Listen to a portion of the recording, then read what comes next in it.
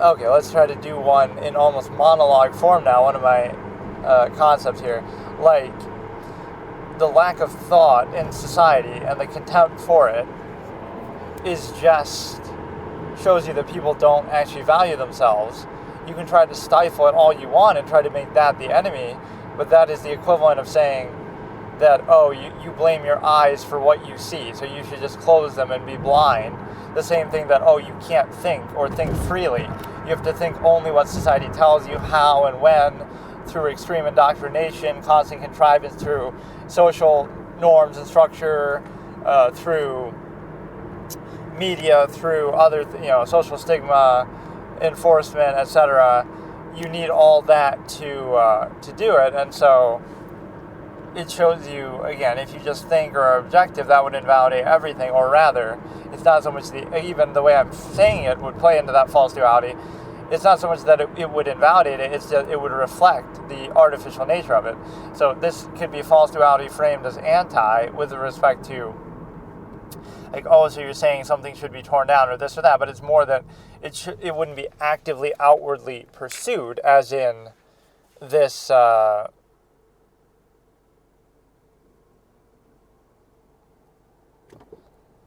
it wouldn't be outwardly actively pursued in such a way that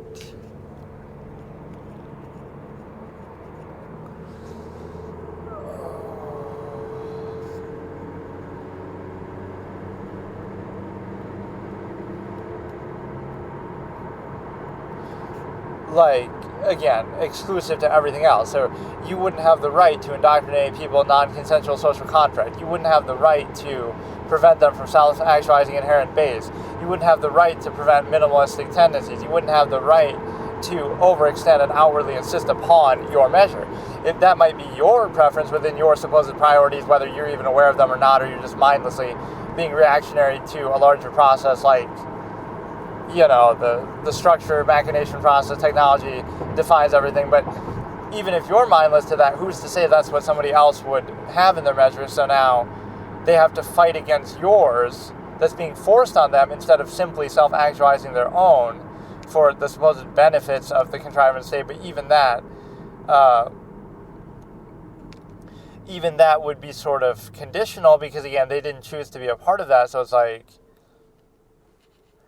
you're choosing to do that, but then you're also forcing it on them in such a way that is very disingenuous. You see that happen with religion, but that happens with society itself overall, that there's like this sort of functional glorification that doesn't make sense because it's inconsistent with actual value, that zero-sum means or functionalism, right, money or something along those lines would be glorified, or a basis like, oh, that's why this functional state exists, but then it's only required by that acknowledgement. So the same thing could be achieved without that, or arguably even better, more efficiently without that. Or why would simply pursuing your zero-sum self-interest, zero-sum means, why would that be glorified or gratifying or defined like, oh, look at my worth based on that? It's a zero-sum process, so it's like, oh, you're doing something in your own zero-sum self-interest. So why would that be glorified? Or why would it be a struggle? Why would it be anything undue instead of, oh, it's just a zero-sum process that you're doing just because you have to survive, or even not even tied to that, something lesser than that. You're doing it to survive and have certain overcompensations. But so it shows you a certain artifice of contrivance, that one of the main goals of living in a contrivance state is to try to work hard enough and earn the right to not be a part of the contrivance or to bypass and subvert it. Like, all you want from the contrivance state, ultimately, like your end goal, I want to be old and retire so I don't have to deal with the contrivance state anymore. So it's mistaking functional contrivances for actual value. Like, oh, you had to pretend this was valuable for some zero-sum end. But now, when that zero-sum end is no longer needed or there, you still associate that value and you're kind of trapped by it. That's part of what old age might reflect, that where the value is lacking, or, right, so your value, false meaning and means, but you're taking it to a further extent that you think like, oh, you have these pretenses that you believe in, that you hold just as they're necessary to achieve some dependent overextended pretense, so they're not actually valuable by your own measure, standard, inherently, etc., but you pretend for functional reasons, but then you don't actually consistently value it.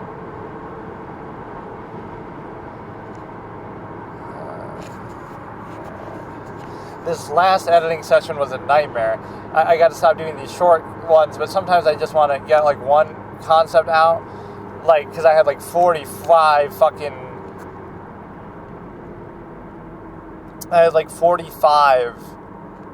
different little short ones in just the span of a week, and the total length was only like 12 hours, so I just made it, cut it in half and made it 2 videos and did whatever minor editing I do. But the one thing I should be taking advantage of more that I sort of got lazy is whenever I'm not doing anything, like whenever I'm asleep and I'm not uploading something, I should just leave the stream running. And whenever I'm out, like today, I should leave the stream running. Right, like today at least I'm uploading the ones I just did yesterday, those 2 6-hour ones, whatever.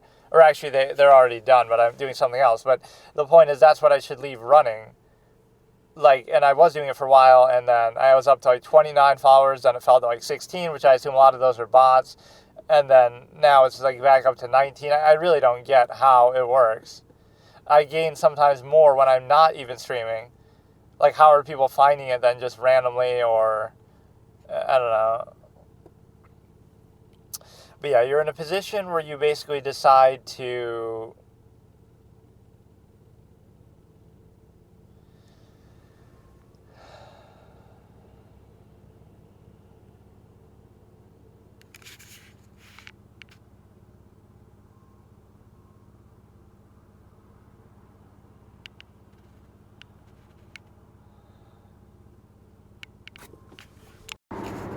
this is kind of a funny scene from a story of mine that would work better on a visual level rather than being written. Like, it's somebody in their car, right? And it's like, it's an analogy to like somebody working in their office versus in their car. And like while he's driving, he's moving around the car like he's fucking all over the place. He's picking something up, he's down, he's writing, he's on the computer on one hand. Like, so it's showing you he's eating, he's doing more in the car, multitasking while driving, than somebody's doing in their actual office. So the visuals of that are pretty funny. If you got like a comedic actor, like you show, he's eating a donut, he's drinking his coffee, he's on the computer, he's driving, he's, doing paperwork, he's doing it all like in his lap and this on the side, like. So just the visual is kind of good to show you, like, look how this guy is so productive. If you really want to be, don't make an excuse. And then let's look at another concept here, like the fallacy of specifying something in terms of, like, it'll be made personal, not the larger process. And so that's a good way to control people. RBO protocol, like, everything is personalized. Every idea, every thought. It's not just part of some infinite collective human potential for thought that the human mind has. Anybody could think anything at any time. It's that, oh no, it's personalized. It's you. It's your thought. That defines you. Myopic, unwillingness to be puzzled, etc. Right? So we have this sharp LCD overextension. But the problem with that is the fact that, you're specifying and personalizing that, so you never see a larger process because, oh no, it's just that person, it's just them, it's not a reflection of a larger process. That everything is specified, everything is personalized, and everything is also in a position to basically, the same thing happens in the context of anything really, thought or social contrivance, etc. It's always to do with them, never with a specific initial basis, never to do with the larger process. Like, oh, that just reflects something about the larger process, however you interpret it, that just reflects something about it rather than actually being anything to do with them, because then they'll always be that. So what you're doing is you're simultaneously discrediting everybody, but also somehow maintaining credibility yourself or in a contrivance state. Like, well, anything anyone ever does is subjective or incentivized, or, oh, they're only doing that because of blank. So therefore, which that could be a rational basis, but therefore any sort of observation or anything they do is like, that's just them. So you'll specify and personalize and say, oh, they're the problem. They're, shoot the messenger, the observer, etc. But then when it comes back around, that either doesn't apply to you or certain empirical structures, people in positions of authority or something. So the fallacy with that is the personalization of it comes in, like, oh, so no matter what, because everybody's a subjective person, so everyone would be discredited that, oh, you're a subjective person, therefore you're discredited, rather than, oh, you're equally credible or not as anybody else, and then, oh, there's like a Darwinism of ideas, but that's not actually the basis that's used, right? That's like a default that's assumed, but not actually held accountable, right, through empirical bypasses. But you have this other situation of, you have this other situation where you're in a position to, like, again, no matter what anybody would say or observe or objectively consider anything, you could just discredit them and say, well, that's just you, or you're only saying that because, yes, you're only saying that because you're a subjective human being with a mind that can be objective, who had some experience that might have revealed some aspect of reality to you that you can merely reflect or reveal, rather than, you know, like you're somehow just creating something or making, you know, imagining something, or you have some incentive that discredits, because again, then everybody's discredited because, oh, well, that's just you saying it, that's just specified, personalized, etc. So it turns into a very fallacious basis by which you're able to consider that, and it's a case where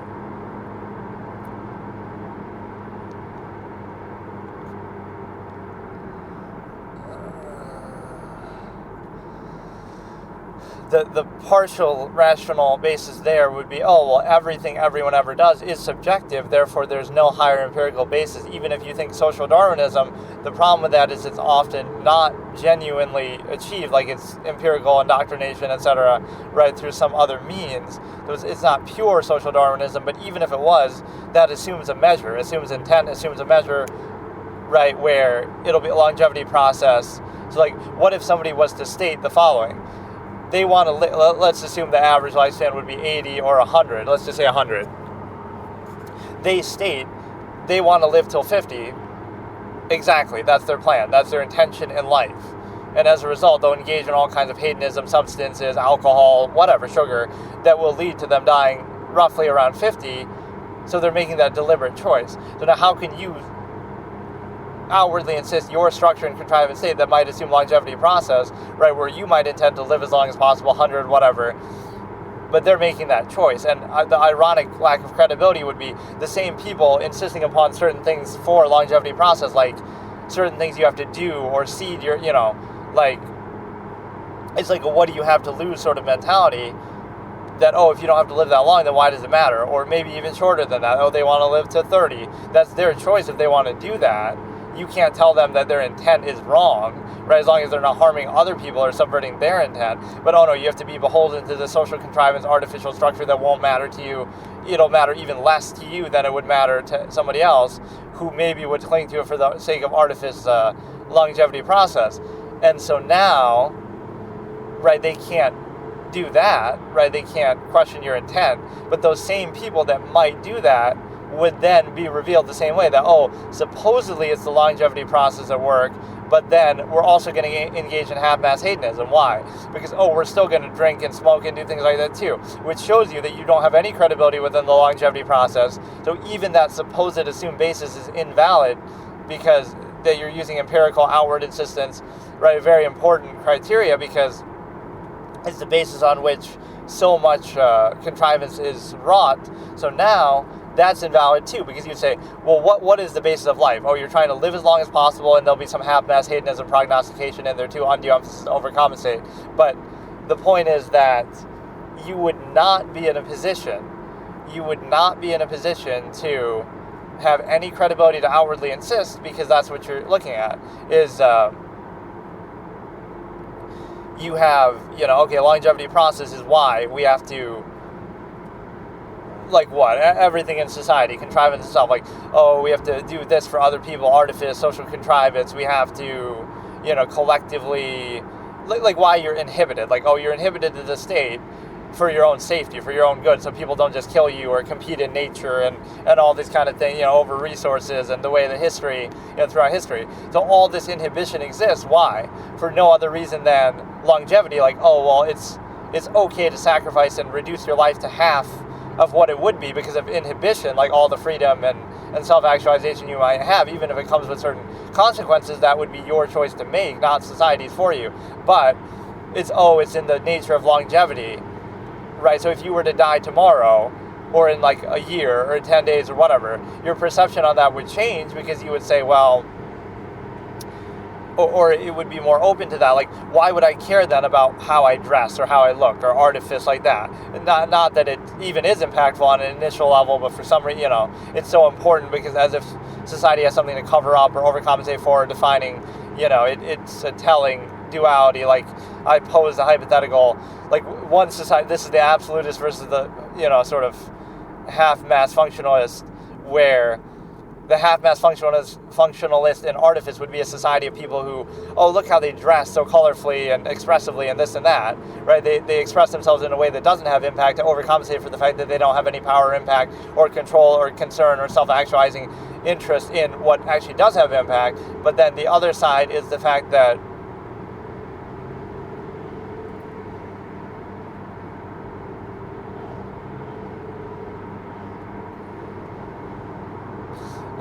the other side would be, so on a perceptible level, this is like the observer mentality, right?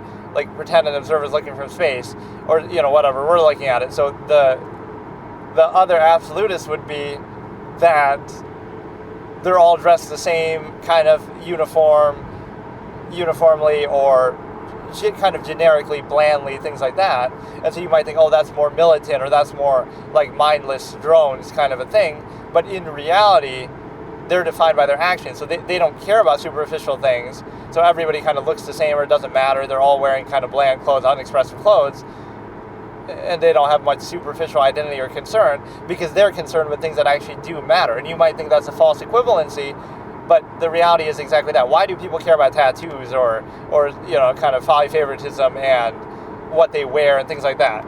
None of that would matter if you truly had full and active and constant value of your life and impact, even in a minimalistic way. But instead, everything is inhibited in a way that actually would matter, whether you think, politics or activism or anything, just any area of your life you're not fully in control of and you're inhibited. So you overcompensate and say, I'm going to express and define myself this way, in a way that doesn't have impact and isn't controlled, because there's no burden of consequence or significance to it. Whereas every area that does have impact is controlled. So now you understand that it's an overcompensation, like false positive, that you might take pride in, but actually it hurts you, because it's undermining your ability to potentially have the impact basis. So take away all those things, and now what would you be left with? Like a nudist colony idea, whatever. But take away superficiality, protest. Now you would feel that same need to express yourself, or some sort of compelled notion, but now you would do it in ways that actually do have impact, rather than doing them in ways that don't have impact on your life in any way to try to overcompensate. So it actually creates a negative reinforcement that way. And then you also have the ability to consider that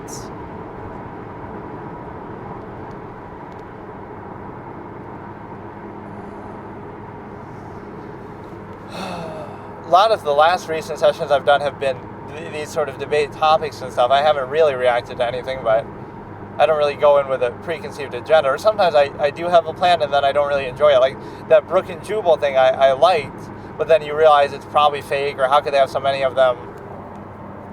It's an analogy for fiction and society itself. Like, people get so defensive with certain fictional works, like, Star Wars or something, if you point out some retcon, because they don't want the illusion to be broken, because if you break it, then the whole thing falls apart, right? That they feel like, it feels like it's not real. They want to be immersed, but obviously a lot of it, if you understand the process of how it came to be, you'd be more skeptical, kind of like the Bible or something. It was just subjective human beings with flaws and imperfections. They couldn't have made mistakes, or couldn't have just had ulterior motives, or couldn't have all these kind of things that throughout history people have believed all kind of crazy things, that the sun revolved around the earth instead of the other way around, or the earth is flat, or all these kind of things that people believe, that God was making the crops grow with rain, and we have to give tribute to that. So when you see how uncredible people are throughout history, and all the kind of things they believed in, I would be skeptical, because the claim is very strong that you're making, right? That, our God, not even that God exists, forget about that, that's the false duality. How about your God is right, and every other God is wrong? So how do you explain that? And you could say, well, they're describing sort of the same thing, but it doesn't matter, because the specifics that are mundane. You're saying, oh, we're all describing the same thing, but we describe it in different ways based on our environment around us. And we have different interpretations of the same thing. Okay, fine. Polytheistic versus monotheistic almost doesn't make sense, but God is so indescribable that some religions split him into several different forms in the different ways that he manifests and blah, blah, blah. But whatever. The point is, if that was the case, then the specifics would be mundane and arbitrary. Don't specify the conflict. Okay, fine, the overall idea of some godlike figure might be appealing to people psychologically, or even if you said somehow, okay, it's true or it's absolute. Even if that was true, then you're getting caught up on the specifics that are based in your immediate environment. Why does one religion have an elephant god, whereas another one doesn't? Could it be because the people who, God didn't create people created God? This is one of my old logical razors. You create it from your own environment, as in you live around elephants, so you might manifest that, an elephant deity, or you live around this, so you associate that. So it's almost like you're just taking your own immediate environment, the same way you might take inspiration in fiction. You take what is around you and then you change the form of it, extrapolate a little bit, and you do that. And so now you understand that that is often how religion and similar things come to be. And then you also have a situation where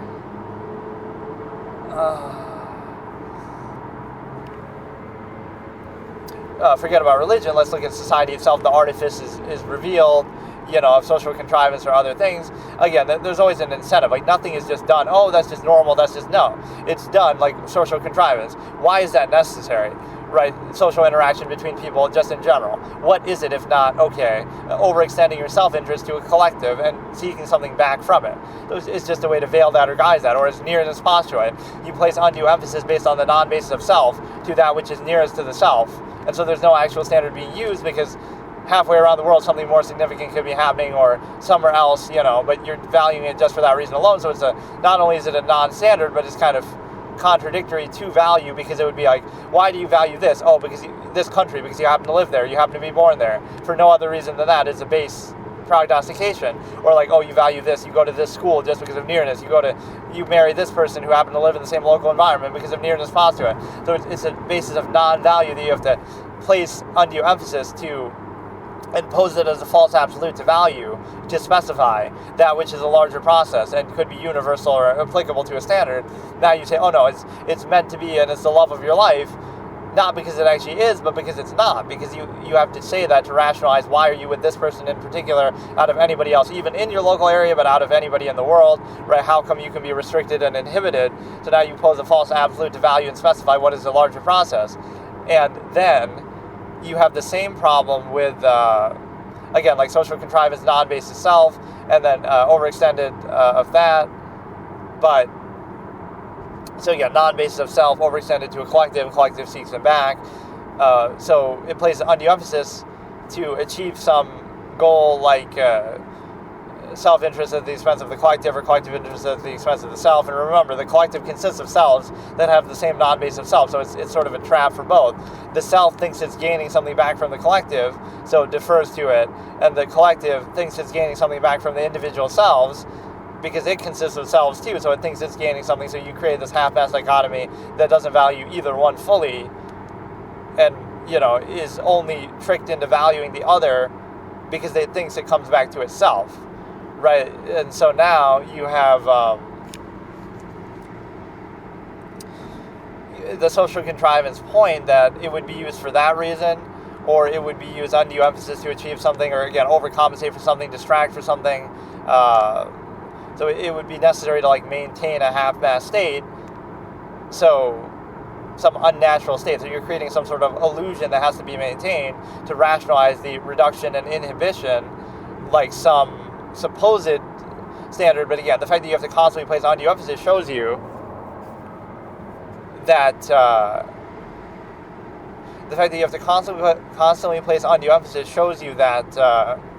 there's something to overcompensate for. So you're not letting reality speak for itself, you're trying to rewrite it. Now the one basis you could say, well, contrivance response, okay, that's rational because human beings are animals, which is not acknowledged, inherent nature, tendency not acknowledged, rejected, false inherent contrivance response. But even outside of that, you have a situation where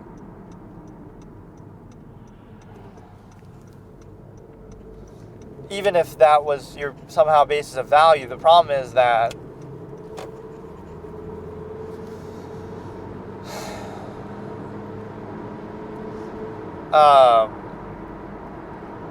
everything is done for a reason. So the only reason why that's said isn't because it's true, let's say. It's because it's not true, and that's the illusion we have to maintain to rationalize the half-mass state of inhibition contrivance that we've been reduced to. So you appeal to some sort of false absolute, false standard, but same thing like with religion. Because morality isn't absolute, you have to pretend like it is. Otherwise, it comes down to a subjective versus subjective level that's a lot harder to control or enforce, or ultimately it reveals it for what it is, that, okay, it's ultimately up to you and it's ultimately up to people, even though that's in practice what actually it comes down to. But you have that. So, again, you would have the same thing with social contrivance. So the most honest state or actual state would be let inherent reality and value speak for itself. You wouldn't need social contrivance as a defining factor. It would be a worse, redundant, etc. But also, not only that, but you have the ability to consider that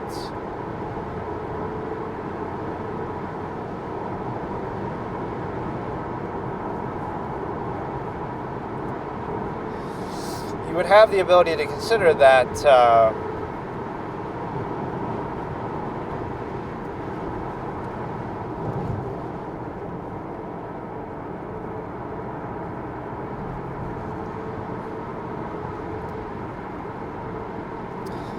again, all these things, like the better something seems, or again, undue emphasis, social contrivance, the more that's present, the more either something's being overcompensated for or distracted from. Why not let the process speak for itself? If it has value, it has value. If it doesn't have value, that would be self-evident, right? The fact that you need to dress it up or overcompensate or constantly contrive, that's the whole state and nature of a society. You might think, it's to create the impression and appearance that people are what we pose them to be in contrivance response instead of their inherent self. But since it's an active effort, the social aspect is redundant because you are posing it as something real or valuable that wouldn't be necessary in any other case.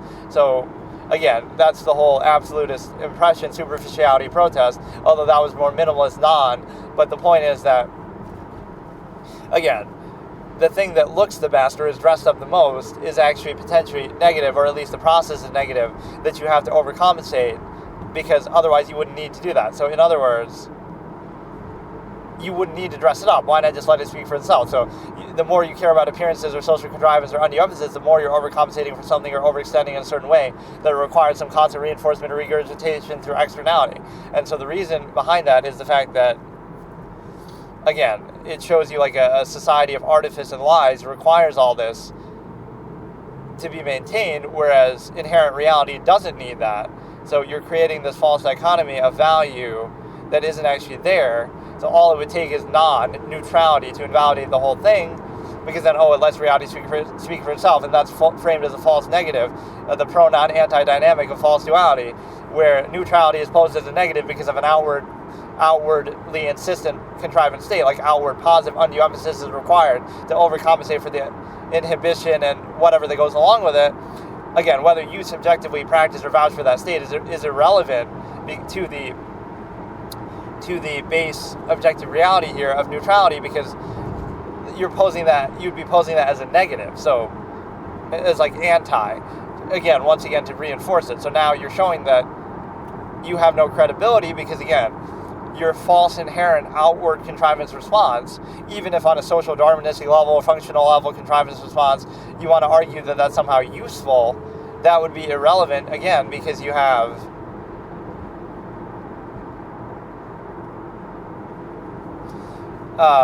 no grounds to outward insist. So again, simply non or neutrality is taken aback, or you're taken aback by it because it's that's supposedly a negative, right? Neutrality is negative, which shows you the person being neutral, in other words, doing nothing, is negative, instead of the contrivance state revealing, it can't be that just neutrality and objectivity reflects and reveals some adverse aspect of the contrivance state. that can't be it. The larger process can never be questioned. Always blame the individual for failing to overcompensate for its flaws, right? That's the prognostication there, where I said, part of the fallacy that people believe things are the way they are because that's the way they should be. And so the more you identify how a process came to be, the more you might question it or understand larger processes at work. Everything is a process. So your awareness becomes defining. You just blindly accept certain things, and human nature, history, tendency could be observed, but also like you're posing it like this, where you say, things are the way they are because that's the way they should be kind of process, but also you have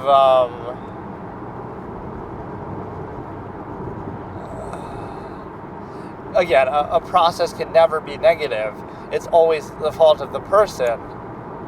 So it's your fault for failing to adequately overcompensate or practice the process a certain way, not the process itself that may have some flaw. The process is absolute and unquestionable, and now you have to overcompensate for its flaws. Otherwise, it's your fault. So you see how that can be used in the empirical RBO protocol as well. And then you also have the ability to consider that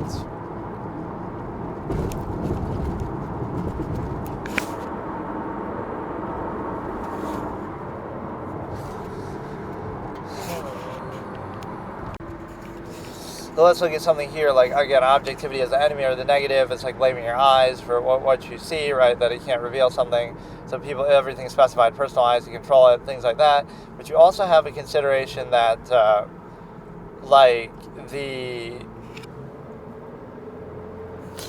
it would be like a base, like social contrivance wouldn't be necessary if actual value is present. So it's objectively adverse and helps to maintain an objectively adverse half-mass contrivance state with no actual standard behind it. That's what the artifice helps to maintain. So it's not only should it not be necessary, but it's actually outwardly actively negative. It's like you half-mass state, so it's like less than nothing, where you take the inherent reality and reduce it to a half-mass state and then try to overcompensate for it. So it's not only that it's not less than the actual reality, but you're making it less than even that because you're actively trying so hard to overcompensate for it, right, that you take the inherent reality and reduce it to less than that and make it a struggle to overcompensate for that discrepancy. So you're taking inherent reality, which is a zero-sum process, and making it less than zero-sum by trying to overcompensate, make it seem like it's more so you can reduce it to something less through a structure. But you have the realization of a worldview or your observation, like everything you do and say is, it's part of a process, you reinforce your contrivance state, overextend on basis of self to collective. So it's not like you're an objective observer in that way in the contrivance terms of social contrivance, etc. So the problem with that is you have a situation where you're not actually valuing a process at all, and what you're actually doing is, or you're not holding a standard at all.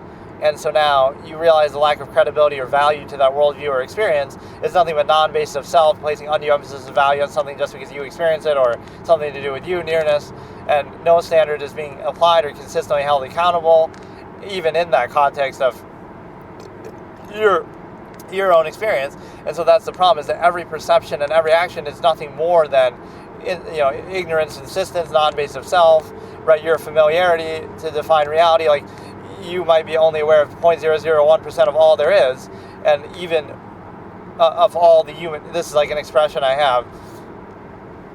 I mean, most of what I say is obviously my own expression, but like an individual human being only knows a fraction of the human collective, like 0.001% of all collective human knowledge, and then all collective human knowledge is only 0.0001% of all that could be possibly known in the universe. And so to insist upon that, like, you're familiar with it, therefore it has value, or, you've never heard of it, so it doesn't have value, or, you don't have awareness of it, so it's the value or lack thereof value. So that's the point, is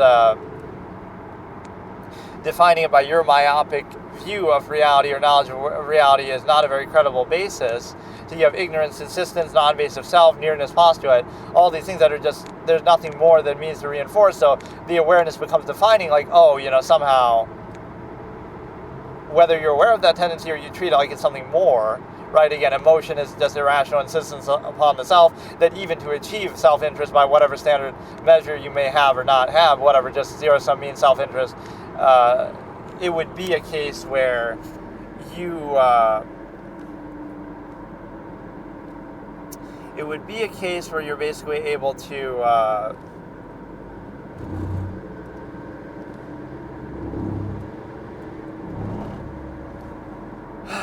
you could rationalize something like to best achieve your self-interest. It would be more rational to think about it logically than to insist upon it emotionally, because it doesn't actually accomplish anything. Like, focus on what you can control, right? Absolutist tendency. And then you have like the similar with beliefs, like you wouldn't need to believe it if you could just know it. So that's one. And then also, like, to best achieve that which we want to be true, we have to realize it already isn't, instead of pretending. Like, so you'll believe, oh, because we want this to be true, we're going to believe it. And then that makes you more passive, and it makes you like, oh, like a peasant working for heaven, or promise of heaven, or it makes you inhibited, like, oh, we'll just let God take care of it, and your powerlessness, which is reduced to even more powerlessness, not just against the laws of nature and stuff, but even to the half-mass inhibited state that you're reduced to. It has to be glorified to make you gratified enough to accept it, or reinforce it. But beyond that, you also have you could believe what you want to be true, but then you won't actually adequately uphold it. Do what's necessary to uphold it. So realizing it isn't true is the best way to actually try to achieve it. So then you can see it's not true. So now how do I best accomplish it?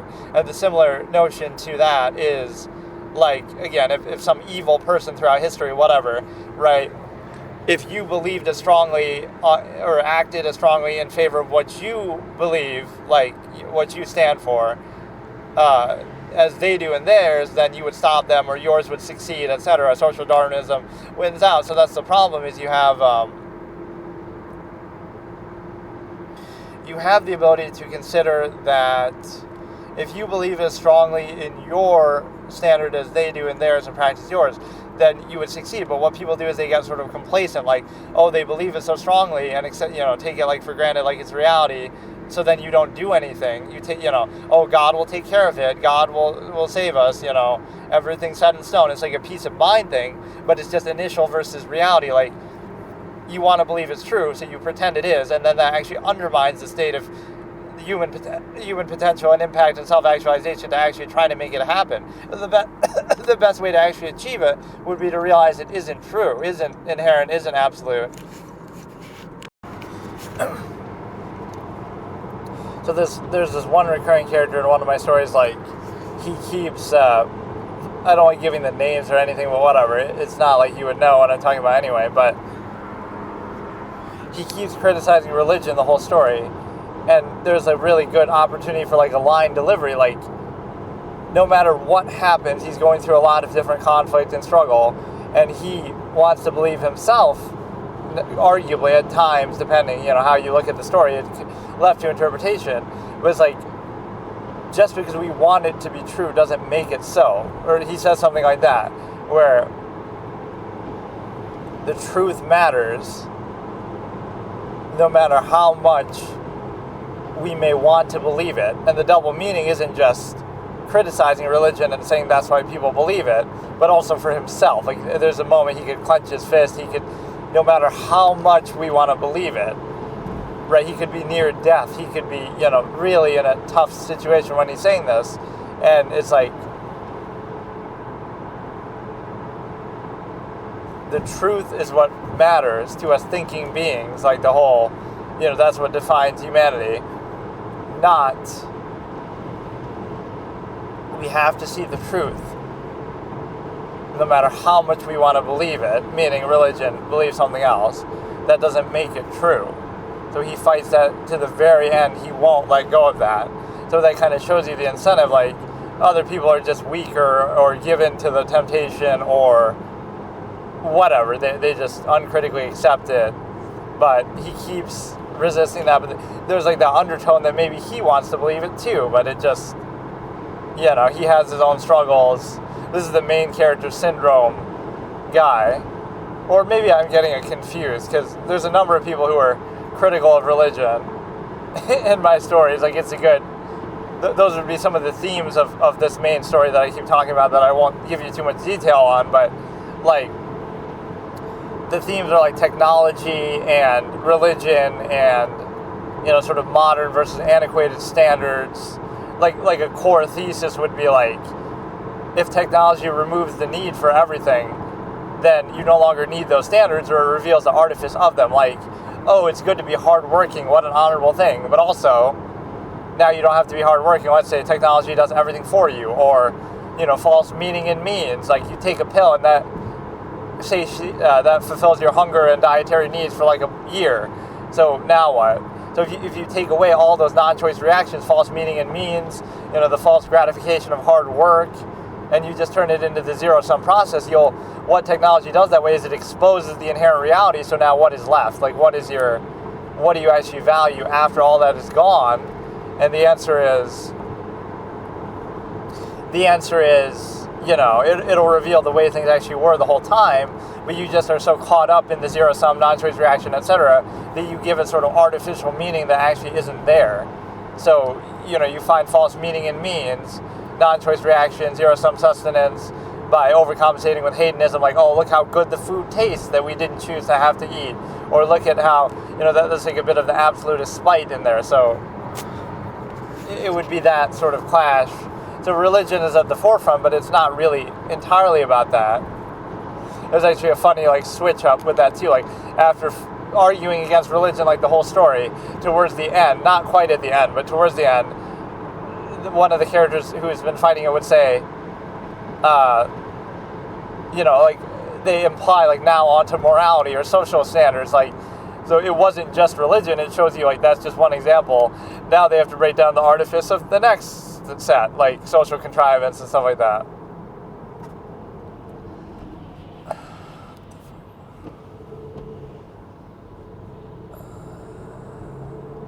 They break down, the artifice of social contrivance, and it's it's reflective of the same thing. Just because you want something to be true doesn't make it so, no matter how badly you may want it. Right, and in that moment, he's showing his either desire or his inner strength that it's easy to just give in and believe. That's one of his key lines, actually, is why does it hurt to be strong? Something along those lines. It's so much easier just to be weak and just to give in, whether to that temptation or others that he faces throughout the story. It'd be easier just to give in, right? But it hurts to be strong because you can take the pain, so you are expected to. Right? Anybody can just be an idiot and believe in something, that you'd like to believe, and delusional. But to actually fight for the truth, or be objective, or see the reality of the world, and endure certain pain and struggle, right? Why does it hurt to be strong? It's supposed to be a good thing. It's supposed to be, it's only good for everyone else who benefits from it, and who is so ungrateful all along the way, where they try to fight you every step of the way, and you still have to persist. You're doing it for their own good, to help them see the ultimate truth, but you have to persist against them fighting you for their own benefit. Not even necessarily for benefit, even just for truth, for objective reality. You face that, and then whatever comes of it, but don't blame that. Right? Again, it's the shoot the messenger fallacy. Don't blame the person who points out objective reality, right, for objective reality. That's just what it is. Either way, you're reacting to it. So it's the inherent versus the contrivance response, where ultimately, either you're doing, either you're directly facing the inherent objective reality, or you're reacting to it with contrivance response. So either way, the inherent reality is the same. So the form of contrivance response, for example, takes on the form of contrivance response takes on the form okay, now instead of struggling with the non-choice reaction of zero-sum means as much, now you struggle with the sustenance in a different way. You're not worried about an animal killing you in nature, something like that, but you're worried about something else, for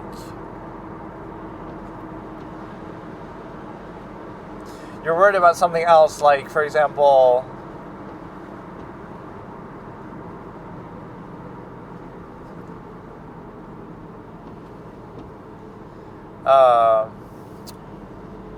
you're not worried about the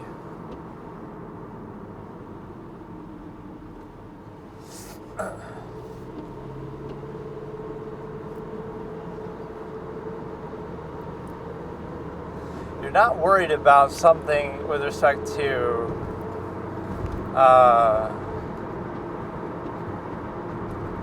like, the inherent reality would be like, okay, I'm worried about taking berries and hunting animals and killing. Actually, how does that work in a historical sense? What did people eat, right? If you can't eat raw meat, it always makes you wonder, like with animals can eat raw meat. And so can humans with certain kinds. Like, what did people do before they discovered fire then? Did they just not eat meat that much? Or they were picking berries, but they would hunt, and maybe they were better at digesting them, and over time we became worse at digesting it? Because, that doesn't make a whole lot of sense. Or they would just have to settle for it, and I don't know. So we, evolved out of raw meat. But, you would be worried about surviving, hunting and gathering and surviving an animal killing you and then braving nature. Now it becomes overextended, where instead of that, you're reacting to the same inherent reality, non-choice reaction, but it just becomes overextended, and whether through technology, machination process, social structure. So it's the same. I can't think of the best way to illustrate this, but it's the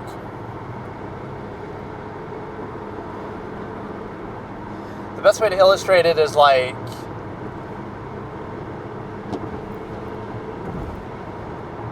it's the same tendency, like stimuli acme, okay, sexual things.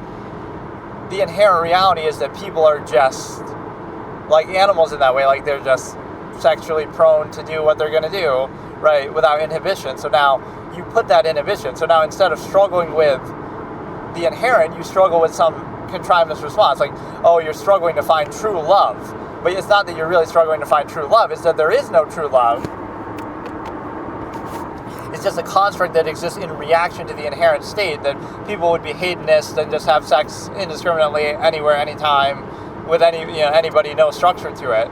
So because of that inherent tendency that we see in nature and human behavior, then that, I guess the problem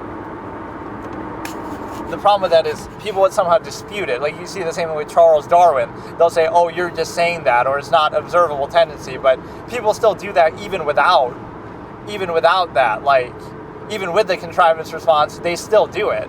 People sleep around, people cheat. So whatever you think you're struggling against, love is absolute and meant to be, and it's an emperor wears no clothes fallacy, because, well, the reason why you cheat is just because you haven't found love yet, or that's somehow your fault. So it's supposed to be an absolute process, but then whenever it's not achieved, or there's some struggle with it, it's not the fault of the process, and that doesn't invalidate it. On the contrary, it's your fault for failing to achieve the absolute process, or you just don't get it, or you just are jealous of other people who found it, right? But you're reacting to the inherent, which is, again, the uninhibited sexual stimuli acme state that people would be in, like animals, like other things, you would just do it uninhibited. So now you inhibit it, and now you try to rationalize and say, well, now I'm struggling to find true love, or now I'm struggling to maintain this relationship with somebody in a socially approved, structured sense, right, through all the contrivances, and, they'll be in. So when you understand the nature of a larger process, it'd be like, well, it's no surprise that people would cheat, because this is against their inherent nature to be in a structured relationship in such a firm, contrived way, and it's a human artificial construct that we create. So of course people are going to cheat, or have struggle with it, or struggle to specify the stimuli acme. That's why I pose it as a false absolute to value it, to rationalize valuing it. So of course you're going to have those conflicts. So you would understand the nature of the process and everything that goes along with it, so that you'd never be surprised by that, or you may never expect that. Cheating probably happens way, way more often than people realize. It's just the only cheaters are the ones who are caught that we acknowledge. But even beyond that,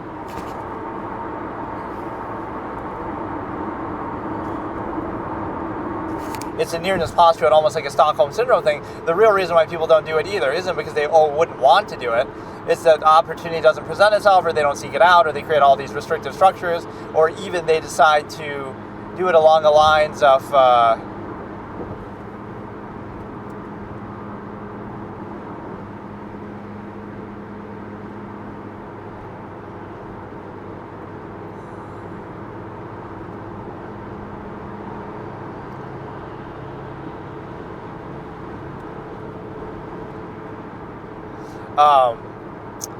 like people are just lack the will to do it. Don't mistake, lesser will or ability for greater morality. Like, people would love to do it inherently and they struggle with that, but they will pretend or somehow restrict. You hear this all the time, like, you can't let women be friends with other men if you're in a relationship with them.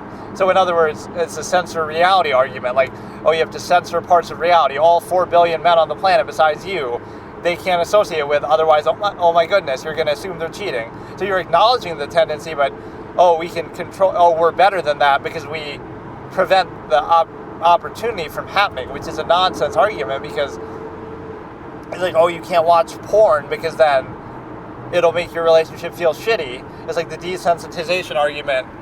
So I see the way to maintain your absolute process, quote unquote, would be to censor every other part of reality that might invalidate or show its artifice or show its low standard. So you settle for your low standard because you censor everything else out of reality and say, well, that just doesn't exist. I'm just going to pretend it doesn't exist, and then I'll be happy with my lesser, lower state, which is, again, what technology allows you to see. Like, now you're desensitized because you have all these things that are of higher value available to you or known to you. Now it's hard to settle for just one thing, so you'll criticize the tool, but not the process, right? Like, online dating. Well, online dating allows you to date potentially 8 billion people, depending on whatever, your sexuality, bisexual. So you're looking at billions of people versus, just people in your local area who are like, several thousand or whatever,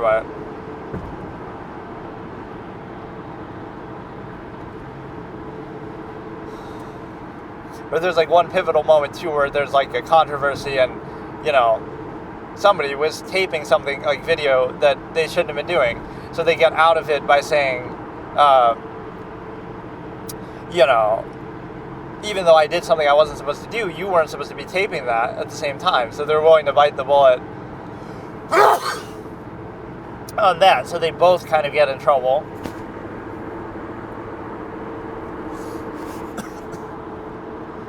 So it's sort of like a game theory moment where they didn't expect that. So everything was perfect, but they had to do something that actually does get them in trouble too, right? There was no other way to get that.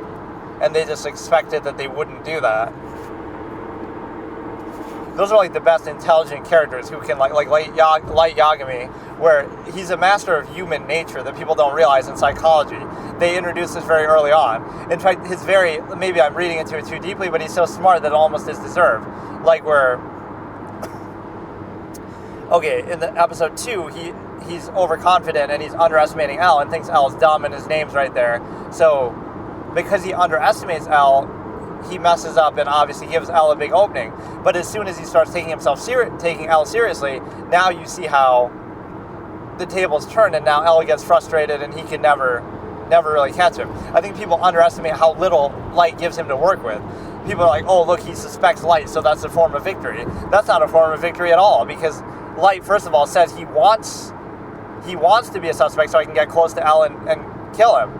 And you might think, he's just saying that. But no, he does it successfully too. So he wants to get close to L and kill him. But you have to realize, Light gives them nothing to go on, to the point where the task force almost starts thinking L is crazy. Like, even L said, it's a 5% chance, it's a 1% chance, it's a 2% chance.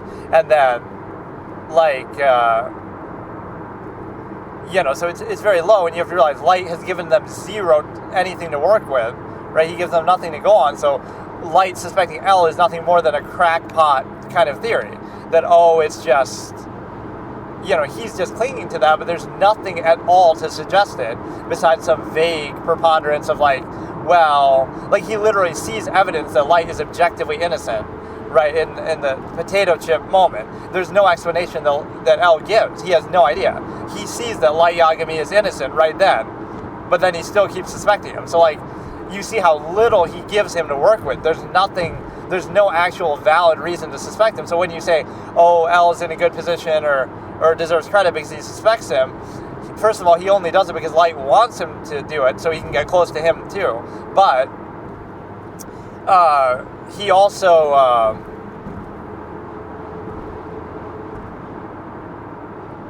there's no solid foundation, so there's nothing you can do. He's giving him nothing at all. There's zero evidence against Light. Nothing. right? Some vague thing that, oh, this general Kanto region of Japan. It's very, very vague stuff. That was impressive for the time because that was so early on. But over time, you see the frustration level of L. Like, he's giving us nothing to go on, zero. And so people overestimate that. Oh, I suspect you, but so what if you suspect him? Like, why does L introduce himself to Light?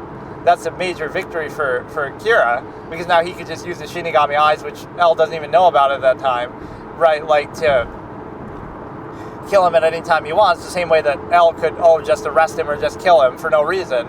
But the way that Light gets at it is like, L, think about it this way, L was so desperate that he had to reveal himself to Light directly. And he even says that, like, you're too perfect, you'll never make a mistake, you're never going to reveal yourself. So I have no choice but in a fit of desperation to go there and confront you myself. Right, which is very bad for L, even though Light gets mad and he got me kind of. The thing is, that was the only thing left to him because Light gave him nothing to work with, so you have to appreciate it that way.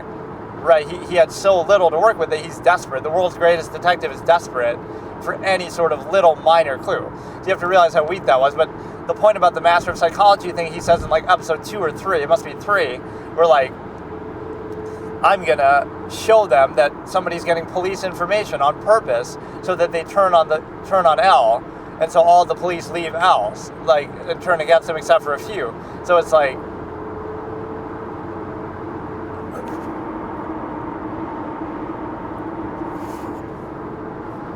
that's the point is, you see how Light is a master of how other people think. So once he starts taking L seriously and realizes how smart he is, then L can't do anything to him. And the same thing with, he kind of gets a vibe, like Mello. Mello catches him off guard and pisses him off. He gets the notebook. But then he understands how Mello works, and then he takes advantage. That Mello kind of takes the initiative but can't defend. That's kind of how the second season is written, in my interpretation. Mello can attack, but he can't defend. So once Mello makes his attack, and Light was caught off guard, now he understands how he works and his deficiencies. So now he strikes back, and Mello's almost killed, and his whole base and gang and everything is destroyed. It might not seem like much of a victory for Light, but that's kind of how the season 2 is written. Like, Mello catches him off guard, but Light survives the encounter. Obviously, he isn't outed as Kira, but then Light strikes back and destroys Mello's entire gang infrastructure, his base, everything, and has Mello on the run, gets the notebook back. Mello's on the run, near death, scarred face, So it shows you, now that Light understands, you stand no chance. And the same thing happens with Nier. Nier starts to suspect Light, and I guess just kind of starts to make the task force suspect Light, and then Light strikes back, and almost kills Nier, makes him abandon his base, and then he goes to another one. So like, it kind of shows you how scary Light is. They're like, okay, you both get one shot in, but it's like that expression, right? When you swing for the champ, you best not miss. That's exactly the apropos to that thing. They both swing at him individually. This is kind of how it's written, Mello gets a shot, and he does upset Light, but then Light strikes back, and Mello is completely outclassed. And then the same thing with Nier. Nier gets his shot, he accuses Light, but then Light strikes back, and Nier's almost dead, and his base is destroyed. So, like, they both realize deep down that 1v1, we can't beat this guy. We have to work together, and that's ultimately what they do, but, So you have that, and then you have, again, the Master of Psychology. The police will hunt L, and L will hunt the police, or whatever it is. And so you have that, like, so he understands the psychology of it, that he plays them against each other. And he seems great at, like, the intent thing, too. Like, he understands Nier. Like, oh, what if Nier just does blank? But he gets a read on Nier pretty well. Like, without ever meeting him or seeing his face, Light figures out what Nier is going to do, which is almost too good to be true. But the thing with that is, Light guesses that he's going to tamper with the notebook because he leaves them all the breadcrumbs, like killing somebody in public and leaving it in the locker unattended. So he kind of guesses and gauges it that he might try to do something like that, to tamper with the notebook. So, again, because Nier Nier's specialty is defending, so he's like defending against Light's attack by altering the notebook, so therefore he's going to let Light attack him but defend against it, right? Whereas Mello would do something with much more initiative, like how he kidnaps Takeda. So those are the two moves, like Mello kidnaps people and tries to get the notebook as a hostage ransom, and then Nier accuses Light as a result of that situation, and then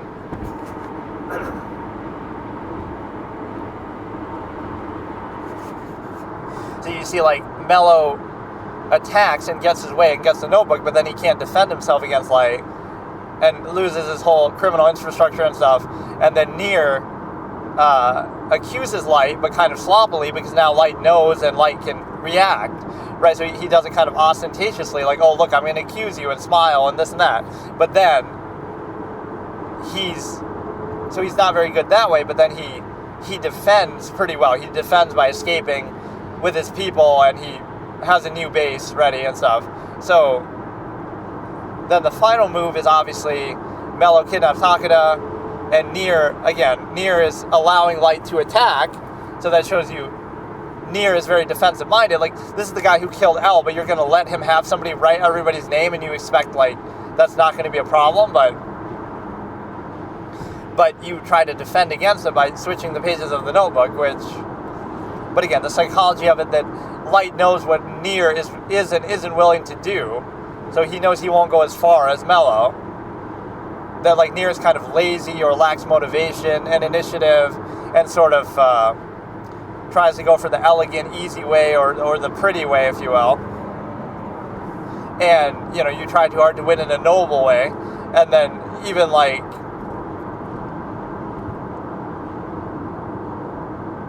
so that's the thing. Like, once Light gets a read on Nier, that's the perfect thing.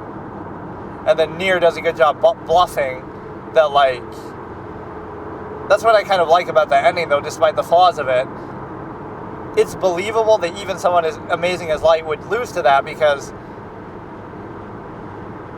it was something outside of his knowledge, right, that he couldn't possibly have been aware of. He didn't know that Mikami did that, and he had no way of knowing that. But it's like, you know, Mello and Nier had to work together, and Mello had to die. I almost would have made it where Nier dies too, though, and then Monster takes over as the new L or something. The whole task force works together to do it, but the fact that Nier survives is a little odd, but I wonder what would have happened too if Light just, like, if Mikami killed himself and Light ran away before they shot him and took his piece of the notebook. Before he did that, then he could have run away, and then he would have had the piece in his watch, and they don't even necessarily know that. So now,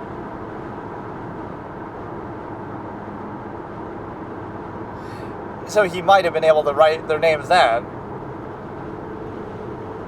I just picture him, like, writing it behind his back while he's giving his speech, and nobody would notice. He would sneakily open the watch, and he'd sneakily be scribbling it as he's doing all these histrionics with his arms.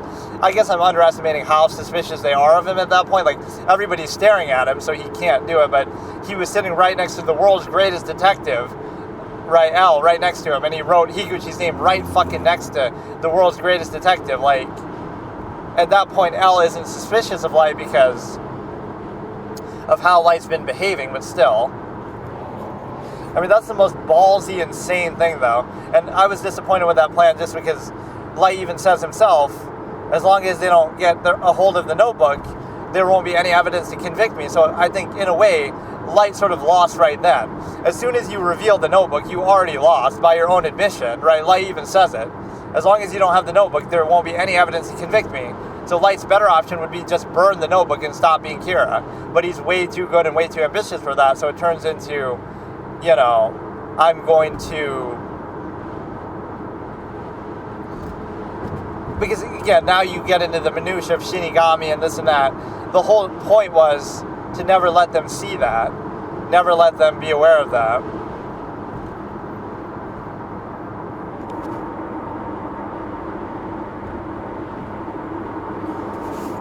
So that's what's so amazing about it, is, you know, you try to hide that, but of course Misa forced his hand because Misa's a clown. A lot of people think Misa helped Light, but you don't realize that Rem was like a bigger nuisance and enemy to him even than L, and he even says that, like, under these circumstances, she's an even bigger nuisance than L,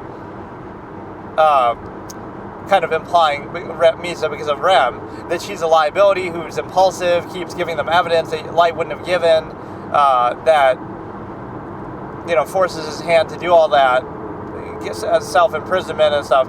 So it's like, that's what Misa hurts him a lot. He would have been fine. Like, if Misa never came to the human world, I mean, Rem never came and Misa never got a notebook, Light would have been fine, right? It would have just gone on. L had nothing on Light at that point. So Misa fucks everything up because she's impulsive and reveals all kind of things, and then Rem is protecting her, so it's a liability that's being actively protected. You know, Rem threatens to kill Light, so the fact that Rem ends up killing L is a far cry from how much of a headache. The only reason why Light is in that situation where he has to be imprisoned and they get all these clues is because of Misa in the first place. So Rem hurts Light just as much as she helps Light, and Light still has to create that circumstance. And also, one key moment that people forget is, like, when Misa gets her memory back, she could have just remembered L's name, but she didn't. And there's no way that Light would know that for sure. Like, sure, she's an airhead or she's dumb, but what if she remembered his name? That was the original plan. Then you could have killed him any time, but... So then she takes the Shinigami ideal again, and then it ends up not even being useful, but...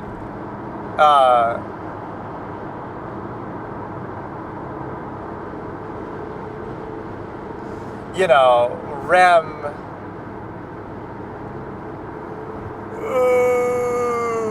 that could have been the plan, that she would have just remembered his name. That's even how Light wrote it. So that was, the Rem thing was just a backup. So people misframe that. It has nothing to do with it. As soon as Light gets his memory back, it's already over. Right? Misa remembers the name, you win, that's it.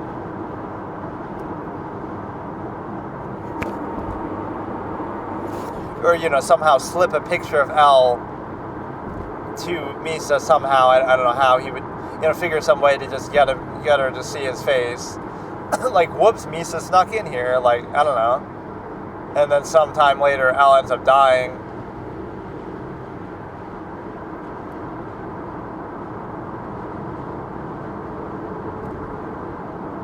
But yeah, people underestimate that, and they sort of misframe, like, oh, Al's playing kind of a rigged game because of the Shinigami in the notebook, but I don't think you realize the circumstance. That doesn't make it like unfair. That allows you to commit a crime on a scale that you otherwise wouldn't be able to commit, it killing hundreds of thousands of people, right? Yeah, Light wouldn't be able to do that, but on a one-to-one basis, it's still a mano-a-mano, like where you have the whole police force of the world, right, versus a kid with a notebook, so no matter how powerful it is. And you see that other people are pretty not as hard to catch, like Higuchi and Misa, right, aren't that hard to catch, even with the notebook. So it's clearly not the notebook. And the best moment that illustrates it is when when Light loses his memories and works with L on the Yotsuba arc. He's just as capable, if not more so, than L, and everybody even is in awe of him, and L even acknowledges this. So that has nothing to do with the notebook. So even without the notebook, they're on par with each other. Right, you could say, oh, that's part of L's sort of acting, but it's really not. Right, like, Light genuinely is as smart as L. Or, I won't even say as smart, but, like, as capable. Like, Light's more charismatic and social, like the way he's talking to Namikawa and the Yotsuba and stuff. And, like, deals with people that way, even Misa. So, Light's more charismatic and socially skilled and better at lying or whatever, doing stuff that way. L might be a little more book smart. Technically smart. So in the end it evens out, or I'd say Light's even more well-rounded, and so ultimately better than L, and that's why he wins. And that's kind of how the show is written. I know people try to fight that, but it's like Light wins not because of just because Rem or just because of supernatural this or that. That's not really how it's written. It's written like that's fair. That's a fair and clean victory. It doesn't matter about the notebook because the notebook doesn't mean you can't get caught. It just means It just means you can kill way more people than you would normally be able to, right? Hundreds of thousands. Sure, nobody could do that. L couldn't do that. But pretend like Light killed somebody in his local neighborhood. Like he's going around as a vigilante killing criminals with his bare hands, but he only kills like 5 or 6. Now, that's far fewer killings, but it would still be really hard to catch him if he did that very, methodically. So it's not that he couldn't do that, it would just be on a smaller scale, right? He could kill like 10 people and get away with it with his bare hands over a period of time instead of 100,000, because that's what the notebook allows, is the scale of the crime, not so much whether you are guaranteed to get away with the crime, as we see with Misa and Higuchi, are nowhere near enough to get away. So there's a moment, too, with this very wealthy character, the world's first trillionaire that I've talked about. This character is so iconic to me, right, in my writing, that I've used so many iterations of it. It's like, he does something, let's say, seemingly heroic towards the end, but it's like, how do you know that wasn't his intention? Like, oh, it's a change of heart. How do you know that wasn't his intention all along? It was like, oh, to go this far. Right, but that just shows you he cares about it more than you do, who only pay lip service to it. It's like, he becomes a trillionaire, he does all these things that seem like, oh, look at him greedy, look at him selfish, look at him this and that. But that's what you'd have to do to get that much money, arguably. And then he does something good with it. But all those years along the way, you'd paint him as the villain. Like, you can't see the bigger picture. In order to achieve some greater good that he may or may not be caring about or trying to do, you would have to do that. So you have that intention, but then you coldly ignore it. You coldly set it aside in the back of your mind. And then 20 years later, after working your butt off and being this big corporate businessman, now you say, okay, now I can do something that was my original motivation, amalgam theory. And so he rationalizes it like, what good are customers if they're dead? Something like that, where even then he's still using that, but ultimately, that's why he did something, but, it's bad for business, all this war, even though it's good for business, too. He's an arms dealer or profiteer, but, he's one of my favorite characters, actually, that I've ever written, because there's this particular moment that's really good, like a meeting with the world leaders where he talks trash to all of them and they have to take it, because he's somebody like a character who's so accomplished that nobody can question him and everybody needs him. Like, he cured cancer, and he did and he terraformed a planet, and he did the thing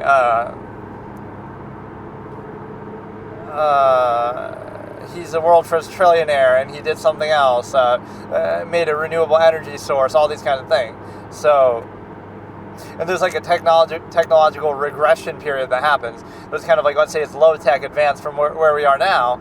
There's a regression period where it stays kind of stagnant for a while, and also, like, now we're starting to run out of resources. So even if we have renewable and stuff, there's like a limit that happens. It's not like this grand jump that we think is going to happen. So there's this like satirical element to it, the story, the same one I'm talking about with all these characters, like where they're broadcasting, they have like these talk shows about it, almost like what you would have with sports. So they're assessing along the way, like, oh, who is the favorite to win, or who's like the better one, right? The best army, the best force, whatever. And the one that's favored is the one that's doing the best throughout, right? The campaign, like different battles and stuff, but the one that ends up actually winning and is perfect is the one that saves itself for the end. Like, it's saving all its resource, saving all its effort, right, for the end. So either deliberately, like playing a lame duck, if you will, or just saving its best for when it really matters. So think about it like in a sports context, like, let's say Kawhi Leonard's hurt all the time and load managing, and then he comes out and he's averaging 50 a game in the playoffs, and then you win the title. It's like, oh, you shouldn't be surprised. That was the whole point. That's why he was holding back the whole time. That he could come out at the strategic moment and catch you off guard, but also to save it for when it really matters and when it's really necessary. So that would be the way to look at it. Like, you have that incentive to do that. So the one that's sort of flashy and showing off the whole time, and there's even a scene like that where they're playing the trumpets, right, and like versus guerrilla warfare. It's kind of like the Revolutionary War in the U.S. Almost, but with Britain, it's kind of like, one side is playing the trumpets and showing off, and one side is doing guerrilla warfare and making it difficult, and it's like, so one is that kind of doesn't really want to win as badly because they're more about their showy kind of thing. Some of that tradition linked to religion and things like that, like where it's, we got to be honorable or something. What good is honor when you're dead, right? What good is any of that? There's a core expression there, like, there's a core expression like, even to best achieve your morality, you might have to subvert it. Like, if China takes over the world now, what good is your moralizing and posturing if they get ahead of you and then take over because of it? So you have to do what you have to do to stay on top so that your worldview, whatever it might be and however it's enforced, can be best achieved. So it's like, let's be all idealistic and perfect, but then we'll go extinct because Darwinism will dictate that other people who aren't as moral as us, right, beat us because of that or out China. So now you have to do it that way. You say, well, let's suspend our morality for now so we can be on top of the world, and then we can try to act, morality is the plaything of conquerors, but at that's the one key expression. So I just have a million lines like this, so I don't like doing it like this, but these are all, anything I say, and these are obviously trademark, copyright, but the problem is I only have one subscriber, so it's like it doesn't give me a ton of credibility, but I mean, these are my lines. Like, nobody, I'd written these years ago, and I don't know, I never really did anything too formal with them, or I have a lot of them written in short story and extended form, but I never really pursued doing anything with it. You would think I probably easily could do it, but I don't know, I'm too lazy to really formalize it. It's just like a quote machine type of experience. You might think that's a bad way to write a story, but it's like I could literally plug in every page, there's a quote, and I build a scene around it, and it's like, I don't know. I'm just too lazy to do it ultimately, and it doesn't feel like it would have the impact, because I want it to be more direct. Like, I'm trying to tell you the concept. I don't want it to be veiled in fiction too much, but, or like I said, I'd almost do it as a manga if I could get somebody to draw it for me, like, because, I don't know, I can't draw myself, but that gives you sort of the visual feedback that that might help you tell the story. I'm always a fan like that with thumbnails. I make like a goofy thumbnail. We have Hellraiser at home, and it's like the little thing, even though that's like a goofy joke, it's like you show the Pinhead, or we have Pinhead at home, and it's like him from the cover of the Hellbound Heart, and it's like, he looks very goofy there.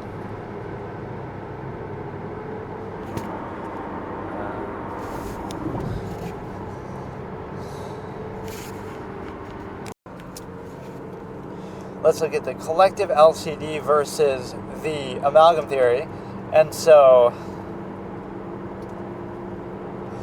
the inhibition of the inherent state, you reduce your life to a half-mass existence to, and sort of overcompensate with machination and some collective benefit.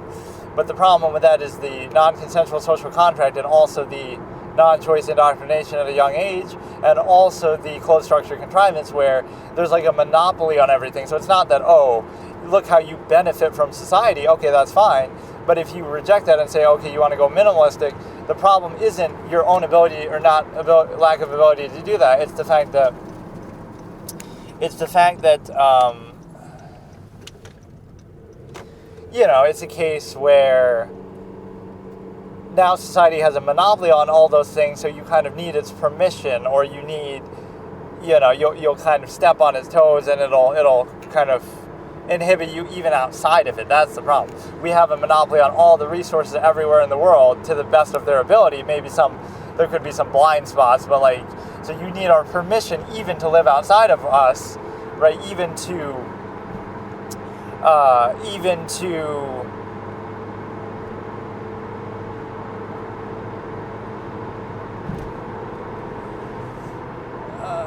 not be a part of it. You need our permission. It's similar to like the fallacy of tradition, like, you can only have permission to be free from contrivance according to contrivance, like, on the weekend or on a holiday. So, you can only indulge in the stimuli acme this day, Valentine's Day, or, special emphasis. If you were truly at a peace, balanced state, you wouldn't have this imbalance overcompensation where, okay, we're inhibited here, here, and here, and then we're allowed to be uninhibited here. Like, we need the permission to do it instead of being in a constant state of peace, like balance, where you don't need to have imbalance, inhibition, and then extreme overcompensation as if to make up for it.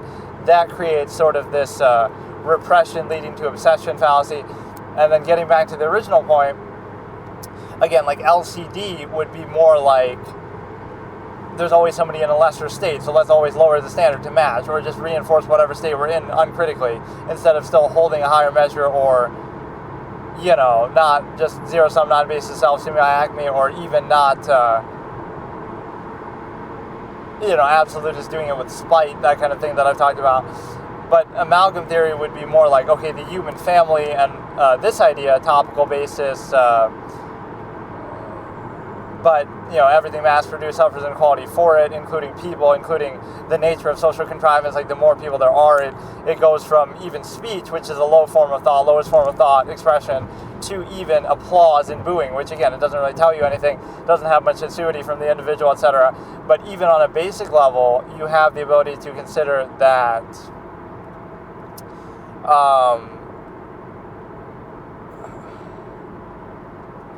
people don't value their time, and ergo their whole, effectively, life as a result. And then you also have the ability to consider that, it's just, LCD would be like a regressive, reductive mentality, like, well, it could always be worse, so therefore, there's always somebody struggling worse, so let's just have lower standards because of that, instead of just having high standards in and of themselves, or holding everything accountable, right? Like, that's what society operates under.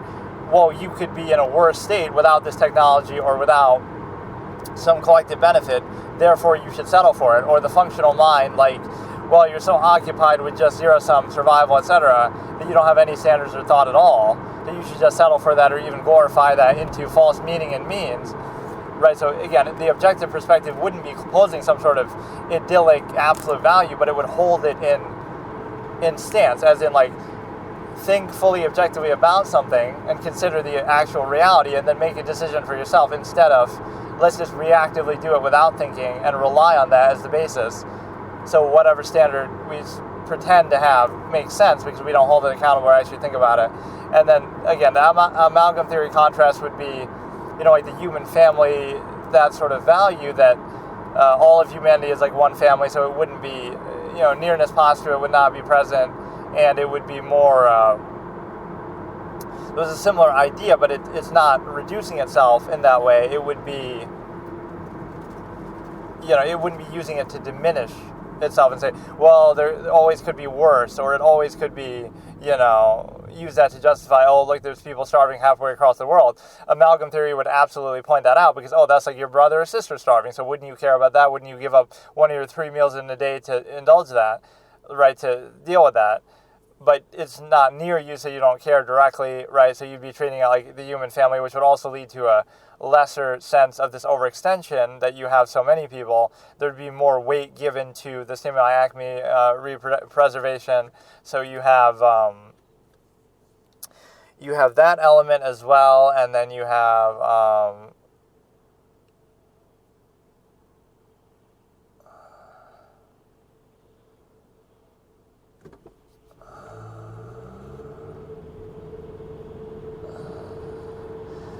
So when you look at social contrivance, it's the case where, it's all artificial, but then people only selectively acknowledge it. So like if you adequately overcompensate, it's interesting to think what the perception of that actually is, because it's like, well, if you adequately overcompensate or appeal to something or bypass or undue emphasis or performative aspects, you do all that to distract from or overcompensate for the non-basis, zero-sum mean, stimuli acme, whatever it is. So it's like, does that make it better or worse? Because, oh, you're willing to be that artificial to achieve that end. Right, look at how far they're willing to go to achieve that non-basis zero-sum dependent overextension. So it makes it seem like it's about something else, but it depends on the ultimate thing. So you can appreciate their effort, but then that's not really what the basis expects. It's more like, oh, we want you to bypass that. That's even what it's about. But then that's ultimately what it comes down to. So then we pretend it's more, and it requires constant contrivance, reinforcement, artifice, non-absolute structure. But even in doing that, you realize that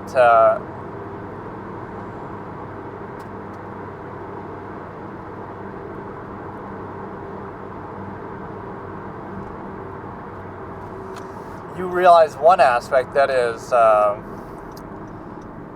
because social contrivance might seem like, oh, that's a form of accountability, but it's actually the opposite. It's a form of reduction to structure where it would prevent thought and long-form consideration, anything like that, even condemn it, even treat that as the enemy again, like blaming the eyes for what you see, blaming the mind for what is observed, like as if that's the issue, right? And that's portrayed in a negative sense. So like let's look at emotion. Emotion is nothing more than irrational insistence upon the self. And so even to achieve that same end, right, you would be better to not do that, right? You just think about it logically, how to achieve it. And so if you understood it fully, like, oh, something's a dopamine rush, something, that's all it is. If that is all it takes to invalidate it, then it's not so much that it's invalid, it's that the undue emphasis you associate with it is revealed for what it is. So it's like any process that requires you to not think about it or not hold it accountable or not even recognize it, recognize that there is a process or nature of the process, that fact that it requires that is the negative, not so much the process itself. So like, oh, if simply thinking about it or being objective or having awareness or not constantly contriving and reducing the structure, right, closed structure state, placing emphasis and all this kind of thing, right, if doing that is required, right, then that sort of exposes the problem right there. So like, if you just objectively observe what the process is, then, if you wouldn't value it, it's not the fault of you objectively observing, it's the fault then, the process is actually artificial, it's just a degree of acknowledgement and initial awareness, like ignorance is bliss almost, this way that we consider. So you have,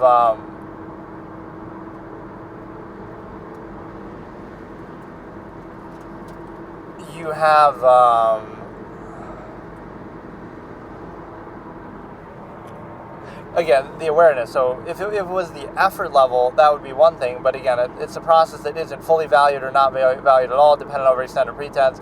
So it's neither embracing full efficiency nor, functionalism, like, okay, be as efficient as possible, but then you wouldn't lean on social contrivance. It doesn't serve a purpose and not impact, even for the same extent that it's overextended for.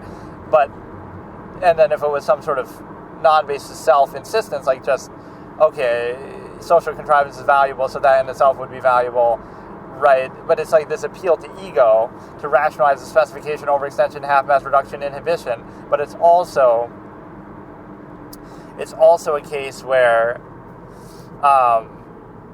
see, anything in a myopic framing, that could be ridiculed or looked at myopic marginalization, but then any amount of thought, would explain it.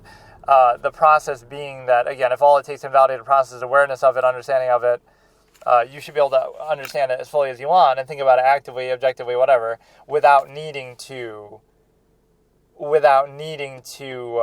then still value it, but then you wouldn't value it in the way that is contrived within a collective, half-mass state. So what you have then is also this idea of like putting a pin in an idea sort of concept. Like people sort of would think about things actively, but they have to have like a supposed absolute to bypass. It's like, it's just, they'll even say certain things like that. You can't think about it too deeply or just let it happen, that kind of thing. But the point would be like, it's love or some idyllic process, and then that's why they suspend actually thinking about it actively and understanding, observing the actual nature of the process. So again, if that's all it took. So if you observed a process, would that invalidate it? But then it's not the observation that's the issue. And you have all these pretenses, obviously, to counter that. So it's inherent versus contrivance response, right? Like, why should that be necessary as an artificial state to maintain longevity of process? But again, at least if you were to acknowledge that and say, okay, I'm doing this for functional reasons, but people don't really think about it or define a measure, hold it accountable or anything. So oftentimes what is taken as for granted or absolute or precon is not because it's actually absolute or true, but because it's not. So any amount, it's indoctrinated, bypassing critical thinking. It's done when you're too young, right? It's upheld by functional incentives, like sort of forced upon you. So it's not that, you don't even have to think about it because it's so absolute. It's that you don't even think about it because any amount of thought may invalidate and expose it, objective basis. So the other point is that, so like put a pin in a sort of idea, like, oh, you would think about it, but you hold this in a supposed absolute, so that you don't think about it, like, oh, God, it's God's will or this or that, right? Some false absolute to rationalize specification of a larger process, reduction of it, bypassing of accountability, etc. So beyond that, you also have that, again, if the awareness was negative, but again, the sort of effort, like, okay, you can appreciate their effort in doing that, but then you assume the cynical, dependent, overextended, pretense, incentive. So you're neither fully committing to that, and then you have the fallacy of false duality, everything projected from the, that sort of worldview, that, oh, everything is incentivized that way, but then, even if that were true, then it wouldn't make sense to do this half-mass undue emphasis, so defining as artifice, which is extrapolated, anybody could do it any degree. You could show social experiment to verify this. So the one thing that comes into play is the fact that,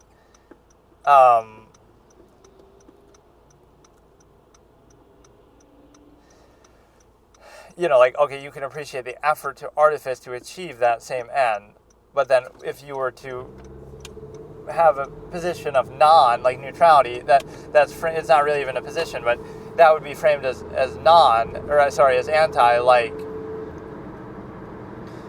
just non-neutrality. So now they'll assume the same cynical projection. Again, not that, oh, there might not be an incentive or you want the thing to speak for itself, but they're sort of doing a different way, right? That, oh, now they're becoming aware of the nature of the process, so that's the issue, that they're made aware of it, not the fact that it's always present.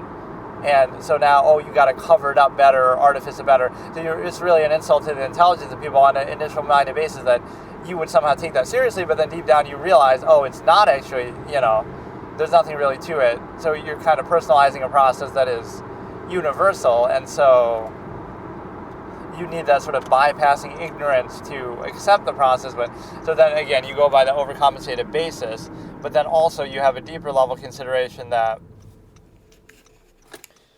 even if you were to do that, right, you have a case where,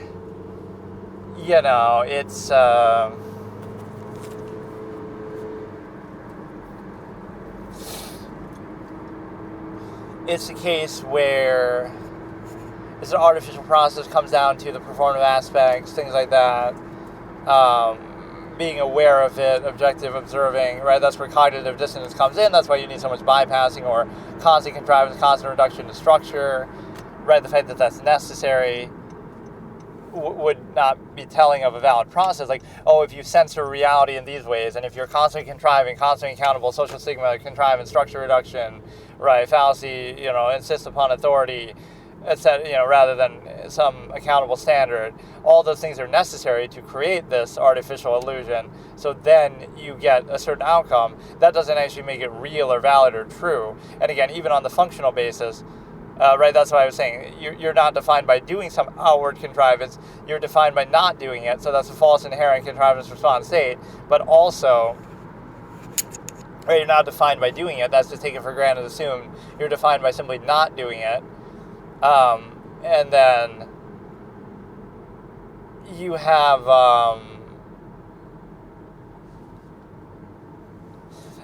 the fact that it requires all those elements to do. So it may show you that, oh, it's just a base awareness fallacy, not that you're actually, non becomes a negative because, again, false undue emphasis overcompensation for the contrivance state is necessary. But the fact that it's necessary shows you the negative of the contrivance state itself. Even if it's taken as like a default, like, oh, you have to do that or you have to accept it.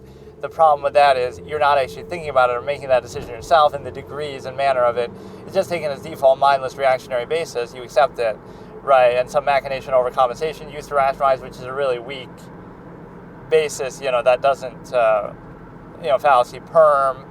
Also you get, but you have this idea that the basis is flawed here because, again, you're not fully committed to functionalism, you're not fully committed to artificial process, social contrivance. So, again, it comes back to non-base of self, dependent over extended pretense. That would be, it's the non-base of self, so it's self versus collective, so there actually is no standard that's being used, right? There is no standard that's being used. It's used as a pretense. Ultimately, the only standard is, again, a non-standard, the non-base of self. Value is extracted just from the self alone, right, and that which is nearest to it, uncritically, not even consistently, because you have the ability to consider, like, no one consistent standard would lead, or any set of standards even would lead to the exact situation that you're in, circumstance that society, etc., is in, nor would what you do, like your life, be consistent in any way. So it's just arbitrary and reactionary, and then you almost use a supposed pretense, that would feign as a standard that, like, you have to. You use it to reinforce whatever's already there, rather than using it to self-actualize to determine what you would be doing in the first place. So that's where the collective lacks authority, because, again, it's assuming a measure, it's projecting, it's doing a lot that is unqualified, longevity process, and so even the option to bypass it or not be a part of it would be questionable there, because you have some limiting basis. So absolute standard of thought, objectivity, value, true value, self, anything would invalidate, let's say, everything. So there's this sort of phony glorification for a collective contrivance, like, for others, or, you're doing this. But guess what that's also based on? It's also based on the non-base of self, that, the only reason why that's glorified is because other selves are part of the collective. There's one non-base of self versus another non-base of self. It's just a trick, right, to get you to seem to value something else, but it comes down to the same thing, kind of like with the enforcement. Like, the only reason why people don't do something that's condemned isn't because, morality or good person, whatever. It's because you have to still appeal to the self-interest, like, we're going to put you in jail or we're going to punish you. That's ultimately what you have to appeal to, not some higher standard, but the same standard, the non-base of self. And the other thing is,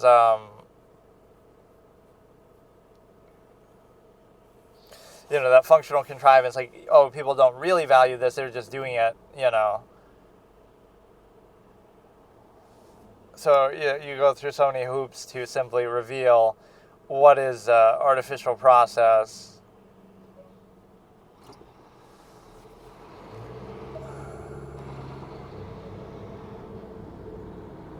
It's like it's insulting. The whole basis is social contrivance is insulting to the intelligence of human beings, because the mind has potential in so many ways that is reduced. So on one hand, people say, smart or not smart or this or that, but you're actively undermining and counteracting what would be your thought. So now you're trying to reduce it to some sort of half-assed functional structure, which is maybe reasonable to do, but it's still, becomes defining. It's one thing, okay, you do it for some half-assed functional basis, but another thing to actually glorify that or define that or insist upon that, right, overall as a state of being, and again, kind of condemn the more objective, open element of it. And then you also have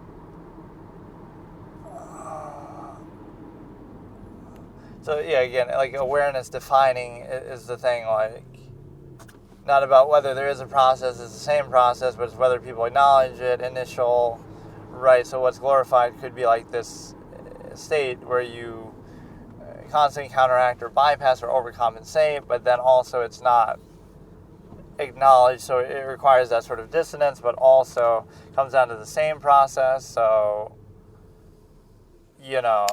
if you're really valuing it on that level, right, you would have to question that, what is it that you're actually valuing, and the non-impact basis of it as well.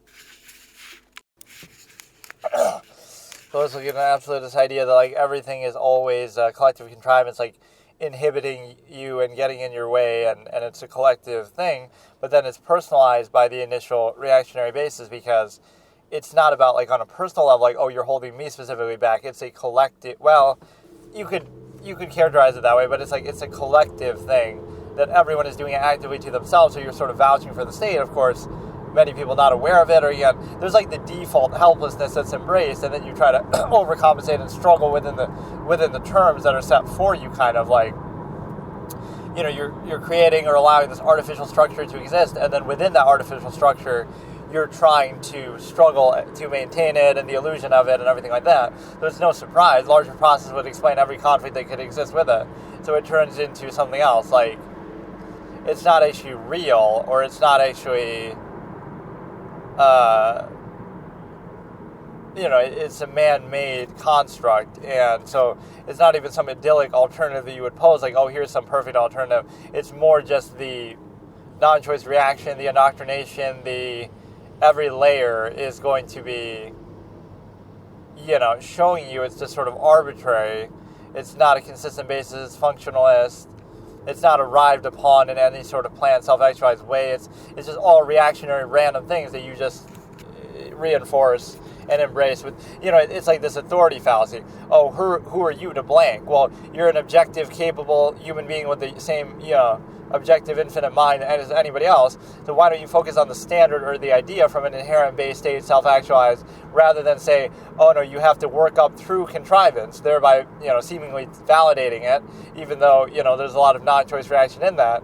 And then, only then you're credible. But even then, you're still not seen as credible, because then, oh, they'll just dismiss you the same way, right, and reinforce contrivance state. So it's not really you know, it's not really the same thing. So you're looking at it more, anybody can just do that, and so now don't let the sort of phony authoritative structure prevent you from thinking objectively, or from,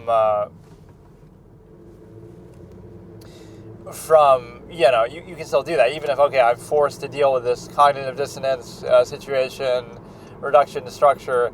That doesn't mean that it actually makes it valid or absolute or exclusionary to everything else. It just means, okay, this is like the absolutist spite, even though I don't like that word for this. Like, you would do it still. You would go along with it still, because, okay, maybe you have to, or maybe, you know, there's a strong pressure, incentive, etc. to do it. But that doesn't make it actually valid or right, or certainly not specifically right, where, oh, you, even by its same supposed pretense or standard, you could still do better, or you could still, like, you know, like half-mass functionalism, right? So it's a non-accountable false absolute, and a reactionary structure that insists upon itself, right, through constant contrivance, maintaining that sort of artifice to that necessary and valid, right, undue emphasis pretense, that necessary and valid cognitive dissonance. And so now you have the ability to consider that, let me try to react to something, but I just can't find anything good, really.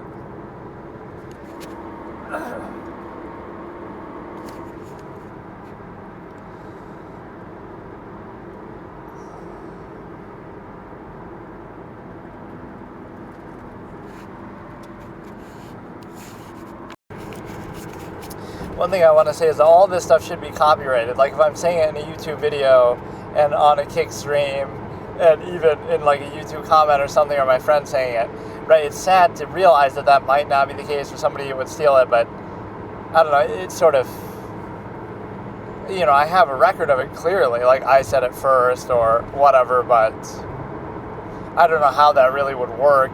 You might think, oh, that's kind of vain to think somebody would do that, but somebody totally would do that. That's the problem. If you take some of the things I've said, like in my debate format, and just have some big celebrity say it, wow, that's so good. That's so, like if Jordan Peterson or somebody said that. But, oh, because it's me saying it, right, it's just different. Like, but let's look at this take. So this is one of the best sort of bait and switch arguments. In 2016, right, the Warriors, NBA obviously, were compared, right? The 73-9 Warriors were compared to the 72-10 Bulls, and people were saying, okay, the Bulls will win, but it'll be tough, and, you know, that comparison existed. So you know who would definitely beat the 96 Bulls? if you were comparing them to the 2016 Warriors, the 2017 and 2018 Warriors would definitely beat them. Why? Because you were comparing them without Kevin Durant, and it was still a legitimate discussion. Okay, the Bulls will win in 6 or 7, and, you know, so once you add Kevin Durant, now there's no chance because, so I would definitely say that. And people might say, oh, hand checking or defense. I don't think people realize, like, people say, oh, the Warriors are small, but that's the whole point. That would benefit them because the Bulls were kind of small, right? Dennis Rodman was guarding their bigs at times. You know, Horace Grant wasn't on that squad, but like, you know, you had the Bill Longley and all these kind of weird, you know, centers who weren't really that good. So it's not like somebody would be punishing them with their size because they didn't have anybody that good size-wise. And so it doesn't matter so much for the Warriors. So like, oh, Dennis Rodman versus Draymond Green. It's like, sure, Dennis would be dominating in terms of rebounding. I'm not denying that. But the style of the game would actually favor the Warriors because if you look at it, there's 2 pieces of evidence to show you that the Bulls would get beaten at least and maybe even embarrassed. Because why?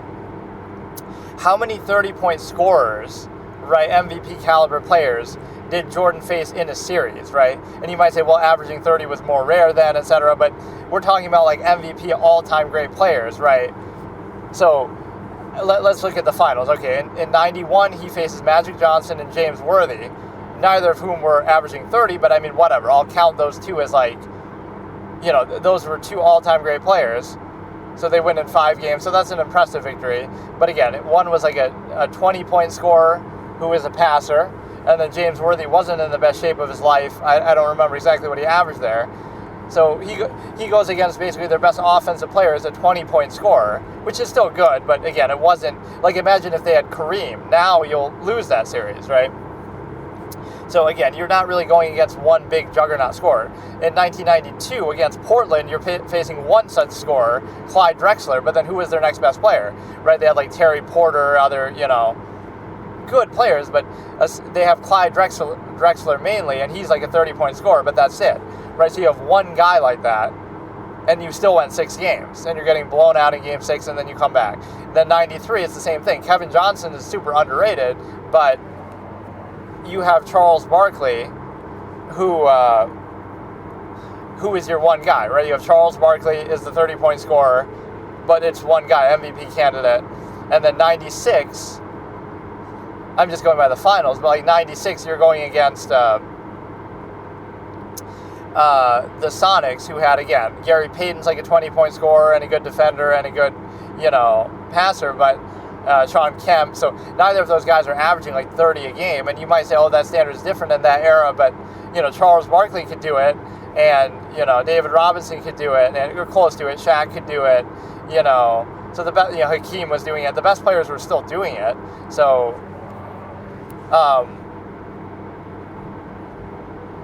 like,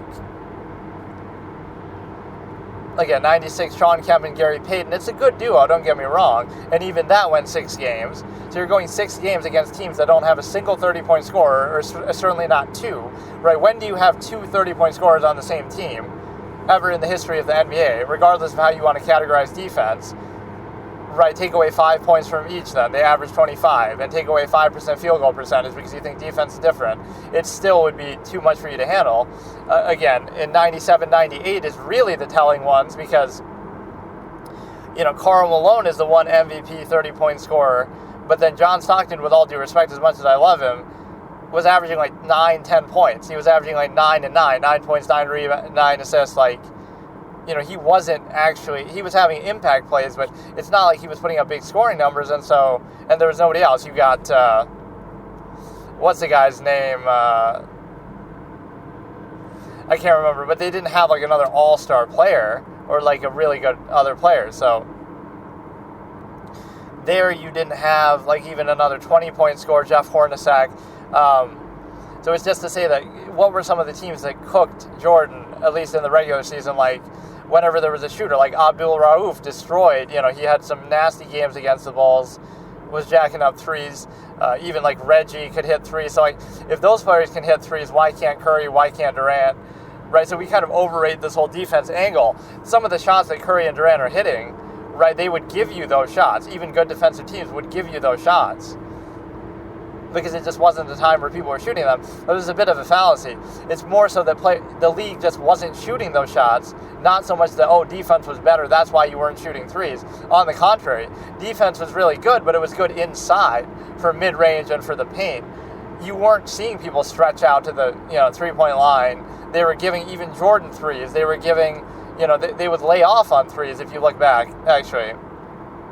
Even for sometimes good shooters and three-point shooters, they would sometimes lay off and say, it's still the hardest shot. It's still not the most desired shot. They wouldn't shoot very many of them. So imagine with the rate of threes, I don't care what rules you think there are, hand checking isn't going to help you when the guy's dribbling up past half court and jacking it up and hitting it at a 40% rate, right, which would be considered great for that time, whereas now it's considered average. Like, you don't get that.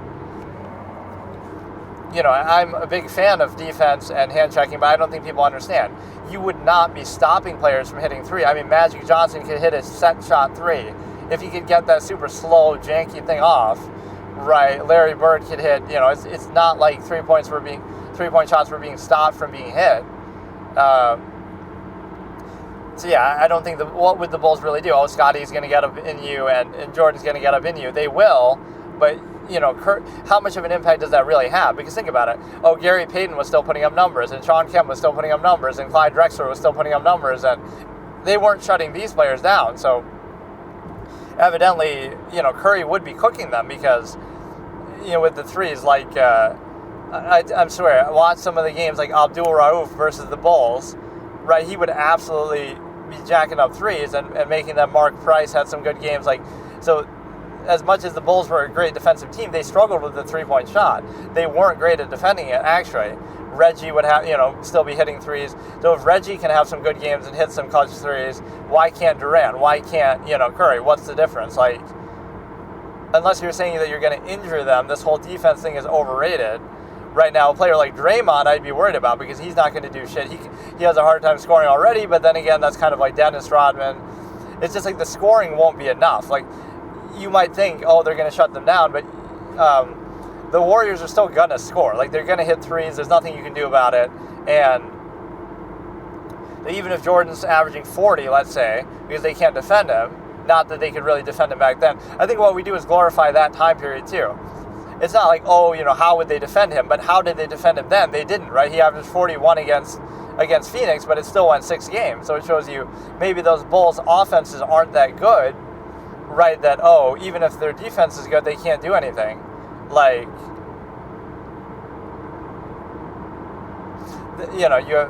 so Jordan's averaging 30 plus, even 35, even 40. Scotty's going to give you 20, and then after that, you start to struggle. Kukoc will put up, 15. Rodman will give you like 5. Your bench will give you a little bit, but you're relying kind of too much on Jordan, and I just think the scores would get out of hand. People overrate this whole defense thing. Again, I wish defense was more like it used to be, but at a certain point when players become so good at three-point shots, it sort of is irrelevant. When would you see a guy being guarded at half court? They'd pick people up full court, right, like Scotty, but you're not, I don't know, it's hard to explain. If you watch the era, you'll really see people are laying off on threes, even at the three-point line. They're not playing it so tight. Right, almost like they would want you to take a three. They're giving Jordan the threes like Portland or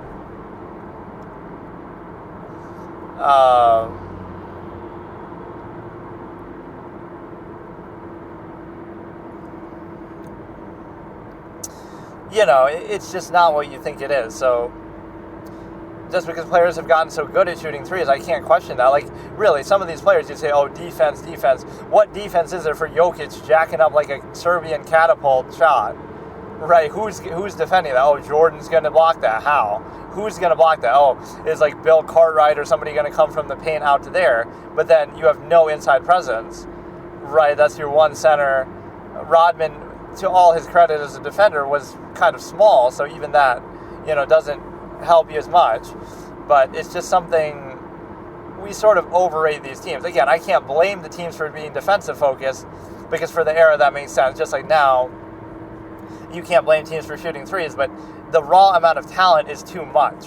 you have a prime Curry, prime Durant, still relatively prime Thompson, although he fell off kind of quickly and hard, unfortunately, after that.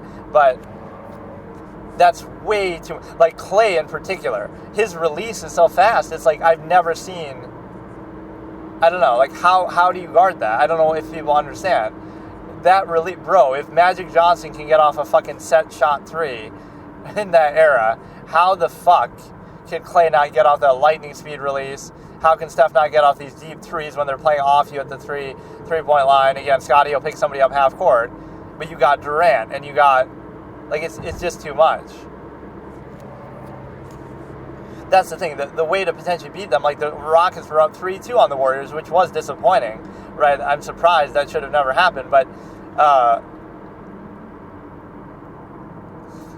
the way to beat them is try to beat them at their own game. There's no way that the Bulls could match them scoring-wise.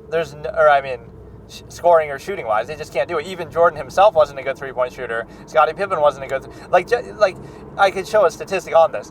Open, unguarded shots, Jordan wasn't that good of a three-point shooter.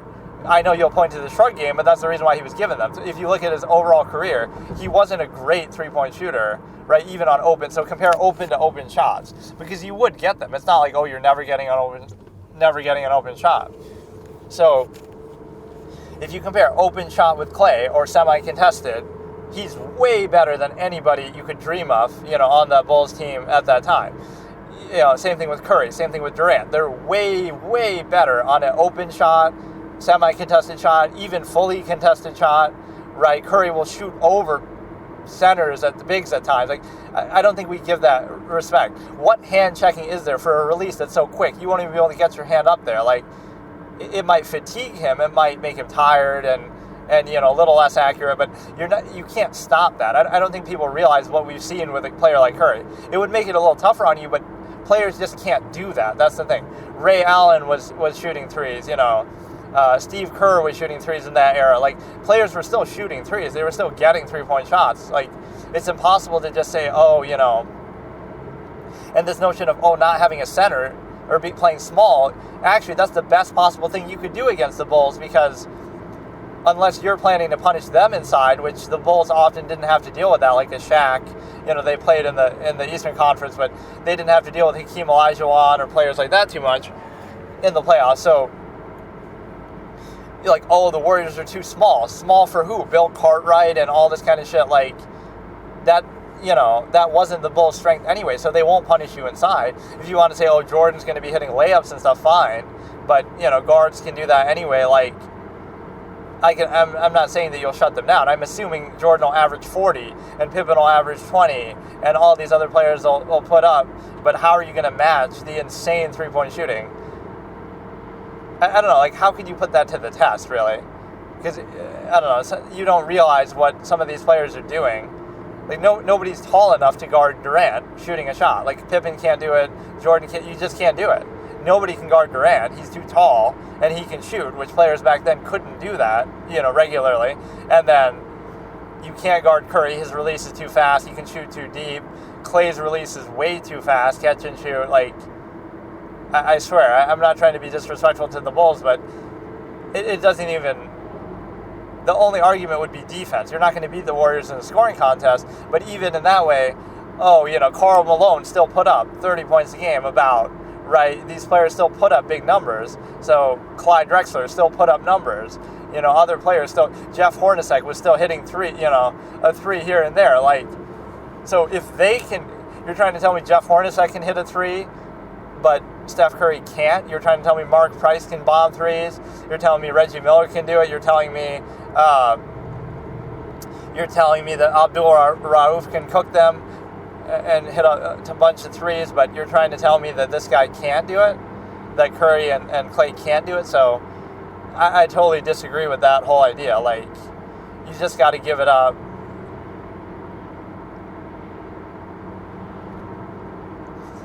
There's no, again, unless you say you're going to injure the guy or you can wear him out, tire him out, but you can't guard that. You just cannot guard it. There's nothing you can do. So yeah, they would win. I mean, it could still go 6 or 7 games because obviously, like the Rockets, but that's the whole irony of it is, how did the Rockets do that? Oh, they were bombing away threes, which the Bulls couldn't do that, right? Kerr and Paxson would hit like 1 3, and it'd be a big deal, like, wow, amazing, right? Whereas, it's just not something that would happen a lot. Pippen wasn't very good, 30-some-odd%. If you look at the threes that were being shot, right, honestly, a lot of them were unguarded or only semi-contested. They weren't getting up on the threes a ton, right? It was more a mid-range and inside league. So you'll see, the majority of threes shot then were actually uncontested or late contested, semi-contested, things that you'd be eating out of their hands. Curry and Clay, and it's too much. I mean, I hate to say it. That trio is the scariest, most jacked out thing, right, that you could ever see. You've got 2 30-point scorers who are hyper efficient, who can shoot from anywhere, right, with Curry and Durant, and then you have a 20-point scorer who's probably the most efficient player ever in the history of any sport, in the sense of he can touch the ball 10 times and make 30, have 30 points, because the bro doesn't have to dribble, doesn't have to do anything, and a really good defender.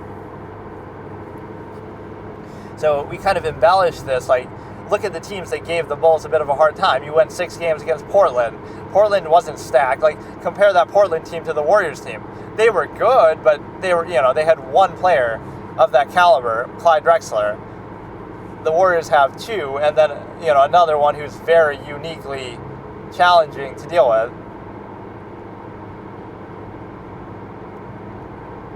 But yeah, we embellish it. I'll be objective and say that 2017-2018 Warriors team is jacked out, which is why Mike D'Antoni gets a bad rap too. Like, he's such a genius that, like, we act like that's somehow a failure, that, look, he should have beaten the Warriors, and he should have, but why, nobody expected that. Nobody would have said, the Rockets should beat them, they're more talented or anything like that.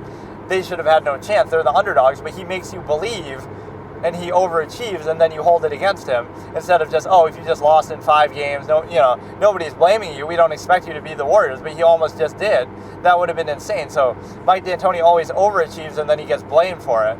Like with Steve Nash and all that, those teams weren't as good as he made them seem, right? But now, when he doesn't win a championship, that's somehow his fault.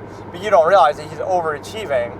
It's almost like what the Warriors did in 2016. Like, they win 73-9 games with a team that's largely drafted and developed, right? Curry was drafted, Clay was drafted, Draymond was drafted, and they were all developed there. They all grew there. They weren't that good coming in as what they turned out to be. So they were all drafted by the team. They were all developed by the team. So all they did was add one player, right? One major piece, at least, in Kevin Durant, to the 73-9 Warriors. So, like, this is the challenge I would give you. I'll personally pay for and give you a player of Kevin Durant's caliber if you can do the following: have your 3 best players be drafted and developed by you, right, where they come in the league and they're not even as good as they turn out to be, and you help them develop into what they become. Draft and develop 3 players like that and win 73-9 games with those as the core, and then I'll hand you a Kevin Durant for free, right? But the problem is you can't do that. So you're punishing them for drafting and developing well by saying, now you can't add another player because you're just too good. But how about any other team try to win 73-9 without adding a player like that, and then add it? Like, so they created a perfect situation because they were just so good, right? From a franchise organization standpoint, you drafted, you developed, and then you just add one player. So, like, for example, what the Miami Heat did with the Big 3 was much worse, right? They took a team with Dwayne Wade, and they added 2 stars. They added Chris Bosh and LeBron. So that's the worst. Even though people say, the Warriors is worse, it's actually not worse at all. The Heat added 2 stars, one of whom is arguably the best player in the game, right, at that point, LeBron. So you had 1 star that you drafted and developed, but then you added 2, and Bosh at that time was considered, pretty highly a star player, no doubt. The Warriors just added 1, so that's not even that bad. So when you look at it in a literal sense, right, you're punishing them for just winning 73-9, which again, it's just a regular season thing. It doesn't mean entirely that, but you're kind of realizing they overachieved, right? That roster had no business winning 73-9, but because of the right style of play, because of Curry's greatness that season, because of, again, them drafting and developing so well, now you're going to punish them and say, they're not allowed to. So, like, if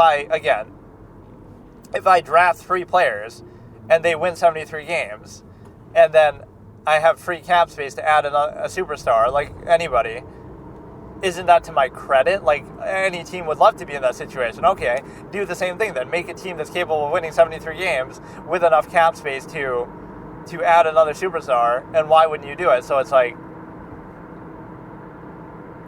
it just shows you how ahead of their time they really were. And I'm predicting actually this year that they will win, because Jimmy Butler, that would be the most beautiful thing, because you have a player in the Eastern Conference who carried teams to the finals that didn't deserve to be there. Like in 2020 in the bubble, the Heat made it, and then in 2023 against the Nuggets, right, they made it. So they made it to 2 finals in the East as underdogs and upset a lot of better teams. So that was largely Jimmy Butler's influence, although a lot of other good players, no doubt, on the Heat. I'm not diminishing, but Jimmy Butler was part of that. And then Curry obviously was able to win a championship in 22 with the whole underdog mentality of, you know, Klay's declining, Draymond's declining, and, you know, you're relying on Poole and Wiggins. So now that's the whole irony. Like, you had Kevin Durant to win, you had Iguodala to win the first one, then you had Kevin Durant to win the next 2, then you had Poole and Wiggins splitting the difference of, you know, making up for that void, and then you had, now you'll have Jimmy Butler to make up for Jordan and Poole and Andrew Wiggins, right? So now you have a beautiful situation of that's enough, right? You've shown that to be enough. This is their year. I think they'll win, and it'll make my prediction correct that I had said after Durant left they'd win 2 more, and I predicted even, I think, that year correctly. I said they'd win it that year that they beat the Celtics, but after that my confidence sort of waned a bit, because I thought, you know, I wasn't expecting, you know, it doesn't seem as hopeful that they'll win another one now, but it seems like they actually will now. That was a great, amazing move, honestly, right, to get Butler like that. That's such a last clutch moment, right? When you lost Klay, everybody thinks it's over, right? Even I was losing my faith, but I guess I couldn't have expected they would do something like this. But the fact that they did now, I have no doubt, right, that they should make a run. I would say that they can totally do it.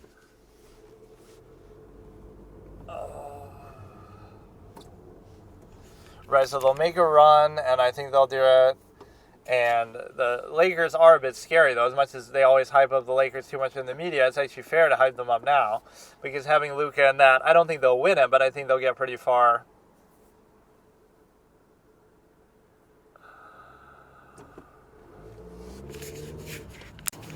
Okay, so imagine this godlike being. This is one of my scenes, like, where she refers to everybody. She pretend like she governs sex and everything to do with it, right? And she says she's having a conversation with a mere mortal, right? And what you have is this. She's having a conversation, and it's like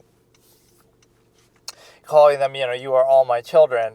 And then they respond with something implying, like, you know, oh, that's, you know, gross. You want you want children to fornicate, etc.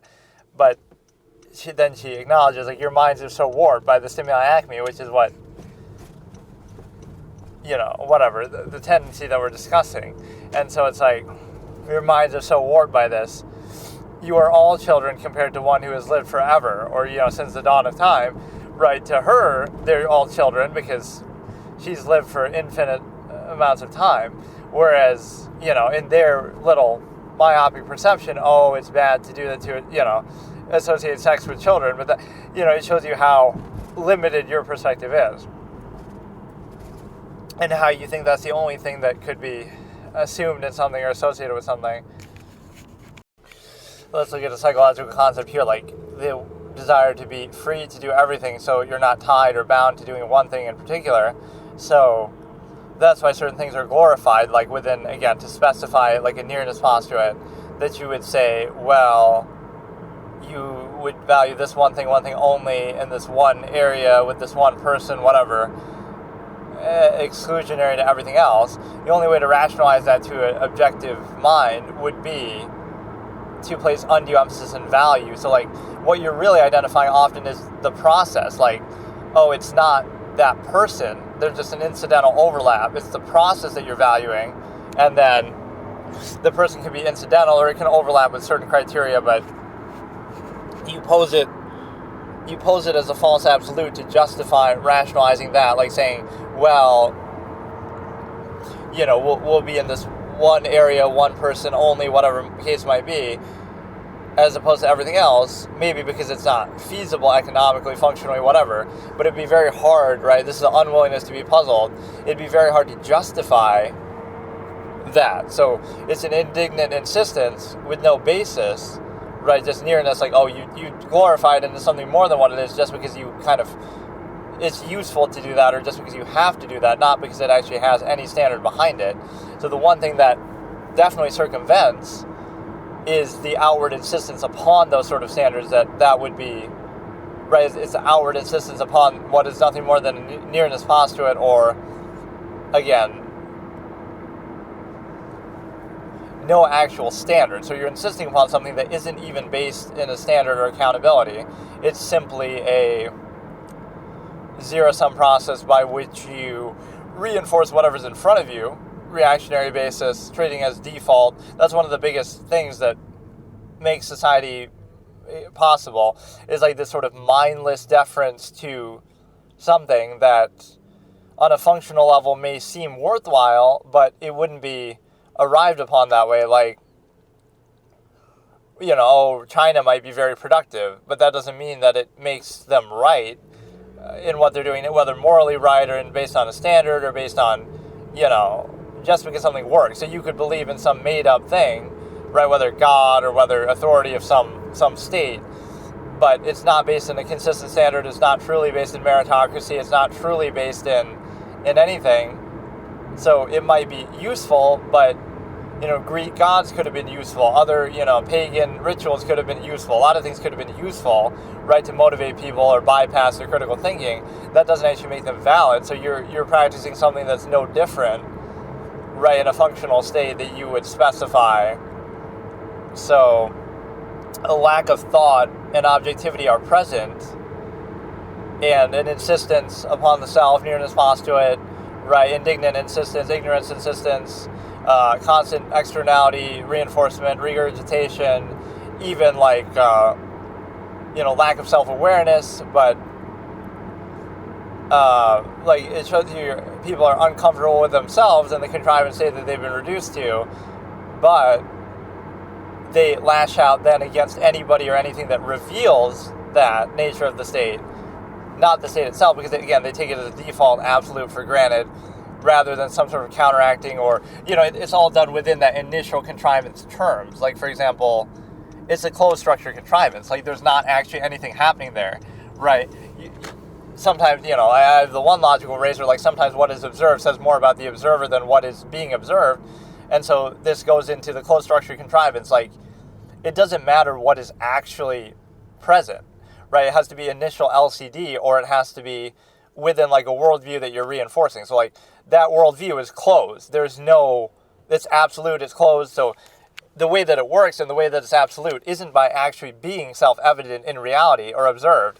Rather, it's by molding a perspective. This is much of what human social interaction and thought is used for, simply to reinforce. So whatever state you happen to be in, you'll try to reinforce it. So you'll project, it's hard to kind of explain directly, but you'll project. So, your basis would be zero-sum means or stimuli act me this way. So you project it outwardly.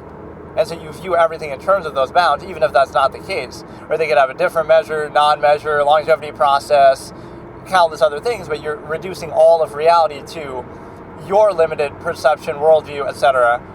And in doing that, you're trying to reinforce it through externality. So anything that might contradict or even just reveal other options, not even saying that, you're wrong or something. It's more like what you're doing is just myopic and not absolute and arbitrary. So it would expose itself to that, like, what about this alternate measure, this other thing I could do, or the countless, infinite other things, right? Different measure, different standard, but yours is absolute, and it must be that and that only, which throughout every era of history, people have had different standards that are equally supposedly absolute, but none of them actually are. So it's a functional reactionary basis, technology defining, machination process, but that's the trick of people. People have to believe that, like, what they're doing is absolute, or, exclusionary to everything else. Like, it's somehow, that's why false duality happens. Like, oh, you have to be on one side or the other. So basically, false duality would show you, like, if you're not on this particular side, then you must be hard on the other side, even if there's no in-between, there's no nuance, there's no partial basis. Like, well, you can still be critical of this aspect, but not the thing overall. Like, pretend it's like, okay, like a political party or candidate or whatever, right? You could be critical of Biden without loving Trump or even liking Trump, or you could be critical of Trump. You know, it might seem to be a false duality of the two parties, but you might not like either one, or you can be critical of both, or you can have, you know, some in-between perspective. So it's much more nuanced than just, oh, you know, if you don't agree with this, or completely everything one side does, then you must be a hater, you must be anti, you must be exactly on the opposite side that we would find so objectionable and discredit you, because just based on that alone. So if you don't agree with our side, you must be on the other side, and based on the fact that the people observing this would be on their original side, right? Let me try to explain a little better. Like, people on side A, you disagree with somebody on side A. Let's say there's side A and side B. Of course, there are more, but this is the false duality premise right here, right? So you disagree with something that people on side A are saying, right? Like the specific claim or how they come to a conclusion, even if you agree with the conclusion, whatever. So you could disagree with that on something, right? So you disagree with side A. So now side A will assume and put you into side B, like, oh, you must be on side B. And based on the fact that we're on side A, we automatically discredit you based on that. So if you disagree with us, you're false duality on side B. And because you're on side B, you're discredited because we already are preconceived. Because since we're on side A, we automatically have negative preconceptions about side B, even if that's not true. You could be on side C through Z, you could be on some other side, you could be more neutral, you could still be on side A in some ways, right? This is where you don't get hard set in one thing. Like, okay, generally you're still on side A, but you still are critical of it. Like, it's like being part of society or part of a country. You don't have to agree with every element of it, right? And you're not vouching, well, you kind of are within my absolutist premise. You'd be vouching for the state. But there's a difference between doing it out of some sort of necessity and insisting upon it, again, glorifying it, turning it into gratification, turning it into, like, undue positive emphasis, versus, okay, you're doing it because it's necessary within this modern recognition process, etc., you know, zero-sum functionalism, overextension, but that doesn't mean you have to be happy about it or embrace it or insist upon it.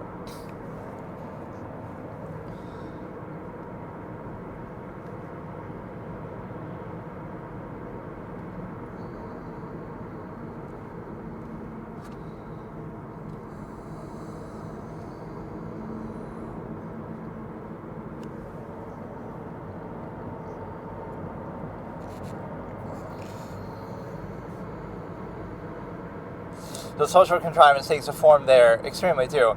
Like, emotion and social contrivance are nothing more than irrational insistence upon the self. And what that means in this context too is there could be a cognitive dissonance of, like, oh, it's not worth doing, or you're doing that to try to sort of overcompensate for something, right? Insisting upon the self, appealing to non-basic self in a way that doesn't actually impact it, right? So you create this other layer that doesn't actually achieve the same zero-sum basis that's being used, but it appeals to it anyway. That's basically the subversion of it, right? Subvert actual self-interest and impact and practice, which is the basis, with some appeal to it, to then overextend it to a collective and back to the self that might be doing this. So it's kind of, it's the same basis as, like, enforcement. Like, you're always appealing to the same non-basic self. It's just either directly or, again, through overextension or some other means. So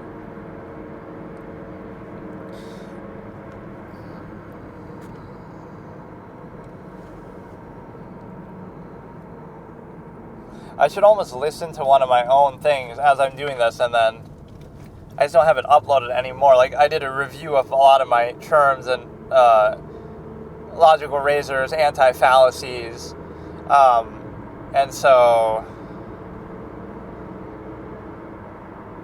here, I'll maybe do some of them.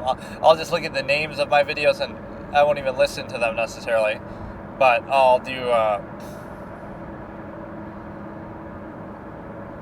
the problem is my shit doesn't even show up when I look for it. I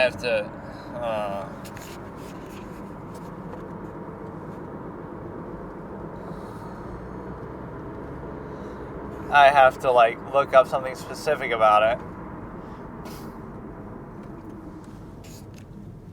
Okay, let me look at some of these here. Now it won't even show me this channel. Like, you get punished. This is like a problem with YouTube search, right? You could look up something specifically. I could look up the name of my channel, but it won't show up because, it's too small. You'll show other things that aren't as related to the direct name of the channel or the direct name of the video, but you'll show other stuff just because, it's bigger channels. But if I'm typing in the name of the channel or the exact name of the video, that exact channel and name of the video should appear, because typically people aren't looking up something so precise, right? But if they do, even then you're not getting rewarded for it.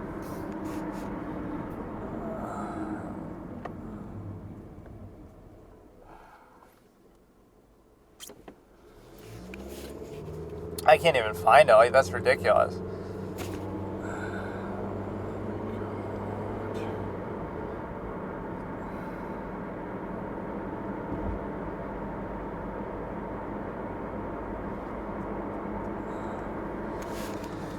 Okay, without even watching these, I'll just kind of do, okay.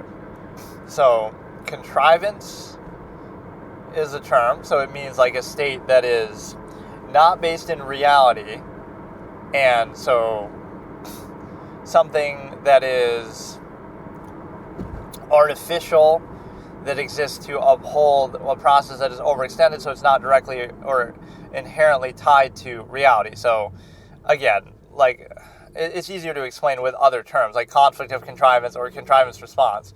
So the conflict of contrivance would be like dealing with the consequences of overextension. So you take the inherent conflicts, like, okay, the need to eat, the need to, just survive nature and stuff like that you would have like outside of society or before society, and now you overextend them. So instead of dealing with those directly, you're saying, okay, now I have to appeal to social contrivance or other things.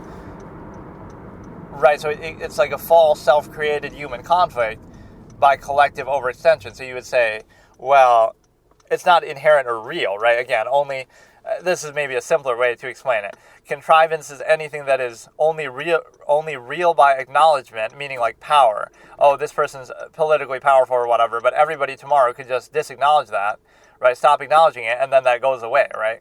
Whatever authority they have is based only on the acknowledgement of a mass of people or even the people around them, right? The technology that they might have access to could be used as an argument, like, oh, but they have nuclear weapons and this and that, but all of even that access is just based on that acknowledgement. If you don't acknowledge it tomorrow, right, now it no longer exists, right? It's not inherent power, not like, oh, physically they're this strong or anything like that. So it's all either technology that's being relied upon, which again, theoretically anybody could use technology or have it or whatever. And then again, the acknowledgement.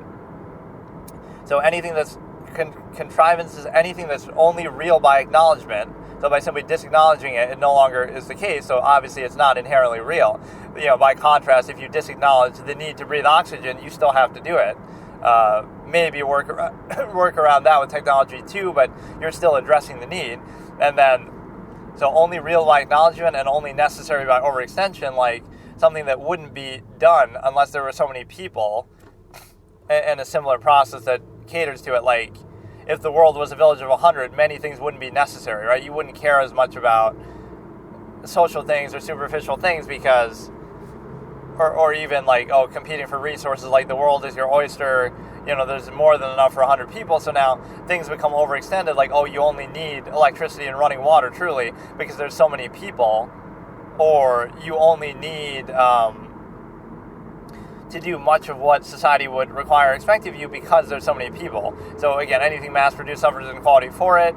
It turns it into, right, the more people there are, the more you have to overextend everything and turn it into this assembly line sort of process that is not truly or inherently valuable, and even acknowledges a half-mass state in practice. And then you also have a situation where contrivance response would be the reaction to inherent man. So let's define, I guess, inherent man first. It's kind of, easier sometimes to define these by using other terms that I also have to define. But inherent man is the state of a human being in its natural form, without indoctrination by society, without constant social indoctrination, stigma, reinforcement, contrivance, etc. So again, you may even debate the form of it, how do you know exactly? We can observe it in certain cultures, parts of the world even today, but certainly throughout history, certainly throughout comparing it even to animals, things like that. So it would show you the base state. So it's a question of that base state and tendencies are still present in inherent man, right, in you today, everything like that. The difference is just you're actively, constantly countering them. So by counteracting them, you're not changing the inherent nature of man. You're simply engaging in a contrivance response to inherent man, which would tell you that you're engaging in a contrivance response to inherent man. So now, that doesn't mean that that's the state of what actually is or how people are. That only tells you that it's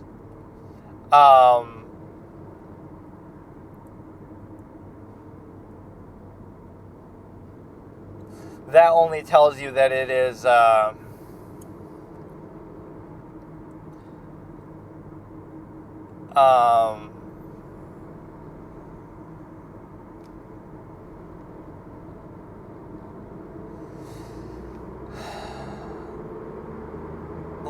again, it's either the inherent reality or the contrivance response to the inherent reality. It's not people are blank, the way we frame that, people are morally good.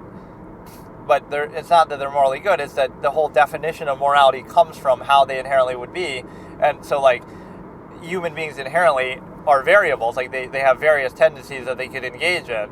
So anything that we don't want to happen or that we consider negative by our own subjective standard, we react to that inherent tendency and say, people would kill each other and do this and that. That's why we call it bad in the first place.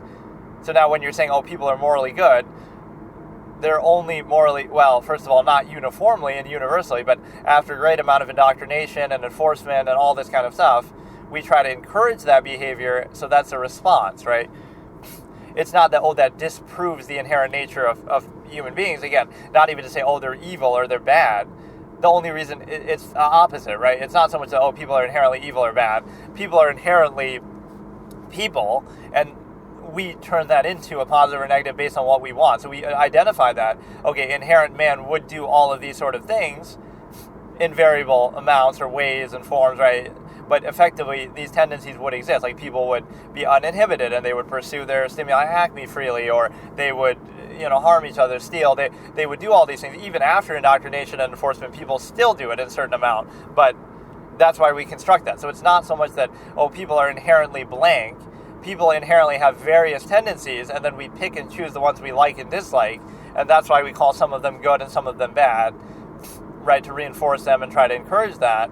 So it's not so much that, people are inherently a negative, it's just we try to frame it that way. So the whole reason why we call it negative, right, that's bad morally, and the whole point of morality and construct is reacting to that, saying, people would do this otherwise, so let's stigmatize it and call it bad so that we discourage people from doing it, and then pose it as a false absolute in this context as well, that you would have,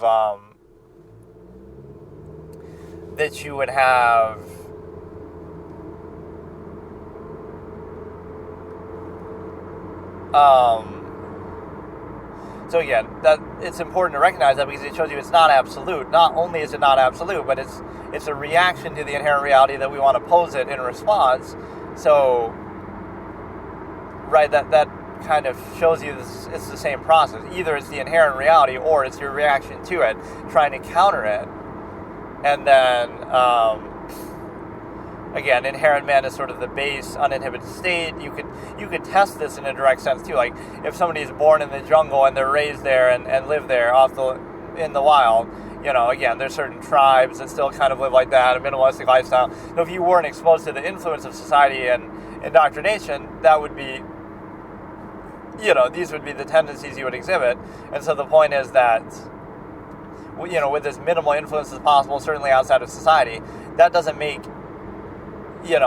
it at least shuts down the framing of,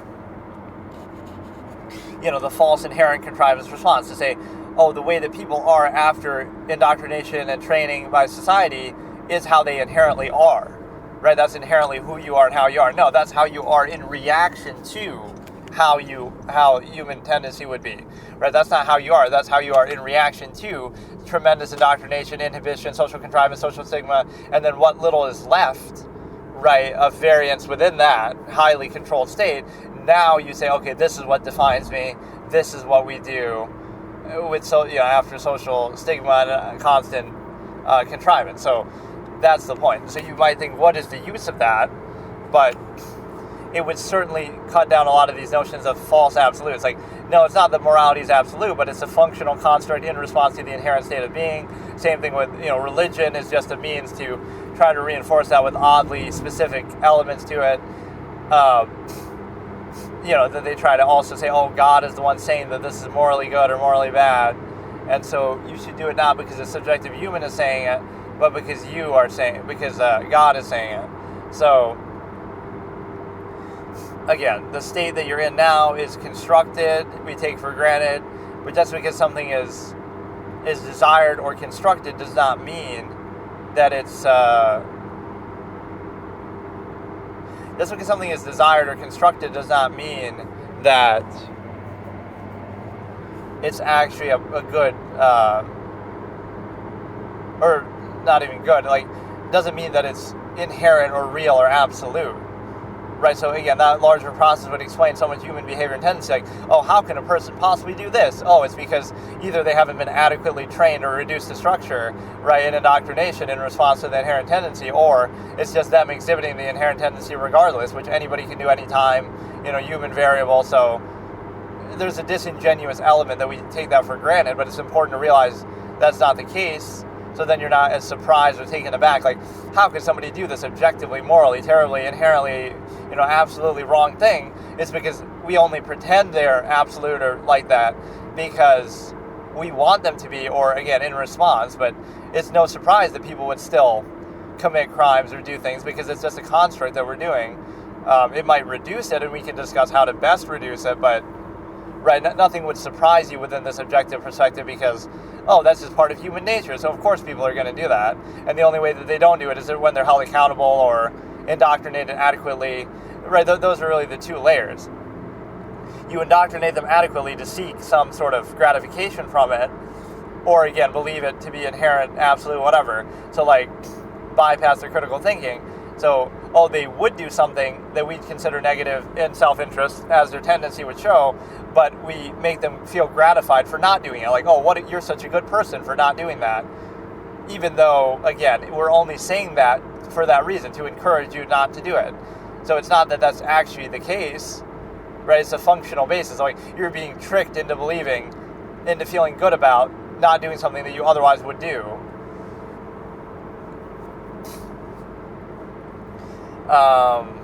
Okay, that's enough. I got through two of them, but whatever. These are all good concepts, and you cannot dissuade with reason. What came about by desire is a good one for religion. Like, the reason why people believe it isn't based in logic and reason, so you can't use that to dissuade them of it. And again, the functional basis could be there. Like,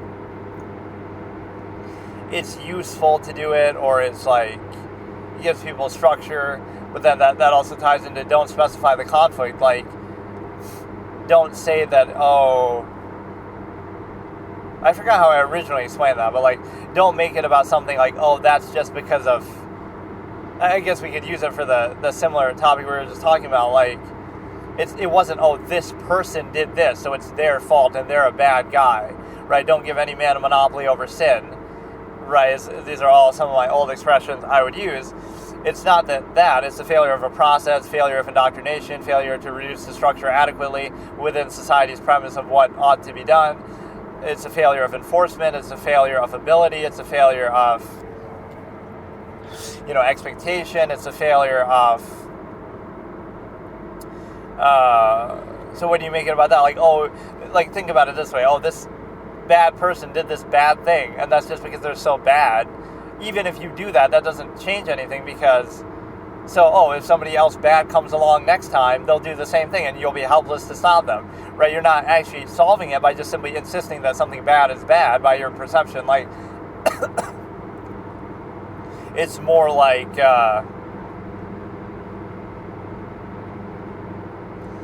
you're not doing anything by insisting something bad is just bad. You're doing it based in, here's one that maybe I haven't talked about much, like a limerent siphon within the stimuli acme. This is very advanced absolutist thought. That it might not make sense outside of the context of the rest of this, but if you don't understand some of the other ones, but a limerent siphon, like limerence is a word, obviously, if you know what it means. It's like, obsession or fixation or infatuation, basically, with someone, or just the general state of infatuation with a sexual basis, romantic basis, whatever. So a limerent siphon would be something you would do. This is something an absolutist may do deliberately. So they would use that as motivation, the stimuli acme, and obsess and fixate on one person or whatever, several people, however. The base stimuli acme is not about the specifics, but then they'll only do that for motivation because, like, we acknowledge the stimuli acme is preserved, even if, whatever, you may regard the process differently upon awareness of it, but the stimuli acme would show you that, like, okay, it can still be very useful and motivating. So even if you reject this, I don't even like that phrasing, but even if you identify the stimuli acme for what it is, right, you still may use that as motivation. And so you're not actually doing it for real, although that's what would be projected, like, oh, it's love, it's meant to be. But you're doing it in a projected sense. Like, okay, that's a motivation, but you don't really care, it's not about the specifics, but you almost trick yourself into believing it. It's similar to what I said about light yagami, assuming this would be true in this obviously fictional context, like where Light calls himself a god or, has a god complex. What if Light, being as smart as he is and such a master of human psychology, what if this is the deeper interpretation? He knows he's not a god, and in a literal sense, obviously he knows, because he wouldn't be afraid of getting caught or killed then. So he knows that. He even says, don't compare me to Shinigami. I'm a human trying to, but whatever, he's trying to become a godlike figure to people, right, in the sort of aura and principles. But if you have this, what happens is you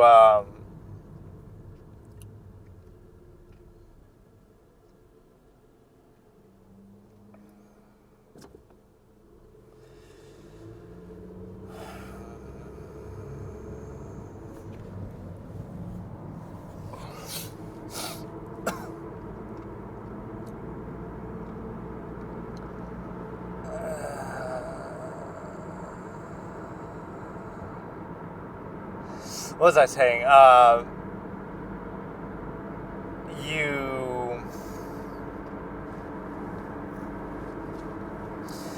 You indoctrinate. Let me see.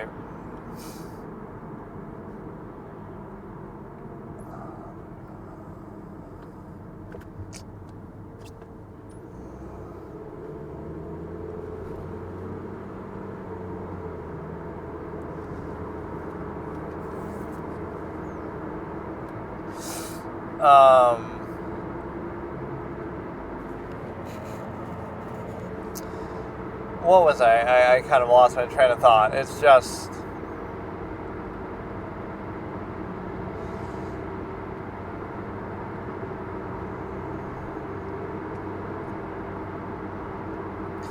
don't specify the conflict, and limerent siphons, right?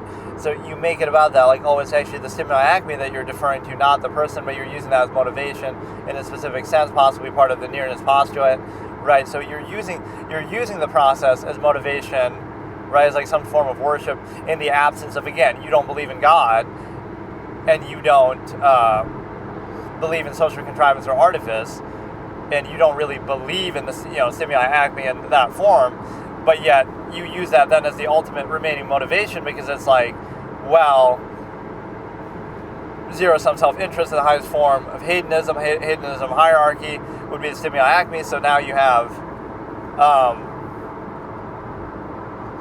would be that. So you're sort of, like light yagami. So it's not that he really believes he's a god, but he's doing that almost to trick himself and his own ego to motivate himself to do this, because otherwise, oh, what right do I have to judge others? So he has to believe he's a god for the functional base of doing this, otherwise he won't do it. And he even says that in the first episode, like, somebody has to do this, even if I have to give up my mind and my soul. And you might think, oh, how does it turn from that, like feeling bad about doing it, to being a godlike figure, but the two kind of go together. That allows him to rationalize what he's doing, otherwise he wouldn't be able to. So even if he realizes ultimately that's not the case, then, you know, his thought process is very consistent. Like, he's trying to reduce the world of crime. It's not like he doesn't know what he's doing. So he just thinks it's worth it. It's worth it to kill 100,000 criminals, whatever, to reduce worldwide crime by 70% or whatever. And so fine, like,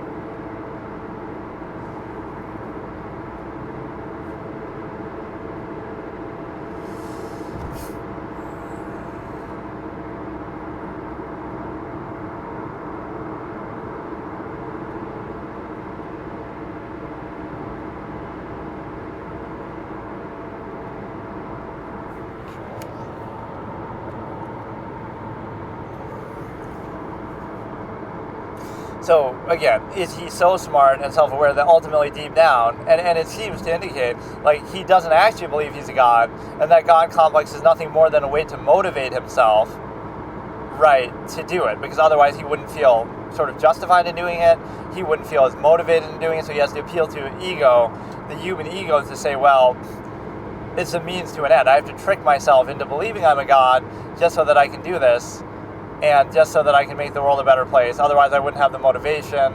I have to do that to push myself, to have the pride to try to get away, to try to be as smart as I can, as capable as I can.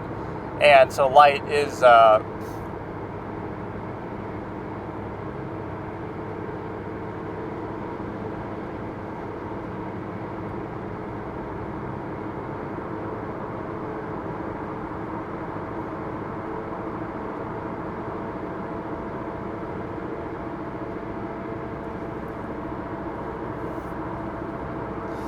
light is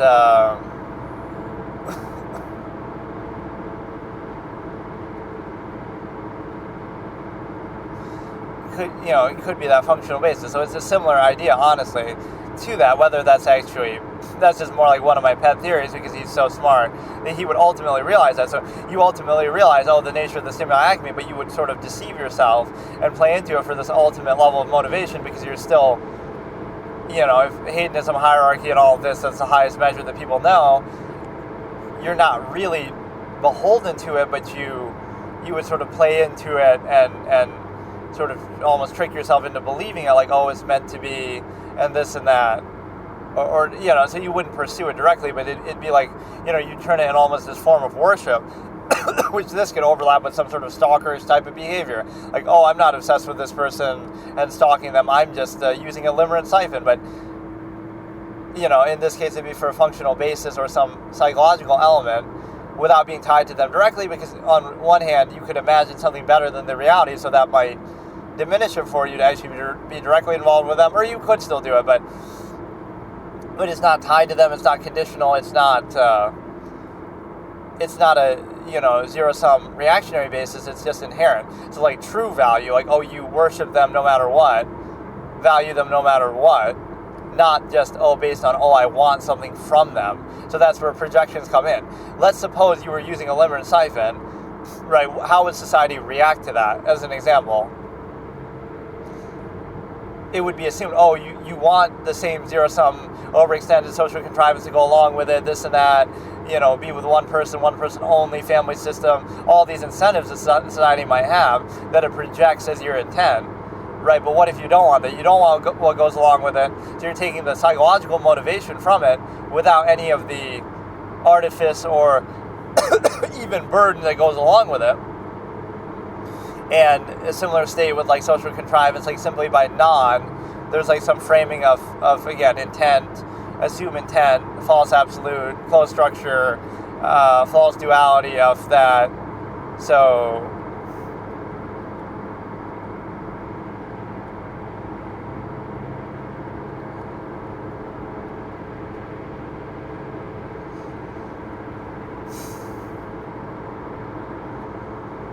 again, the problem is it may come around to seeming functionalism, but the problem with that is if functionalism is the basis, like how efficient or, something is, then even that doesn't work because there's clear concessions made where, it's an overextension to collective versus that. So there is no credible, consistent basis that could be used to outwardly insist or overextend any sort of standard or state.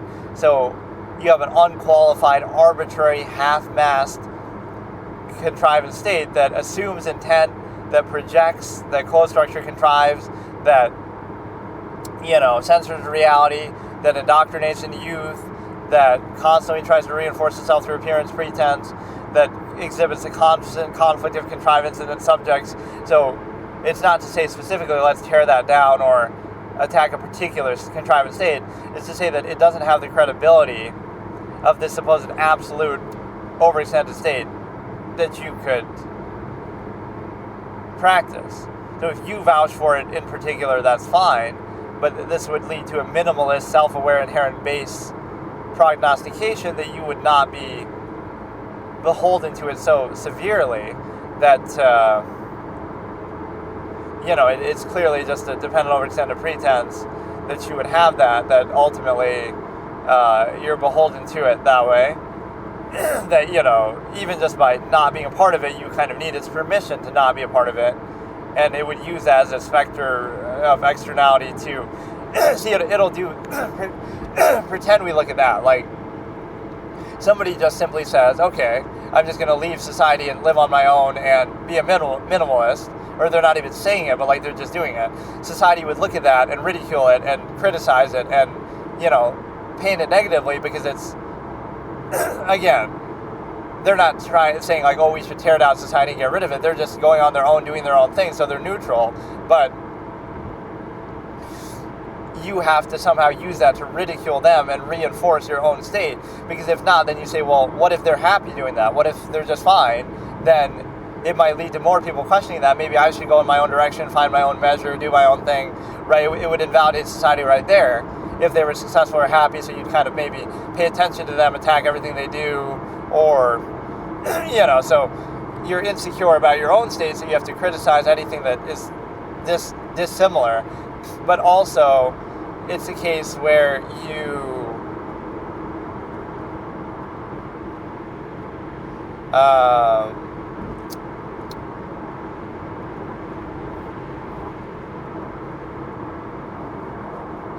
it's a case where you basically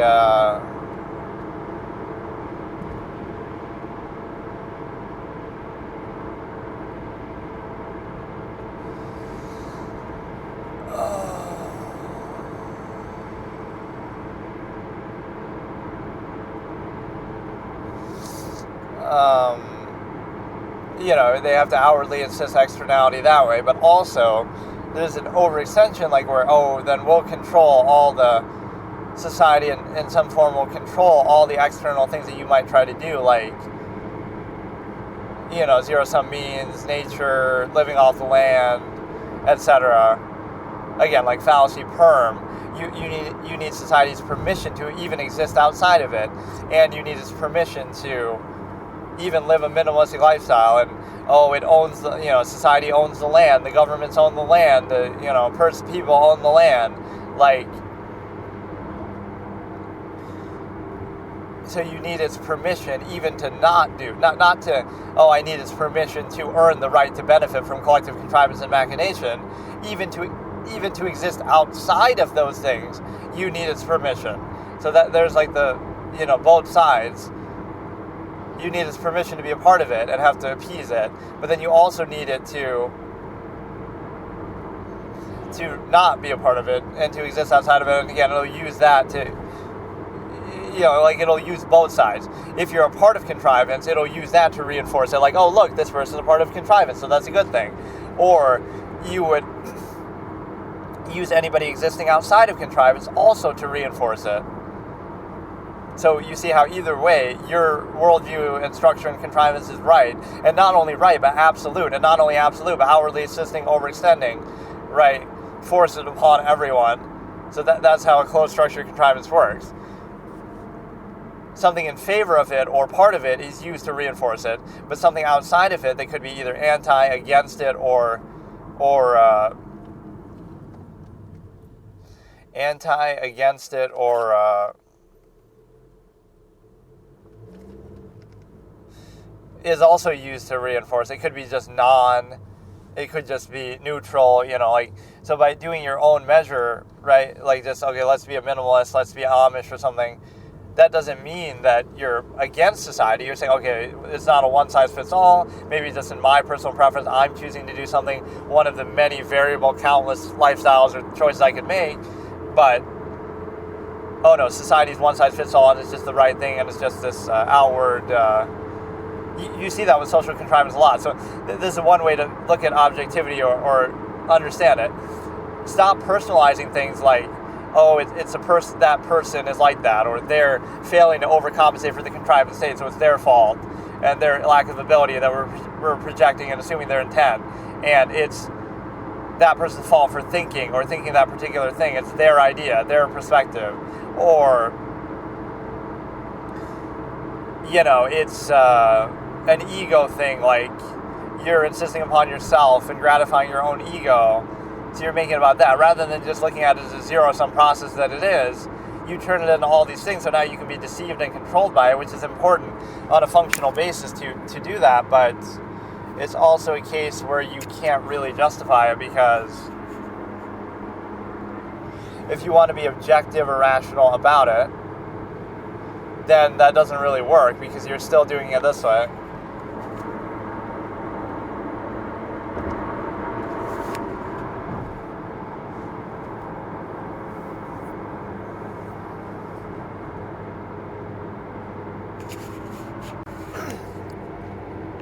So let's look at the main character syndrome character, I'll just call them. So they grow up, they're a perfectionist, and they take contrivance at its face value, and then they hold it accountable to be fully practiced, and then they realize that's not the priority of the structure either, right? If you do something too far, even in a direction that's glorified, then, oh, that becomes bad too. Like, that's not really the priority. There's like this half-mast concession that, oh, you're supposed to do this, but you're not fully supposed to do it. So they invalidate the structure. Either you do it all the way or not at all, right? And then also, like when it comes to social contrivance, it's like you realize the artifice of it, and it's like they are either apprehensive or quiet because they don't see either the value in it, like it's either self-evident. So like think about it like a thinker, somebody who's really aware and self-aware and everything like this, aware of the nature of the process. Everything that would be communicated in speech they would already know or be aware of, or think about deeply or whatever, so they don't need to really talk too much or listen too much, because they are you're thinking, which is a higher level form of thought, obviously thinking directly, then reducing it to a lowest common denominator. So they would see the artifice of it, the lower form of expression that it is. They would see that thinking is so much more efficient, right? They would see all of those negative aspects of it. They would see that it's not really worth it, not worth their effort, or not worth the effort of, again, the infinite objective mind being reduced to that. So it would be seen in a negative way, that like if something's worth doing, then it's worth doing fully, like with the perfectionist quality. And then again, social contrivance, again, either it's like it's not worth their effort, or any effort if any human with such potential, that you would reduce your infinite objective mind to that and insist upon it to that lowly state. But then even to the extent that it would be sort of functional, then you should do it only on the functional level, like it's a zero-sum process that do it just purely for efficiency, so it requires like an ignorant, initial-minded, myopic, unaware state that insists upon itself, right, and lacks awareness of the nature of the process to be able to practice it, right, whereas this example would be showing much more awareness of it. See, because all people are capable of that at all times, objectivity or self-awareness. So like you'd be aware fully of the nature of the process all the time, but then it's some pre-con functional reduction to structure. But at least awareness of that would be more consistent. But instead there's like a pretense of something else, which often it's hard to determine that aspect. People are sort of fooling themselves in a way. Like deep down you realize it too, the artifice of it, but you don't really think about it, or thinking is bad, and then that's somehow circumvented, distraction and folly and stuff. But even beyond that, you have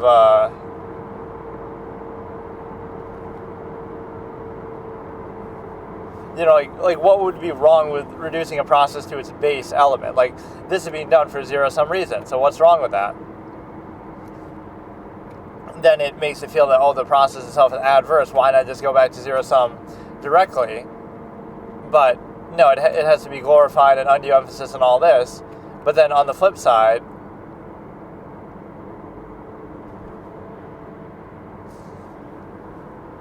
if you, again, do it too well, or if you do something unconditionally non-emphasized, that would also show you the projection and closed structure contrivance that you can reveal very easily, that you have, again, whether it be pre-con or whether it be some lacking overcompensation for a flawed process, or whether it be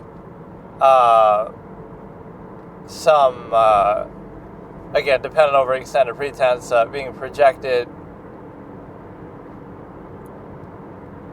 Right, that's all very telling. So something is negative that would just be the actual base process. So the fault is, that you didn't adequately overcompensate for it, so that's your fault. Not that, the process, not even necessarily that the process is bad or anything wrong with it, but the framing of the process, like, no, it's about something more than that, undue emphasis, overcompensation.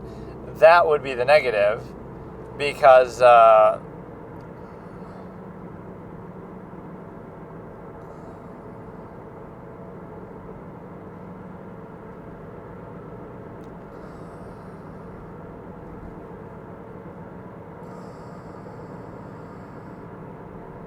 that would be the negative, because it would be a case of,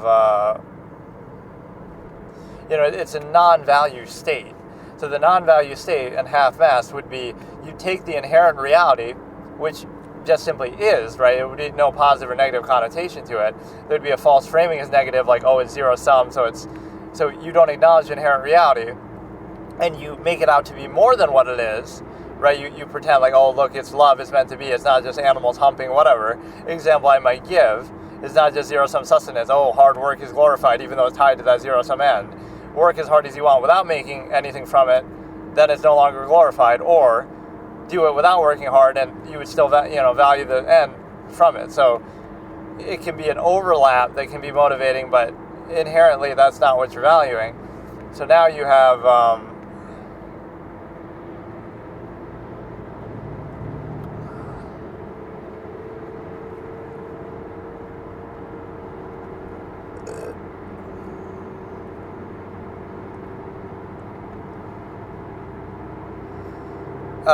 you have the ability to consider that, actual high standards would invalidate all of that, like the lowest form with social contrivance, or the, only valued by overextension, and the dependent overextended pretense that goes along with this, like,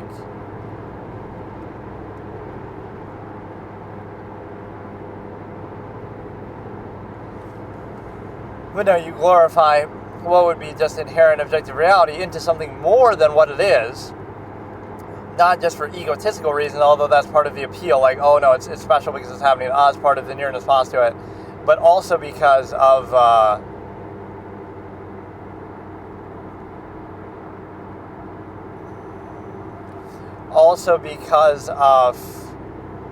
the half-mass state. So, like, you reduce it to less, or you pretend it's more, so that you can rationalize treating it in practice as something less. So you can say, you don't truly value yourself in this life, and you're reduced to structure because you're a peasant working for promises of heaven, something like that, false absolute. Or, again, how can we get people to be with only one person in a relationship?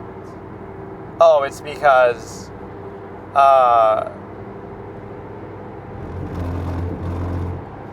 it's love and it's meant to be. You glorify that to specify the process, that, you can be with only one person and it's love and it's meant to be. So you're overcompensating for the functional contrivance state that takes the inherent reality and reduces it to less than what it inherently is and tries to overcompensate with undue emphasis to try to rationalize it. So therein lies the conflict of contrivance that you can observe, that you constantly have to struggle to maintain and reinforce and overcompensate for that fact.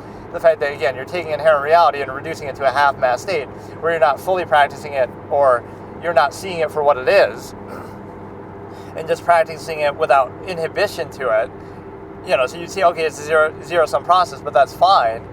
That's just reality. That's just how the world is. Instead, now you're saying, oh no, it has to be done in exactly only this way, and the only way that you can get people to do that is, pretend like, again, appeal to the ego. Oh no, it's not just that we're taking the zero-sum process and turning it into something because it's easier to control for society. If you were to at least acknowledge that, then on an individual basis, you might have some cognitive dissonance with actually doing it, though. It's like, okay, I'm doing this for the collective, but why do I care?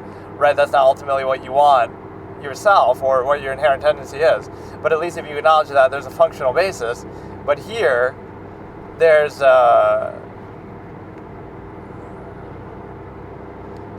something else, and it's called the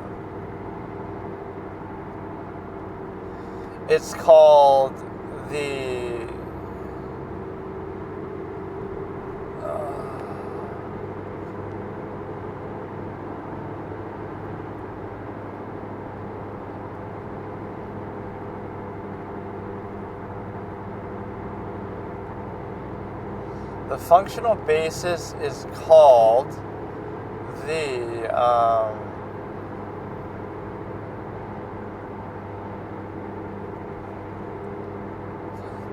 that would be different, but instead, it's glorified to be something more than what it is. Like even social contrivance itself, like there's something, it's a zero-sum process tied to something, directly.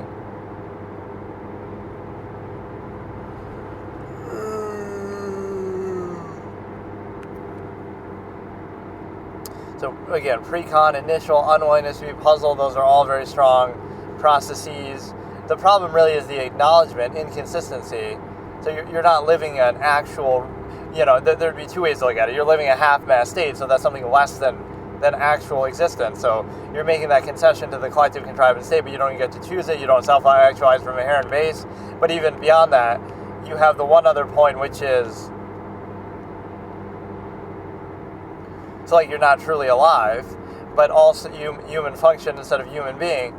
But also it's a case where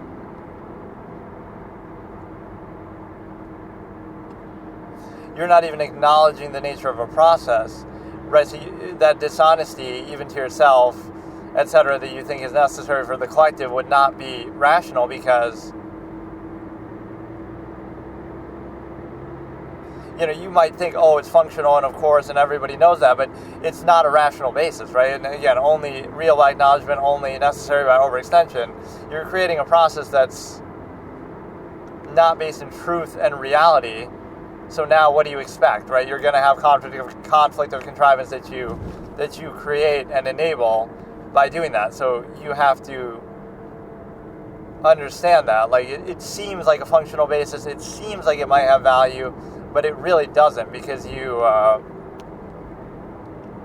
would have a certain artificial element with that where you just don't see the big picture. And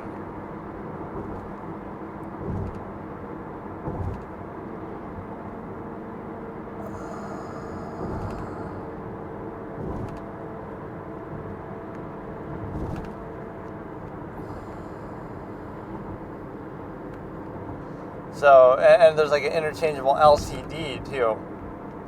So LCD in one form is good, LCD in another form is bad. So it's like selective awareness of a process. So like think about the claim like, you're only doing that because blank. Like, you want something, right? You want money, or you want stimuli, acme, something like that. But everything could be boiled down to that anyone ever does in their whole existence. They're only doing this because of blank, or then gratification, or something as a placeholder, appeal to the ego, right? That's a big part of the social control. Like, so think about if people didn't have egos and they weren't vain and they realized reality is just an objective zero-sum, looked at it in that way, it's just a zero-sum process. So it's like, you wouldn't place any special value on that. Like, you are just a vessel of infinite objective thought, and you're just looking at yourself in a neutral way. So if you look at human beings are just animals, you might think, oh, that's a negative perspective, but this is the opposite interpretation. That would actually be arguably a more true and better state, because now you'll value it directly instead of pretending, oh no, we're something else than that. So now we can reduce it to a way that's much more controlled, like, oh, well, because we're not animals, now we are subject to certain far overextended, reduction to structure, certain, you have to act in exactly this way, arbitrary based on culture, time period, like, it's turned into like these supposed absolutes that are not at all like that. Even within a basic functional premise, you say, okay, you have basic laws and things like that, but it goes so far overextended. Social contrivance is a good example of that. Non-accountable, undefined, inconsistent, non-basis self, overextended to collective, lowest common denominator. So something is not really even being valued in that way. But it's a situation where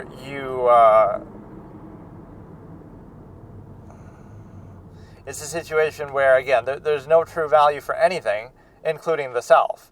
You don't truly value anything. You might pretend like, okay, in school you value studies and doing well, but you don't truly fully value it. That would be a negative. Like, oh, then that's like, if you do it too much, that's bad, perception. But then there's a perception, okay, if you don't do it enough, that's bad. So you're somewhere in between. And, you're splitting it between social contrivance and stimuli acme and overextending. And then, same thing in workplace kind of thing. You have to appeal to collective in like a ritualistic way, appease it. And then also you have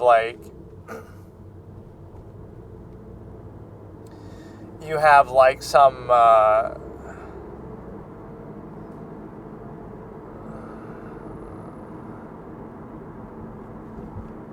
you appeal to collective, and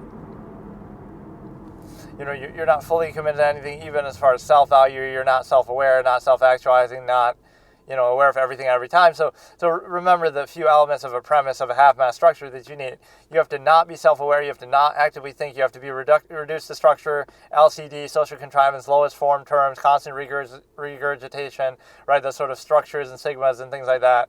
And then that are only as real as your acknowledgement, like if you just don't pay attention. But then there's a false duality, like ability versus will, like, oh, it's just that they don't get this absolute structure. The emperor wears no clothes fallacy. Instead of that, oh, they're just not acknowledging it because it's an artificial process. Even if you want to argue on a functional basis, now you see how it's not even consistently functional, because again, the overextension to a collective is not present there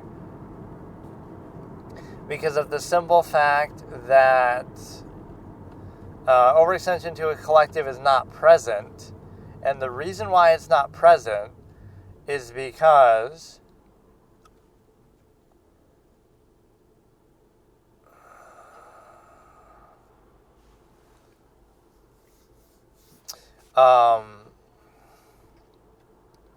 again, everything reduced to a half-mass state, including value for the like why would that be necessary? So you have to censor reality. This is always a good example, again, within the stimuli acme. It exposes so many things. The stimuli acme is one of the most, because that's what defines the era. I have that little era checklist thing that would allow you to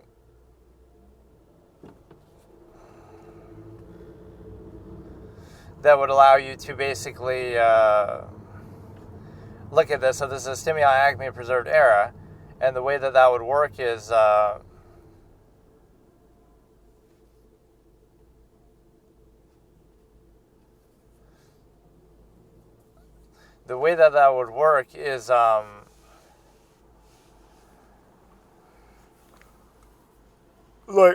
people are uncomfortable with they're unaware of the nature of a process, any process, that everything is a process at any given time, right? A particular process, right? They're not self-aware, not self-actualizing, reduced to a half-mass state, functional basis, human function. Also, they're not. So, why would that be necessary? You can't just self-actualize and be actively aware at any time of everything, right? You have to be reduced to collective structure in mind, as well as in physical form. So now you have the ability to look at it like the point of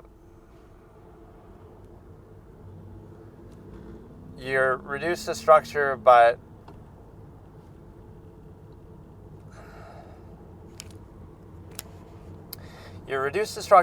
the point is that you can't fully value. Oh yeah, you have to censor reality, so you're not at peace or aware of or acknowledging your own inherent nature, for example, right? Like human beings are not at peace or comfortable with themselves. So imagine being in a state where you're not comfortable with your own naked body, for example. Something that would just be in nature, something you would see, pretend you're cavemen, cavewomen, etc.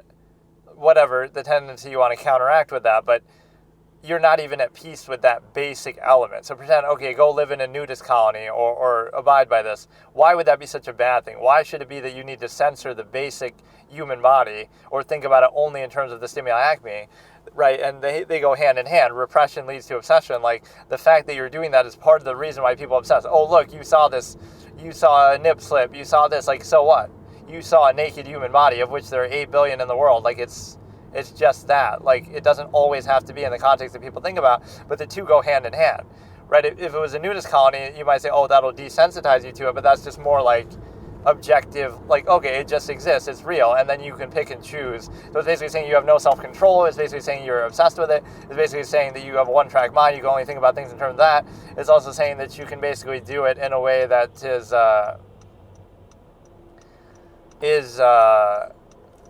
like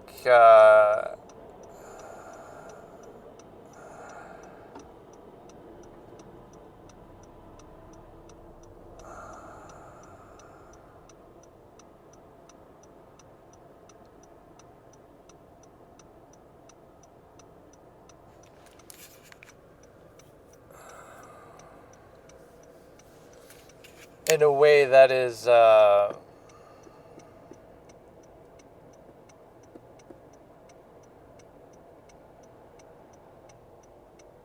again, you're not at peace or aware of your inherent nature and tendency. Just think about that as a good example of the stimuli acme state. A species that cannot even be at peace with its most basic inherent state, that you must censor reality, censor the human body, right? That's a bad thing. Why is it a bad thing? Because it reveals how much you're controlled, right? Like, pretend you were in a nudist colony, right? Not that you have to necessarily do that, but why would that be a threat? Why would simply seeing the naked human body be such a big deal? And it shows you the initial reactionary perception too. Anybody can just imagine, okay, this is the human body, naked body, this is what it looks like, what's the big deal? But there's, again, the nearness postulate, something like that, or if it's in front of you, this would be a good way to determine an absolutist sort of test. A naked body is in front of you, wow. So you'll focus on that, wow. Versus you could think about a naked body anytime in your mind, or you know what they look like, you know that they, there's billions of them that exist. Like, so what would be the thing, right? It's this reactionary, very low state of existence where, but that is the initial basis, right? And it's useful indoctrination, a mass of people, collective. It's easier to control. I get it, and it's not even like a government thing, although there's some overlap there. But the social structure and stigma is like so. Like, I don't think people realize that at any level, right? It's just not something you can be aware of. Like, the reason why you are the way you are or anything that happens isn't because of, oh, look, you're a good person and indignantly insist and take pride. You're merely the leftover remnants of whatever little acuity or expression is left after great amounts of indoctrination, control, social stigma, social contrivance, constant, reduction to structure, all this kind of stuff. So why would you take pride in that, or why would you not see the process for what it is? Maybe just because you don't want to, but wouldn't you rather see, like, oh yeah, this is a process that exists just to control people, and maybe for a supposed functional reason, but should be held accountable constantly, often overextended, misused, whether ulterior motives or just error or just ignorance. But it's like blindly accepted as something. Again, religion shows a similar basis. It shows you that people have to believe in some false absolute mindlessly and blindly. Otherwise, they could question everything endlessly, like the long-form postulate would show. And so now you're in a position where that's very questionable.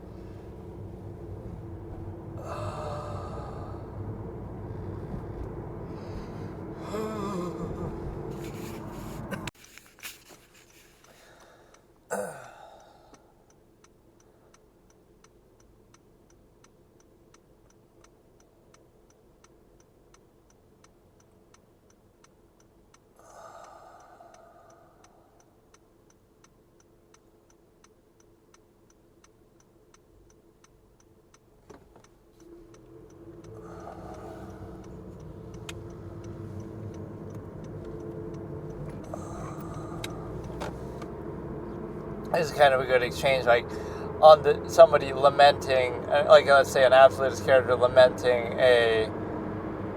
I like to keep it generic when I'm talking about this. You won't know what I'm talking about, but like an absolutist character lamenting the passing of some other character who was like believed in something, let's say religion or whatever. So it'd be like on the doorstep of oblivion, you chose to still cling to your faith, so they respect the consistency in that an absolutist would do, right? Like at least if you're going to do it, at least be consistent with it. So while they see the folly of the belief itself, right? That, oh, how could you possibly believe that? Okay, so let's look at an idea here of like credibility. The idea that some big empirical structure, like a corporate branding, right? You would trust that, right? We attach a certain amount of trust to that, but not maybe the individual. So it's kind of ironic and almost backwards. Wouldn't you put more trust in a random person who has maybe less to gain versus like some corporate overextended infrastructure that's kind of more carefully prepared? So like, oh, we'll go to some big thing, whatever the context might be, some big company, corporation, and trust them, like, oh, look at their mark of quality and they have a reputation, etc., versus some individual. There's an interesting duality with that, but you wouldn't think that would have more of an incentive and more of a, maybe duplicity with it, whereas the random individual will be much more at least accountable, or I don't know, there's something kind of contradictory with that. Let's look here at the concept of exposure, is like how value is determined in an inorganic way. Exposure into then repetition and then familiarity, it could be arbitrary, anything, that's what's defining, even if a supposed standard exists, that's what comes first. Like, by that same criteria, there's plenty of other things that you may value, but the fact that it happens to be that particular one has more to do with exposure and repetition and familiarity. And then let's also look at a concept here of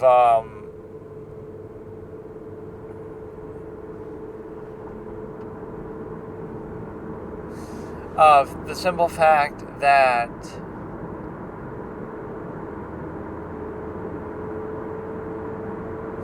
like let's look at the internet or something, technology in general versus people. Like, why would you prefer that? Oh, it must be something fault of yours, like, oh, antisocial or this or that. But think about the objective variable basis. Like, you have the whole collective of human knowledge and achievement and technology, all of it, right, in the internet or whatever, available to you at your fingertips. So which would you rather choose? Reducing yourself to some limited social contrivance. This is like the fallacy of desensitization. Like, you have all of humanity's collective and historical knowledge all at your fingertips. Everything everyone's ever done and said of significance, right? All the major works and ideas and anything you could possibly want at your fingertips, versus some limited, myopic, reactionary, lowest common denominator of just, a particular person or a couple people right around you in your local environment. That's going to be a much lower standard, lower bar by even the same metric. So would I rather have all of collective human knowledge and achievement and value and creativity, or a limited, very myopic, very restricted slice of it just in my immediate environment, or, people I'm around, people I know, people I'm interacting with, right? So one of them is a actual standard where, that's the whole collective available, whether it be through the internet or technology, versus a myopic, smaller fragment of what could be operating by the same standard. So it's just a lower standard of the same thing. So which would you rather have, more or less, better or worse, right, by the same metric? And the same thing goes for just general, like social interaction, contrivance versus thought. Like, it's always a lower measure. Well, I shouldn't say always, but it's typically a lower measure because you're appealing to something. You're appealing to emotion or ego or cult of personality or something anecdotal, just insistence upon yourself, ignorance, insistence, undue emphasis. So it's not an inherent true process of value, even if some value may be present there. So you have the ability to consider that you would have just the ability to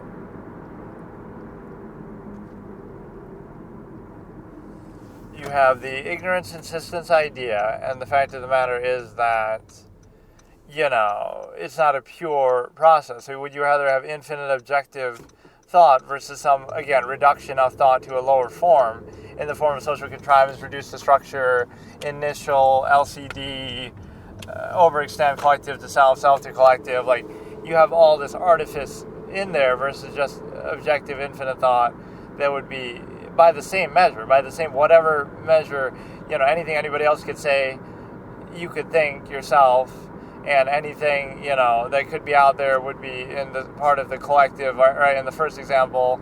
So, again, it's just like, do you have standards or don't you? And this is where the non-basic self nearness postulate comes in. And it makes sense more on a historical basis, but this is where the modern times, like, oh, it'll desensitize you. Okay, it'll desensitize you that you have more options, that you have, so the basis of value must be that you need to be more adequately reduced to structure. So by that logic, if I say, like, I'm going to, when you're born, right, let's take you and put you in a very limited state, like you're in a prison cell almost, and we give you food and keep you alive, but, like, you'll be happy with that relatively because you don't know the difference. So that's what it takes to value it. It's just, whereas if you had more options or you were aware of more things, well, now that you have the options, it makes everything else seem less valuable by comparison because it's objectively less valuable by a standard metric, whatever you might have. So that's the problem, is that, right, you'll blame the more options, but not that they simply reveal the artifice of something, right, that didn't have value to begin with or was given undue emphasis and value for some other reason. And then you also have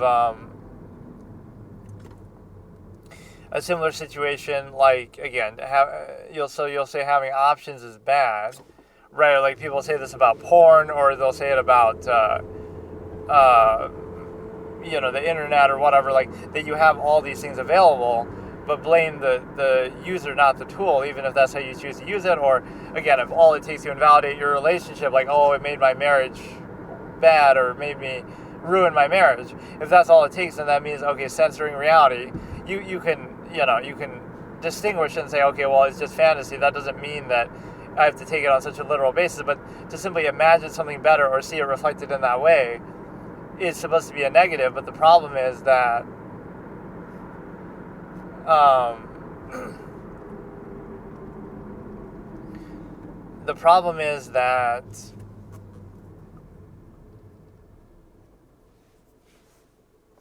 you're basically in a position to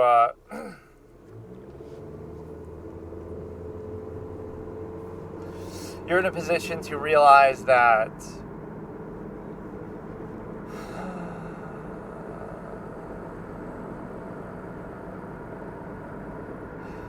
whatever, but the point is, in general, like, on a self-actualization basis, people are often not aware of their own thoughts or don't. So they just take everything at surface value. So whatever you've been reactionarily defined by, like non-choice reaction from birth, now you'll take pride in that and indignantly insist upon it. Like, well, that was my immediate reaction, even though I didn't choose the circumstances that led to me having that reaction based on my myopic, limited experience, reactionary lifestyle, where you happen to grow up, experiences you happen to have, and the influences and things like that, indoctrination. So based on all that, you have a certain reaction. So rather than realizing that's all that reaction is and having more of a self-aware inherent one based on an actual standard, etc., you instead insist upon it, like, no, but that's yours and it defines you, and you kind of glorify that. So, like, all the limitations, this is a bit of an absolutist speech I have to do with this, like, they'll kind of glorify their weakness and cling to it and wear it as a badge of honor rather than, either resenting it or at least trying to overcome it or counteract it. And so it's, like, partly acknowledged only. And then it's a situation where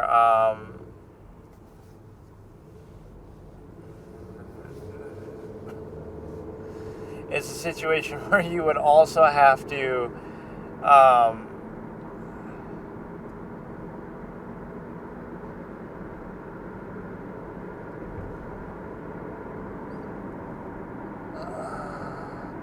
Yeah, so like the nearness postulate, that value comes from non-invasive self, what is nearest around you. But again, it shows you, and this is like the antiquated fallacy that we see, something is glorified not because it is valuable, because then there'd be no need to be self-evident, value is inherent, present, zero-sum process.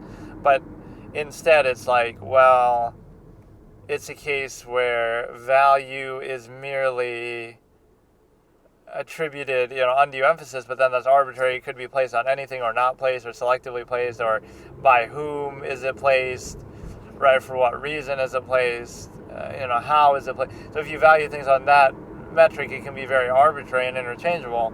But even beyond that, the reason why it would be glorified then is not because it has special undue value, sort of special value, but it's that you're placing it on there to almost overcompensate or rationalize a basis to do with it. So the fact that that's necessary would tell you by definition that it doesn't have that value, just more that people have a need to pretend it has that value to rationalize, again, reduction to a half-mass state or overextension mass collective, kind of like, the more people there are, lower standard, even if collective machination seems to counteract that. That is perhaps one of the greatest tricks of any contrivance process, that, well, it's made up for by the overextended collective machination process, but it's really not, because the two don't necessarily have to be tied together. But then again, in a functional sense, it's sort of true that, like, oh, you wouldn't be able to have this many people in the first place without that. But then it's not really a thought process that's arrived upon. Like, people aren't really thinking about it that way or planning it. Like, oh, we're going to have this many kids or this many people, and then it's just random. People are just randomly doing it, and then if it can be sustained, it can. And so people just go along with it. So there's no real thought put into it. And so that's where you have an overextended stimuli-acme basis that just value is nothing more than a secondary notion to overextension, where overextension comes first. It's more important to, you see this even in a direct sense, like you want to have more experience versus a fuller experience, or you want to have, you have this like fallacy of, relief and reaction, non-choice reaction, insistence, and just, false meaning and means as well, right, would be a big factor. So you have this where, like, no clear standard is even being used, but yet the contrivance basis is still being insisted upon in a certain way. Let's look at the concept here. Like, everything depends on people's laziness and lack of will. Like, the fact that they won't, if somebody really wants to commit a crime, they can do it. Hurt you, kill you, walking down the street, somebody really wants to do something, right? You'll never see it coming. Law enforcement is reactive, etc. But the point is that everything, again, depends on people's lack of will or ability or value consistently for something, that they won't go all the way or do something fully. Right, so you depend on their laziness as far as,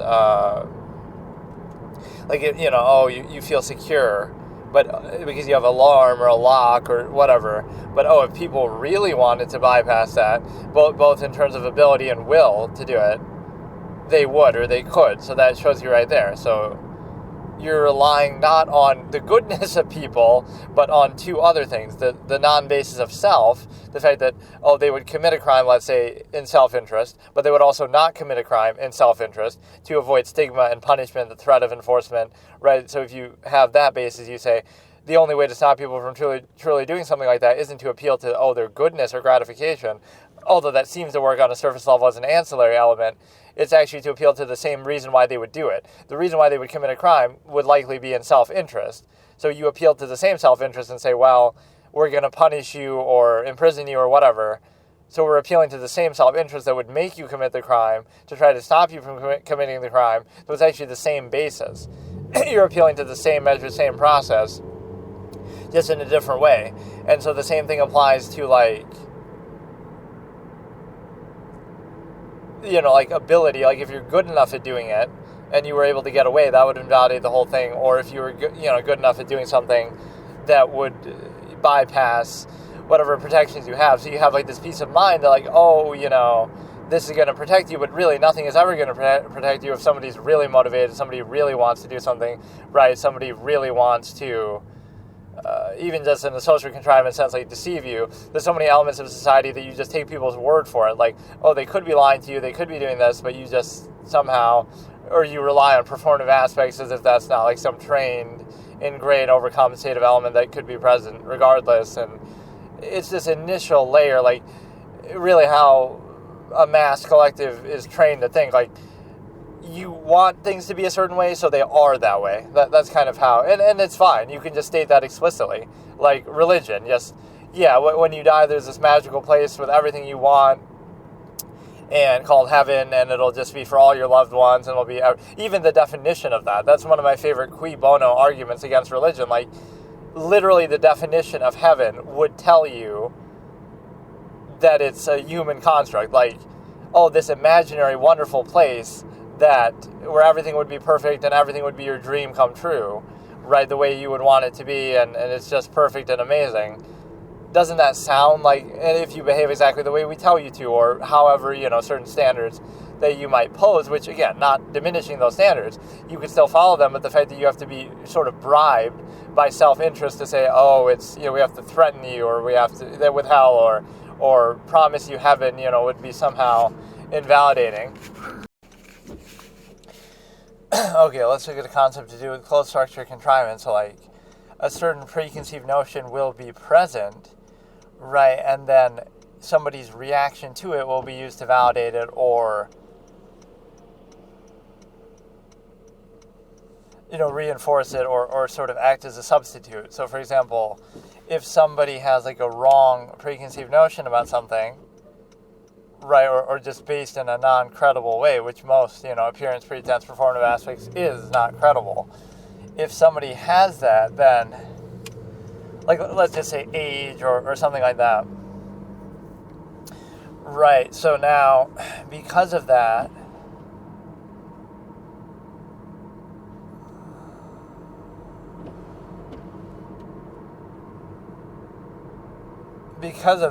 now, well, first of all, there's like a one-size-fits-all assumption and a false duality and all this. But because of that,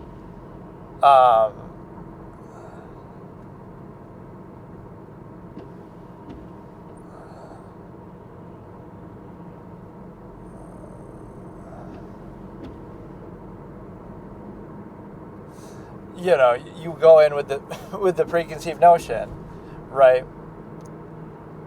Then, if it turns out to be wrong, like some whatever, I don't know how to exactly explain it, because of lack of some criteria that you have, like age or performative aspects or whatever, right, or pre-con, things like that, you do that, so now the whole topic present here is pre-con in general, but because of that, you have, so let's say you have some negative perception, then it turns out to not actually be true based on whatever criteria you used, or the criteria turns out to be wrong, etc. But then based on your behavior, right, based on your preconceived notion that was probably negative or dismissive or whatever towards them, because of that pre-con that you brought in that was either incorrect or not the right criteria or whatever, right, now you'll use their reaction to your negative preconception to validate. Well, while that might not be true, the fact that they behave this way, oh, now I'll use that to say, substitute and say, well, but they're this way. So you see how it can never be wrong. It's a closed structure contrivance that insists upon itself, right? It might be wrong in its credibility or basis or criteria, but then it'll negatively treat based on that supposed criteria, and then the reaction to that negative treatment will then be used to validate, well, even though that was wrong, now because we're negatively treating them, they'll react a little bit, however they react, maybe not the best, in response to that, right? It's like you accuse somebody of being guilty of something or doing something, and then they're upset about it, and then they do something, angry or whatever. So now you'll use that to validate and say, oh, look how angry they got, but maybe they got so angry because they're innocent, because that's, you're accusing them falsely. So that doesn't validate that your accusation was right, and now you'll say, oh, but look how they lashed out in response, So now that validates some sort of negative treatment towards them either way, or negative perception. So like, let's accuse somebody until they react to that false accusation in a negative way. Therefore, we can validate our negative opinion of them, right? It's like one of these weird self-fulfilling things. So they didn't do anything wrong, but we accuse them falsely, which you don't know it's false, I can understand. But and then you use that to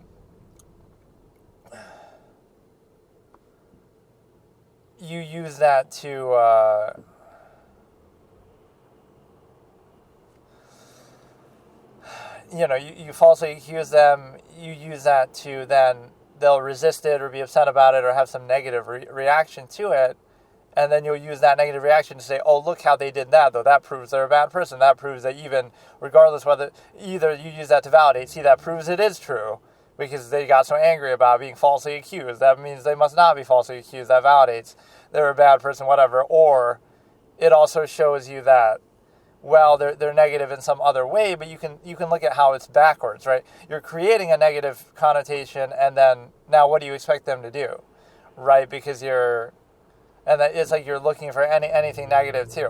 So that's an interesting thing with pre-con is, again, you come in with a pre-con negative perspective based on some criteria. The criteria is false, the preconception is false, etc.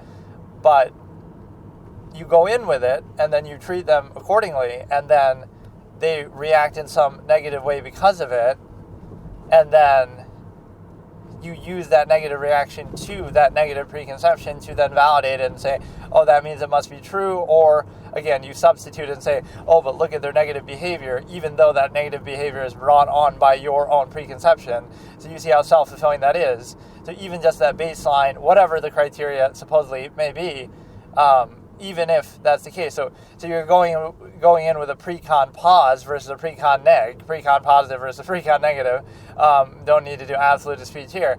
So you can see the sort of self-fulfilling structure reduction that is posed, right, which is a collective contrivance that you actively uphold, a part of unwillingness to be puzzled. Like, I get it, but it's not a very credible basis at the very least, even within the supposed criteria you might have. And the one thing I look at there is I'll say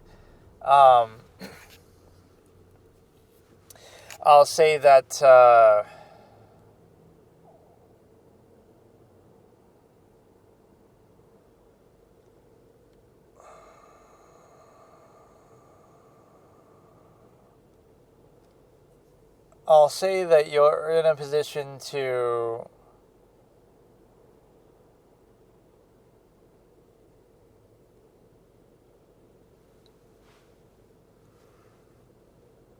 again have the pre-con. Let me try to think of a more direct example. So, like, okay, you address somebody in a dismissive way because you think, based on their age or something like that, they're not good at what they do, or they're not experienced, or they're not in an authoritative stature position. Then it turns out, oh, they actually are any or all of those things. But then it's like, oh, but my opinion of them is still negative because of their behavior in reaction to how I treated them, which was a pre-con neg in the first place. So, like, even in the base thing, like, you can see how that alone is defining to the initial minded, myopic framing, the idea that you would have a preconceived positive basis based on whatever it might be, race or age or gender or, again, the criteria is subjective, arbitrary. So based on those superficial identifying factors, we're going to give a pre-con positive basis. So that alone is enough to make the difference versus, so it's like a pre-con positive that you just get as a benefit of doubt, even if in terms of any other area or criteria, right, it doesn't matter. That takes precedent. Or on the flip side, you have a pre-con neg that you have to overcome, right? So this is where it creates a self-fulfilling structure reduction. You have to overcome a negative preconception for no reason at all, right? Non-choice reaction, age, gender, whatever. It's not even like, discrimination. It's a preconceived notion that, we're associating this with something. And so that's it. Like it does work that way to some extent. Like, oh, you're a woman in a certain field that typically doesn't have women, whatever, something you associate with men or vice versa. So now you have to overcome that stereotype and preconceived notion, which has no direct relation to you as an individual, or even the 4 billion people of the same gender who may or may not, be in that field. Like, it's completely stupid. So you have to overcome fallacy perm, like as if you have to prove something, regardless of what the actual reality would be. So based on that negative precon alone, it creates a self-fulfilling dynamic. And then on the other side, you have this sort of deference to invisible authority, like a precon basis RBO protocol. And so what you would see from that is the realization that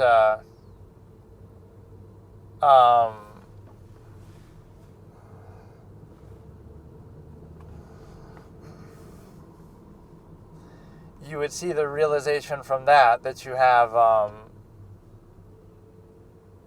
it's a fallacy perm of social contrivance that is disturbing, because again, it's a process that would inhibit you that you're actively upholding, right? And so imagine actually valuing that instead of realizing, okay, it's a functional overextension at most, but then again, if you realize that, you probably wouldn't practice it. But then the other dynamic is the fact that again, it's a precon positive element that you get the benefit of doubt of, or the negative preconception that you have to overcome. So that alone is often defining, right? Non-choice reaction insistence, unwillingness to be puzzled, initial-minded LCD basis. So it is a low criteria, but those are the kind of things that are insisted upon. And there's also like a lower form basis too, like, well, we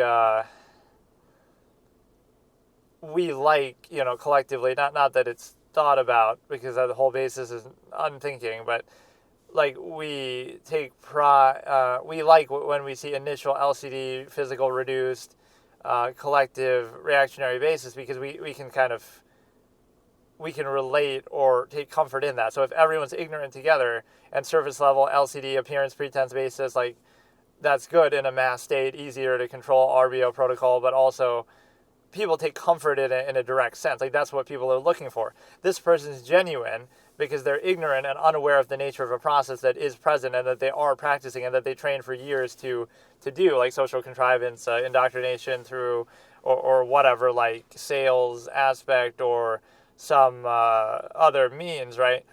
So something that they've been trained in that clearly is a process that clearly, you're indoctrinated into. The process is clearly present, but, oh no, you're not aware of it and you treat it at face value, so somehow we like that, that's genuine. So simply being aware of the same process that's present and being practiced, that makes it negative to be aware of it, so awareness is negative, not the process, even if the process is the same. So this moment is like the end of the stimuli acme in the story. I'm going to end up telling the whole story this way, even though it won't make any sense to you, but it's just from my own record and memory. Like, there's a character, that the absolutist, that's about to kill them, and they notably say something before they're about to go and do this, like, I shouldn't have let you live as long, like, meaning the collective kind of nation that he's often battling against. So it's like, I should have never let you live this long. The stimuli acme is too much for you to handle, but I will free you from it. Right, that sort of thing. And then he goes and through some really insane sequence of events, right? It's sort of like a power level thing. It's impossible for you to understand without me explaining, but like through the use of technology and armies and help and like all this kind of thing combined, he's the one who ends up there and actually is able to kill this sort of godlike being, right, that otherwise would seem impossible. That's kind of how this story is written. Like, pretend like it's Zod, right? General Zod coming to Earth in Superman, right? Except there is no Superman, right?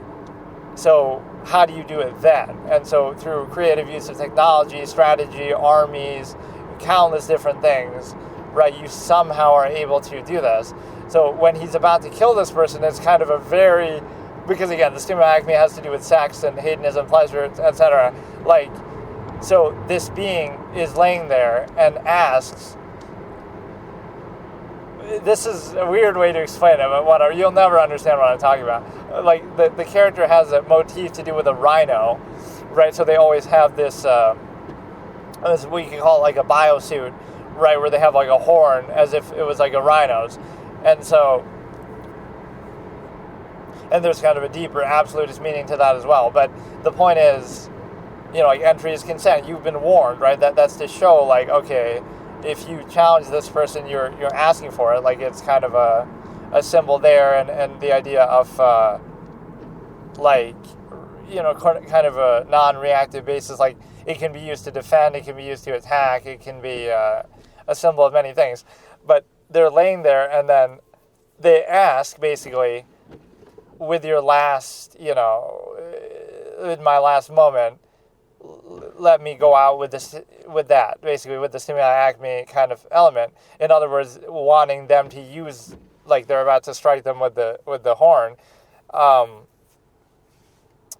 use that on their particular area, right? And pierce them there to, like, finish them off, right? To play into the hedonism and stimuli acme. So it's quite a dark implication, but then the camera would pan away and it would be like their head falling down to imply that they obviously didn't do that, right? And so that's the death of the stimuli acme, that they cut off their head instead, and then it falls over. So it would be a case where they didn't honor that request, but that's like a very template thing, because that godlike being is very much, it's hard to explain. Like, it's some pretty nuanced material, but you're turning that into, like, this embodiment of lust and love and everything like that. Like, think about, like, an Aphrodite-esque character, just like governing force of all those things, whether it be positive or negative, or how we interpret it is just our interpretation. It's the whole tendency, right? So love and lust and sex and reproduction and just the whole thing, right, would be encompassed within that character. And so now you, and that's one of the coolest things in my writing that I like, that it's sort of like an upgrade system, or I don't know how you would explain it. When a major character like that dies, since they governed it, right, the process dies with them. So meaning now, after that point, maybe I shouldn't even say this part. I'll just leave it out, but whatever. Well, I'll say it. Like, it dies with them, as in now the stimuli acme is no longer there, because they were the one, creating it. So now when you kill them, right?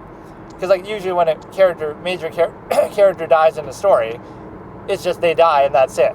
But here it's like they're governing a whole principle. So, like, now you can no longer reproduce, and now everybody becomes asexual, basically, and you can no longer reproduce. So now that's a bad thing too, but I mean, it's like, it's a good and a bad thing. Now you're freed from the stimuli acme, but you're also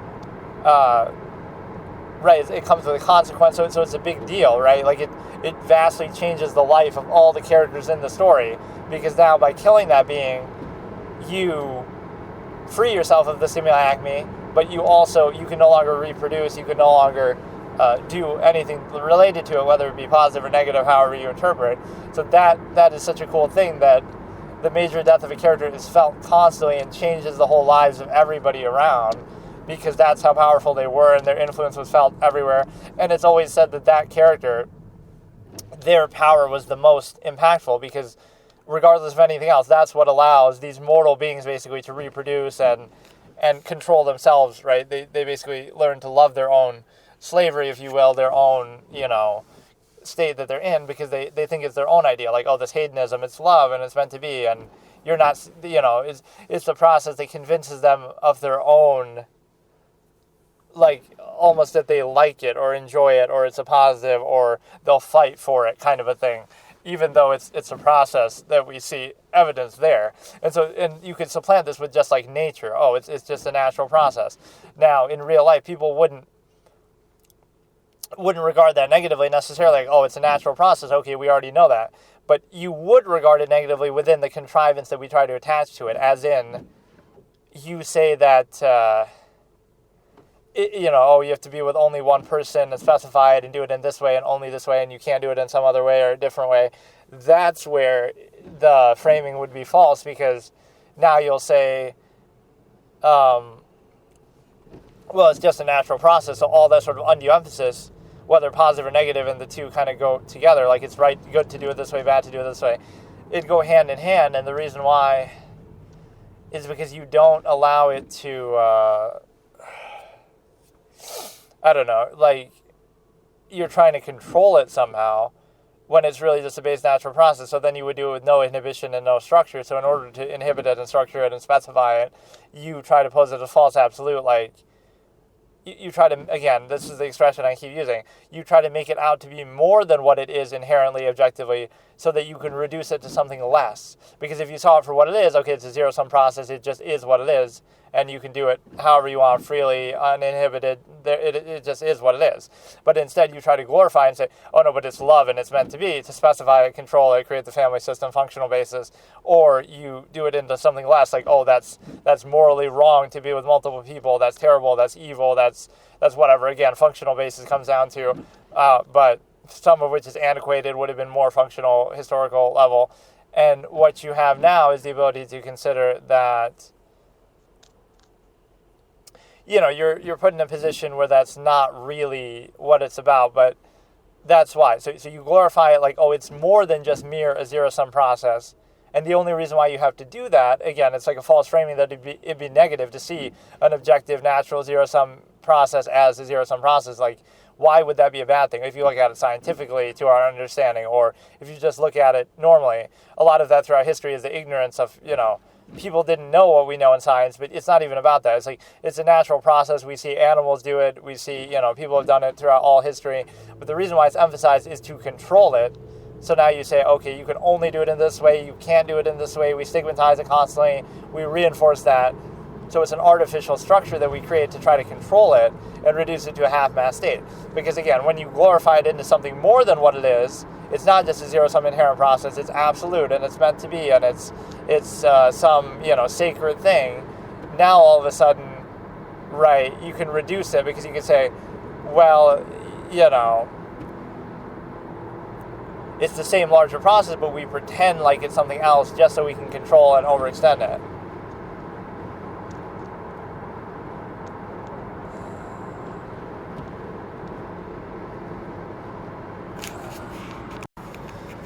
So here's a concept, just don't specify the conflict. It's a universal tendency, like semioacme as an example. And so you look at a larger process. And so that's what people often collectively don't do, individually as part of a collective, whatever. Just, they won't be self-aware, objective, they won't think about things, they won't define a measure, right, hold the accountable, consistent standard of their own inherently, rather than reactively, nearness postulate, etc., right, just whatever criteria they even themselves pose, they won't even do that much. But they actively won't be self-aware and actualizing and thinking through their life, right, because it creates a cognitive dissonance, like, well, you're not going to operate by a standard, the standard is just reactionary and set for you largely, so, or it would place like too much value and emphasis on your own existence, which we can't have that. We have to reduce it to a heavily controlled collective contrivance state, overextended, assuming machination value, longevity, right, assuming intent, projection. So it's a false absolute half-mass state, non-accountable, undefined, inconsistent, non-credible, not validating an outward insistence for, you know, enforcing itself outwardly and forcing it upon others and things like that. So you have this, you know, fallacy of like, well, you owe it back to contrivance. So that's like you kidnap an animal, like a Stockholm syndrome. You have an animal in a farm, and it's like you prevent them from escaping the farm, and then you'll use the captivity to justify itself. Like, well, you've been living on my farm all this time, and we fed you and taken care of you. So therefore, that vouches and validates for the fact that you like it here, or that's the good thing. So it's the same thing in society. Like, oh, you're born into it. You didn't choose a non-consensual social contract, and then, oh, look how you lived in it and benefited and it took care of you to a certain age. It's like, well, you didn't have the choice, so how does that validate it? So if you're just forcing somebody into that, whether it's positive, negative, anything, like they didn't get the chance to do that. So now it's a false, absolute false inherent contrivance response state. And you also have another simple realization that, again, you're not, people don't do that part, like just self-aware, define a measure, standard, accountable, consistent, is all initial surface level. But also there's something else missing, which is the fact that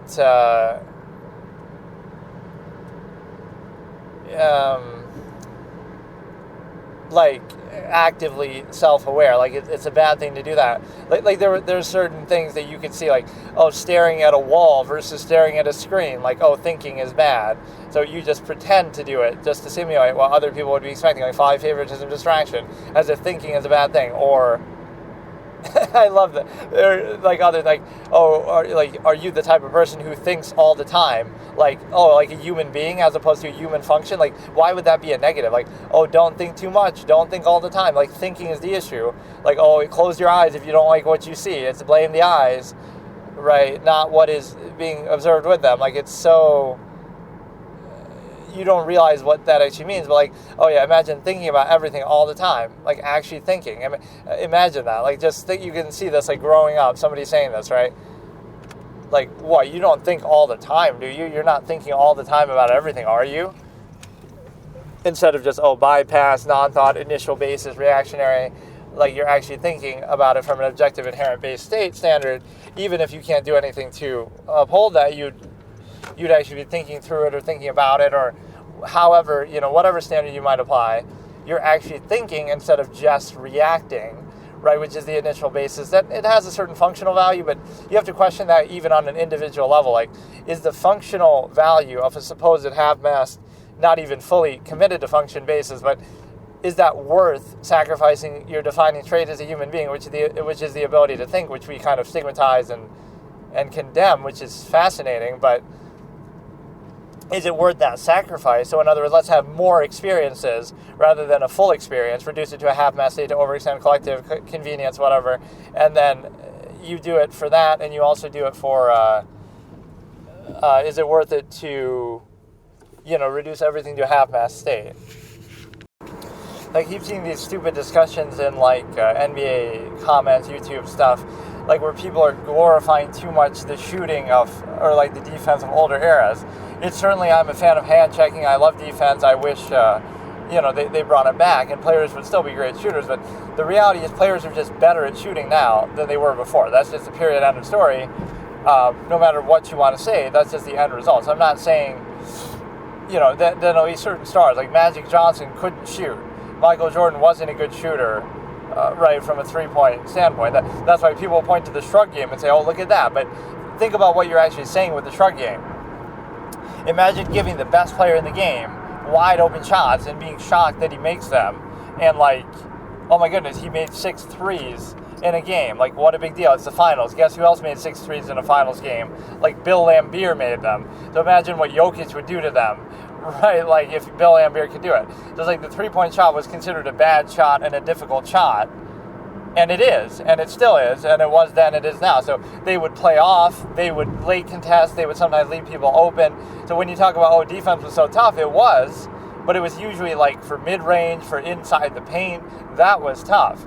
They weren't tough, guarding at the 3-point line. That didn't happen a lot. Even on 3-point specialists, they would get it off of a pass, like a Steve Kerr or something, but see, he was a great shooter, so that percentage speaks for itself. You talk about, it's a very odd argument because, it's almost backwards. You say, oh, the only reason why was because they didn't focus on threes, but why didn't they focus on threes? Right, because it was considered a difficult shot. So Jordan, for all his greatness, you can look at it like, on the open 3-point shots that he got, or even semi-contested, late contested, on those kind of shots, he just wasn't very good. He just didn't hit a lot of them, right, compared to what we consider today. So you talk about hand checking, but at the 3-point line, they were playing off, right? They would play off at the 3-point line, especially on him, as proven by the shrug game.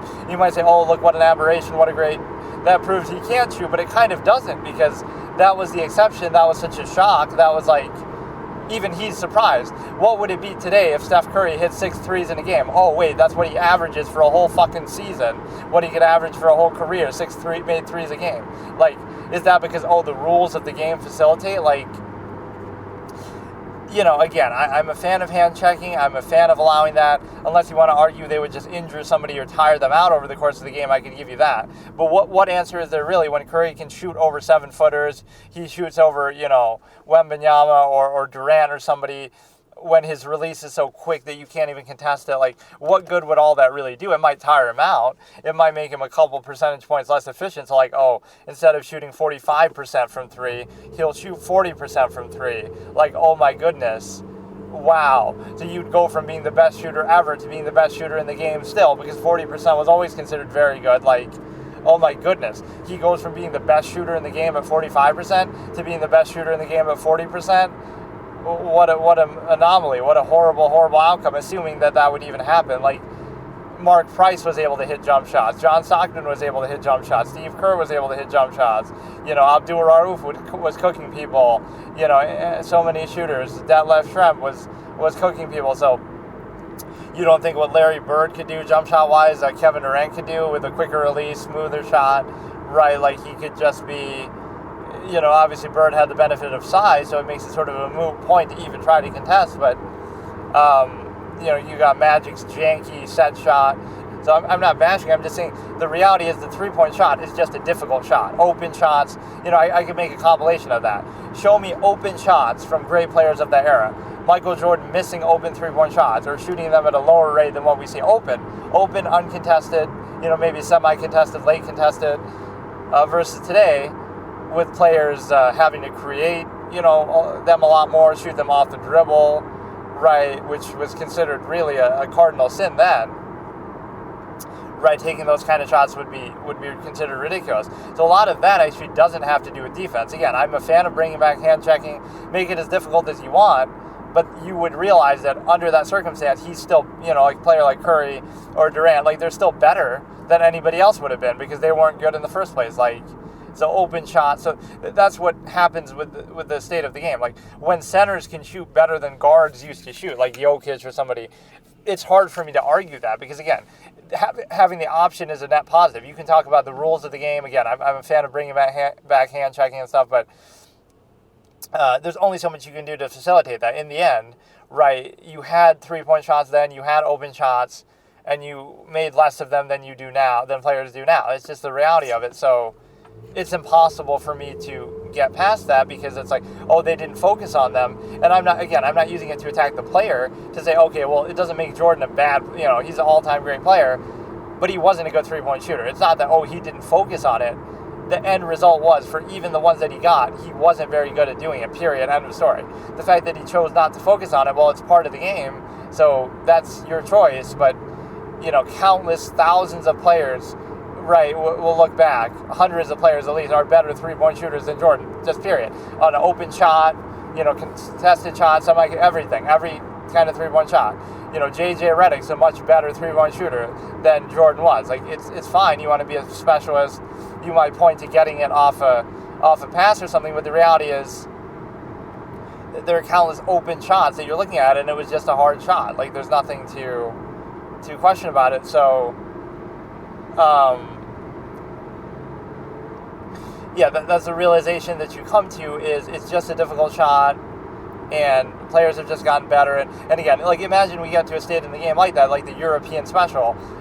Positions 1 through 5 can all shoot, right? They're from everywhere. They're all good three-point shooters. They're all good mid-range. They're all good this. They're all good that. Now, all of a sudden, the positions don't matter anymore, and you might say somehow that says something about the state of the game, but you could have theoretically always done that. Bill Laimbeer hitting 6 threes, and you in a finals, and you saw how that could be such an issue that, it's the same thing. Like, you could have always done that, so now you have the luxury. Like, all positions 1 through 5 can be big, like 6'8" plus. And all positions 1 through 5 can shoot threes. And all positions 1 through 5 can dribble and handle and pass and defend. Like, what if you had that? Now, how do you assess that, right? This is what's going to happen in this modern time. Like, you're a big player, 6'8", 6'9". You can play defense, you can guard, you can defend, you can dribble, you can, shoot threes, you can shoot mid-range, you can score inside, you can dunk, you can post up. Like, imagine you can just do everything. So now you sort of trivialize the game a little bit. Even if you put, like, one of those old school teams, like, oh, we got Hakeem and we got Shaq. Sure, they might score every single time. You'll shoot 100% from 2, right, because you can't guard them, although, yeah, that might even be the case. But you might still win, because what would you need to shoot from 3, right, to match that? When you have Curry and other, players who are bombing from 3, you can't guard that either. So it makes you wonder, like, how are you going to deal with that? Because right? Like you can score a 2 every time, but I can score a 3, almost every other time, and I'll catch up if I shoot, a little bit lower percentage. It's still true shooting kind of analytics. So it shows you the problem that it's sometimes not even to do with the state of the game. Like, I wonder how people would perceive that. Like, a 3-point shot, how would it affect the 3-point shot? That's one thing that would almost be immune from that. Bring back hand checking, bring back tougher fouls, tougher defense. They weren't fouling you on 3-point jump shots. They weren't hand checking. They would hand check you, let's say sometimes, like Scottie Pippen would guard you, full court and be, hand checking you the whole way. But as far, generally speaking, you're not going to see, like, the 3-point line being exposed like that, where, right, and then even if it is, that opens other things up, which was true even in that era too. So sometimes we glorify it too much. I'm the biggest fan of defense. I'm the biggest proponent of bringing back hand checking. I'm the biggest proponent of not calling fouls so softly, but I don't see how all that would affect it. That's the one thing actually you saw, that no matter how tough the defense was inside, you try to come inside, they'll beat you up. You try to hit a mid-range shot, they'll heavily contest you, hand check you, everything. Right? You try to hit a 3-pointer, they're like, fuck it, be my guest. Bill Laimbeer, eat your heart out. Abdul Rauf was bombing away. If he wasn't blackballed, he would have, he was absolutely cooking people. So that's one of the worst takes by Stephen A. Smith, where he says, like Phil Jackson praises Abdul Rauf, which is a great take, that, he was Curry before Curry. You're not wrong. He was an unbelievably great shooter, and he cooked a number of teams, including the Bulls. He had a great shooting game against the Bulls. So, and he was just getting started. But what happened?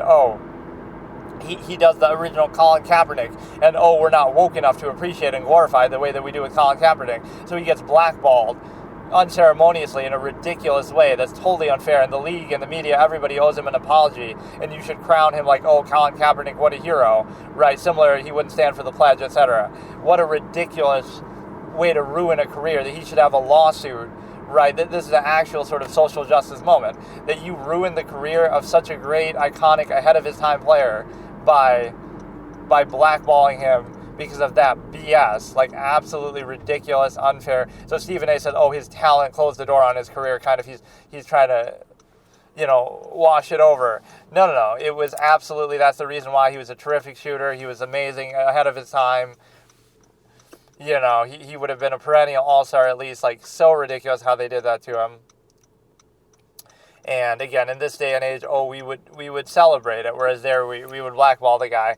So that's ridiculous. And no, but you can look at it, like, those kind of shots, you weren't guarding. Like, I love actually the way the 3-point shot is perceived. They're like, wow, it's such a big deal, and it's such a, like, mythical kind of thing. Oh, wow, you hit like 1-3, and wow, it's the end of the world, what a big deal. Or, you hit a couple threes and it's the biggest deal in the world.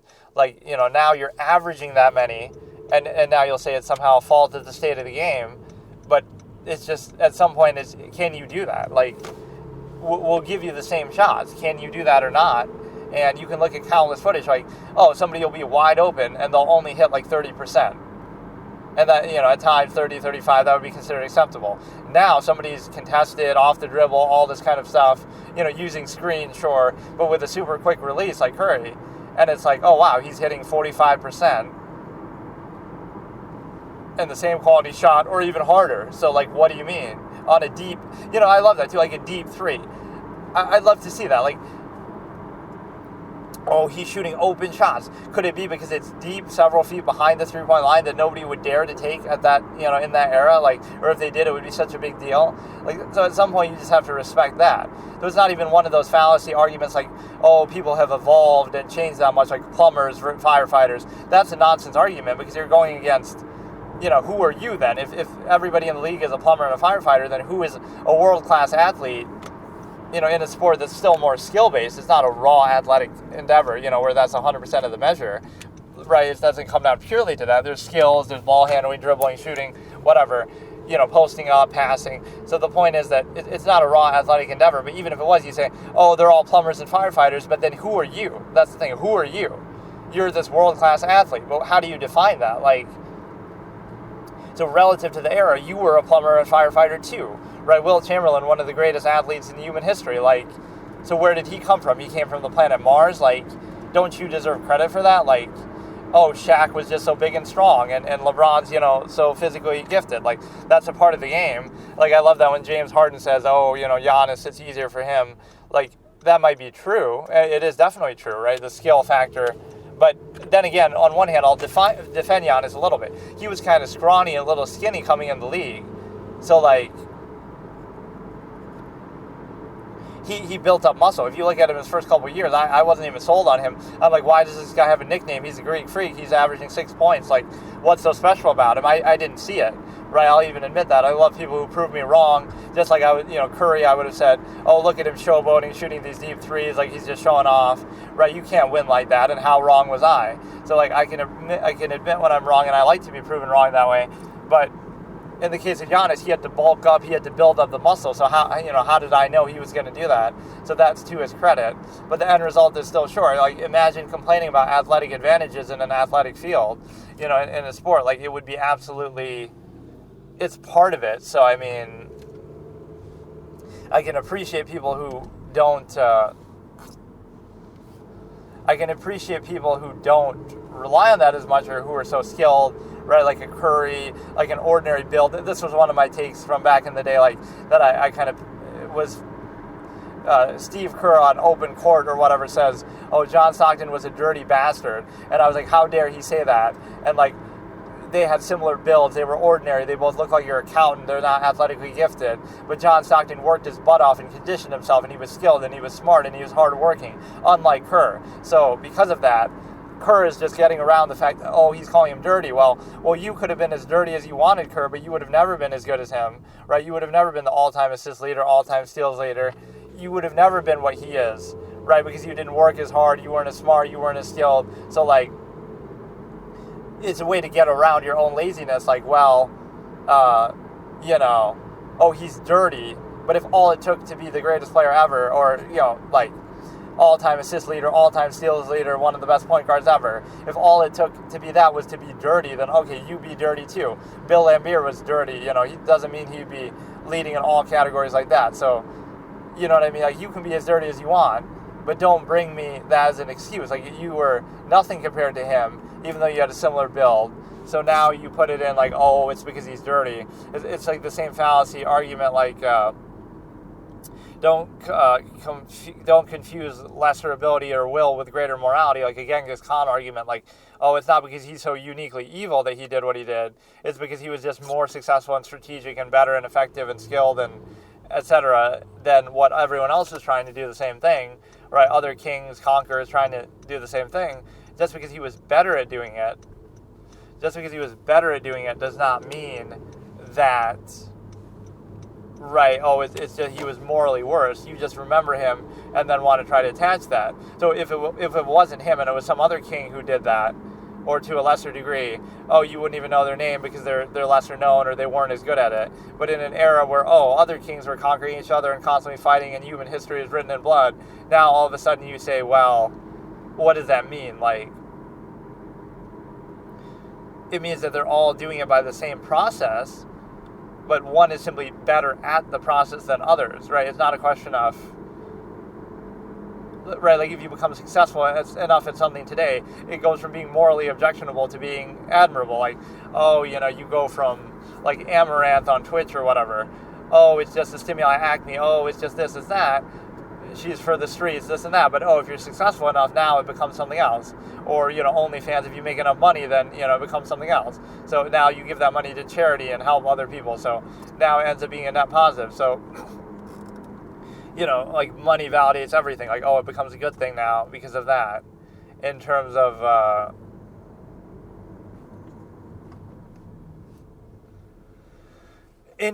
the fact that, money validates everything, or even the process, like, again, if it would be condemned in the same way, even like what I'm doing here, like, oh, you're just talking to yourself, you're doing this, it's arbitrary because, oh, if you get enough viewers, and you might say, oh, that validates it, but it's sort of subjective and arbitrary, like, oh, you could just be, folly, favoritism, one of these people who, like, there's no measurable thing. It's not like, oh, you're the best in the world at doing something, right? It's just arbitrary cult of personality, maybe stimuli, acme, incentivize, maybe social contrivance, whatever, right? Cult of personality, mainly the basis. So for whatever reason, like, oh, you could be doing the exact same thing or something, lesser by some standard measure, whatever, but you would, because you have a certain number of viewers, that validates you, that makes it okay, that makes it valuable. So it becomes sort of arbitrary. And there's like this sort of hatred for social media that way, like, oh, everybody's trying to make a TikTok and this and that. But it's the same thing like in the past with, oh, you might take photos or you might write in your diary, so there's a self-obsession element with that. So it's just that it's more conspicuous or more common, more easy to do, makes it a supposed negative, but it's still the same process. People are always very self-obsessed, like, oh, now they're going to write a book about it. Like, so the same thing happens with that, it takes on the form of social contrivance, self-insistence, right, sort of putting a magnifying glass up to the same process. So, like, if you do some social contrivance, basic, LCD insistence, that's not a bad thing, but then any amount of thought or consideration, accountability, awareness of it, or like to record it or do that, that makes it bad, but that's just putting a magnifying glass on the same process, so either the process is negative or it's not. So now it's like the same thing you condemn like a dating site. Like, you could talk to anybody around the world versus, you would, back in my day, we used to go to the local diner with a local girl that we met at the local school, nearness postulate, so we had less options, but we condemn having more options. Like the boomer argument of TV, like, I prefer TV over internet because even though you could watch the exact same thing, I want the choice to be made for me and more choice is bad. And like, that's desensitization. Even though all that means is like having more options and higher quality options, maybe higher standard. That invalidates the options that you're forced with or stuck with or supposed to glorify or value. So now we glorify that into, the nearness postulate is good, that's more genuine, that's meant to be, even though by whatever criteria you're using, it's limiting. You're choosing between the options that are chosen for you, whereas in the other example, you could still have the exact same person, be with the same exact person, right, in your local environment, but at least you have more options that might invalidate that and show, well, now it's hard to value that with a standard, that's why undue emphasis is necessary in that way. And that's why, you have a situation where,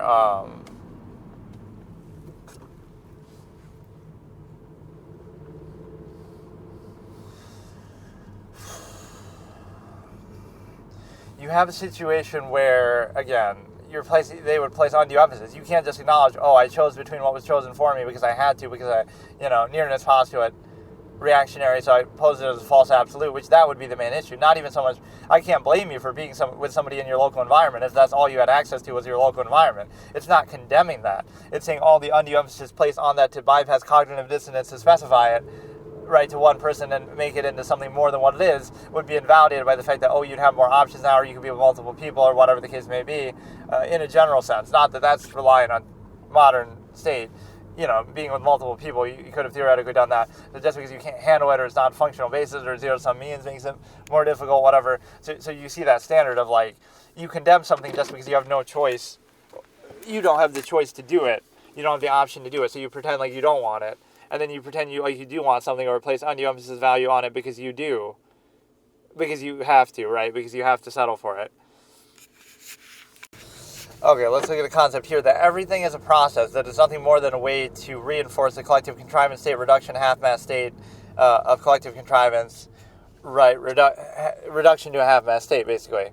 So everything is nothing more than a process to do that, so it's made to seem like something more, something higher standard, glorified, gratified, right, and simply neutrality, non-revealing nature of the process would be negative, so you have to adequately overcompensate to make it seem like something more than what that is. And I had a better way of explaining that, but I just forgot what it was. I was about to make a little note on my phone. That's almost the format I want to do, is read through my phone notes, because they can be pretty good, but it's hard to do that sort of thing while driving. I could maybe prepare it in some better way, but let me try it.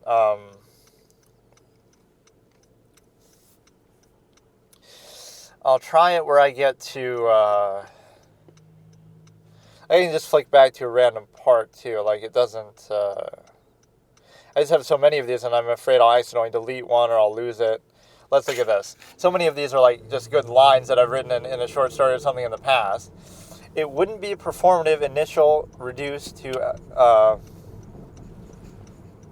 I don't know. Some of these are a little hard to explain or verbalize in a short form, but that's why we have the long form postulate on our side. But let me see here. There's no easy way to really navigate this is the problem.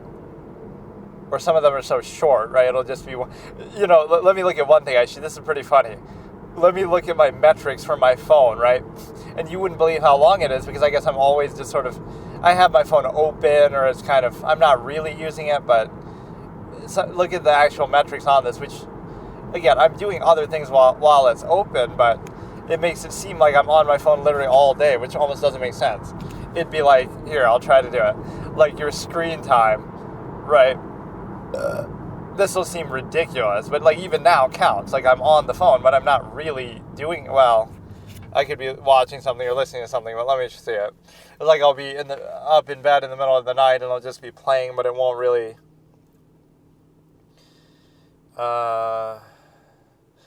Digital well-being and parental controls. So if you look at it like this is just today, 5 hours and 6 minutes, and it's only 12 o'clock in the morning, and I must have woken up and been doing something on here. So if you look at it, YouTube is 4 hours, 13 minutes, which again, some of that I genuinely did watch, but see, part of it I was just listening on my headphone while I'm shaving, or now I'm listening, looking at it while I'm driving. So Black Note, which is the app that I use, like I said, to take those notes, 38 minutes, which is probably legit, because every once in a while I'll type something out or look through it. Google Chrome is like 15 minutes. So yeah, that makes it seem like a lot. So let me try to go to a different time frame, like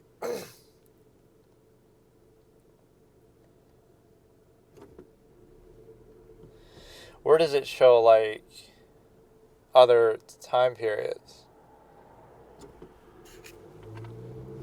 15 unlocked, 79 notifications. So YouTube is 5 hours. Again, those other ones are kind of. I saw that I did this before the other day, and I saw there was a way to change it to other days, other periods of time, but I don't know how to do that.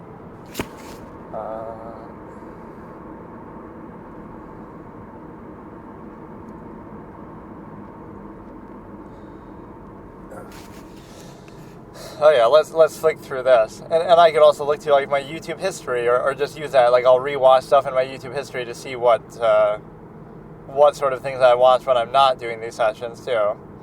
So this is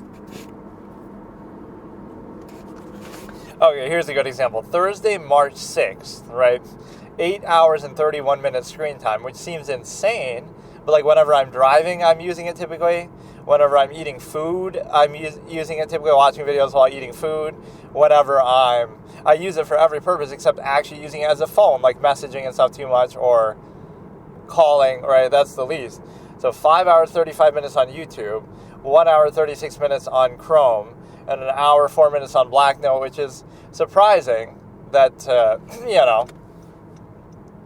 those are at least understandable. I could just be looking stuff up or doing something, but yeah, 5 hours on YouTube. It's surprising, but not all that surprising, because again, if I'm driving, that could be like 2 hours right there of just YouTube, and then it's just when everything becomes so multi-purpose, like, oh, that's like the same as listening to the radio, but now you're keeping track of it, right, where you'd be listening to the radio for 2 hours, it's the same function, but it's like what you call just demonizing the method, right, the tool, like, oh, look how bad it is that you're on the phone that much, but listening to the radio is just fine. But what if you're using it for that same basic purpose at that particular time, right? So you're attacking kind of the wrong thing.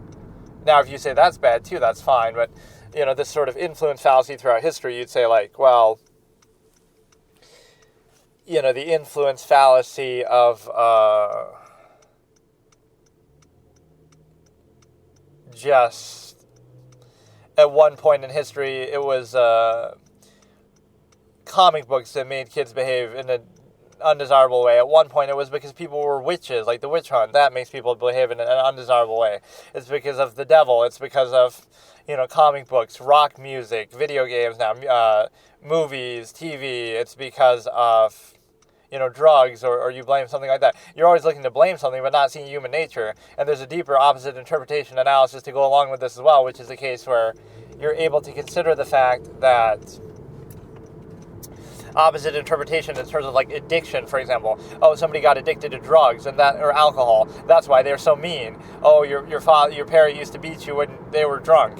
But so it's alcohol's fault. But is it really the alcohol's fault? Because the fact that they chose to drink it, and the fact that they drank so much of it, and the fact that they get hooked on it, even if you want to say it's addictive to some degree, the whole path that they took to do that, it's a luxury. It's a privilege to be able to do that. Some people don't have food, whatever. But you have the luxury to be able to have alcohol or to be able to gamble, and then you get addicted, and then you want to play the victim. Like, I can appreciate trying to help people get over that, but we have to stop victimizing it too. Like, you have the luxury and privilege to choose to be able to do that, and you spent money on doing it and all this, and then you want to complain that, or you want to, it'll be perceived like the victim. So you might say, oh, it's not their fault what they did under the influence of that thing, like drugs or alcohol, but it is their fault that they choose to do it in the first place. Also knowing what they do, or not being able to control themselves once they do. But you know what I mean? Like, so, oh, it's not their fault what they did under the influence of that thing, but it is their fault that they are under the influence of that thing. Why they could just not drink, they could just not do it. Or, it'll be like a coping mechanism, but still. The fact that they became addicted in the first place, the fact that they do it in the first place is a choice. But this is where minimalism is so strong. It's not that, oh, you're saying some idyllic thing that people should be perfect and this and that. It's more about what you don't do than what you do. I'm not saying what you have to do as a person or your behaviors, but just don't outwardly go out of your way and drink. Don't outwardly go out of your way and do drugs. Don't outwardly go out of your way and do that. And if you do, that's your choice. So sometimes less is more. Right, and you do it to cope with an inhibited half-mass contrivance state, which is very telling, actually, but that's a separate issue, non-value of life, such that even the longevity process posed as a pretense framing is undermined by that, whether it be, oh, you still drink soda, but you're beholden to the longevity process, or, you use drugs, but you're beholden to the longevity process. Like, come on. You don't even have credibility or consistency in that way, but yet you would outwardly insist and try to tell other people what to do, collectively, society, within that structure. See, that's the thing, because there's an empirical basis. Look at this in the basis of the individual versus the collective. Like, society has the non-choice social contract at birth. Society has the indoctrination at youth. Society, before you're able to think critically, society controls and all these aspects and does this for everything. So when you do that, now you realize that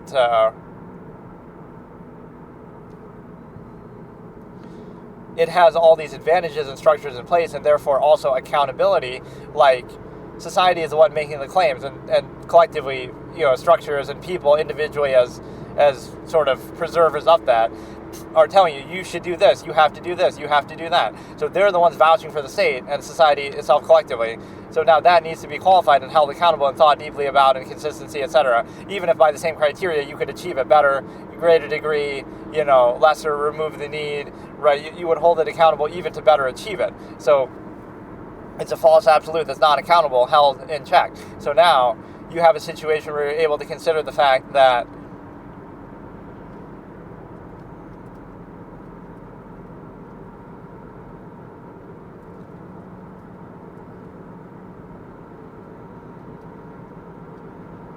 right, I like this as the one subscriber thing, like, what makes you think I wanted viewers? What makes you think I want, I just want a record of what I'm doing, right? But what makes you think I even want anything for it? I guess I could just not do it publicly, but I guess it's just a net positive. It'll be for some other dumb reason, too, folly, favoritism, myopic marginalization, etc., aware of the nature of the process, but for whatever stupid reason that might be considered. But, you have a situation where, again, the credibility and accountability of society is very important, because you might say, well, what credibility do you have as the individual? But the individual has objectivity, or the potential to access the objective mind, but basically they wouldn't have to make a claim, right? They don't have to tell other people what to do. They don't have to have some empirical structure where they indoctrinated people at birth and non-consensual social contract. They don't have to take monopoly over resources and everything, right? So that it's reduced to a process that you have to defer and you achieve, like, fallacy of permission to earn it back from society, what they take from the inherent reality, free-form, Darwinistic state of being, right? So it's a case where you need accountability for contrivance because it's outwardly insisting, telling you what to do, but then again, it operates on a bypassing level that it tries to bypass accountability, especially in the young age, youth, etc., authoritative empirical basis without accountability or consistency or a standard, or even if it supposedly had a standard, you could hold it accountable to that, and it could be done better this way, or remove the need this way, or it's inconsistent this way, non-basis self versus collective overextension. But even beyond that, you have the consideration that you see how the body is not worthy of the mind in any capacity for any person. So you can do one of two things as a human function or a human being. You can reduce the infinite objective mind to the physical state, LCD, social contrivance, right, that level, lowest form of thought. So reduce the infinite objective mind to the lowly physical limited state, or try to raise the physical state to the mind, which of course is generally impossible, or try to at least let them exist separately outside of each other. But that is the best way to describe a human function collectively reduced state. Like, you reduce the mind to the initial immediate physical state.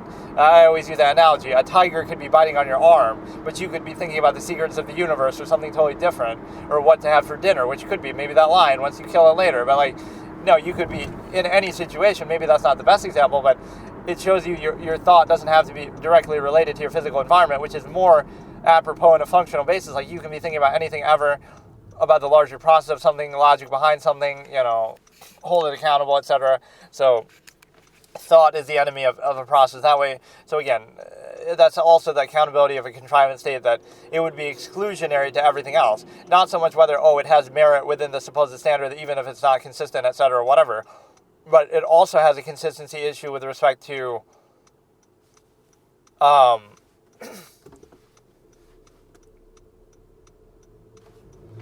it also has a consistency issue with respect to the simple fact that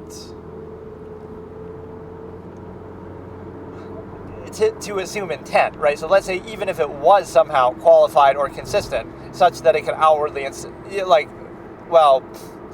there's a few layers, right? So there's a collective contrivance state, and it has all these advantages, right? Bypassing unqualified indoctrination, youth, etc. But even if it had a standard, it operates on the standard of the longevity process, that people are trying to live as long as possible, and so that's its function that justifies and rationalizes itself. Even then, the exact execution or application or nature of it can be questioned and held accountable. It's not living up to standard here, it's inconsistent here. But even if you were to grant that premise, you still wouldn't have the ability to outwardly insist upon and force it upon others. And the reason why is because you're assuming their intent. What if they're half-mass hedonists? What if they have some other measured process they're willing to sacrifice longevity for some other reason, right? So you can't outwardly insist and say, well, even I'm going to assume their intent and project the intent, because now the measure, right, assume the measure and intent, because you're universally applying that and saying that everybody wants the same thing in the same way and that everybody's uniform, right? You see that false duality, closed structure contrivance, that anything has to exist within this myopic framing. So you see a lot of projection of the stimuli, acme, and zero-sum means, even if neither is present there. So non becomes a false negative as part of the pro-non anti-dynamic, of course. And so now it leaves you in a position where, again, contrivance has to be accountable, first of all, to have any consistent and accountable to have any credibility. And even within that credibility, right, it would be actively then still questioned and held up to the standard, but then also, right, rather than weaponizing it towards the person, like, it's your fault for failing to overcompensate for the supposed false absolute half-mass contrivance state. But even outside of that, you have the simple realization that you're not put in a position of much value. And the reason why you're not in a position of much value is because of the simple fact that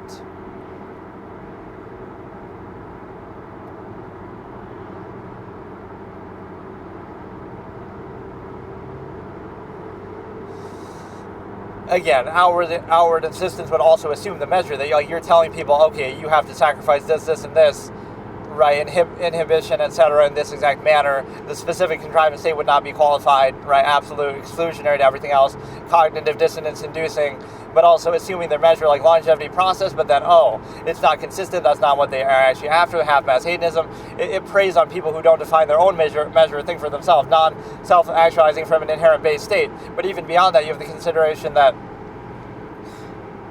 again, the exact manner could be held consistent, but also assuming that's their measure. Like, oh, you want to drink soda and you want to indulge in hedonism even if you live half as long. So who are you to assume that measure or intent, right? Conversely, the individual doesn't have any accountability that way, because that would just be an individual basis. That would just be them. That would just be that would just be neutral. That would just be an alternate measure, which of course cannot exist within the false duality, closed structure, contrivance state. But even beyond that, you have the individual would not be asserting that, oh, everyone should do that. Everyone should be in an open relationship or have orgies or engage in half-mass hedonism. They're not telling you to do that. They're not forcing that on you. They're simply doing it themselves. But that's a threat to the false absolute contrivance state, because it reveals and invalidates. You always have to remember that. It reveals and invalidates the artifice of the process. So it doesn't mean that you'll do that process yourself, but you see why those things are condemned, right? Oh, if an open relationship, oh, they never work, they say. What if it did work? What if it's up to the individual and they can handle it? Or what if it's better and preferable? Wouldn't that invalidate the entire half-mass stimuli acme specification that you have in a half-mass contrivance state? So, or it wouldn't even invalidate it, again, in an exclusionary way, but it would be an option among many other options. So then it opens the mind to, look at all these other options we're inhibited from doing because we treat this as a false absolute, so anything would be a threat to us, so we have to outwardly attack it. Whereas the specification of the stimuli acme could be observed as an objective process that has some functional basis, even within the parent system, family system, right, easier for society to control. So if you want to concede to that on a functional basis and level, you can do that. But the problem is that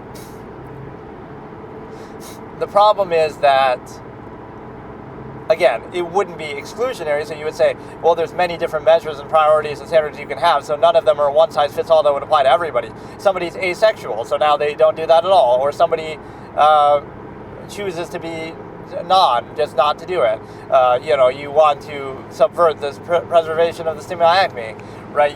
There's so many different ways you could do it. You just don't value it at all. So you create instead this one-size-fits-all that doesn't even make sense, that's not even consistent, accountable, but also you have this one excellent position to look at it objectively and say that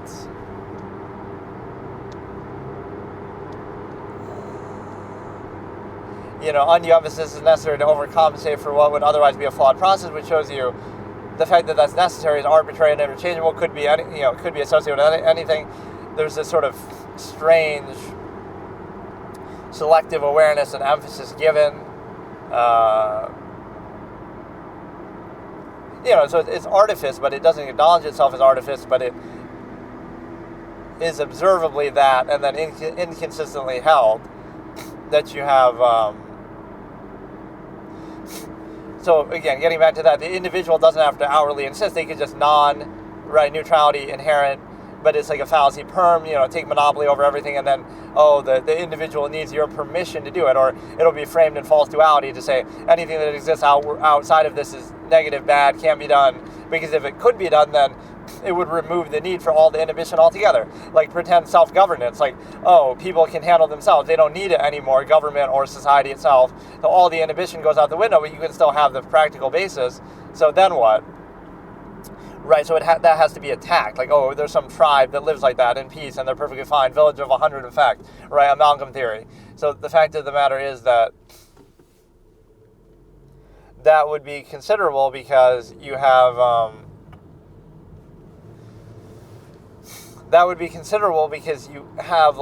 again, they're not going out of their way and drawing attention to themselves and saying, you should live like us. If anything, they'd be happy just keeping a low profile so you don't overextend and outwardly insist upon them. But your false absolute state could be easily chipped away. So anything outside of this rigid reduction to structure exposes the cognitive dissonance in people, right, triggers that. And so then they shoot the messenger, right, of mere objectivity or all alternate measure, anything in life, right? It's even framed that way, like, if you simply non-contrive in the exact way that contrivance is done, that's you taking an outward position. Can't be neutral, can't be inherent, can't be objective, can't be, just an alternate measure. Again, not preferential, not better. You're not arguing for it. You're not outwardly insisting. You're not saying one size fits all. These are all the things that contrivance itself is doing. But it would be...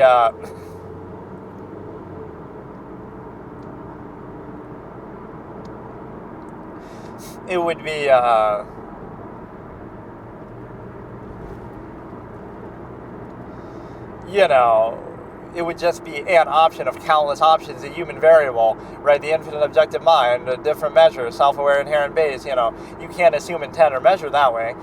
You can't outwardly insist or enforce, right? Lacking consistency, credibility, accountability. But even beyond that, an exclusionary measure of everything else is this sort of false duality framing. Everything must exist within that framing. And it's like you owe something back to society somehow. Like, you have to...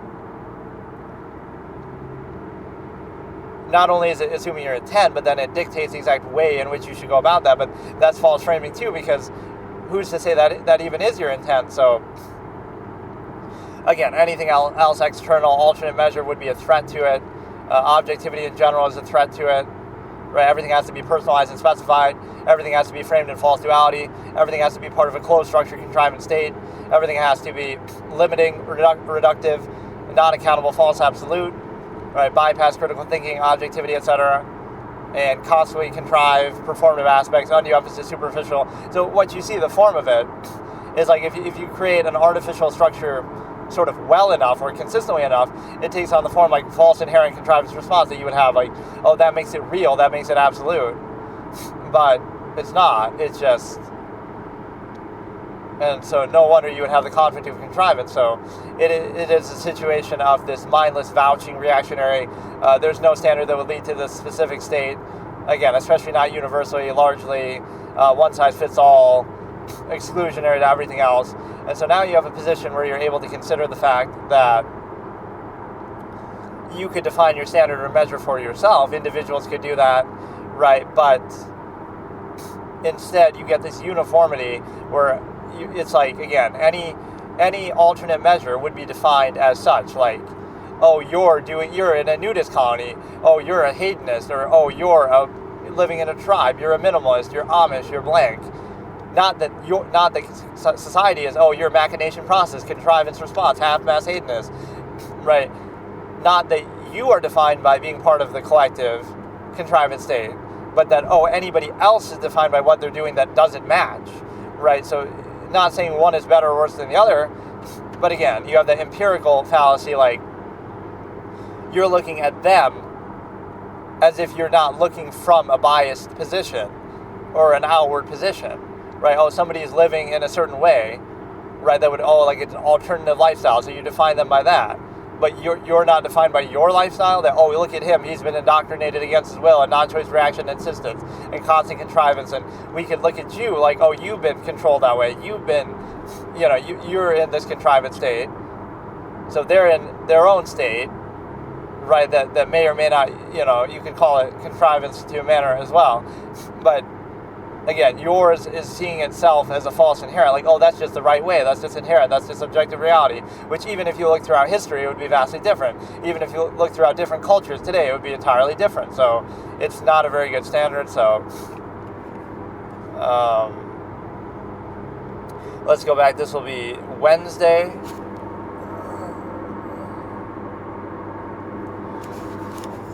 See, like, this one is hilarious. Wednesday, March 5th, right, 2025. YouTube was 7 hours. But again, I'm leaving it sort of open, right, and I'm not using it. So that's a little bit different, right? So YouTube was 7 hours. Google Chrome was 7 hours. Black Note was like an hour. But again, I swear, those 7 hours on Chrome, I was just leaving something running, and I wasn't even doing it, like... So March the 4th, YouTube is 6 hours. I mean, some of that is legit. Like, again, it could be an hour, 2 hours driving in the car. Could be an hour as I'm eating food here and there. Could be an hour as I'm about to go to bed. So some of that is legitimate. 2 hours on Chrome. This is... I think some of the Chrome stuff is just me leaving it open at times. But... YouTube, 4 hours, 45 minutes, like, it seems like a lot, but again, you wake up, you watch a couple videos, you eat breakfast, right, that's like half an hour to an hour, and then,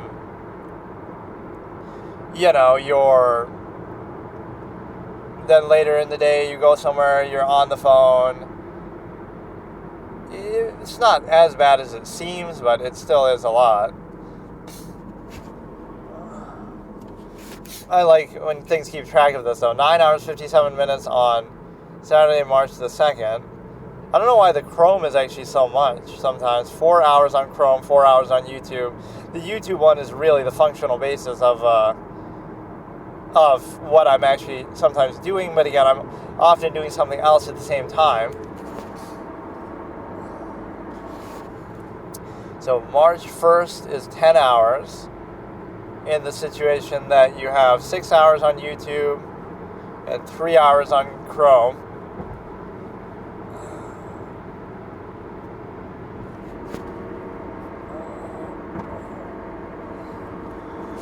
Yeah, I could do a segment where I listen to my note or look at my notes or other things like that.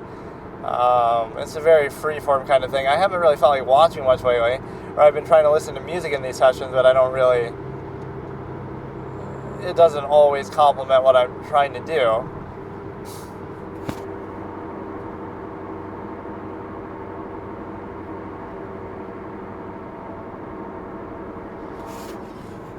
But no, use that as a baseline. Like, non is negative, outward emphasis is seen as a positive, that you need overcompensation for a flawed process. So the negative is that you fail to adequately overcompensate for a flawed process, not that it's a flawed process, not that it's artificial, but you're artificial for actually being neutral and not placing undue emphasis and being actively outwardly artificial to try to make it seem like more than what it is and overextend or specify, which is mainly necessary in again, the mass production suffers inequality for it of human life that's not valued, a stimuli can be stay preserved, right, that I've explained adequately, but just like you would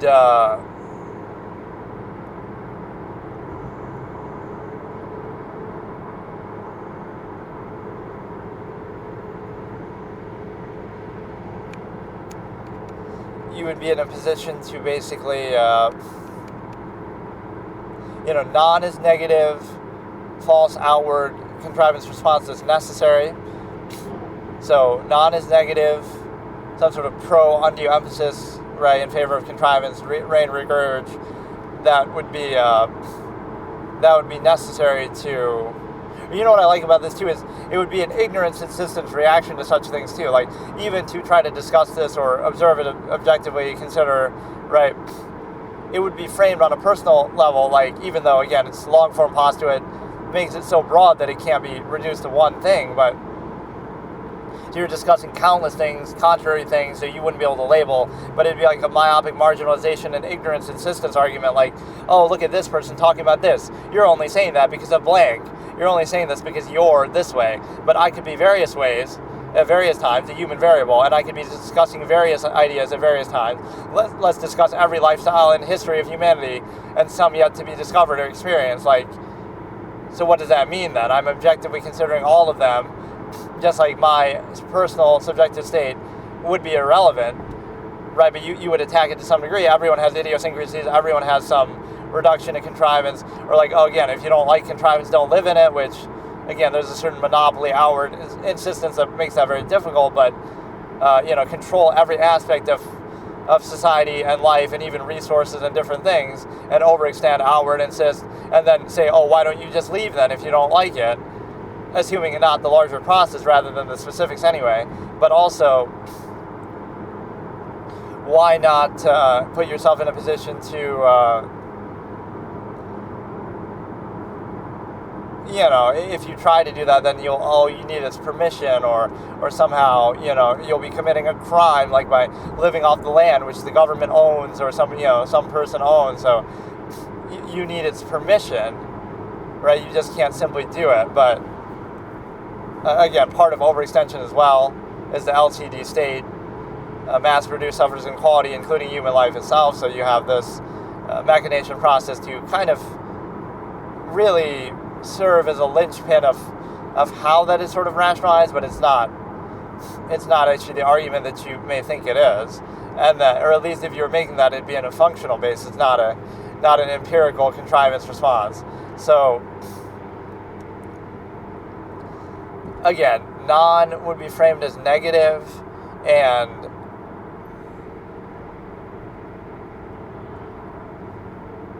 so it's not that a larger process is at work, or anything like that, right? Non-neutrality is negative, so it shows you there's a process present that requires constant undue emphasis, etc., that arbitrarily could be interchangeably applied to various other things which you see. So if that's a defining factor, first of all, it's arbitrary, subjective. It could be interchangeable, varying degrees, etc., undefined, but exact premise or standard. But also, you're not letting the inherent value or reality speak for itself. But then also you have a situation where it's not...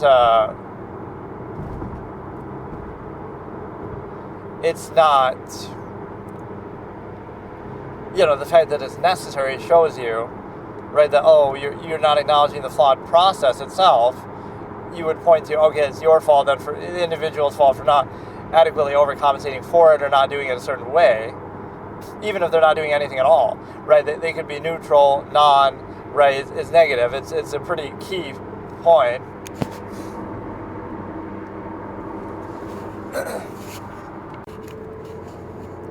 This is something that's telling about the nature of contrivance too in the half-man state. Like, any amount of passion fully is negative to potentially seen, and any sort of full experience or value is negative. Everything has to be reduced to a collective half-man state, LCD, just for the sake of it. Again, like fallacy perm, but you also have even any awareness of a process is negative, any amount of thought is negative, right? Thinking is bad.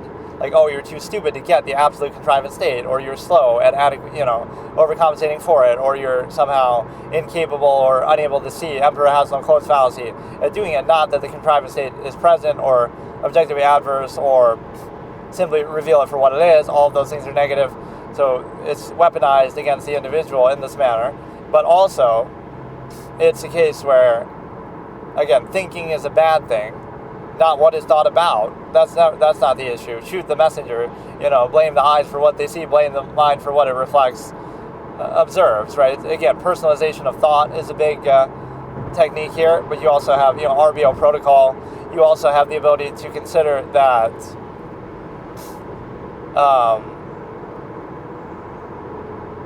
That's a cognitive dissonance too. People can't think objectively because it would invalidate at least the exclusionary specific basis of their exact contrivance state.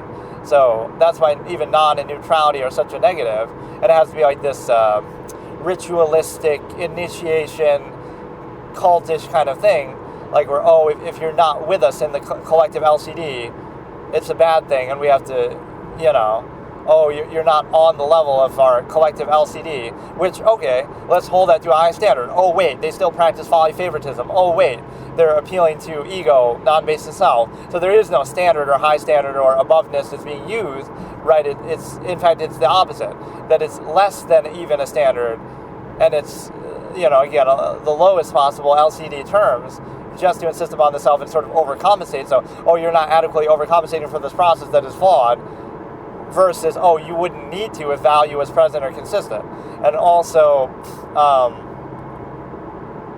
but no, it makes it difficult for people then to practice the process, so you have to censor reality, etc. And again, that's the absolutist basis, is consistency, but consistency in what? The measure that you define for yourself. So that's the whole problem. You can't even use any argument against that, because it would be, it's not saying you should do this.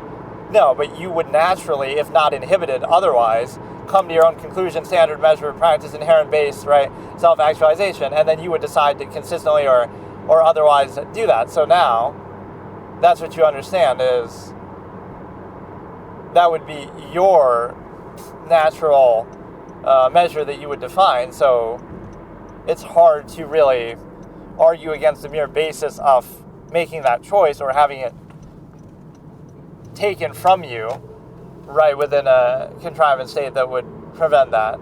So that's where non becomes a false negative. And there's an interesting pre-con-duality with that as far as zero-sum means.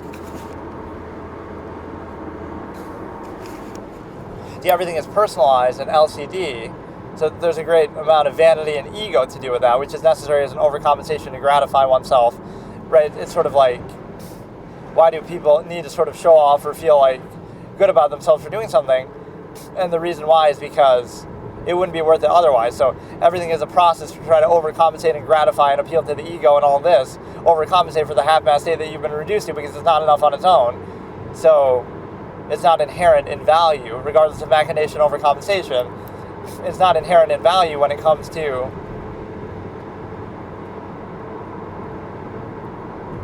it's not inherent in value when it comes to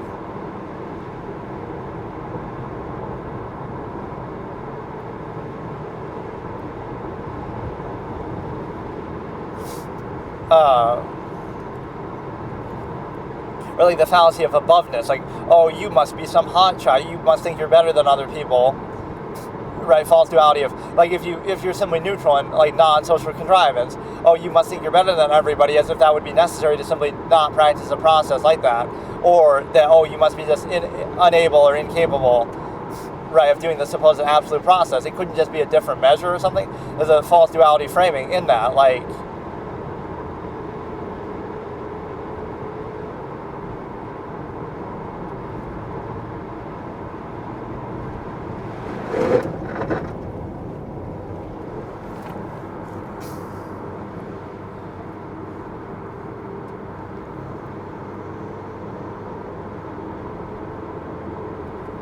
right, there's a false duality framing that would show you, like, that,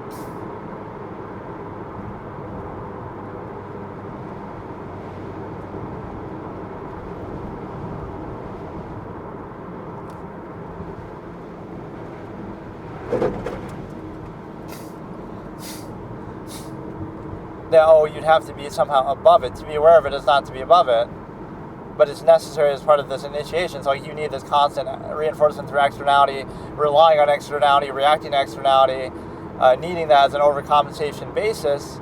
Otherwise, you're showing the process itself is flawed, or again, in order to specify or overextend it. But even then,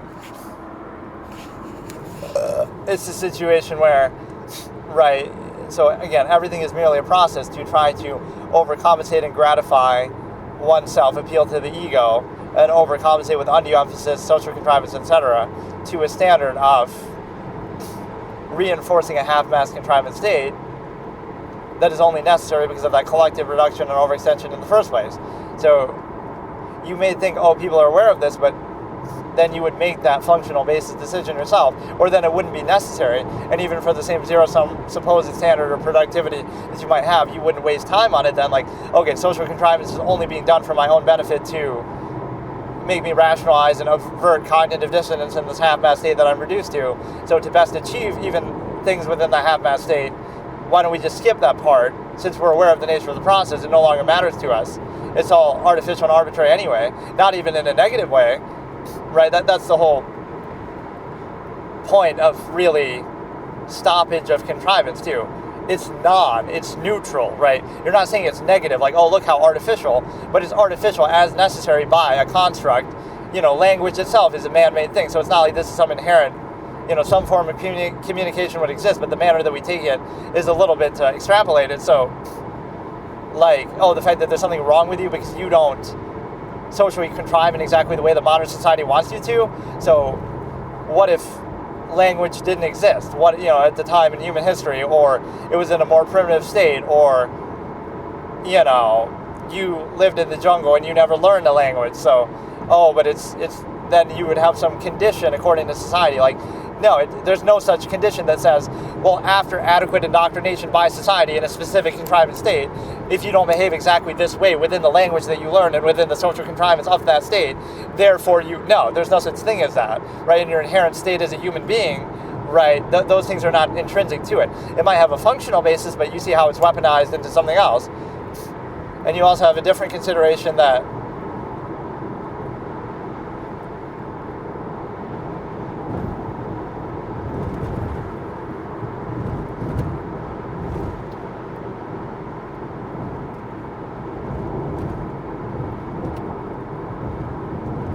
but no, that you would have to be above. Like, you'd have to be some rich person to be non-social contrivance. So what are you saying about social contrivance? It's nothing more than a tool of half-mass functionalism to overextend itself and specify and overcompensate for a process that ultimately is dependent over extended pretense on zero-sum means. Is that what you're saying? That is what you're saying. You might not realize that's what you're saying, but that's the initial basis.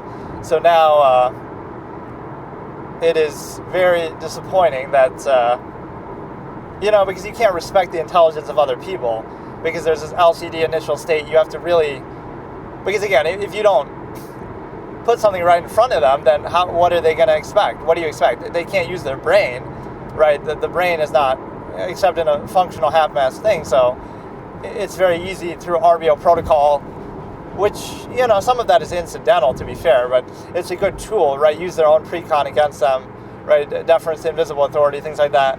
But again, the sort of neutrality base is that to observe the nature of a process is not even to say that process is negative, but it's to say that it's undue emphasis, like, here's inherent reality, and here's the undue emphasis that we place on it, because all emphasis is undue emphasis by a certain metric. Like, the fact that you have to place that on it would be telling, right? Otherwise, you wouldn't have to place emphasis if it was self-evident in value, etc. And then, so again, if you observe the artifice of a process, like, it's done for this reason, at the very least, it's not absolute, and therefore universally one-size-fits-all, empirical, overextension. But even beyond that, you have this recognition that it's an artificial process that allows you to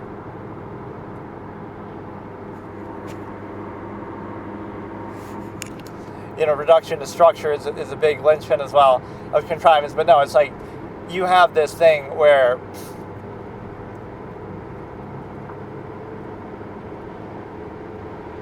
you recognize the artifice of it, and then whether you vouch for it or not. So again, the false framing of a negative, like how contrivance would frame neutrality as a negative, is not present there. But instead what you do have is, again, the idiosyncrasy, discrediting, like, could apply to anybody, that it's arbitrary, merely a vessel. You can merely be a vessel for objective mind, let the idea speak for itself. Personalization fallacy is always present. Functional base is not a very good argument. You could have a regime that's highly, just tyrannical, but it's functional. Like, you look at China, is very productive. That doesn't mean you'd vouch for everything that China says or does, right? So, but if you want to use functionalism as a true basis, then okay, the country that uses child labor and the country that does all these things that we might find morally objectionable would still be more functional than us, so it's hard to use that as a basis. There's sort of a half-mass standard that you're not fully committed to any one thing and you're inconsistent, but it's most about keeping up appearances to overextend something, bypass. But you also have the ability to consider that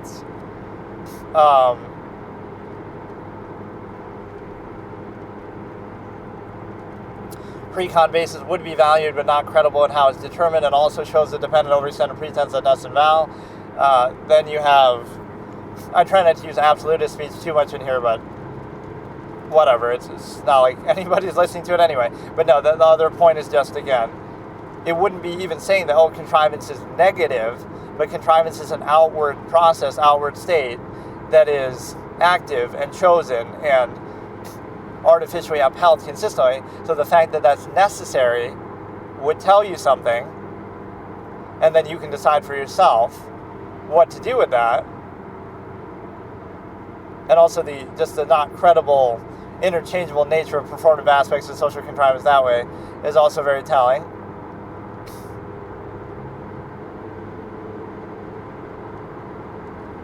So again, just remember, if non-neutrality, basically nothing, is negative, doesn't that show you that your contrivance state has some sort of need for constant reinforcement, externality? And so this is often what's condemned as like, crazy or something like that. If you look at, you can't let the mind be too free because, no, then we can't control it and reduce it to the lowest common denominator that's right in front of us. But, wait a second, you're being controlled in the other way. So you'd rather declare war on the mind and say nobody can think freely because we're afraid what that might lead to. Like, they might do something bad, but they could also do something good, or they could also do anything in existence. So you'd be absolutist in mind, objective in mind. You could be free to do anything or think anything. So the framing of it as a negative is nonsense, because people still do negative things all the time in an LCD reduced state and don't even realize or are aware of the nature of the process or have much conviction in doing it. But you do it this way, like, the awareness of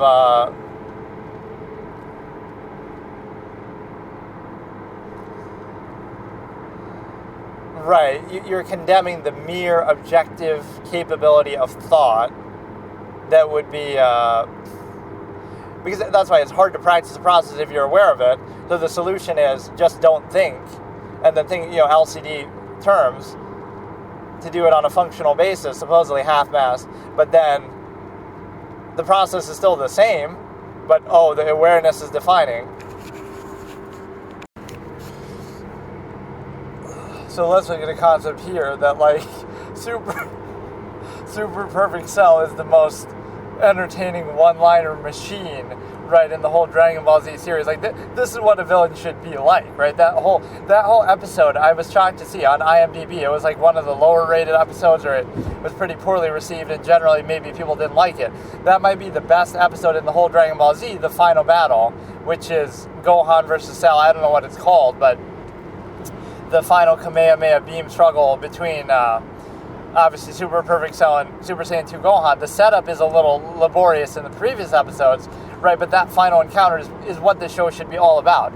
It's the best final villain death, because if you think about it, Frieza, sure, the Super Saiyan transformation is memorable, but the fight itself drags on, and then he doesn't even die there, right? He cuts himself in half. It's like sort of a blur, right?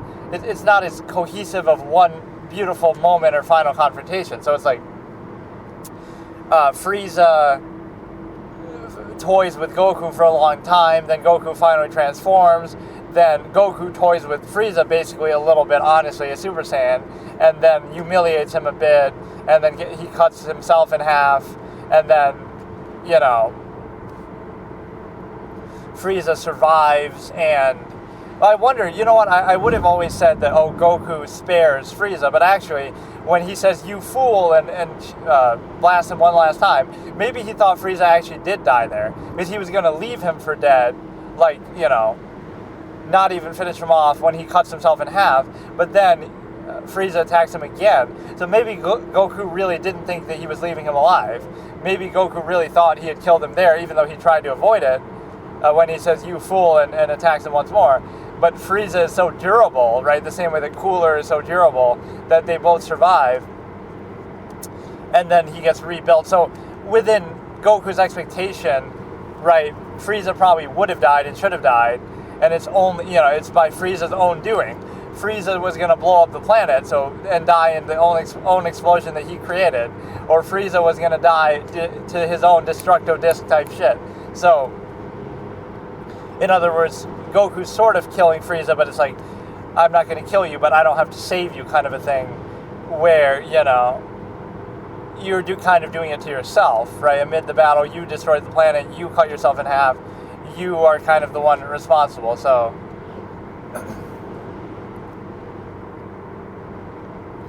the one thing with that is the fact that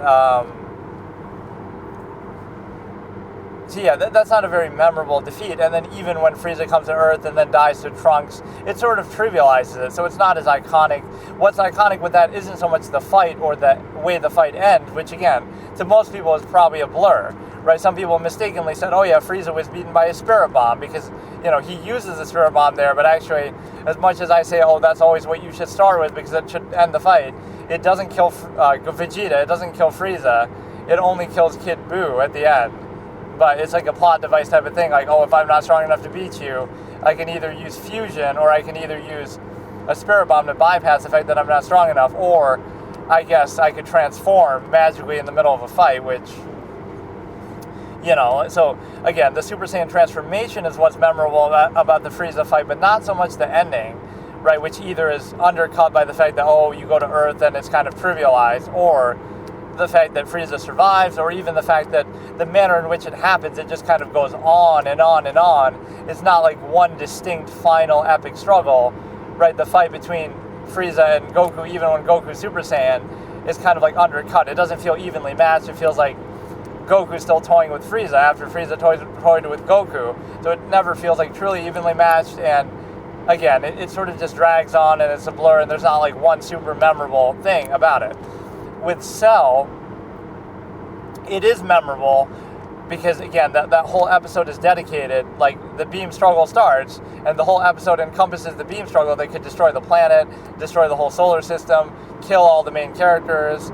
It's high stakes. Cell's not holding back, full power. Gohan's not holding back. He's doubting himself. He's a bit injured, but it's an all-out thing, and it even encompasses game theory. Like, again, all the pieces on the board have to play a part. Trunks is dead and bleeding out, and Vegeta has to overcome his pride and have character development to help, and Cell doesn't think he will because of his pride or because he was knocked out, and so Cell knows Vegeta better than Vegeta knows himself, so he's so confident that he won't help because, not just because,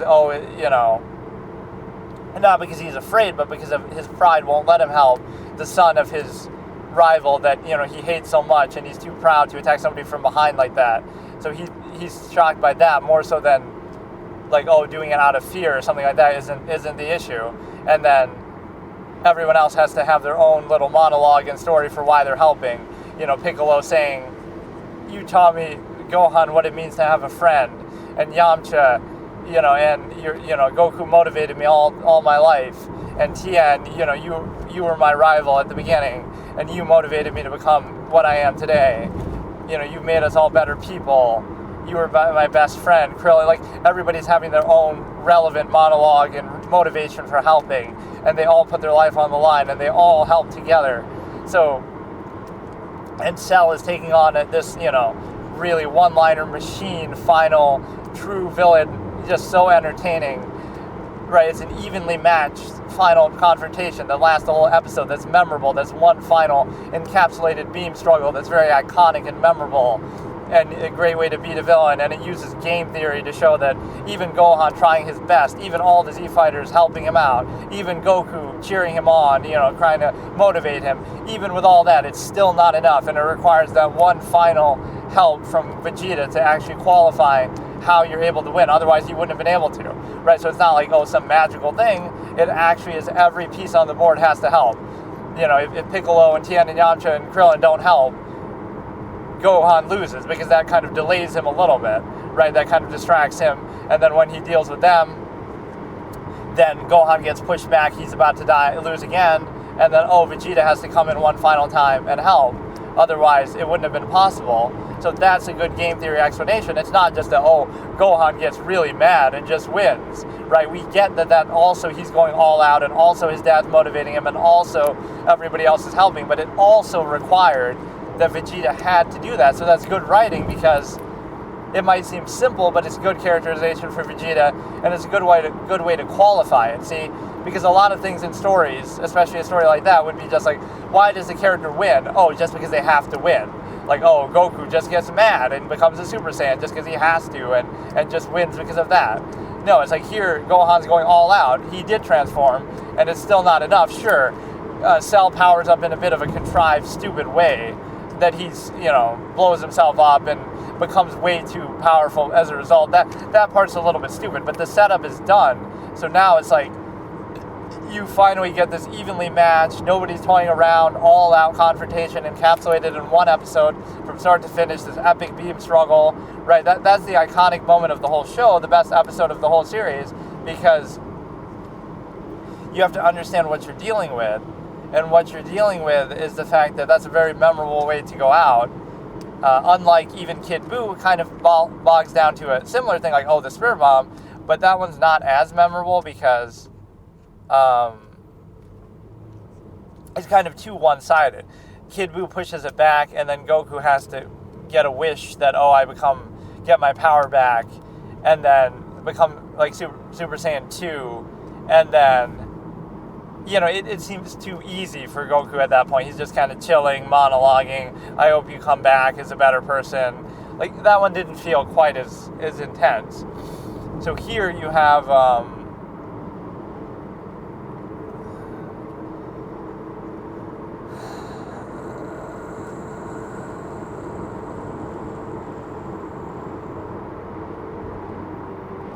again, let's look at the one-liner quote machine, and I'll even try to match his indentation a little bit with saying it.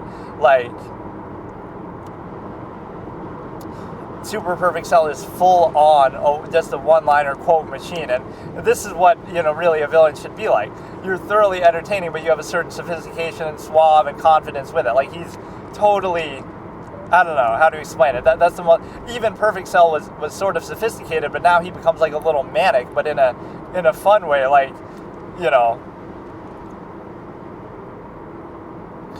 even when Gohan's doubting himself before the beam struggle starts, like.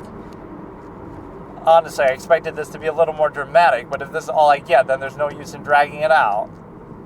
Or he says, this place has been good to me, but all my feasting here is done. But I'd hate to leave without cleaning my plate or cleaning up my mess.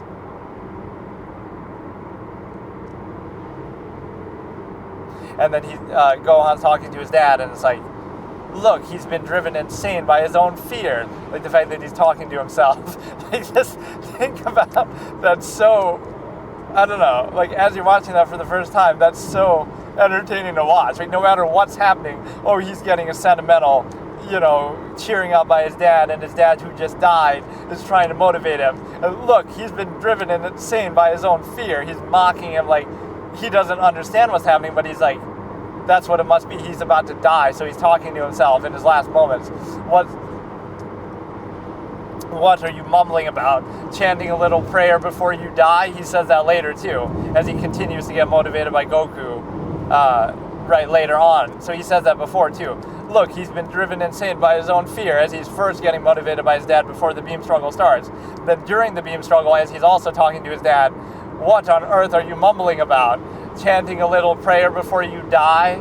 Like, he's so belligerent with his... That's so good. Like, he's so good.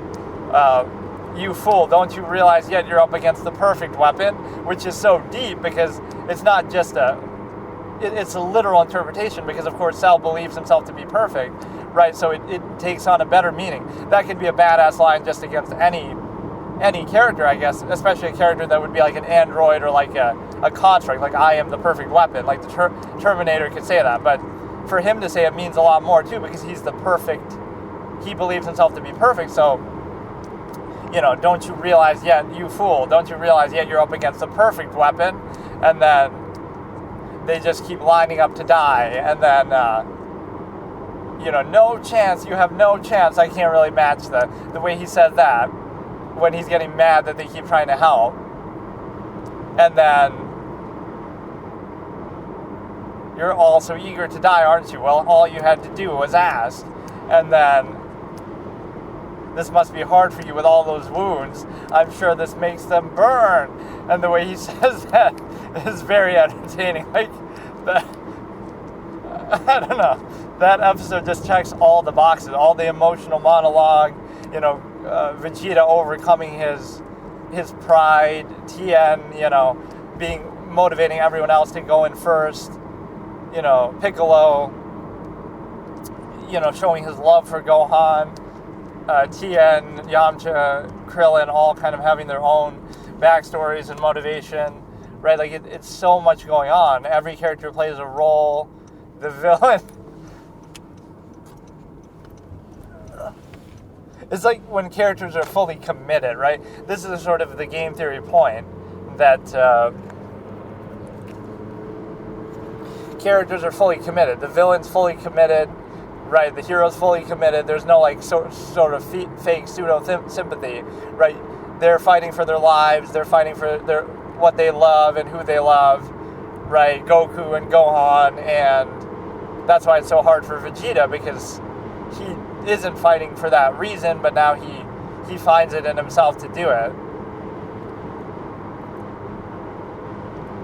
But no, those lines are classic. Like, it seems simple, but this is exactly what you want at this point, right? No more messing around, no more toying around. It's just full on.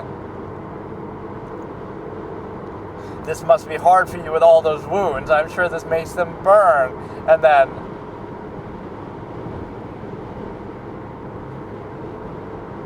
what on earth are you mumbling about? Chanting a little prayer before you die?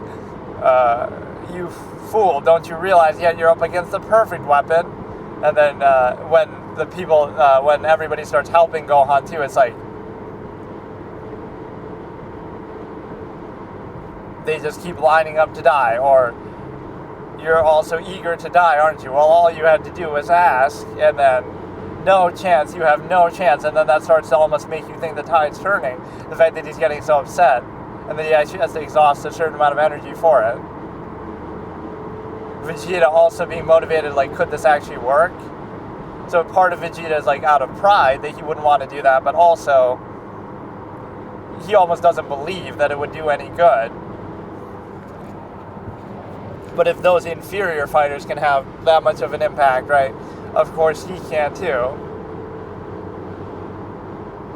But yeah, that one is pretty deep. Like, don't you realize you're up against the perfect weapon? See, this is like the absolutist thing that I'd say almost like what makes me sort of almost not really tear up, but you can even hear like it's sort of an emotional thing. It's like characters like King Bradley in Full Metal Alchemist, like how he bites the sword with his mouth and then he stabs it into Scar's chest, and Scar should have died there. I always hate that he doesn't die. It would have been enough. In his final breath with his bloody hand, he does the transmutation circle for his brother, and then he dies there too. And the beauty of that would show you that right, like Bradley never failed to kill his target when he gets in a fight with somebody. So I guess maybe Greed, but he does technically kill Greed. So like it's like this absolutist full commitment to something. When you're fully committed, whatever it is, whether the good guy, bad guy, right? Like Light Yagami, absolutely being consistent the whole show, giving it his all, never giving up, never, questioning his measure and his resolve, right? That's what the absolute is like. Like he even says it himself, right? He's so smart, so self-aware. Like, if Kira is caught, then he's evil. If he wins and rules the world, then he's justice. That's not his opinion. That's a fact. Like, if you're good enough to catch me and you think what I'm doing is wrong, then go ahead and do it. Go ahead and try. Right, L, try Nier, try Mellow. That's why lines like even, I'll take a potato chip and eat it is sort of mocking L that in a deeper way that people might not fully get. You make fun of the line like, oh, it's funny, but you got to think how Light is actually thinking there. Look at me, Al. I'm just some little kid studying for his exam, eating potato chips. Look at me, Al. You're the world's greatest detective, and look at me. I'm just eating a chip, so how could I possibly be Kira? Right? You're wasting your time watching a kid eating chips. Right? Meanwhile, he's actually passing divine, righteous judgment. So it's like, you're my fool, basically, Al.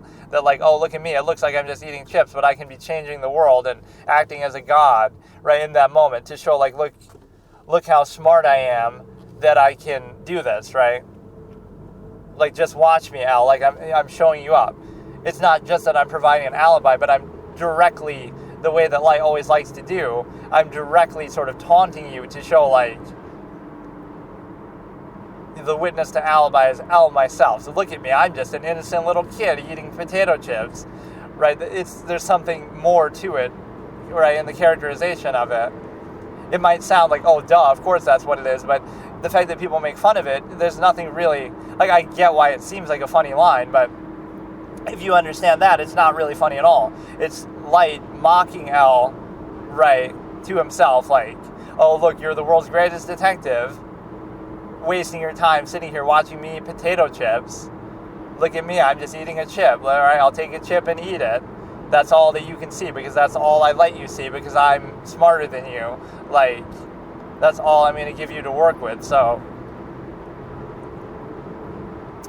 the other thing is, so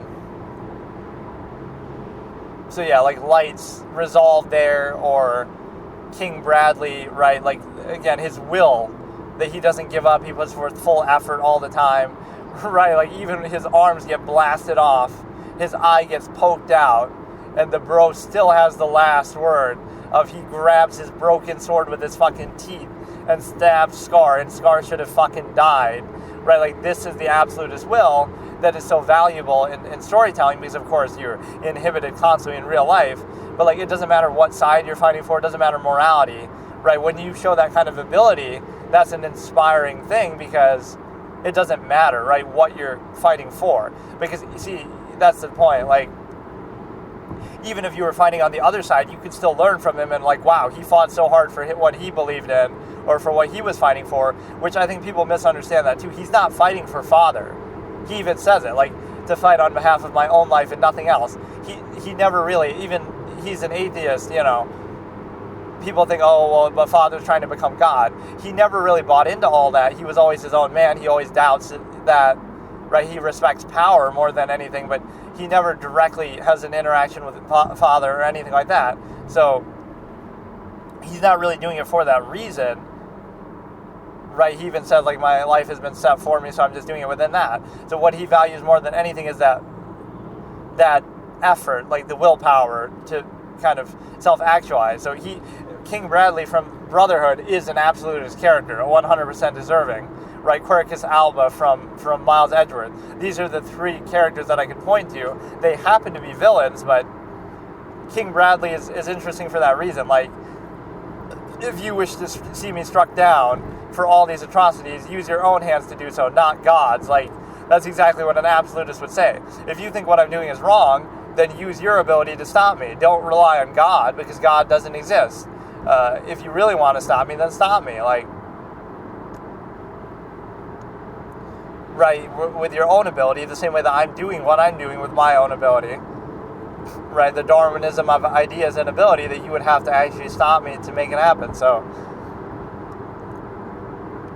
yeah, like Light Yagami's resolve and consistency, King Bradley's will, that he values that more than anything, like the will to act and fight. So that's why he even respects that he's being given a hard time by the humans, because that's impressive that such lowly creatures are able to give him such a hard time, right? He kind of enjoys it almost, like, and he hates when people are sort of halfway, like when greed is, Kimberly and him are kind of similar in that way, right? It's the consistency. Kimberly doesn't really care what you do or believe in, but he hates when people are hypocritical, like pride, trying to steal a human's body, or even Ed trying to get his body back, but trying to be all morally righteous about it or whatever. Not wanting to use the Philosopher's Stone. So Kimberly has a shade of that, but he doesn't act quite on it with the same level of will. But King Bradley is like, again, ability defines all, trumps all. Don't give us words, don't give us pretenses, don't give us appearances, don't give us emotion, give us ability and action. Either do it or don't do it, and do it fully. And if you do it what you believe in as fully as I do what I believe in, then may the best person win, right? But instead,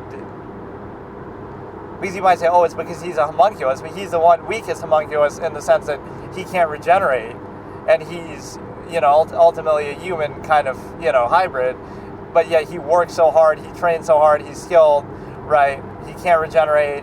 So in a way, it's like he's pushing himself with that will and the ability to such a degree that makes it beautiful, because it's like, that's what he seems to value more than anything else, is the potential, the willpower, the ability, right, that he has that consistent quality of, like, never giving up and pushing himself in a way that humans can do too. It's not because he's a homunculus, right, because the other homunculi that are able to regenerate and are arguably more powerful than him don't do even what he does. So that's the human willpower plus the homunculus, super speed and strength, but it's ultimately his own doing, like, that his willpower is so strong. So those three characters, obviously Quercus Alba's refusal to give up, his genius ability to rebut anything that's thrown at him, right, that indomitable will that he brings to the table, right, that is unbelievable to witness, right? These three characters are iconic, all worthy of the absolutist title, all worthy of the highest praise. And I think I've compared them. I mean, I guess King Bradley, I could do like a character points comparison, but King Bradley would win because of his physical prowess, and he is pretty smart too. But, it depends. Like Light with the Death Note versus Bradley, but assuming, I don't know how you would do that, but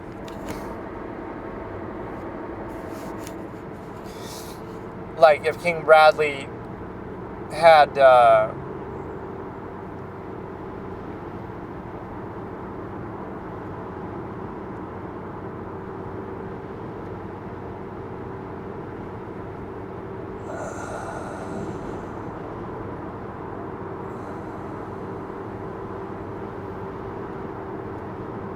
if King Bradley, was still the Führer of Amestris, but he was also, that wasn't his real name, and then Light had to find it out, and then he's sending people to look for Kira, like his officers, and Light still has the notebook, and he's living in Amestris somewhere, and Quercus Alba was trying to usurp the throne from Bradley. I think Bradley would have the advantage just because he's so physically imposing, which the other two are not. But the other two exist in a more real-world setting, although...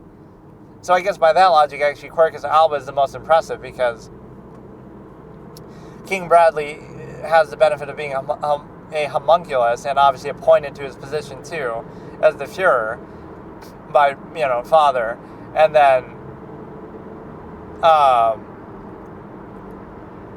Light has the notebook, so Quercus Alba doesn't have anything. He's just a human who's a war hero, who's an ambassador of his own merits, who's a leader of smuggling ring for 10 years, right, and gets away with it. Like, he's just a man who cannot be stopped, who goes against, Interpol, and he goes against the prosecutor's office, and he goes against Edgeworth and Lang and Francisca and everybody, Poleno, the other ambassador, and all this combined still isn't enough, and you need some Deus Ex Machina bullshit samurai dog, and just his willingness to toy with you and not leave when he had the chance to.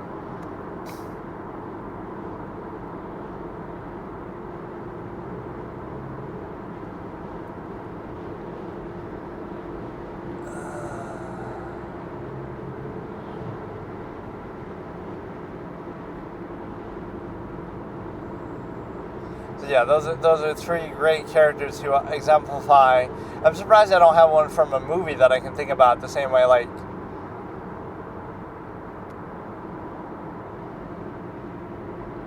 somebody who just is so consistent in what they do. I guess almost Caden Catard from Synecdoche, New York, that he's so... It's hard to explain exactly. It's not quite the same, but his character portrait is so memorable. Like, he's so consistently obsessed with his work, right, that even when Sammy dies, the guy who's playing him, right, he says that, like, I didn't jump, Sammy. A man stopped me before I jumped. Get up. Like, a man just jumped off a building and killed himself, but because he was meant to shadow you and mirror you, you're upset that he didn't follow your stage directions or, like, your writing and what you would want him to do as part of that, but so you're so disconnected from the fact that it's fiction.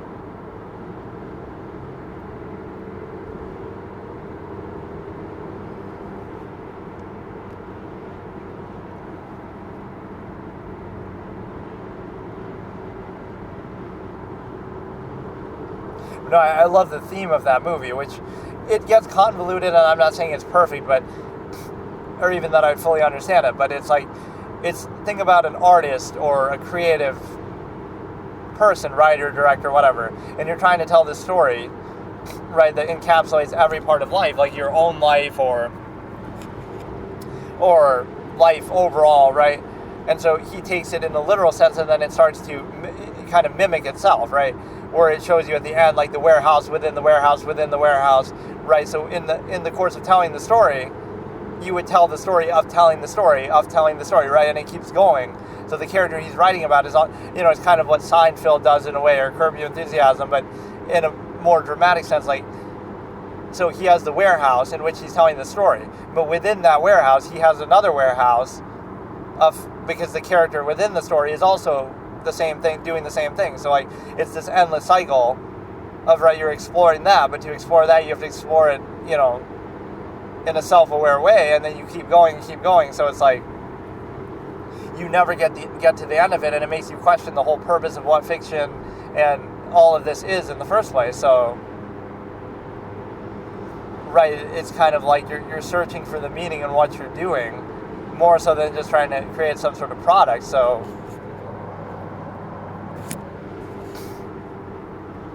that character is actually a lot deeper and much more, again, driven through and consistent than you might think. Right, he starts off, he's making this play, he gets like a grant to do it, and how he keeps getting this amount of money.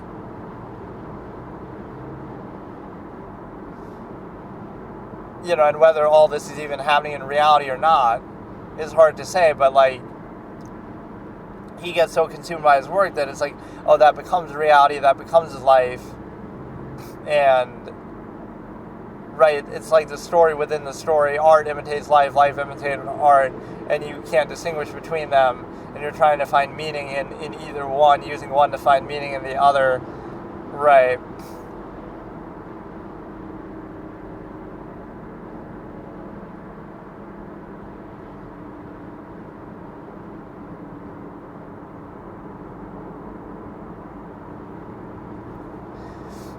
So yeah, that character is really what stands out. The fact that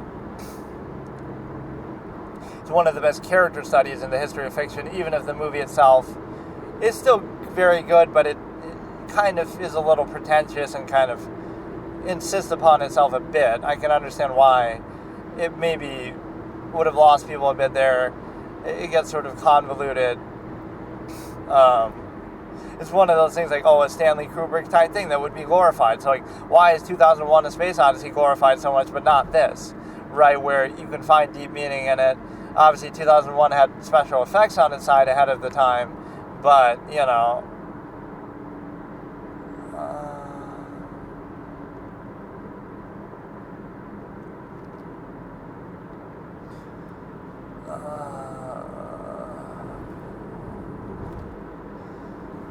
that's a great character study. Scarface is a great character study where he's kind of driven through this motivated, criminal's version of the American dream, as Roger Ebert said. But he's that's a movie that I feel like people misunderstand too, because it operates on the entertaining level, like, look at the way that it, I don't know, it's entertaining on a surface level, but the fact that his character is so consistently written and realized actually takes it to a higher level, because it turns into like this much more existential work of like a character who, I don't know, like views everything the same way. Like, just if he's good enough to get away with it, he keeps pushing and pushing and pushing, and he's motivated, and he lives life, to the limit, obviously push it to the limit, that it takes on a much more profound thing, because, right, that was his whole point. Like, that's why he was successful. That's why he's able to get away with it. That he pushes himself so far, right, that he doesn't hold back. He's not inhibited. He doesn't let anybody stop him. He's motivated. But then once he achieves success, he almost doesn't know what to do with it, in a similar way that people might do in real life. But it's like, if somebody's so successful outside of the system, right, how can they listen to, like, restraint, right? The whole life that they've been living has been outside of, on the edge of everything, which at the beginning you could almost respect. Like, he's poor, he's trying to make a way for himself. I can almost respect that. But now once he becomes successful, it's like he doesn't know what to do anymore with it, because he doesn't have any ego in that way. He has, you might think he does, but like, he does it just to do it. He's not like Sosa and others, where that's like more the bureaucratic side. Like, what is it all for? And he almost doesn't know what it's for. He didn't, he didn't really do it for the money. That's the thing. Like, Tony's not a greedy person in the way that these other people are, where they have money for the sake of money. He's in it for the experience. He's in it for the willpower of it. Like he's going to do what he does, and nobody can stop him, and that's it. Right? And so he wills it into being in a way that is impressive. So he's consistently that sort of strong personality type that,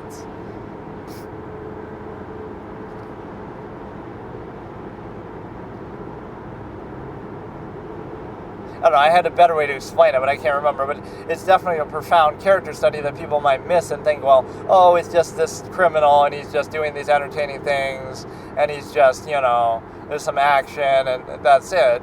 But it's not even just the self-destruction of the character, but again, it's the consistency of the character. The same reason why he was successful is the same reason why he goes down. That he's this, uninhibited, fully passionate, motivated, just self-driven guy, right, who does what he does and it works out for a while, but then it also is the reason why he died. So it's hard for me in that moment when he's talking to Sosa, right at the end, it's hard for me to question him there, because you might be like, oh, you should be more restrained, you should be more, humble, Tony. But if you had been, you wouldn't be talking to him there in the first place, right? His whole kind of motivated spirit is what got him there in the first place. So how can you tell somebody that kind of, I can't think of the right word to describe it, like just that immense determination and belief in yourself and willpower, right? Almost this impulsiveness to go along with it, but this headstrong quality, that's what got you there. That's what got you your whole life. That's what made you successful. That's what got you the girl and the money and the drugs and the house. And so how can you tell that same person that what got you there, now don't do it anymore, right? You can't do that. It's almost like you can't turn it off. Like if you were a soldier in the army, you would think the same way, right? You can't just turn it off, because that's how that person lived, right? They were always like that all the time in every way. So of course they're going to be like that then.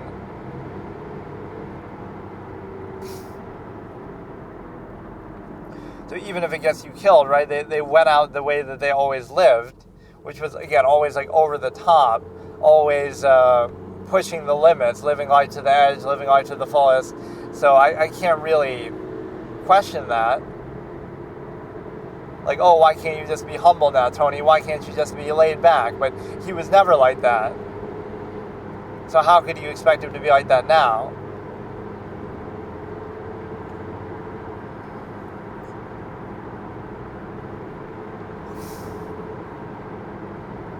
Even American Psycho, Patrick Bateman could have worked like that, but there's two mistakes with the writing.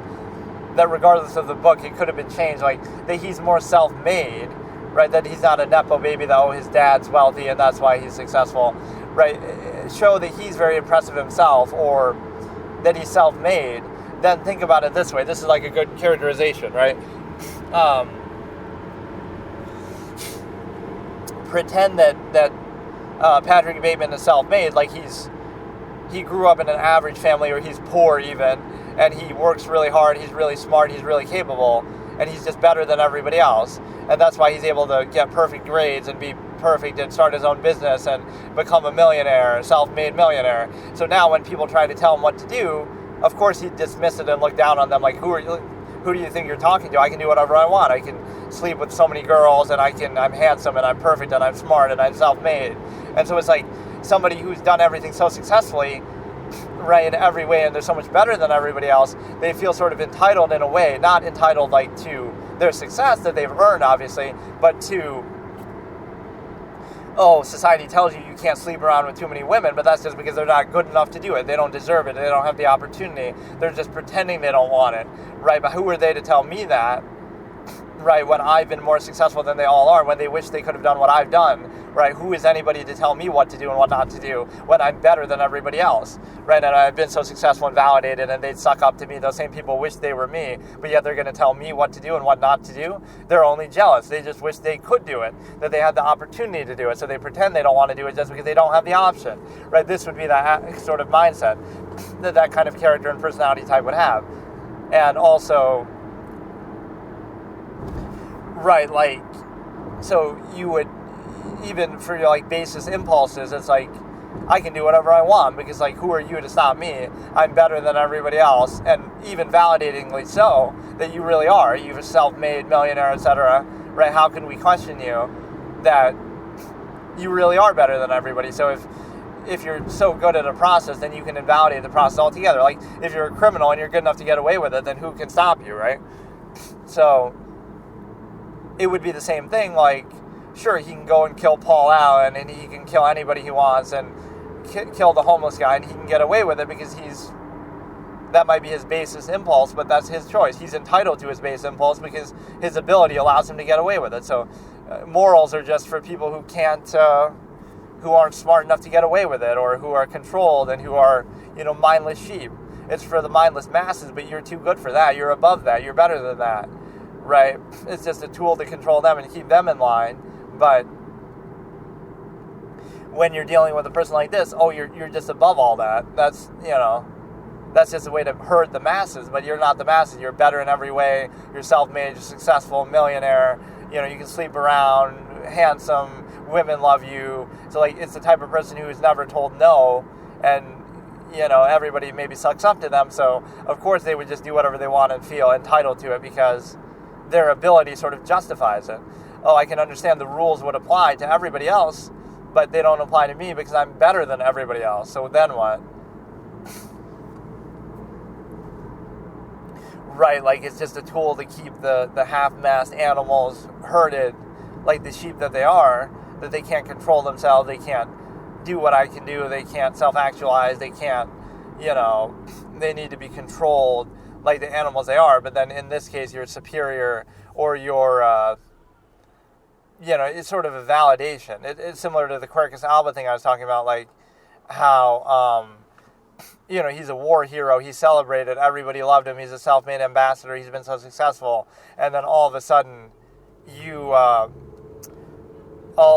decide to basically, you become a criminal. It's like you're almost entitled to it. Like, look at all the good I've done, I'm so much more capable than everybody, I'm a self-made ambassador, I'm a war hero, right? Everybody would love me and do that. So it's like, and I'm good enough to be a smuggler and get away with it, and why not? And I deserve the money that I get from it. Look at all my accomplishment and achievement. I'm just better than everybody. So how could you question that, right? And it's true. It ultimately, even when you look at them and you kind of moralize with them, oh, you're a bad guy, this and that, it doesn't matter. You still are better than everyone else. You're better than, you're good enough to get away with it, then nobody can stop you. So you feel validated, like everything you do, you're so good at. You're a war hero, you're an ambassador, you're this and that. So even like with Light's a similar effect. He's a, very smart student, and he's getting perfect grades, and he's, so smart and capable. That to him almost validates what it's all about. Like, you might think that's weird. Oh, that gives him the right to be Kira, but it's like, he's so smart and capable that why not, right? Your ability kind of merits it, and that's really the measure he uses. Like, if you're good enough to catch me, then so be it. But like,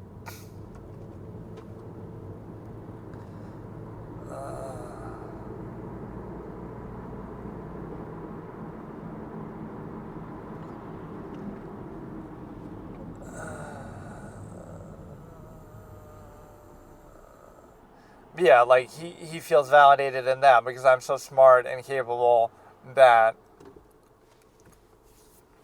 my ability warrants it. That, like, I'm so much better than the ordinary, pathetic, average person that why shouldn't I be the one who gets to do this? And in a sort of a literal sense, that is validating. Like, who could have done what he did better than what he did? Pretty much nobody. If you think maybe Al could have. But that's basically what the story is showing in a way. Like, he really was the perfect one to get it. What he did, how well he did it, right? Nobody could have done it better. That's what he says at the end, and it's sort of validating. Nobody can say that he's wrong in that sense. Like, not so much, moral, that's just subjective, whatever. Like, who else could have done it and come this far? Would they have kept going? Like, who would have outsmarted the world's greatest detective in L? Who would have, reduced worldwide crime by 70% and gotten away with it for this long? Who would have done all that? And the answer is...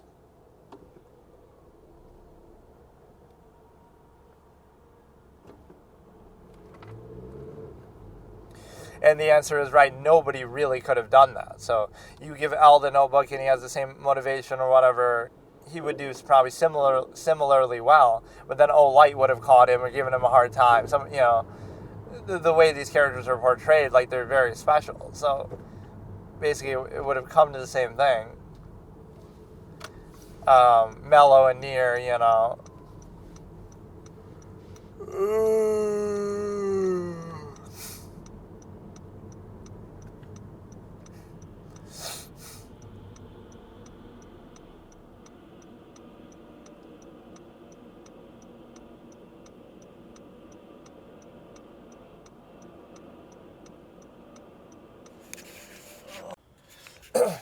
Okay, let's look at a concept here. Like, whatever outlet people people need an outlet for something because otherwise it clouds their judgment when it comes to something important like business or work or other aspects of life. So like everybody has certain inherent desired suggested tendencies like stimuli, acme, sexual, zero-sum means, performative, something, right? Ego. So what you would look at is like some older person who's bitter about their life, like how hard they've worked their whole life because zero-sum means isn't enough to overcompensate for the inhibition state, so they need some sort of gratification almost to show off, right? That, like imagine that, show off how hard you worked for your own zero-sum self-interest. Why would that be, look how hard I worked for my own interest my whole life, zero-sum means, like, wow, what an honorable, amazing thing, I feel gratified, I get to show off, it's so impressive, like, certain jobs maybe more so than others, but generally it just doesn't make sense to look at it that way, and that's what's sort of misframed with something else, like mere non is negative in a functionalistic sense, but it's a zero-sum process, so just do it, but it's treated as a negative as if you have to overcompensate somehow. But the reality is that rather than remove the need, but you let it filter in, and that'll cloud your judgment when you're making other sort of decisions like business or otherwise, right? So you need some sort of other outlet to show off and gratify yourself, and then you can focus on doing something for actual practical reasons. Or even same thing with like stimuli, acme, you need like some sort of outlet, so that outlet becomes arguably like, marriage or something that society would try to specify, like, well, now you don't focus on that any other time because you kind of are in a controlled state. But there's arguably other outlets too, but that would be like the same point, right? Whatever your outlet is that you need to do, right, do it in some other way that doesn't interfere with something negative. So even this objective observational basis, the problem with that is it might go a little deeper and further than even that, but that would be the point. Like everybody has like some sort of thing that they're going to seek that way. So you find like some sort of healthy outlet for it, or it still festers and you end up having to do it in a way that takes more significance. And that's why emotion is such an interesting one, because if you're aware enough of emotion, you'll realize, it's nothing more than irrational insistence upon the self, or you'll realize that even to best achieve your own self-interest upon which is being insisted, the better point is to not do that, even to best achieve it. So,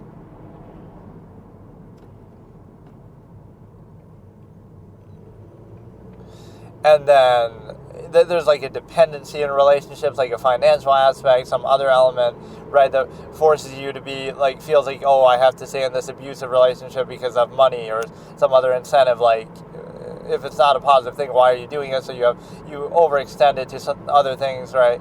And then you're not clearly defining or aware of things, so you can't hold them accountable or be clear with them. Instead, it's like this mysterious, emperor has no clothes fallacy, like, but it's love and it's meant to be and it's emotion, and no, it's just a zero-sum process. You're financially incentivized or dependent, or you're sexually incentivized, so nothing wrong with that, but why not just be more direct about what you want and what it's actually about, instead of having to dress it up? And then the other point is that people are very uncomfortable with the actual nature of a process at work, but the solution is to, let's not be aware of it, or let's overcompensate and bypass awareness, or let's, kind of cover it up a certain way. So the issue is always the shoot the messenger of objectivity who merely reflects it or makes you aware of it, or, who maybe does something slowly or deliberately, and no, we can't have that, because that might reveal the nature of the process that we would find objectively adverse. But the problem isn't the process itself that we take for granted, false, absolute, half-mass, contrivance, state practice, but it's actually the person who happens to not adequately overcompensate for it or cover it, bypass it, whatever. But the point being that you would have some sort of notion here of being able to, you'd have some sort of notion here where you're able to look at that sort of outlet aspect where you can, again, not that you can always completely counteract the nature of your own inherent nature, but you can always be aware of it and counteract it or minimize it, assuming you find it undesirable, or at least be aware of it and embrace it, or do it in such a way that you get to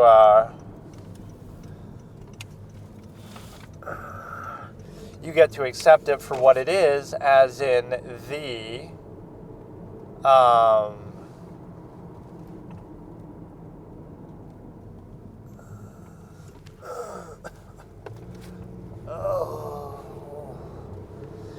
do it for what it is, as in see the process for what it is and then decide for yourself. So understand the nature of the process, larger process, be aware that there is a process, acknowledge it, actively be aware of it as it's happening at all times with everything. Like, this is the process that's happening, but people only partially are aware of it and defined by externality, and even in a position where they would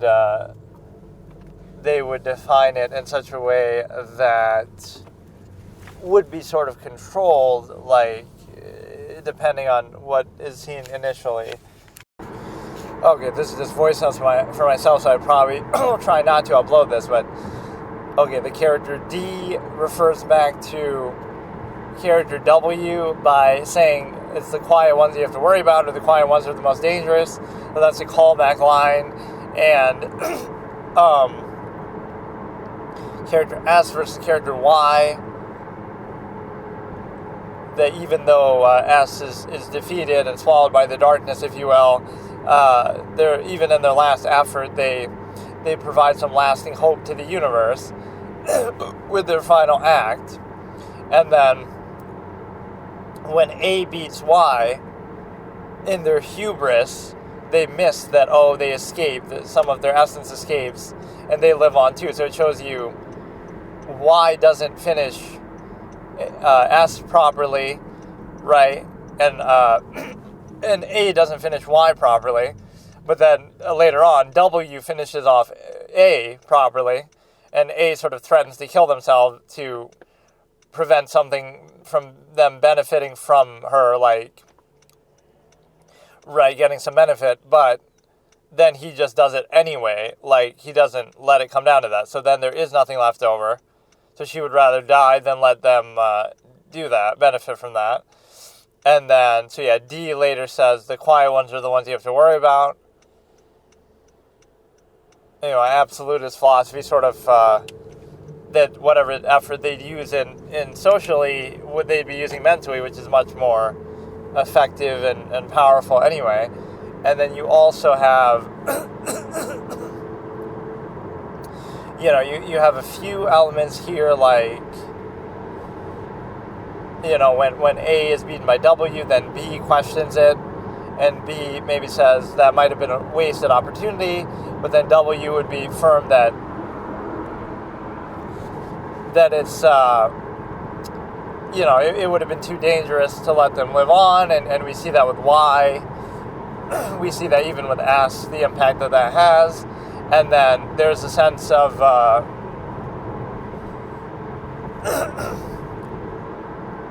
what other moments are there? The fact that W is secretly, like, came about at the same time as S, A, and E, and that's kept a secret, and there's some discussions about that. And then when S dies, A takes over, and it's like,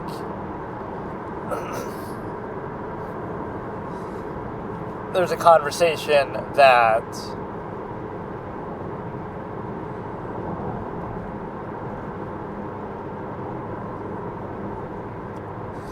calling S still this godlike figure, but then a god wouldn't die, a god couldn't die.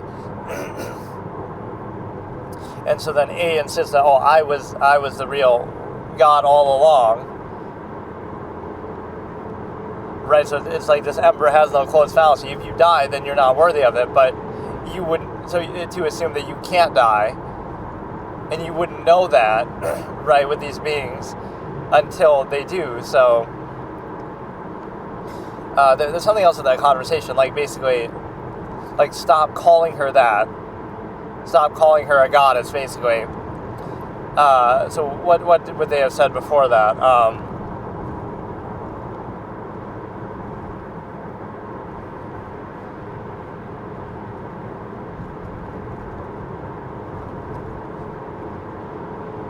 Like that, there's discussing that a goddess was felled by this character Y,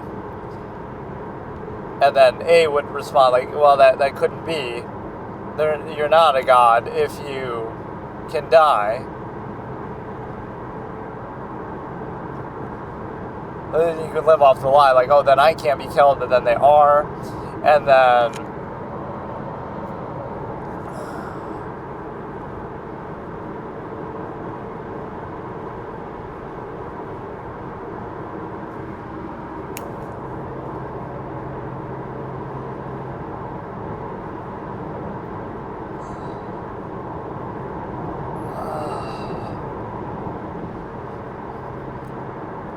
there's some good imagery too, like this planet system that is featured heavily in the story later on, that, the W holding it on basically puppet strings almost like, the Godfather, but that way, or like he's always sort of in the background, so some of his other followers are featured prominently, but then he's always in the back.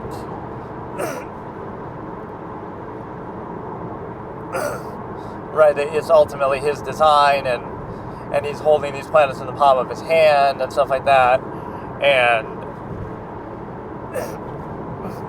it creates a good explanation for like why not just kill them, because it's such a precious, valuable experiment in all the annals of time. Right, there's a few implications here, like that's how rare it would be to get advanced life, intelligent life. Right, so even if they seem to be some sort of a threat, it's more valuable because it's like his pet project, like, oh, look how long we've waited for a species to get this far. So it's only natural they would butt heads with us, because that's what any unruly creature does when they feel they are powerful enough to be on their own, kind of a thing. So of course they're gonna try to escape from their little cages by exploring out into space and terraforming and whatever. So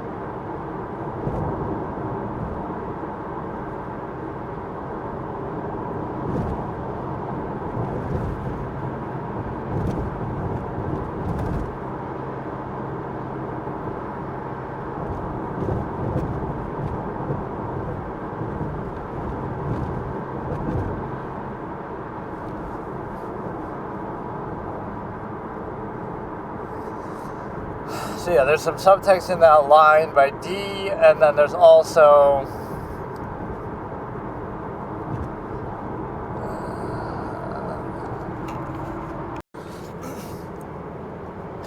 okay, let's discuss a topic here that sort of triggered me, is when people fluff up Isaiah Thomas from the Pistons. And again, he's a great player. I did a number of comparisons with him, though, like Kevin Johnson's stats I put side by side, and guess whose stat is what? And they were basically identical for career, even for playoffs largely. Obviously, Isaiah went deeper in the playoffs, but Kevin Johnson, who should be in the Hall of Fame, I know he had some real-life controversy, but he's been a mayor and stuff, but their stat lines are almost identical. And even though Isaiah played for some great defensive teams, he wasn't a great defender himself. So Kevin Johnson is almost as good as Isaiah Thomas, and Isaiah never won an MVP like in the regular season. Even in the finals, Joe Dumars won one of them. So we kind of underrate that. Yes, he was a great player, but people compare him to Magic and Bird and Jordan and stuff, like, oh, he beat them and all this. Like, it wasn't him, though. It was like the team defensively was better than you give it credit for, right? Everything like that. I don't know. Like, to me, like, to compare them is wrong. Like, Larry Bird is better than Isaiah Thomas. Magic Johnson, Kareem are better individually better than Isaiah Thomas. Michael Jordan is better. They're all better. It's just we underrate Joe Dumars. We underrate the rest of you had, Dennis Rodman, Hall of Famer. You had Mark Aguirre, deserving Hall of Famer. Not in the best state of his career, but like those teams are a lot better than you realize, especially on defense. Like, no, you have like 4 Hall of Famers worthy, even though, again, they're managing their input a little differently, but Mark Aguirre deserves to be in the Hall of Fame. Dennis Rodman's in the Hall of Fame. Joe Dumars, Isaiah Thomas. You got 4 Hall of Fame. So let's not undervalue that team and act like, oh, Isaiah's doing this. Like, and he did win 2, which is impressive in that era, no question about it, with the stacked Lakers, with the in a way I almost just realized a flaw in my argument as I'm saying that, like, oh, but look, he had great teams, but so did Bird, so did the Lakers, Magic, obviously. They had better teams, so even by my own metric, I guess I'll actually say I'm a little wrong there, but I just think we give too much credit to him. Joe Dumars is a lot better than people realize. He was the one guarding Jordan, toiling to try to stop him. He was the one who finals MVP, right, the one time. Like, we don't hear his name, right, and yet you talk about, it's like the Sam Jones effect. We talk about, oh, Bill Russell won 11 championships, and he was the best defender, best overall player, right, leader. We get it. But Sam Jones won 10, and he was their leading scorer a lot of the time. He was their overall leading scorer between those 10. He was a clutch shooter. He had so many clutch shots. Even Bill Russell himself deferred and said, when we won the 8 championships in a row, there was a stretch of 6 years where Sam had to make a shot, a clutch shot. Otherwise, we lose the series, we lose the run. He never missed. So he made those 6 clutch shots that kept the run going 6 different times. So he's a clutch shooter. He was a great scorer. He'd put up 20 a game easy, sometimes more. So he was their overall best scorer. I mean, it's hard to really say best because they had a number of great players, rotating in and out. Tommy Heinsohn one year who were taking turns leading and scoring. But even then, like, Sam Jones was a great offensive player. So he did for them on offense what Russell did for them on defense.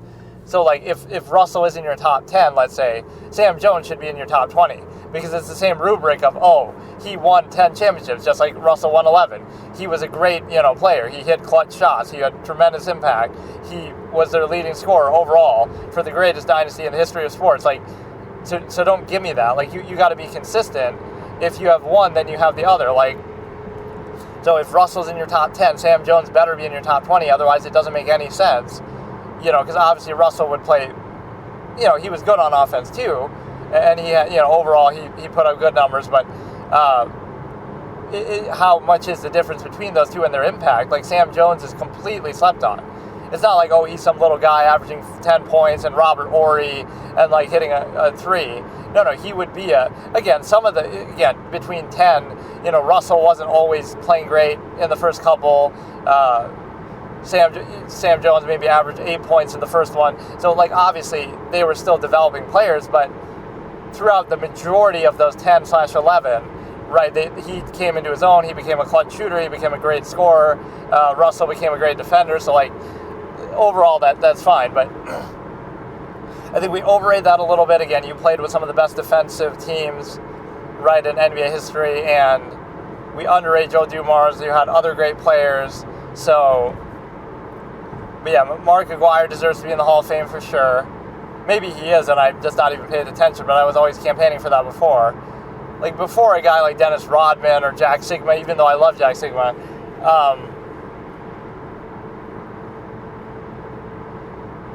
But no, I was thinking, Kevin Johnson is a match for that. And again, he's a little overrated. I'm not trying to bash him, but people compare him like to, he's like Jordan and he's like Magic and he's like Larry Bird. I just don't agree with that, right? Those guys won multiple MVPs. They had incredibly stacked teams too, don't get me wrong. And in fact, from Bird's standpoint, that's a little underwhelming. Like, Magic and Kareem won 5 championships, and they probably should have won more. They shouldn't have lost to Boston. They shouldn't have lost to Detroit. So they should have won probably 7 or more, right? And because they were so stacked. I mean, Kareem and Magic, that's too much. 2 of the top 5, top 10 players ever. But Bird only won 3, which might seem like only, but compare that. Think about how much we talk about the Celtics, like, the legendary Celtics, Larry Bird. They won 3 titles. The Pistons, the bad boy Pistons, whatever, an afterthought, they won 2. So in that same decade, basically, that same era, the Pistons won 2, but barely get any respect. And the Celtics won 3, but oh my goodness, they're one of the greatest teams ever. Like, how does that make sense, right? You should almost regard them similarly, and then obviously the Lakers are in their own league because they won 5. And again, even the one time they lost to Boston, they shouldn't have.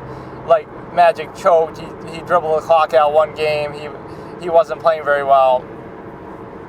Like, just talent-wise, because think about it, Larry Bird has one of the top 10 players of all time, and then one of the top 50, Kevin McHale, arguably Robert Parrish, whatever.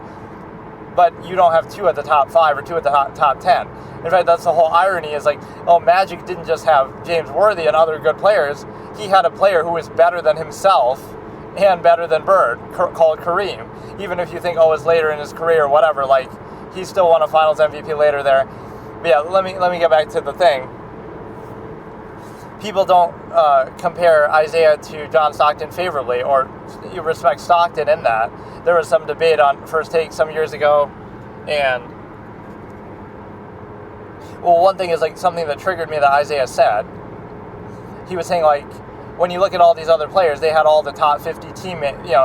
We went to the top 50 ceremony, And this shows you Isaiah's kind of toxic nature, that I find this to be a disgusting comment, where he said,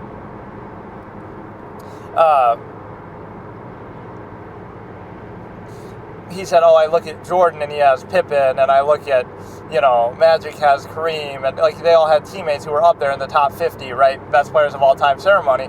And he said, I'm up there looking for my teammates. In other words, to prop himself up and say, oh, look, I didn't have a top 50 teammate, so therefore I'm, that helps my legacy. That's a disgusting thing to say, because instead you should be campaigning and saying, oh no, I had a top 50 player. He deserved to be up there. I'm upset he wasn't up there. Right? That's not the way he took it. He used that to validate and say, oh no, look, I didn't have a top 50 player. Shouldn't he be arguing for, oh, Joe Dumars was definitely top 50. He deserves to be there. He got a finals MVP. Like, so instead of campaigning for Joe Dumars to be top 50, which he deserved to be, he's instead using that to fluff himself up and say, oh, look, I didn't have a top 50 player. That to me is disgusting. But again, when you look at John Stockton, that year of the Dream Team, and I understand it could be a Life Achievement Award, like Larry Bird wasn't having the best year because he was having a bad back, but a number of great players in that era didn't play full careers. Isaiah started to get injured later. Magic had the HIV thing. Larry Bird got a bad back. Michael Jordan got retired twice in the prime of his career, for whatever reason. But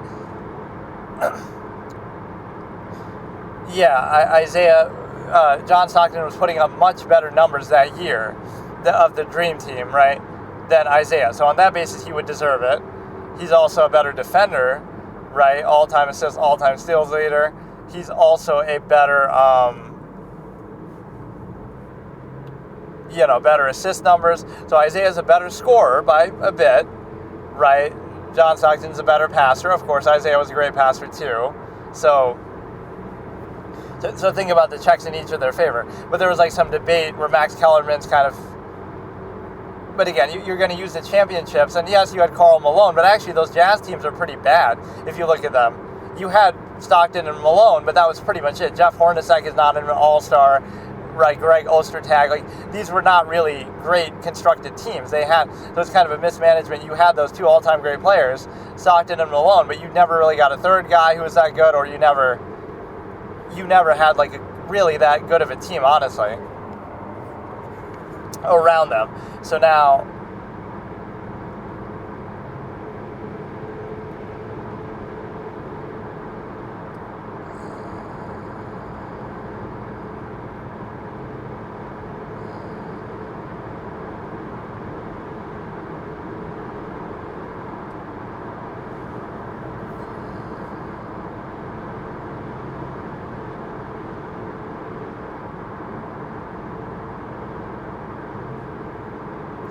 so again, Stockton was having a better year that year for sure, even at their best. Again, Stockton is a better defender, ironically, because Isaiah played on some of the best defensive teams ever. And I'm not saying he was a bad defender, but like that, of all the great defenders that you had on that team, even Bill Laimbeer, okay, a little dirty, but Dennis Rodman, great defender, Joe Dumars, great defender. Isaiah was carrying them on offense, and I don't expect him to be a great defender. But John Stockton, obviously all-time steals leader, was definitely a good defender. So he's a better defender. He's a better team player, better passer, even though he's considered dirty, whatever. Even you say personality and stuff like that people didn't like Isaiah, but isn't that important for team cohesion, especially for a point guard, right? If Magic doesn't like him, if Jordan doesn't like him. And so again, you have a better, think about the fit. He was better that year. John Stockton was better that year for sure. Look at the stats, unquestionable. He was a better passer, which is important because, again, you don't need Isaiah to be scoring a ton when you have all these other great offensive options, so it's a better fit to just have a true, pure point guard. And then he's also a better defender, which doesn't require him to have the ball, so it's actually a better fit on that level too. And he's better that year, and even all-time best for best, right? He's not really far off. I mean, I'd say they're pretty much even. Right, so you use the championships, but the circumstance is a little different. And again, as if getting along isn't an important trait, especially for a point guard. But again, John Stockton's a better defender and a better passer. Isaiah's a better scorer. And, you know, it's very close. So you have that argument elevating Isaiah because of the playoffs and things like that. But, and again, I'm not saying that Stockton shouldn't have won. Stockton and Malone should have won at least one championship, maybe two. They had their chances. I'm not saying they shouldn't have, but whether against Jordan, whether against a different year where they had chances to get farther to the finals, right, there's no question that they should have still won. But I don't know, I'm not going to do that, like where, because he won the titles. Joe Dumars won a finals MVP. There's more to it than just that.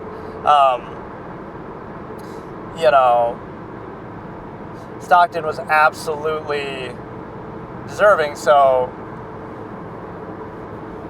again, he had a better stat line that year. He's a better defender, all-time assist leader, all-time scorer, steals leader. So, I almost want to find that clip. Because, this notion that there would be a big divide, there's not a big divide. Like, how can you be that much? Stockton at his best would be averaging 15 assists, 15 points, or maybe even more, like 17 points, 15 assists on 50+% field goal shooting. You just listen to Gary Payton. And I had this great line to do with that, about that. I said, I've seen this quoted on YouTube too, a couple times, I think. Why is Jordan harder to guard than Stockton harder to guard than Jordan? Because guarding 5 players is harder than guarding 1, right? If you get Jordan all upset and riled up, he'll keep shooting. Either he'll hit or miss. But Stockton is like, when you're guarding him, you have to guard all 5 players. So guarding 5 players is harder than guarding 1. That doesn't mean he's actually better, but you know what I mean? Like, you'll get frustrated because, I stopped him from shooting, but he did what he wanted to do. Right, so you still feel like it's impossible to actually guard him, and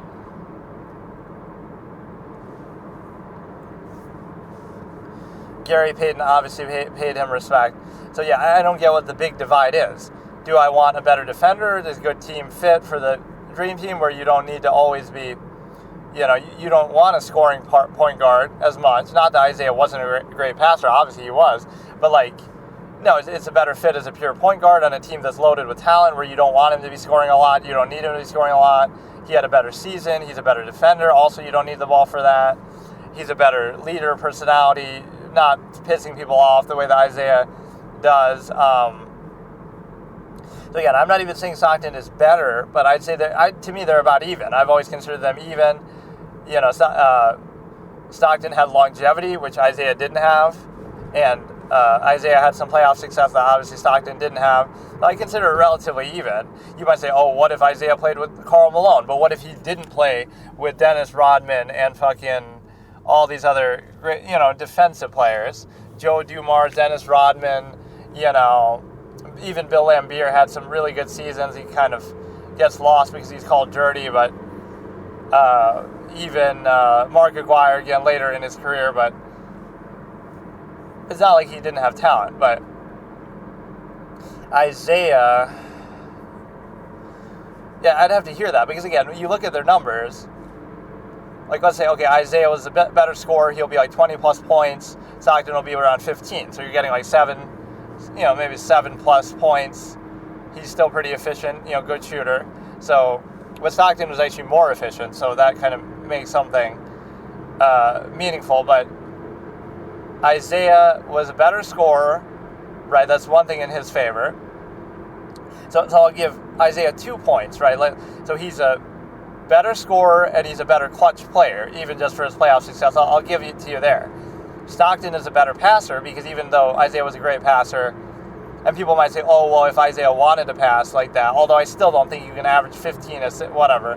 Although I think he came pretty close too. He averaged like 13 one year, but no, you don't get to say that. Like when people say, LeBron is a pass-first player, even though objectively I showed how he's not, because if you average 7 assists per game and he's scoring 28 points a game, right, the maximum number of points that 7 assists can equal is 21, even if every single one is a 3. And so, mathematically, he's not pass first, because that would be the definition of it, right? You would have to generate more points off assists than from scoring. That's not a knock against LeBron. He's a great passer, but don't give me this pass first BS. He's the all-time leading scorer. He's not pass first. He'd be the all-time assist leader then if he was pass first. I guess you could say John Stockton stocked up on all the records that even the stat padding king won't be able to capture. But no, it's like, again, Isaiah has clutchness and scoring on his side, 2 points, and then Stockton has passing and defense, steals on his side. And then outside of that, the playoff accomplishments are negated by the longevity. So I don't see at what point, Isaiah's better or way better. There's nothing to indicate that. It's not true. It's not accurate. You're just going for the fluff of the name of look, he won in the playoffs. And I'm not diminishing that, right? Like I said, Stockton should have won. But if you look at those Jazz teams, they weren't as good as maybe what you think. Again, Malone alone should be enough to do it, but those Jazz teams weren't as good as you think, and those Pistons teams are maybe a little better than you think, but that's kind of in poor taste to say, I know, because you're going against Larry Bird, Celtics, and the Lakers. I get it, so I'm not using that to diminish it. I'm just saying, don't make it seem like, oh my goodness, Isaiah Thomas, the individual, beat Larry Bird, and Isaiah beat Jordan, and Isaiah beat the Lakers. The Pistons beat them, right, obviously, and he was their best offensive player. We just glorify offense sometimes too much. 2001, 2007 finals, Allen Iverson carried them there. But then if all it took was Allen Iverson to carry a bad team to the finals, why didn't he do it every other year? Maybe a weak East, maybe this and that. But, ultimately, it's always the East, too, that's the weak one. But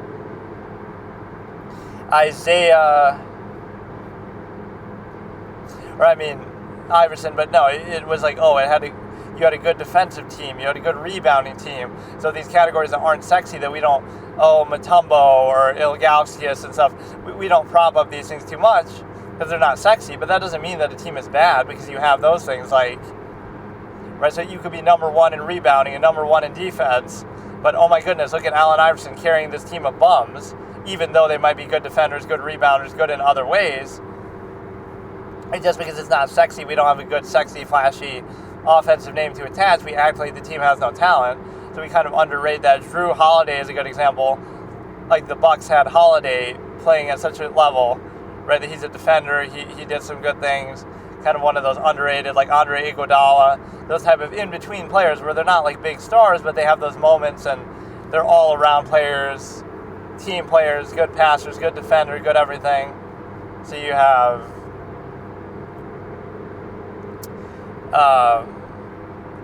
2007, the Cavs were good in defense and rebounding at least, even if not in other areas. So when you build a defensive-focused team like that, then, oh my goodness, you focus only on the offensive star, he's carrying a bunch of bums. But if they were really bums, then okay, why didn't LeBron make it to the finals every year? Oh wait, he kind of did later on, so I'll give you that. But there's a bit of a fallacy too. When he left the Heat, right? When he left the Heat, look how they dropped off. But that's actually not true, because they were doing actually pretty good. They were going to be a 45-win team at least, something like that, with Bosh and Wade. But then Bosh and Wade both get hurt. So that's a fallacy, because, again, if that team was at least at the level it was, whatever minor hiccups and how that they've been having, Wade, but he wasn't the best version of himself. But those two together could have won 45 to 50 games, maybe won a first-round playoff series, right?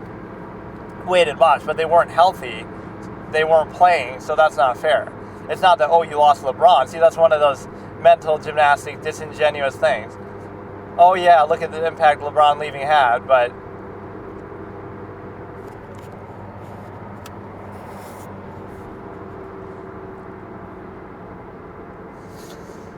yeah, I almost got to hear that, because that's a really dumb take. I would consider them basically equal, and I don't see what the big deal is. The only thing you have to lean on is the playoffs, which I know, again, I'm not diminishing. It's not like Stockton was a bad playoff performer. He had some great games. He had some pretty pedestrian series, though, too, to be fair. In the finals, he averaged 9 points, 9 assists, something like that in one of those. So he would have, it's pretty funny. And that's later in his career, kind of, but still. He would have, 9 points, but 3 of those points would be the potential game-winning clutch shot, right? That's the kind of guy he was. So, you'd have one steal, but it'd be the one that could seal the game. Stockton is really really underrated, I think. And I get it because, how are you going to disrespect the all-time steals and assist leader when those categories are so hard, so much more coveted too? Like, well, not to diminish all-time points leader, which again, anybody saying now LeBron is the GOAT, I can accept it on a basis of longevity if that's your argument, but that's the trick, right? I would almost have this as a trick. If you say LeBron's the GOAT, my question would be, okay, fair enough. Who was your GOAT before? And they'll say Michael Jordan or something. And I'll say, on what criteria is LeBron the GOAT now? When did he surpass him? Oh, when he became the all-time scoring leader, for example. I say, I see. So your criteria is longevity, whereas mine is peak performance. So longevity is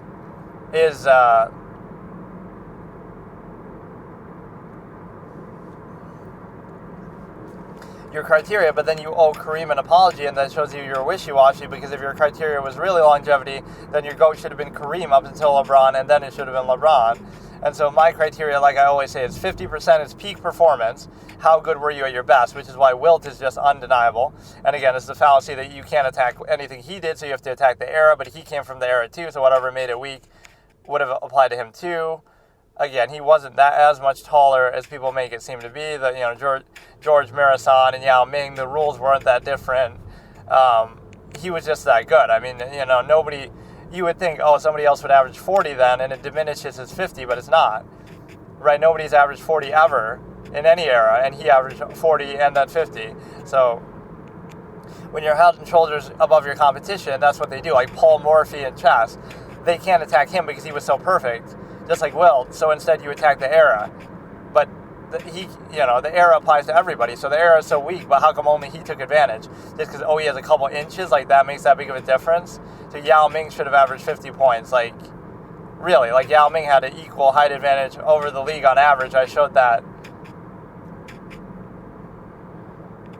But I did like a study on that. So roughly Yao Ming had an equal or maybe even greater height advantage average at his position as Wilt. So why doesn't he average 50? Like, it might account for why he was still so successful, but there's plenty of tall players who aren't that good, like George Marathon, Manute Bol, like they weren't doing what he did, so that it's more than that. And even then, like, okay, so he was a freak. Like, let's say I'm 10 feet tall and I join the NBA now, or like Shaq was big and strong, like, so what? That's part of the game. So, he was superhuman. He was ahead of his time athletically without the benefits of modern training, technology, shoes, health, medicine, nutrients, whatever, and human evolution that apparently we've become all superhuman in the last 100 years. Like, we act like that. But without all the benefits of that, he was ahead of his time athletically. So he was a monster and nobody could keep up with him. So it's not like he came from the planet Mars. Whatever made the era weak, he was subjected to as well. He was just a world-class athlete. He was good at volleyball. He was good at swimming. He could lift 500, 600 pounds. He was just unbelievable. And people sometimes say he's slender, but it's like it was all muscle, according to witness accounts. Like, you look at Shaq. They could both be over 300 pounds. Like, Wilt's over 300, but he looks kind of slender a little because it's muscle. It's not fat. Not like the Zion Shaq effect. So, yeah, Stockton. I kind of want to see this. Let me see.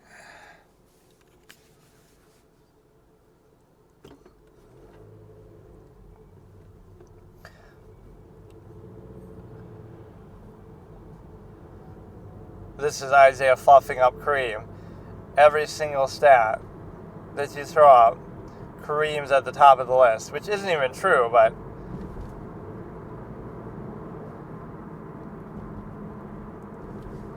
like, is he the all-time leading rebounder? You would think he should be, but he's probably not, because you have Wilt and Russell averaging 20 plus.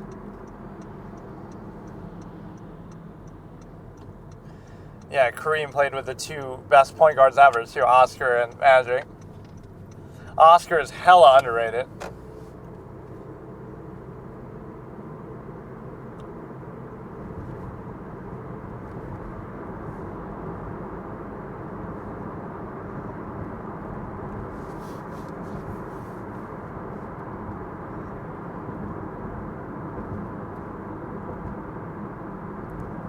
The 20-year window.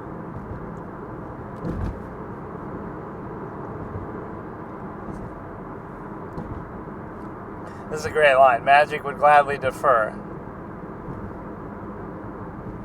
Except he says his name wrong earlier, like Kareem Abdul-Jabbar. But that was that's one of the great moments in debate talk shows, when he reps for Kareem there.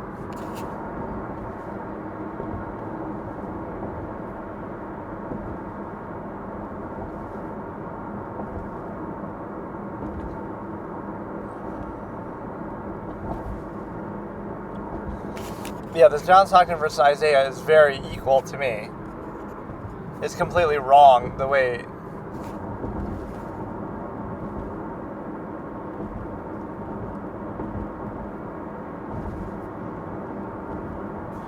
The max hate on the show actually getting out of hand. I know a thing or two about boxing world, Cap. Karl Malone is not the reason Stockton all-time great. Yeah, because, I mean, like, by that logic, you could say it the other way, that he got all those assists for Malone, so he was helping Malone. Like, they both helped each other. They were both conditioning, very well conditioned. They both had great longevity. So it's like, I'm not going to take that away from him. The fact that,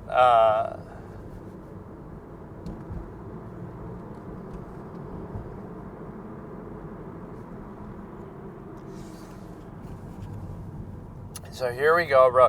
No, but the reaction is so over the top. Like, okay, on an all-time list, Stockton and Isaiah should be right next to each other, and that's fine, right? Like, because those things count for something. So even I say, 50% for me is peak performance. How good were you at your best? 25% is longevity, right? Like all these kind of all-time leading assists and steals and stuff, right? So longevity, and then number 3 is, like, again, 50% is peak performance. How good were you at your best? 25% is longevity, and 25% is accolades and other things like intangible clutch awards, right? Which you might think overlaps with longevity, but not necessarily. Like, in fact, it could be the opposite. Like in a short span of time, Kawhi, for example, doesn't have longevity, but he had amazing peak performance, and he has some pretty good achievements as well, right? The championships and stuff. So,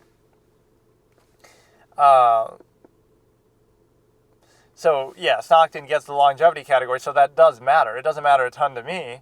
But again, was Isaiah that much better at his best than...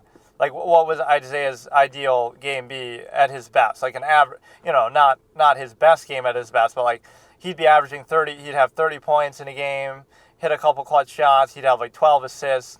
Really just very good. And then Stockton would have like 5 steals and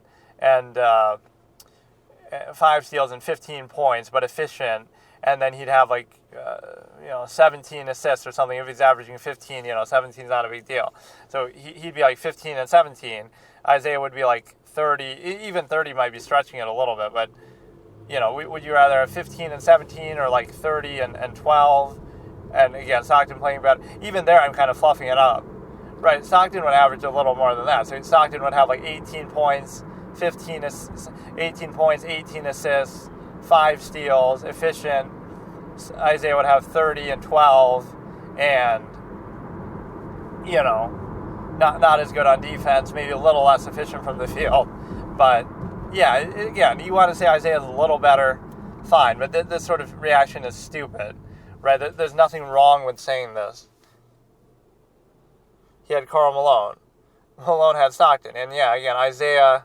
I guess in a way I'll give Isaiah credit for the assist because most of his players were defensive in nature. So I play devil's advocate, against myself here. Stephen A. and Jay literally made no argument. W goes to Max. Max gets way too much hate sometimes. Yeah, this take is perfectly normal. So this is...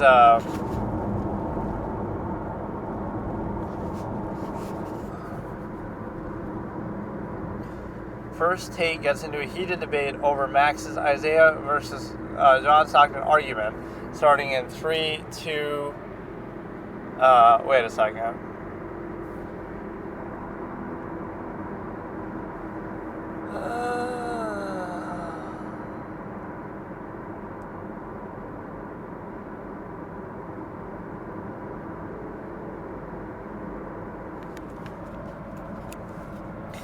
Okay, starting in 3, 2, 1. There's two things.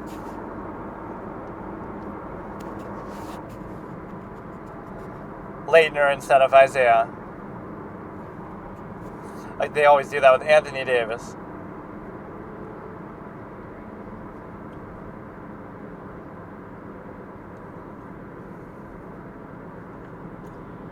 By a hair, I agree with that.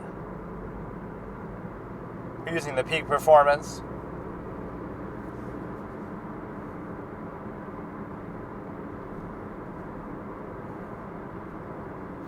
His peak was nearly as good. He had Karl Malone, but so what?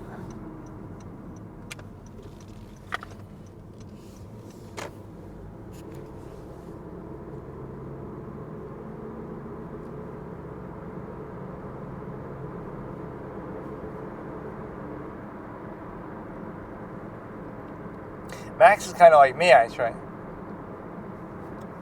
Isaiah wasn't.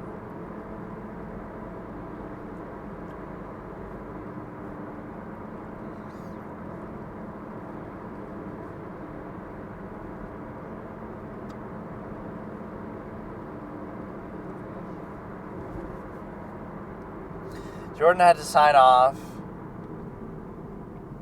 And yeah, did you know Barkley actually averaged more points than Jordan on the team?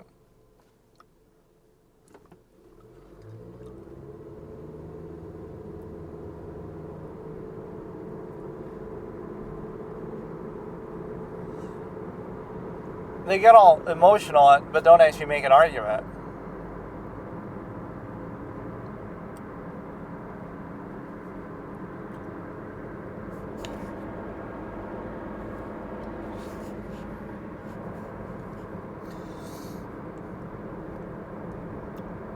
Stephen A. showing a rare moment of humility.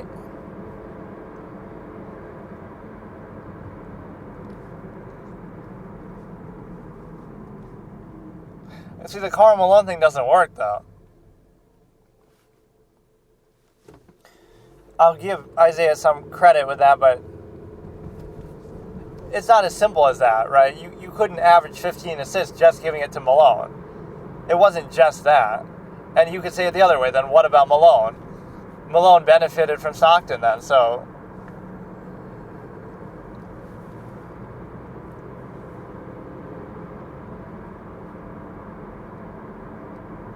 So Magic Johnson wasn't good because Kareem.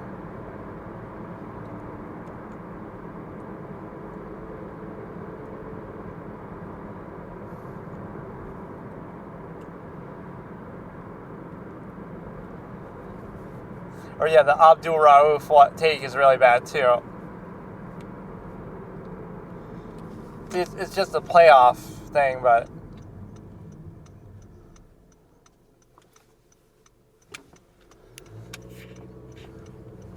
Look at the disrespect that Stockton gets.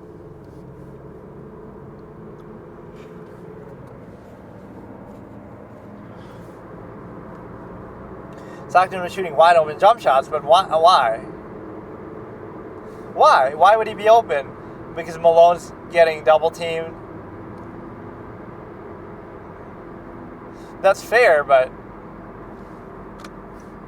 That's fair. He never had the offensive luxury, but he had the defensive luxury.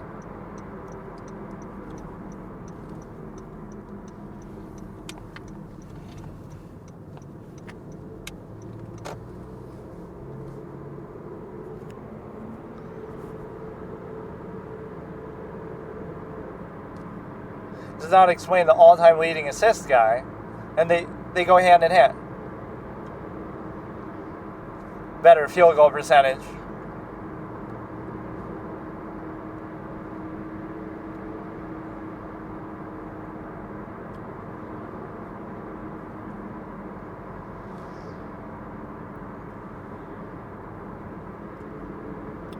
This Karl Malone thing is dumb, though.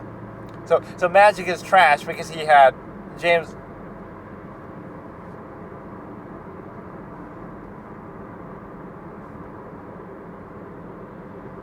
Top 3, top 2.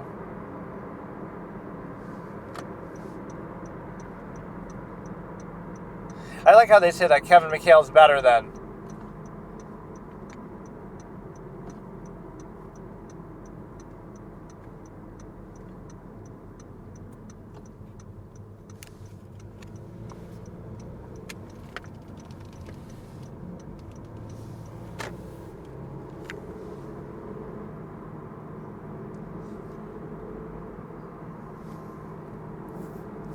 So it doesn't matter who your teammates are in that sense, though. Again, Magic had other great players, you know. And actually, even when Malone wasn't there, right, I'm pretty sure, like, after he left, or am I wrong? Maybe, I can't remember the timeline. But you can look at games without Malone, he would still put up big assist numbers. Like, you're talking about one player, but what about the defenses that Isaiah had that he won the 2 titles because of?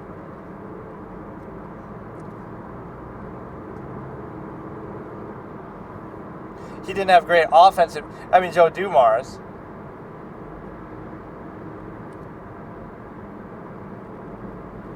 Joe Dumars.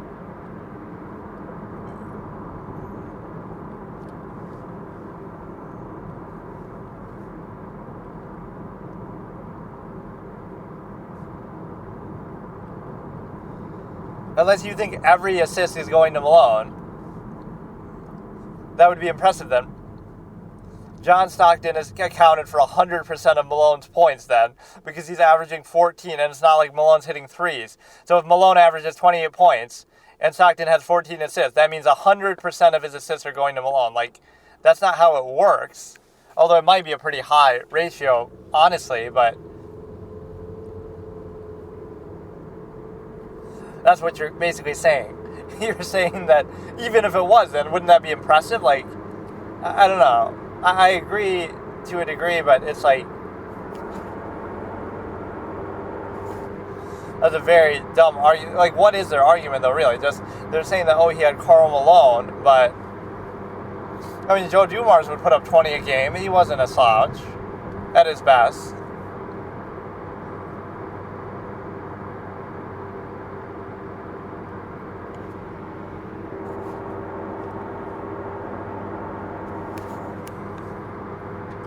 So this is just like a basketball special episode, but I got triggered by that. I just thought of, like, oh, Isaiah even saying that about Joe Dumars diminishing. You know, Bill Laimbeer had a season he averaged 18 points a game. Joe Dumars averaged over 20 at times. Like, Mark Aguirre was a great offensive player. He didn't average that much with the Pistons, but, like, you know, you had some weapons. Again, Karl Malone... It's still impressive. I mean, if you get the... So by that logic, anybody who... Yeah, that's what it means. Anybody who ever plays with a great center then. Why didn't Kobe average, you know, somebody else, like, average 15 assists when he's playing with Shaq? Why didn't anybody who played with Kareem always average a lot of assists, like, aside from Magic, like Oscar even would, but, like, take any good center, right? Like, why didn't Kenny Smith average, 15 assists when he's playing with Hakeem Olajuwon? Why didn't, somebody for the Magic do it when he's playing with Dwight Howard? Oh, wait, because Dwight Howard sucks anyway. But, why didn't Tony Parker average more when he's playing with Tim Duncan? Why didn't somebody average more with Kevin Johnson, actually Charles Barkley? But he gets kind of forgotten about, Kevin Johnson. But why didn't all these other players... Let me try to think of a center who didn't have, like, a great point guard. Hakeem Olajuwon. Why didn't Kenny Smith or another point guard, average a lot more assists because he played with Hakeem? So I guess that's all it takes. Or why didn't everybody who played with Wilt? That actually is a bit of an anomaly, come to think of it. That shows you how great Wilt was, that some of this he was getting on ISO. People who played with Wilt didn't have a ton of assists. Imagine he averages 50 points a game, but nobody on the team is averaging, like, a ton of assists, I don't think. Right? In fact, he's the one who led the league in assists one of those years. So it's like...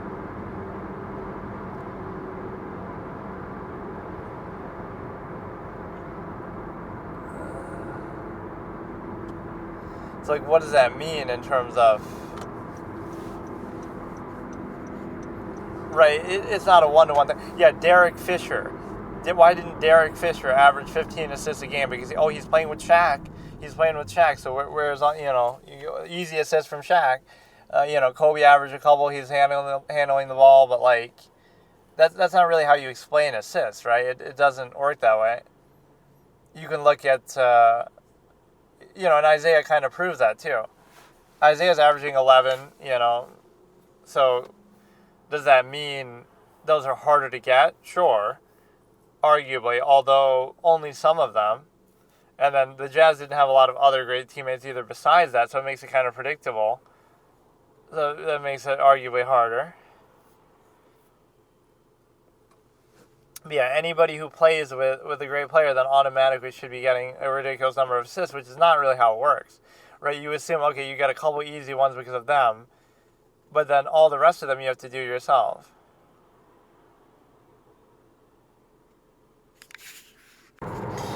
So here's an absolutist concept that it would be pointless to try to convince somebody of something within contrivance state because they are beholden to a low standard that reinforces itself. So what is done is only necessary or valuable to reinforce the half-mass state. Whereas an absolutist would remove the need or, again, not even preserve the stimuli acme, etc. But if you have truly high standards or the highest standard or measure or any standard, any measure, right, consistently held, it would invalidate the whole thing because then it would be, right, it assumes too much. So now it would be that those are two different things, right? One is posing itself as a false absolute. The other is recognizing itself as a measure and practicing it in kind as such. And so now you have that realization that this is why the empirical basis of like religion or other things are necessary. And the reason why is because, again, you might think it's fairly obvious, like, well, of course, this standard, that standard, etc., and society go without saying, like, don't kill somebody or something like that. Although there's still exceptions made, like, okay, well, it's okay in this case, or, self-defense or whatever. But that's a more practical, legal, pragmatic argument. But the problem is when you get into, like, a life goal type area, right? Society assumes your life goals, right? Often ties them to stimuli acme, like to have kids and to get married and to have mass hedonism is the basis. Or money, zero-sum means, overcompensation this way. So remove the need for the contrivance itself. Like, oh, now you can retire and go somewhere and no longer have to deal with the same contrivance that you glorified along the way on a functional basis. Or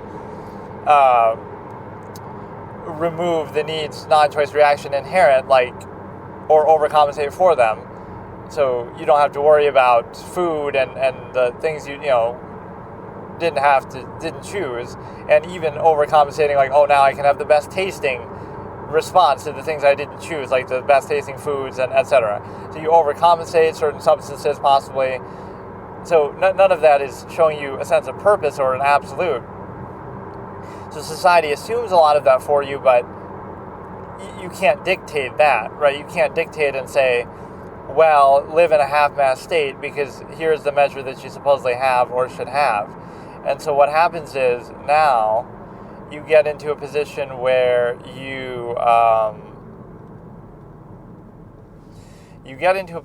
it's a more basic state where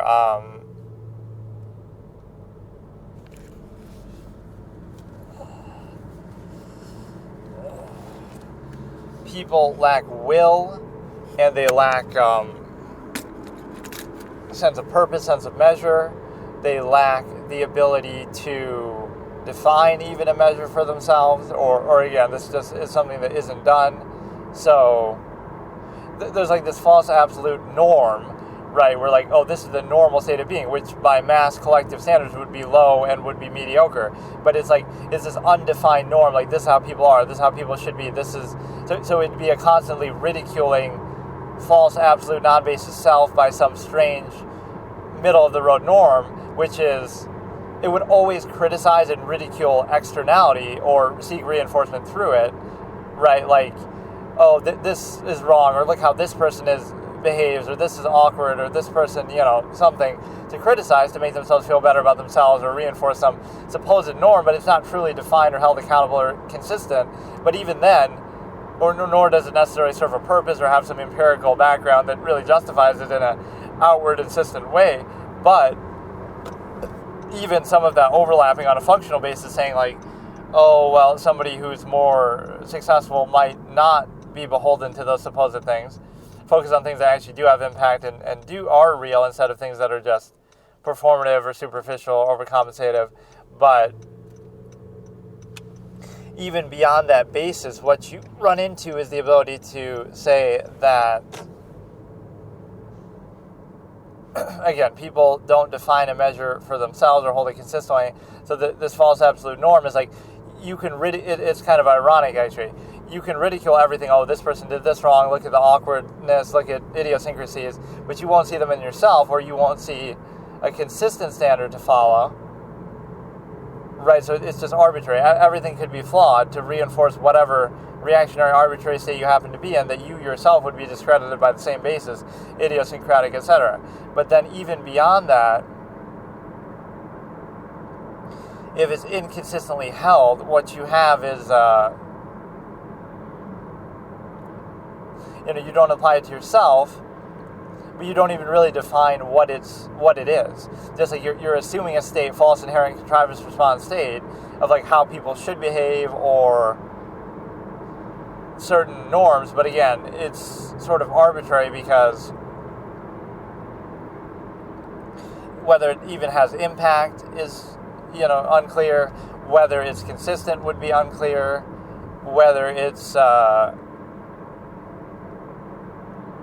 whether it puts you in a position to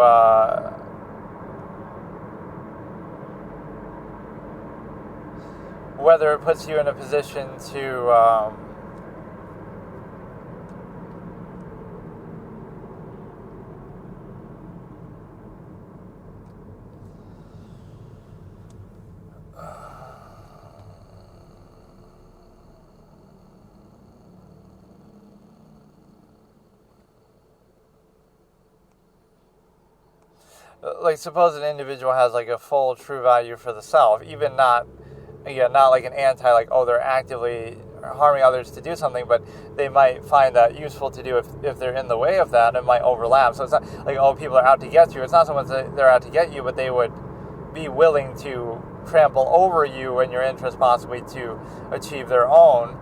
And collective contrivance, by definition, is like that. Like, society is constantly undermining the individual for the collective, which consists of individuals which think they're getting something back from the collective. So think about it like when you glorify, oh, give back to the collective, give back to community, like everyone, others.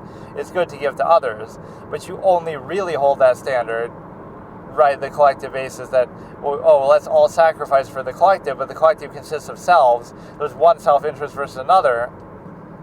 So it ultimately still comes down to that basis and measure. So it's not a higher measure.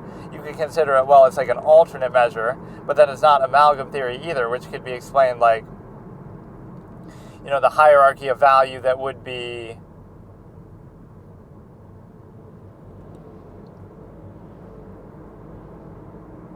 and yet just in general, the long-form postulate is often not met with rebuttal. It's met with emotion or insistence or irrational insistence upon self or just dismissal or, again, attack the observer, shoot the messenger, right, which you see as a fallacy, even though, again, the infinite objective mind, anybody can think anything at any time, including contradictory things. So, right, it's a false absolute, false duality, but then also, like amalgam theory versus nearness postulate. Why do I assume that the average person is a preserver of follower of the nearness postulate is what your basis of value is? Because if it's truly amalgam theory, meaning you value people inherently or just people overall, then the human family, then you'd sacrifice a meal. You eat 3 meals a day. You'd sacrifice that because somebody's starving halfway across the world.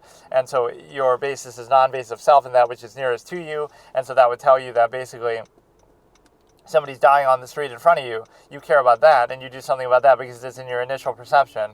But something in your awareness still that, somebody's starving halfway across the planet, you don't care as much about that. So the basis is even on equal footing, like somebody's dying, somebody you could do something about, you only care about the one that's nearest to you, in front of you, your initial perception, even though you're aware of something else. And even if you feel like your ability to impact it is diminished, right, that concern would still be there, amalgam theory, right. But it's actually a nearness postulate because let's take away even that hierarchy of value. Now we say, oh, somebody's having some minor inconvenience, let's help some old woman across the street. Like, oh, you feel gratified for that. But based on that same supposed value for people, it's not unconditional. And again, it's nearness based that, oh, somebody halfway across the world is starving or dying, but, oh, you're helping a woman across the street or doing something more minor. So based on that more minor prognostication, you would have,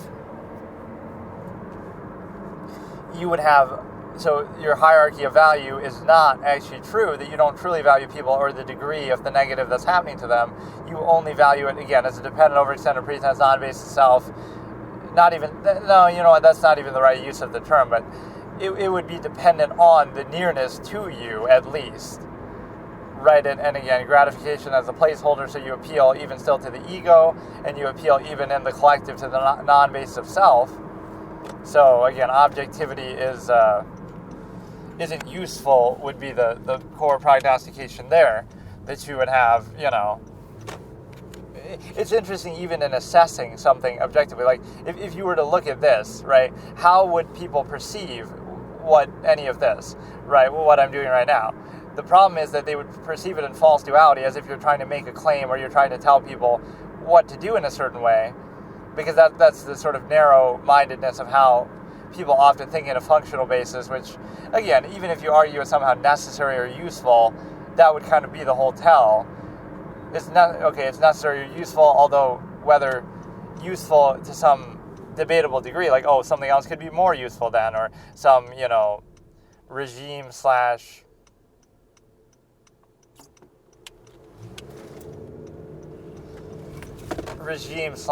element of, you know, a more authoritarian state and whatever, and then you could be more productive in that way. So that part could be debatable, or regardless, you know. So the functional basis isn't absolute, because you could hold it to a greater degree and whatever. So that's one point. But the other thing is,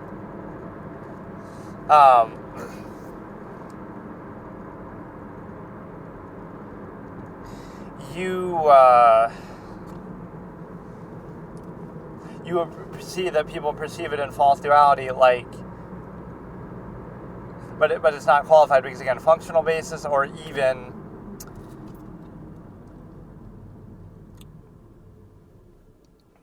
functional basis or one other basis, which I just said, but now I forgot.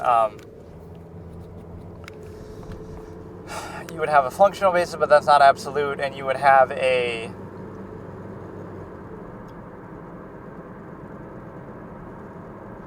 just like a reactionary element, but again, it would be that you're framing everything in false duality, because again, your state is actively outwardly contrived, not inherent, false inherent contrivance response, but also it's like sort of requiring constant reinforcement through externality. So your entire worldview, everything you see and do and say, is merely a way to reinforce what is an outward artificial contrivance state. So it's not like some inherent defining thing like, oh, that's just you, that's just your personality, that's just your experience. It's all within the framing and worldview that you have to see everything in terms of it, right, and reinforce either positively or negatively, like that's positive reinforcement consistent with your worldview contrivance state, or somehow anti, you pose it as anti, even if it's just non, even if it's just neutral, even if it's just some other alternate measure cannot exist. It must be false duality. So either it directly reinforces your worldview, or it actively counters it, which still reinforces it, because you would use that through ridicule. Like, oh, either it reinforces what I think, or again, the contrivance state that I'm in, or it directly counters it, to which I can then use that as like an anti to reinforce. You'll ridicule it then to reinforce it all the same. So now you have a position to consider that. So again, you wouldn't argue for that, even, okay, it's a functional basis, whatever, but it's not an actual high standard or consistent standard or measure that's held. And then beyond that, you also have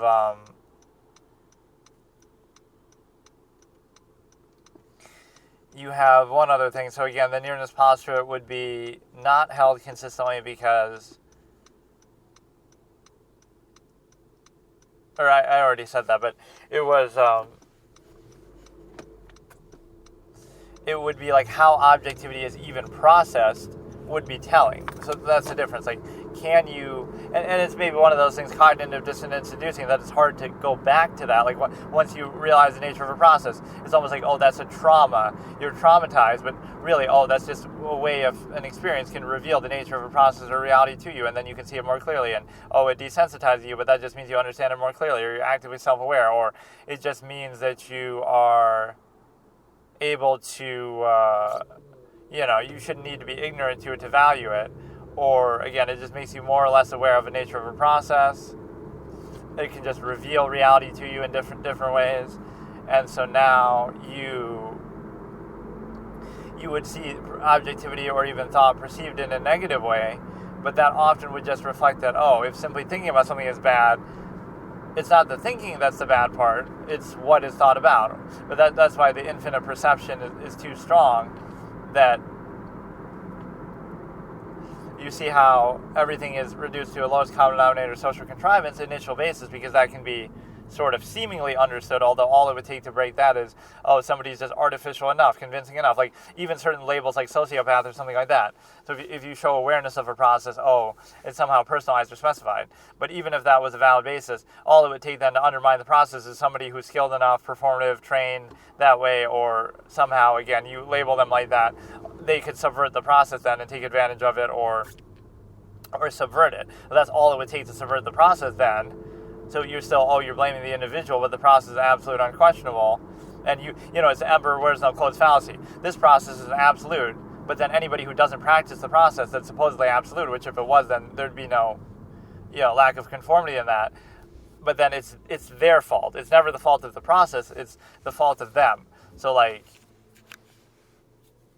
it's not like a Darwinistic or universal achievement that okay, again, even if a functional basis, it would be like, well, you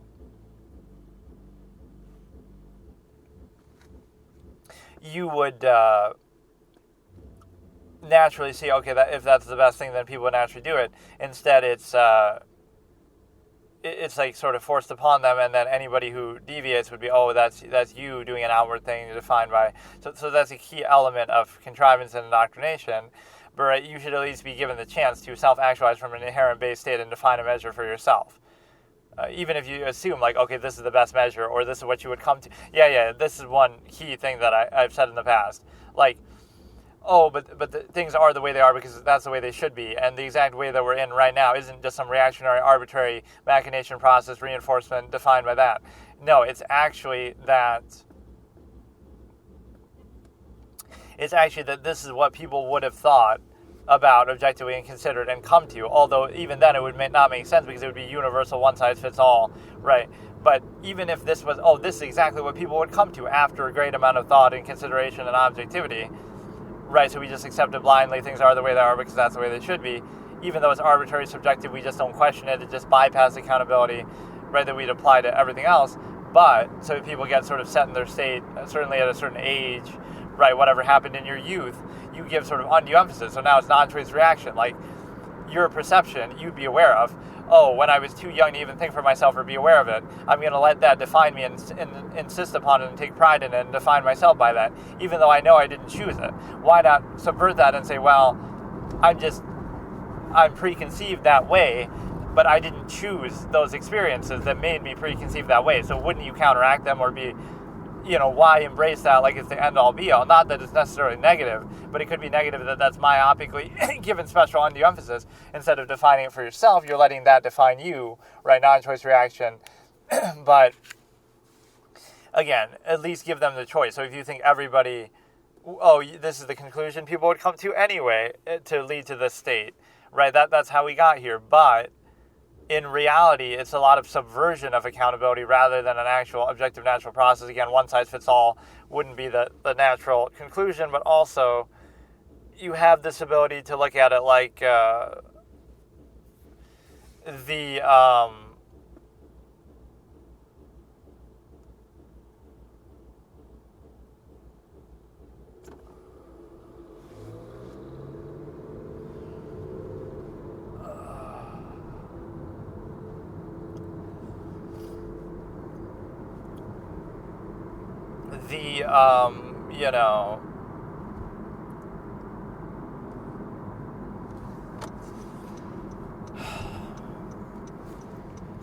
you could lay out the nature of the process, but then you feel like, okay, you still have to do it for functional reasons, but then the awareness of it invalidates it, or it creates cognitive dissonance that makes it difficult for then people to do it, so then they won't do it, so you can neither be aware of it, nor can you, be consistent with it. So the thing is that, again, the fallacy, like, things are the way they are because that's the way they should be, but you would need a sense of,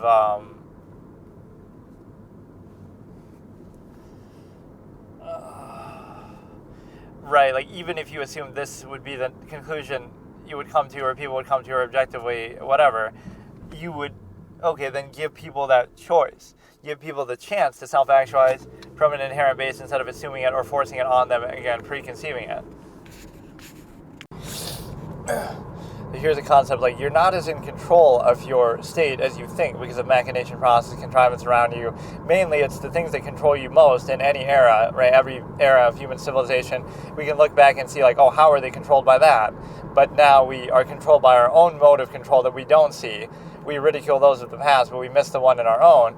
So the thing is, the things you take for granted the most and don't think about at all, right? Like, oh, it goes without saying, so you don't even have to think about it. Those are often the things that, it's not that you don't think about it because it's true or absolute. You think about it, you don't think about it because if you did, it would invalidate it. So you have to avoid and bypass thinking about it to value it otherwise. And that is called, the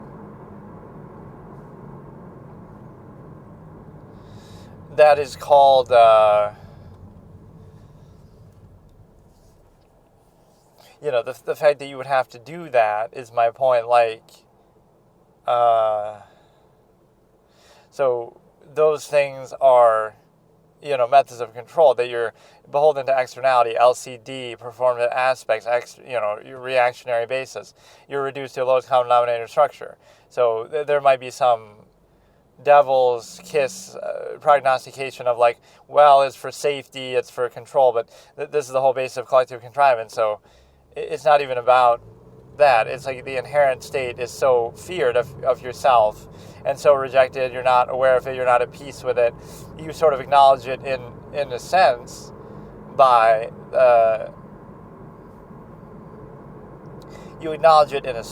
saying,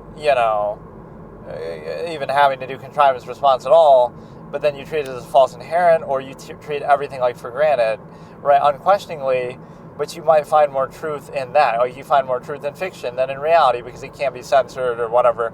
But in this sense, the simplest things, if you think about maybe, minimalism, remove the need, maybe, like, why do you like that? Maybe, it's the sort of thing you see a lot in self-help guru type things or whatever, life coach, but you could do it yourself, and you're just like, that level of self-awareness is hard to have. So it's hard to be self-aware and think, so you're only allowed to do it, or you only allow yourself to do it, otherwise you're always distracted, or reduce the function, structure, LCD, social contrivance, right? That is the function of social contrivance, to reduce thought to the lowest state that can be controlled, right, in some way, but then it's a fallacy of permission, like, oh, the only time where you're free to think is such and such. And so it's like, people are uncomfortable with their own thoughts and things like that, or they don't do it in, like, a formative way. They do it in, like, a functional way, as in, like, here's how reactively we sustain the state within the machination process that we're in, etc. Not, like, how do we do it in the first place.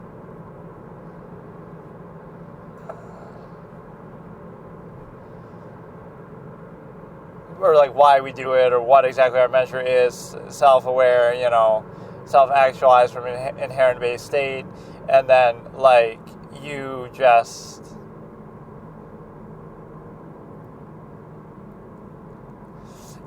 do it in a way that allows you to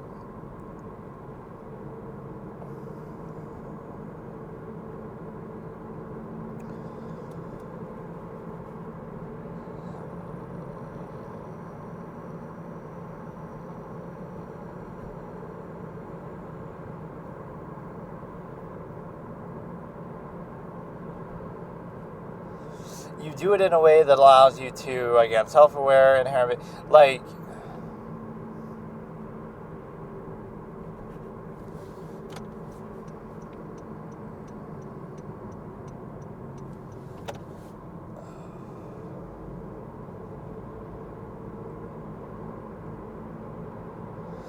like, you would basically be putting yourself in a position to,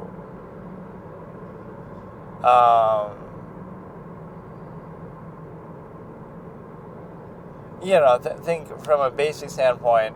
And the one thing that you can always question, you might say, on a functional level or a contrivance level, we assume you should do this, you shouldn't do that, this should be your priority. You can never assume people's intent or their measure or priority. So, for example, you would look at it like, well, you can question anything in that way because, maybe you're a minimalist, maybe you don't want that, maybe you're a half-mass hedonist, maybe you want longevity process, maybe you want to live shorter but have a certain experience, substance use, whatever, like sugar and different things. Like, you're making those choices whether you realize them or not, so to be aware of it is kind of wrongfully condemned or stigmatized. Let's look at this idea, like the younger generation that has psychological wounds from the conflict of contrivance that they're more aware of and able to be aware of because maybe the freedom that comes with modern machination and convenience, but that conflict was always there and just manifested in different ways. And you also have the state of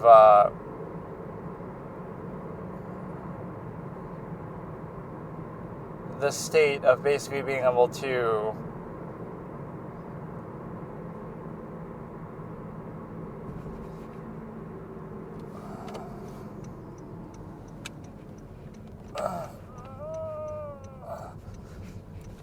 everything existing to try and reinforce a certain state, even if on a functional basis, but still sort of limited in scope. And then you have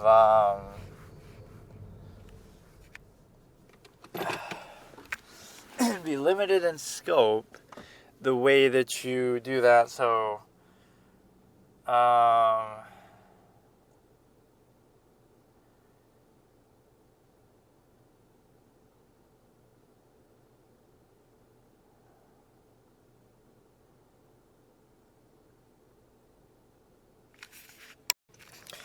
here's a little absolutist monologue. Like, this would be describing an absolutist. Like, they would be fully engaged, fully locked in, eyes focused at all times in all ways, all part of an overall measure, valuing everything, right, sort of aware of every impulse, whether counteracting it or not placing any special value, undue emphasis on it. But what the initial would do is they'd condemn this appearance, this state, because of value, just being fully alive, fully aware, self-actualizing experience, a full life, full experience. You can't have that because they're reduced to a half-mass state, so they condemn it. And also, they would project into it, right, something else, something negative, something they fear. And they're partly right, they're partly correct. Because, again, the absolutists can do anything, so they're right to fear it, but they shouldn't fear what they might do. They should fear what they will do, right? So the point there being, like, they'll come up with some negative, right? Like, they could do something bad, right? Because they're not beholden to a contrivance state, like, LCD initial. But again, even that's performative, so you could easily just put that up in front anyway. But they'll do that, like, okay, they're not beholden to that, so they'll project something negative, but it doesn't matter because,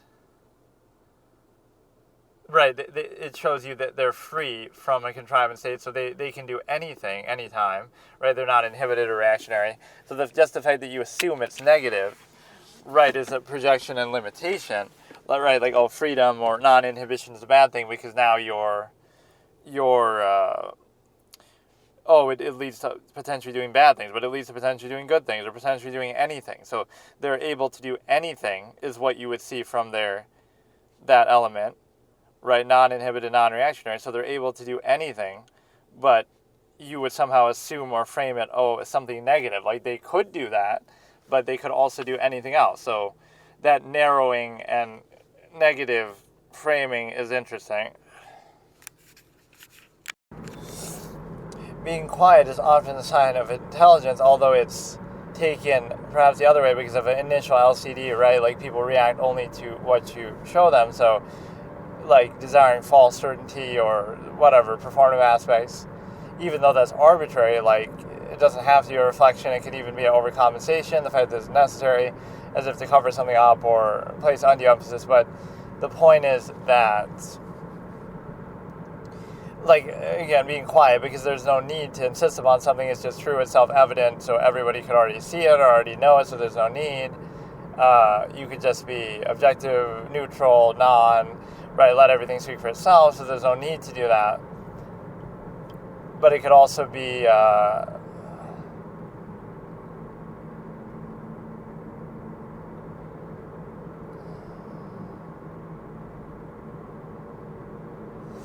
the outward insistence of collective contrivance, where it always has to, even consider like neutrality, non, and negative. But again, the idea that you don't need to place undue emphasis, everything speaks for itself, and also that you kind of don't need to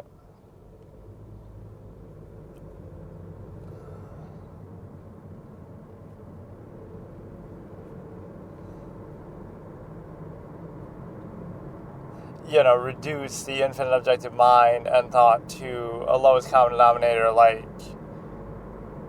a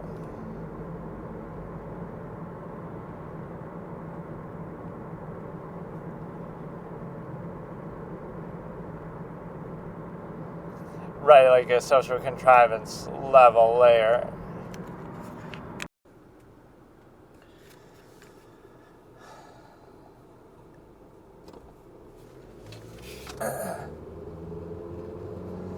So let's look at like the desensitization of social contrivance, like why you have access to the internet or other forms of communication. Like, it would make it seem like that's so much potentially more objective or infinite or better or whatever it reflects. So you may not value the reduction to structure and pre-con and dependent overextended stuff and nearness postulate and all that as much. Right, so you'll blame somehow that, but it's actually, it just reveals, right, it's what technology can always do. Technology can reveal the obsolete nature of people or a contrivance or something like that, like a standard that exists only because it has to, not because it's actually of value. So you see that, and again, you might think, then people would have a problem with the inherent objective reality. But the problem would only be born of their self-created contrivance, as in, they don't have to do that. Like, it would remove the undue emphasis, so then you would see the process for what it is. So, for example, you would see the process for what it is, and the process is, like if it's stimuli acme, it's like the same thing of animals and this and that. There's more as a way to structure and control what would otherwise be an inherent natural process, and people sort of take that as a false inherent contrivance response. But again, even on a functional basis, you would have to argue for it more accountably, which it's not held, it's just taken for granted, or people are constantly struggling, and so it'll be a false absolute, but then you're constantly struggling against it. Right, constant contrivance, conflict of contrivance response, and then you also have the ability to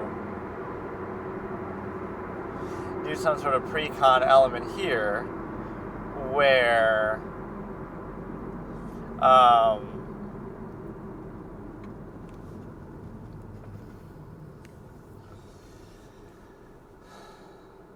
you do some sort of pre-con element here where you get to appreciate the fact that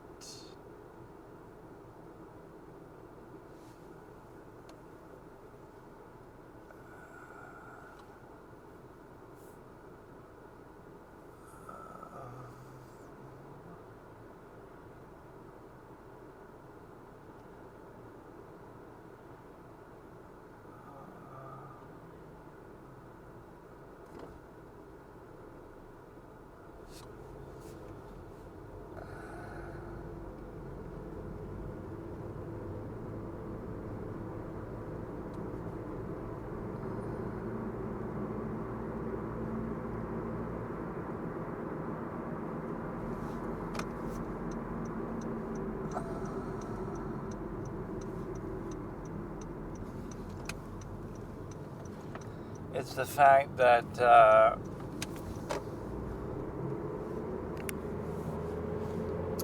you would have some sort of other undue emphasis, like, right, why a more narrow, limited structure would be placed undue emphasis, because it has to be, otherwise it wouldn't be valued. The same way that the ability to think would be the same way. Like, it's strange how, like, that's all it takes, right, to invalidate. You can come to your own conclusion, whatever, but that's the whole point. Like, most people never truly think in their life, like, uncritically, objectively, just look at everything outside looking in, right, inherent objective state, and then decide for yourself. It's always preconceived, it's always closed structure, it's always reactive, it's always lowest common denominator, reduced social contrivance, it's always incentivized, it's always indignant insistence, right, reinforcing contrivance response state. It's always treating everything as an absolute, which you might mistakenly believe is self-interest, but you wouldn't even know to be able to truly assess that or define a measure. So it's a way to, train animals, how to train your human function, just that you would get, what would they think of it? Oh, right, they don't think at all. So you wouldn't know what somebody would think of it. But, like, the fact that that's necessary, though, is the whole problem. And you see all this, like, deviation still within that, which is a reflection of a non-absolute contrivance state. But even beyond that, you have the ability to consider that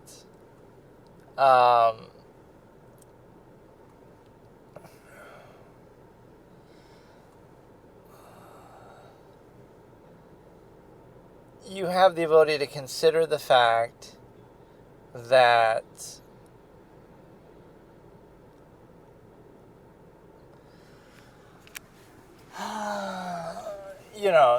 you don't see that, where there's a thought put into it as far as, like, actually considering and deciding on a standard or on a measure or on anything, right? And that's why you see also so much emphasis on appearance, because there's, like, this aimless reactive uncertainty that's requiring constant reinforcement and value from externality.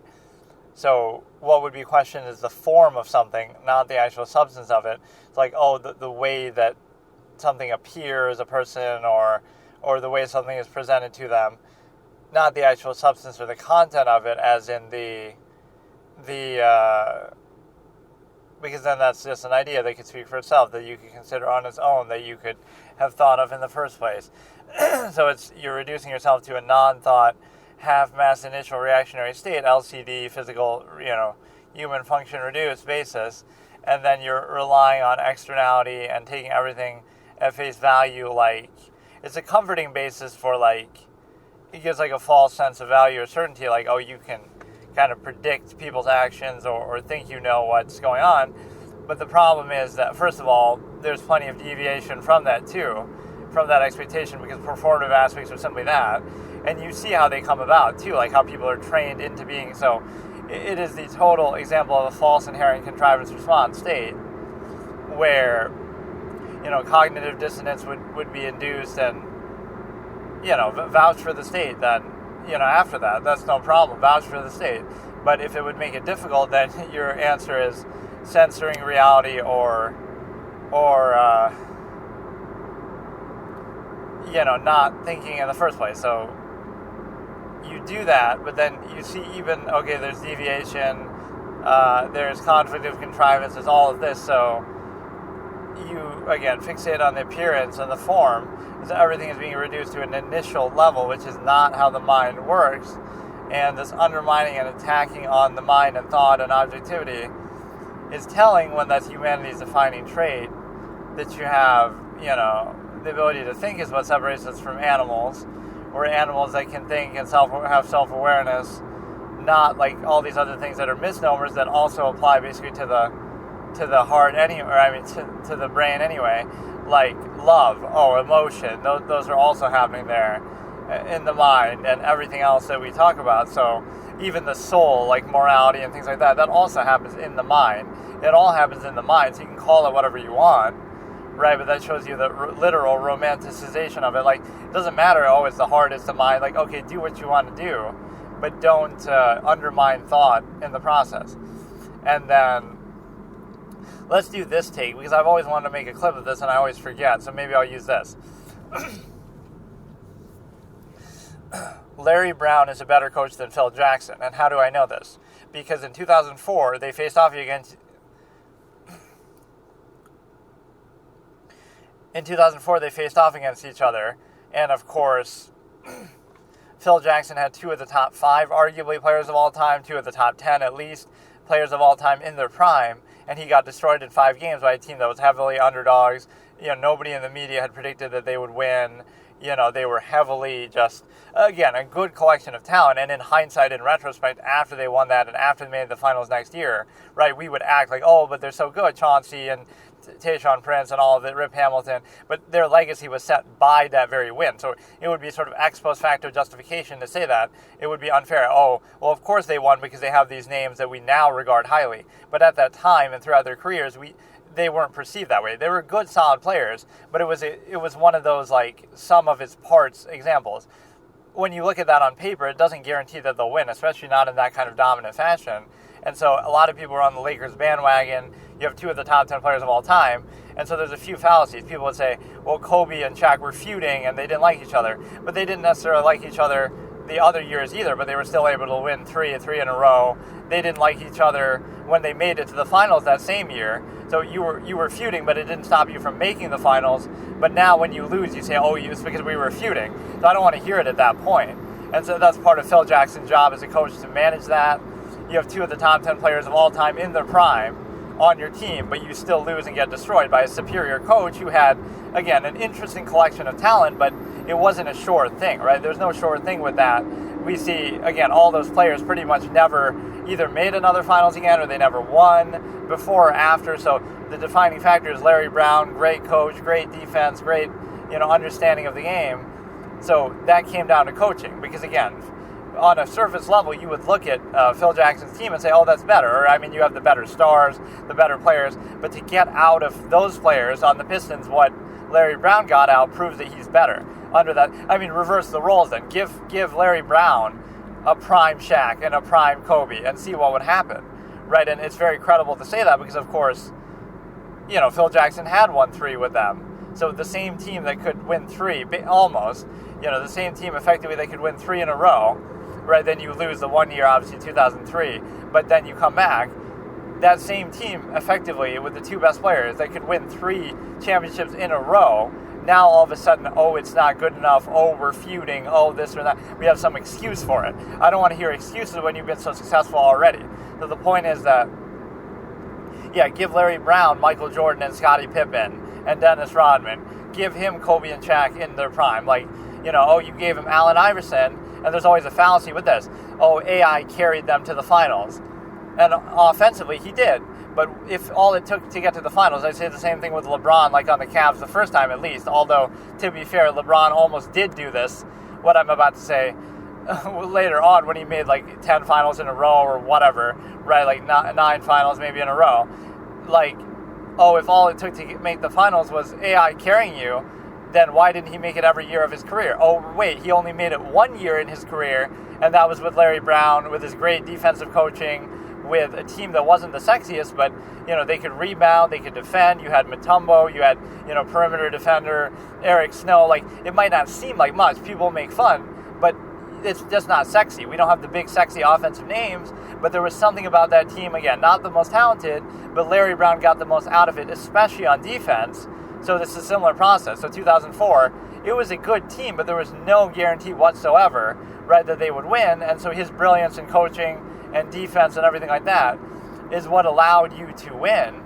And so that then shows you the bigger picture, which is, again, you have 2 of the top 10 players in their prime, you have a team that's already been successful, and you get destroyed by a superior coach with a nice little cast of talent, but we only look at it that way. Again, a lot of those other players didn't have success outside of that, before or after, didn't make it to finals, just like, again, AI situation.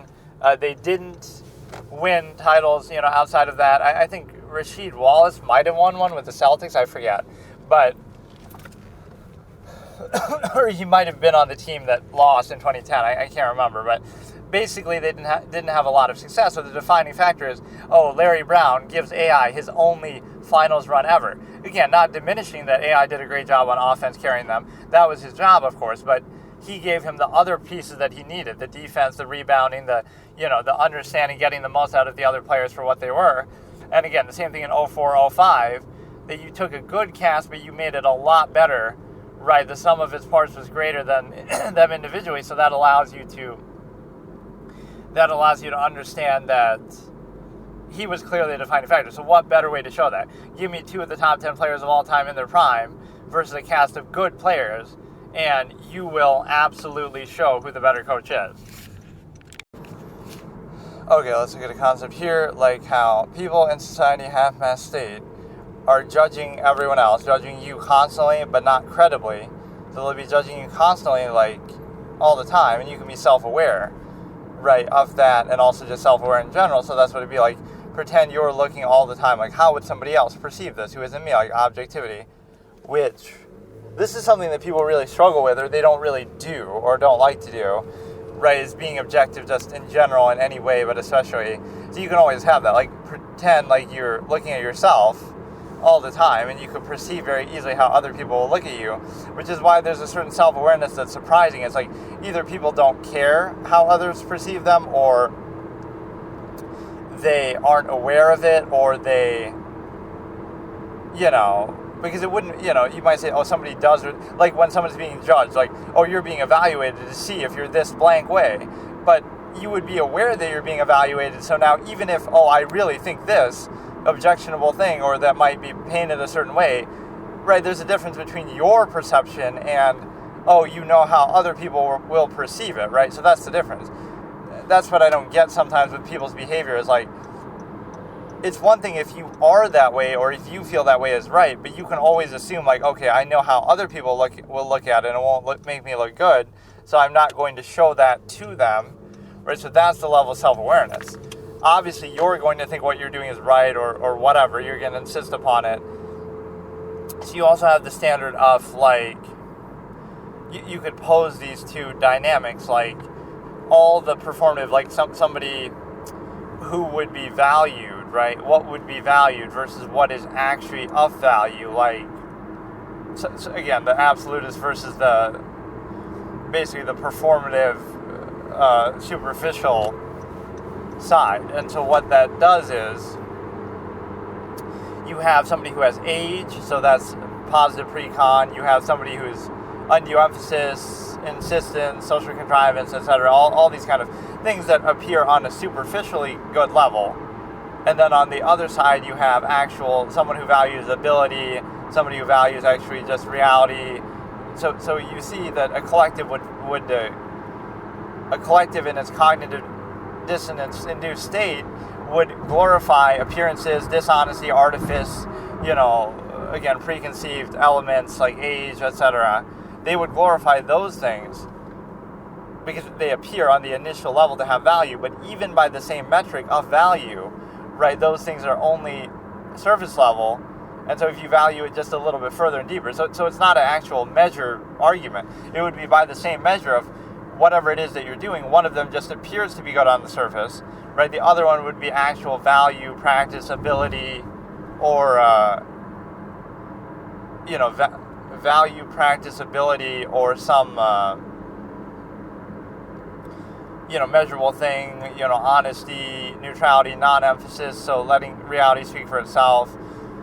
So the fact that you can't do that is always what's telling, right? If you look at, okay, God, or the lack of existence of God, what that would do, or again, lack of absolutes, false inherent contrivance response, morality, etc., viewing all those things as absolutes does not serve the purpose of,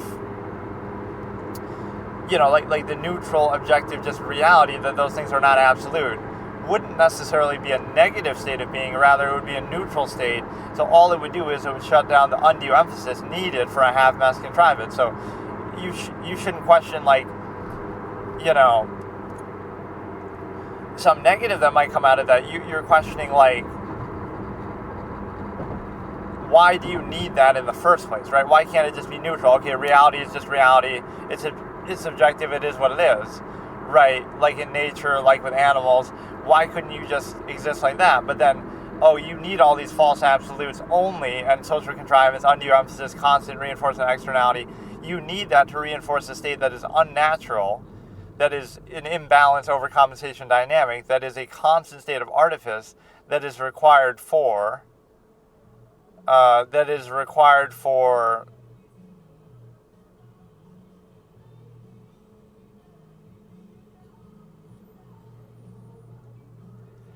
right, the half-mass state that you're in. So it's an artificial state that is constructed that now requires constant sort of a false absolute. So think about it that way. Like, oh, you would have to believe in God in order to do this half-mass state where you behave in a certain way that society wants you to behave and collective contrivance, right?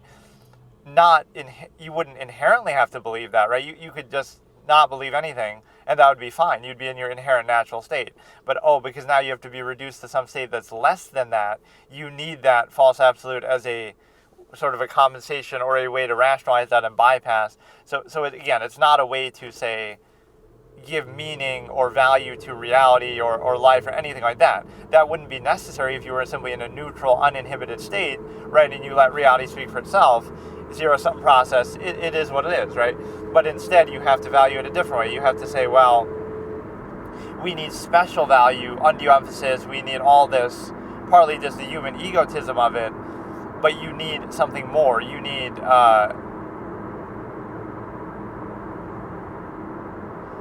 something more, which is you have to pose a false absolute, you have to place all this undue emphasis constantly too, in order to maintain a state that is lesser, that's being constantly reduced, constantly restrained, constantly told what to do, constantly, restricted in these ways, constantly, requiring some sort of undue emphasis, sort of bypassing, your normal thought and capability. So in order to be reduced to that half-mass, restricted, inhibited state, and again, in order to specify something like, same thing, undue emphasis, like with the stimuli acme, right, like how you'd specify being with only one person, right, in order to do all of that, you need to realize that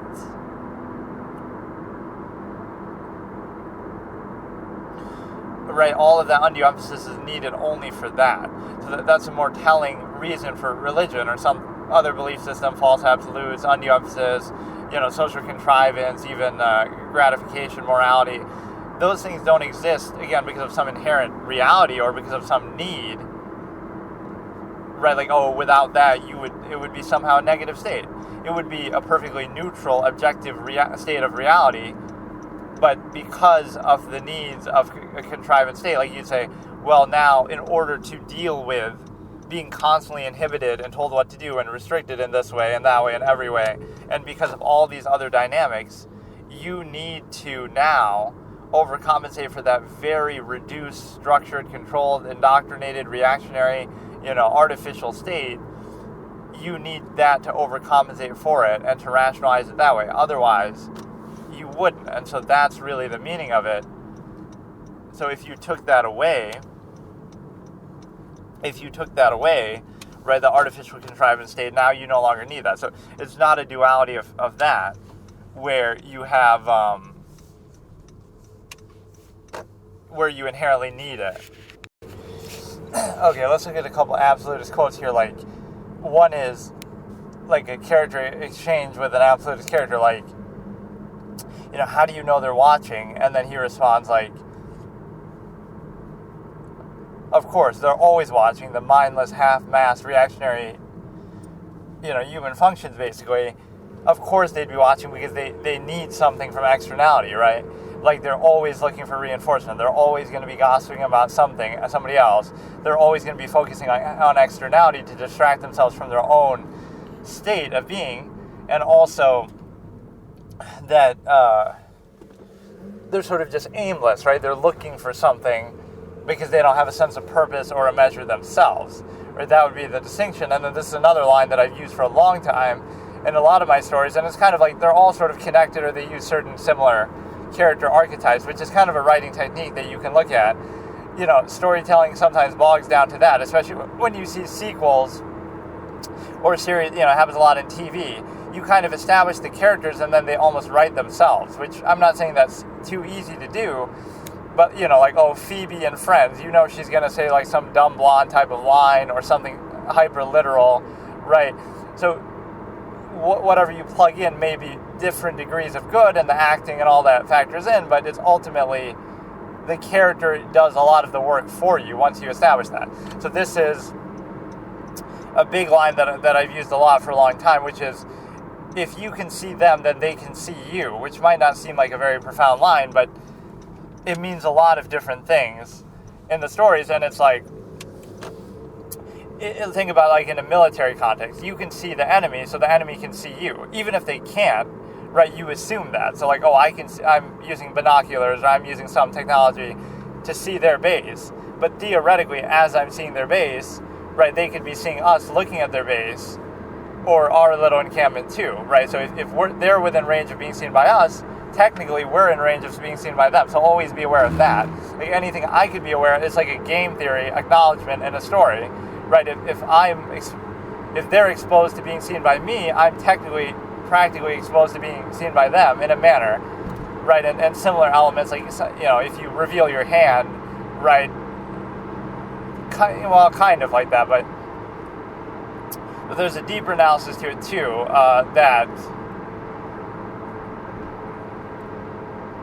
like, the absolutists wouldn't reveal their intention in anything. Like, oh, they intend to kill somebody, but they wouldn't do it part way, or they wouldn't give a sign. You would never know that they're trying to kill you. So that's the scariest expression from an absolutist, is the same one that they always carry: blank, unemotional, right? People might project into that, but like, oh no, like there's a funny scene actually. Oh, does that mean he's trying to kill me? That's exactly how he looked when he killed somebody. But also, he looks like that all the time. So that's just you projecting. Oh, does that mean he's going to save me? That's how he looked when he saved the other guy. So you might project your own thing into it, but the element here is the fact that you have some element that, like, you would say, you wouldn't give any sign that you're intending to do it, and you wouldn't, like, do it and then potentially fail. It would be a surefire thing in their sleep, right? Chop off their head, sort of, make sure of it. You would make sure of it instead of leaving anything to chance, or leaving it to, like, oh, in some fit of rage, you attack them and make a big spectacle, but then they get, like, those kind of moments in storytelling wouldn't happen with this, or if it did happen, it would happen due to some preparation. Again, like game theory, like, oh, this character had some contingency that even an absolutist didn't see coming, and that only allowed them to, or something unexpected happens, right, that nobody could have accounted for. But it's not like, oh, somehow I get angry and I get in a shouting match with them, and then I try to kill them, but then I fail and they get away, right? It wouldn't be like giving them the kind of, you wouldn't give them the indication that you intended to do anything. And so you could just do it at any time.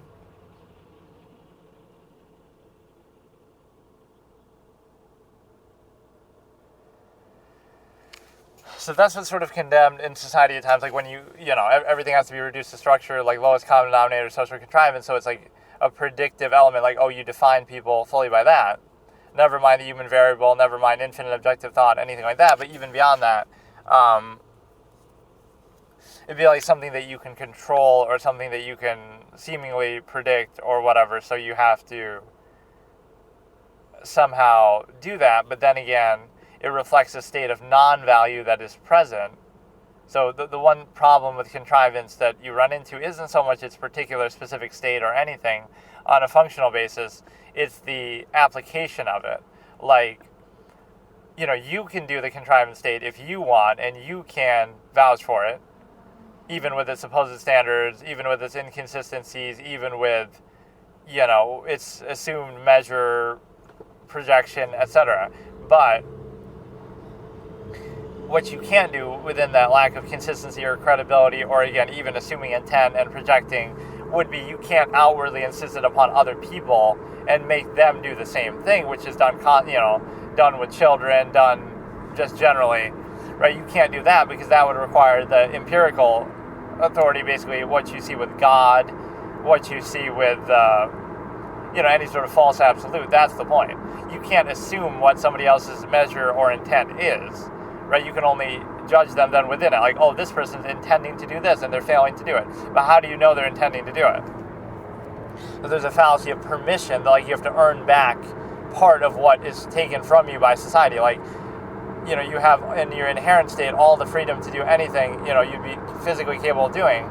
But now, everything's taken from you, and then you have to earn it back. Like, oh, here's the right that you would have to do something that you innately could have done anyway, but now you have to earn it, or again, like, qualify something.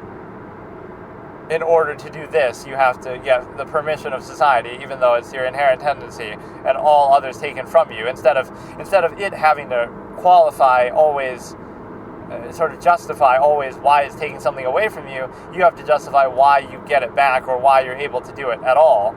And so it's sort of the inverse. Like, power not being held accountable. Like, oh, the reason why this authority exists or this restriction exists is because of blank, rather than you have to somehow appease authority just for authority's sake. Like, you have to somehow strike it down or, say, like, oh, here's why this shouldn't be the case, not why it has to be qualified and held accountable, why it should in the first place. And then the qualification argument is also that if you don't appease contrivance or you don't do it in a certain way, that has to be qualified or discredited. Like, it couldn't be that somebody simply is neutral, simply not doing it outwardly, which is an outward practice, false inherent contrivance response. It's not that they could have a different measure, alternate measure. It's not that they could be aware of it, above it, somehow, any other way, consistency, standard, remove the need, right, absolutist, excess means by the same practice. None of that. It must always just be, oh, you have to qualify, you have to label them somehow, you have to weaponize certain fields, right? That we've seen that done throughout history a lot. They must be a witch, they must be this or that because they don't meet certain, and it even bypasses a harm-help basis of, like, you're not even necessarily doing anything outwardly negative, but it's a deeper social contrivance that is requiring reinforcement. So even in ways that don't necessarily have an impact, or especially in ways that don't have an impact, it would be insisted upon, right? It's sort of like the functional contrivance that is then glorified outside of even the function that it would exist for. Like, oh, we do this for this reason, but then we pretend it's valuable outside of just that reason, even if it comes down to that, again, dependent overextended pretense. And then the other element of qualification would be the fact that you have, it's sort of tied to it, like, you would have to qualify something. Like, oh, the reason why I'm not behaving in this way that society would assume or assert, or even if inconsistently, is because, like, you need some excuse. Age, pre-con, condition, something, just that it's not an inherent state, can't be revealed. And then let's look at another concept, too. The fact of, like a long-form analysis, like, oh, you could explain everything in a logical razor or the nature of the process, and then decide what to do with it, but, like, everything would be explained or invalidated by a set of logical razors, and so now you have, you could be aware of that, and so you could invalidate everything if you really thought about it. Then you decide for yourself, but instead, that's not what happens. Instead, everything is weaponized to, just a reactionary basis. Let's just, that's the trick of indoctrination. Indoctrinate people when they're young in ways that influence them in ways that they didn't choose or even are aware of. Then they'll indignantly insist upon that because they'll associate it with themselves. Like, oh, this is my personality, this is my ego, this is my this or that, even if it's things that you didn't choose in the first place. But now they will fight for it themselves, like, oh, look how I take pride in this, look how I define myself this way, even though that's just a limited way, that's what little of you is left after extreme indoctrination, instead of, again, going back to the inherent base where you can then choose for yourself and define and self-actualize and all of this. So, again, that's done before you could choose or think about it or be critically think about it, but it would, you don't see it that way. You indignantly insist upon it. You take pride in it. Non-choice reaction, non-choice insistence. So that's a very telling point of the initial basis. You think it's you, like, oh, look, it's me. I'm taking pride. I'm insisting upon this. Like, I'm actually taking value in it, but you don't realize how it came about. And on a surface level, you might seem to realize it, but you just kind of take it for granted, right? Instead of, again, and you would think, oh, you're countering it as if it's negative, like anti. But again, you had it happen without you choosing it. So now let's say you inject an actual standard and say, well, the only reason why I value this is just because I'm used to it. So now let me try to assess it objectively and consider other things, whatever it might be.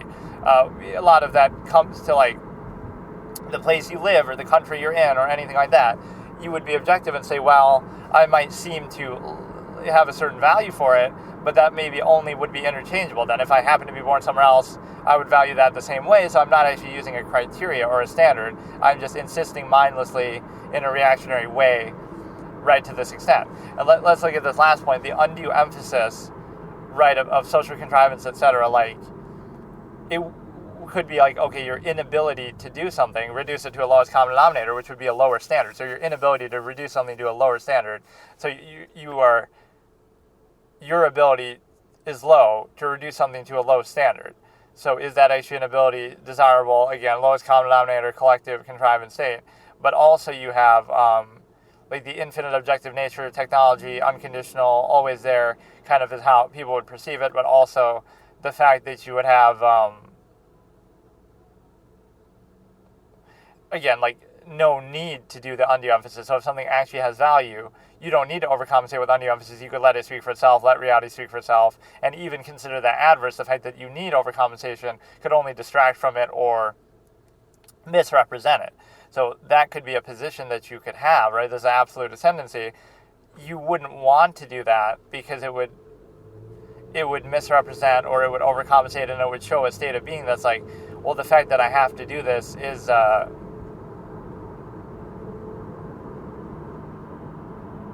fact that I have to do this is related to some sort of unnatural artificial structure, which again, even in a specific state would be arbitrary. And this is where the machination process, again, misrepresents everything.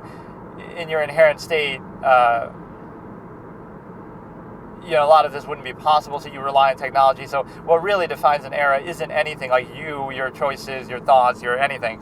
It's all technology that allows you to, like if you were a cave, what's the difference between you and a caveman? If you take away all your technology, that's it, right? You would be in the same state as them, morally, otherwise, preferences, thoughts, I guess the main difference you could say is all the knowledge that you have access to, right, through your education, collective human knowledge over time, which is sort of tied to technology. But so if you taught a caveman the same things as you've learned, right, or if they had access to the internet or something,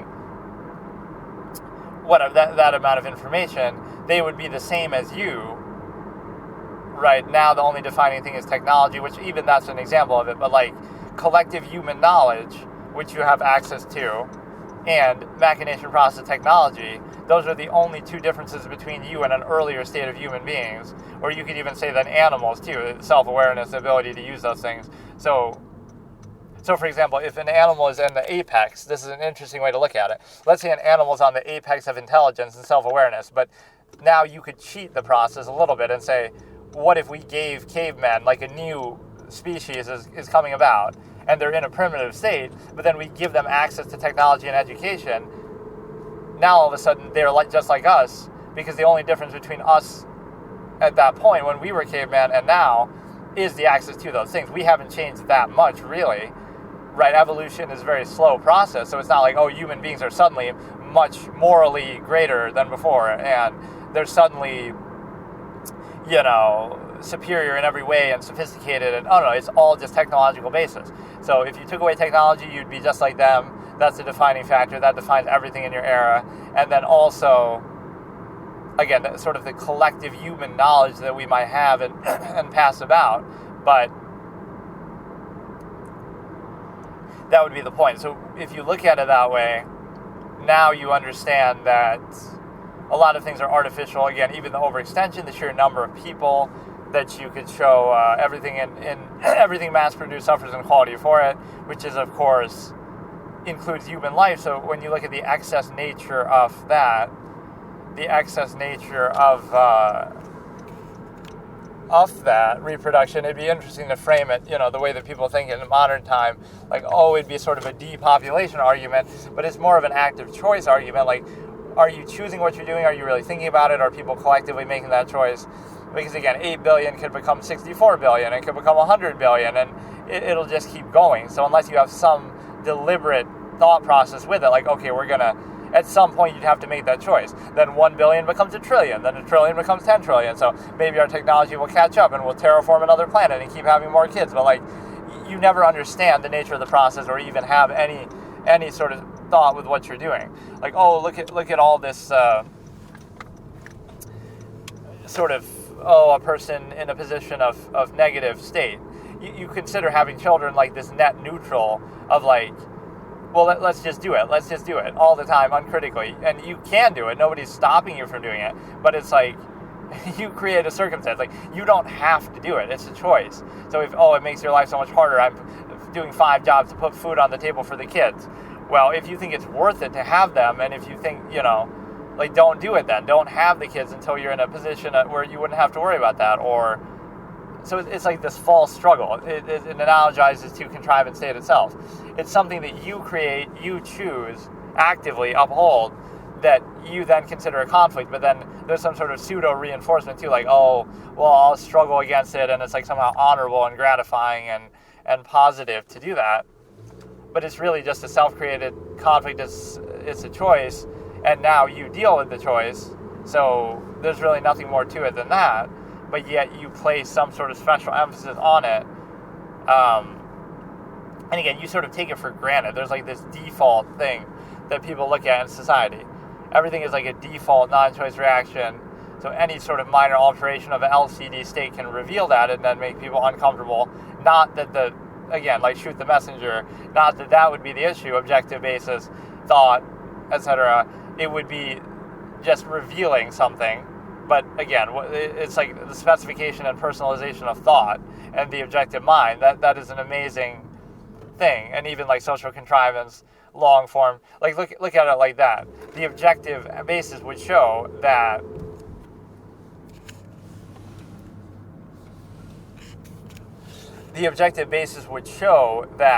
anybody can say anything at any time. Anybody can think anything at any time. Right, of all the human variables, every word, every idea, everything, right? So what you choose to do, also to appease to a lowest common denominator, appeal to a lowest common denominator collective state, right? So it's the art of sort of reducing something and dumbing it down, but also it's like anybody could do that, so now it becomes meaningless, or not necessarily meaningless, but it doesn't take the form of personalization because like, oh, they just said something that anybody else could say. So unless you're looking at everything in a very initial reductive state, right, you wouldn't place any special value on that because it's just arbitrary, right? Like there's no standard behind it, so you're sort of personalizing, undue emphasis. There's like the ego element, right? Undue special emphasis and treatment of something just because of people are involved, egotism, dependent overextended pretense, performative aspects, all things that aren't tied to an inherent standard or value of consistency, right? So if you place no special emphasis, then you would hold everything to account for itself, right? If it actually has value or if it actually is a standard or process based on some criteria. And then you also have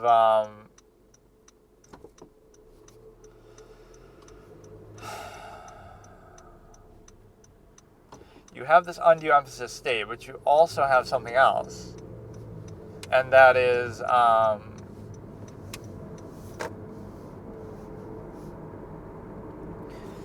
you have the state of being that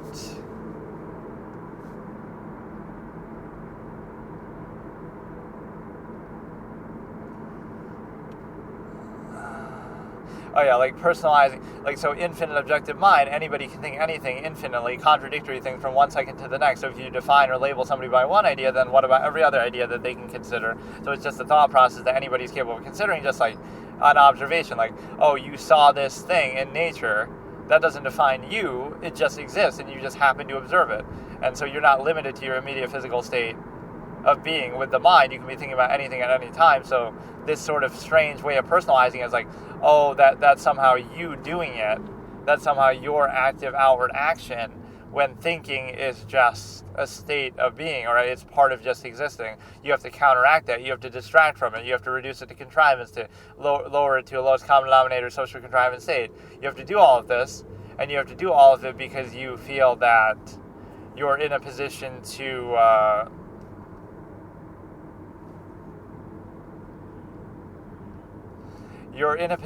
basically do it like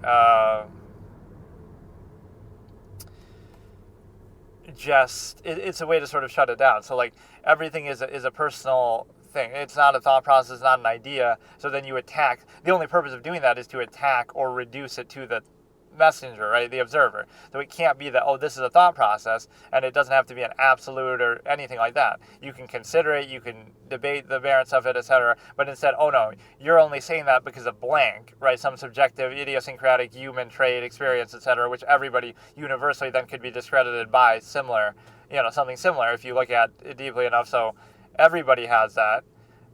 Or it could be, again, personalized in a different way, like, well, that's just their idea. That's just something to do with them. So you reduce the idea to the individual, and so now anytime the idea comes up, you would diminish it because of that person. Like, oh, look at that person's imperfections and idiosyncrasies, which again could be universally applied. And now you do that to diminish the idea, or vice versa. You diminish the person with the idea somehow to say, well, this is an idea that at one point they considered, so that diminishes everything else that they ever could have been associated with, even though, again, everybody can consider every idea, period. Like, there's no limit. So, like, oh, if you think one thought, but again, it's an LCD basis, like if you express it or something, but anybody can think any thought, right, at any time, so now it turns into, what if you...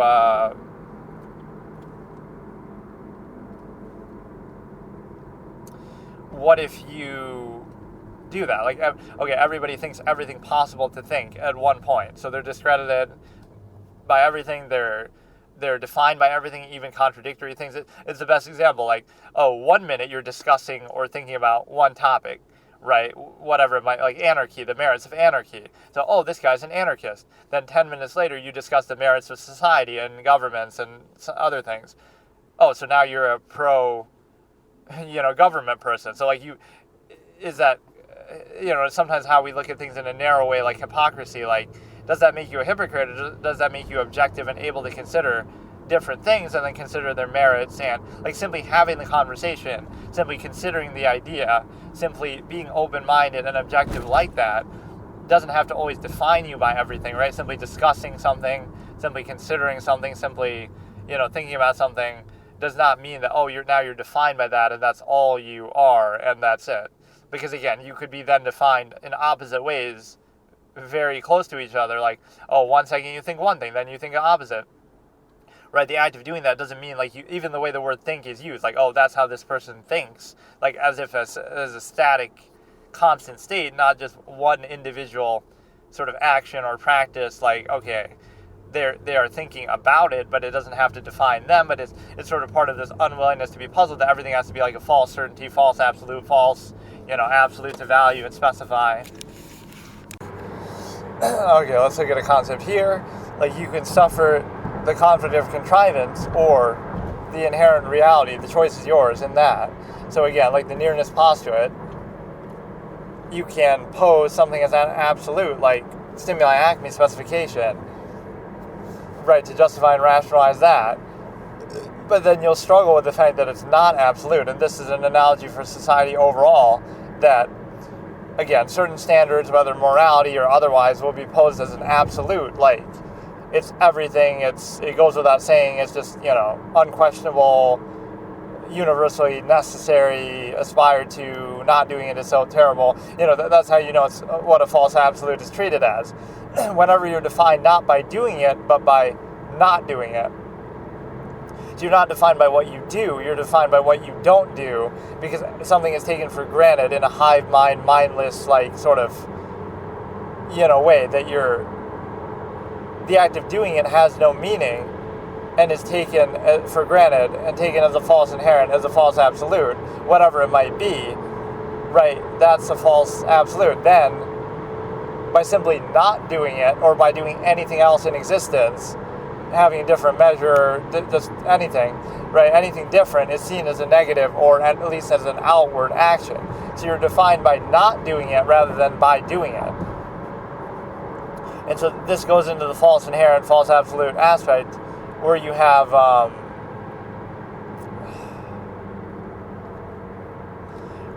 the ability to consider that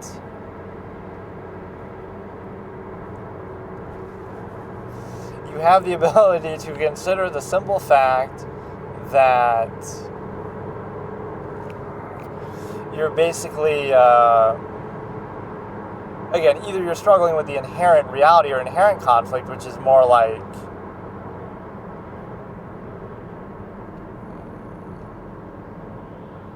you're struggling with the inherent reality or inherent conflict, which would show you that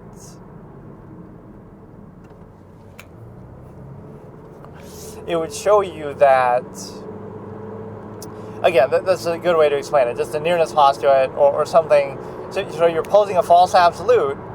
So it's, this is absolute, this is the way you should be, this is the way things are, let's insist upon it, take it for granted, not question it, and stigmatize or attack anybody who doesn't fall in line with that exact contrivance state.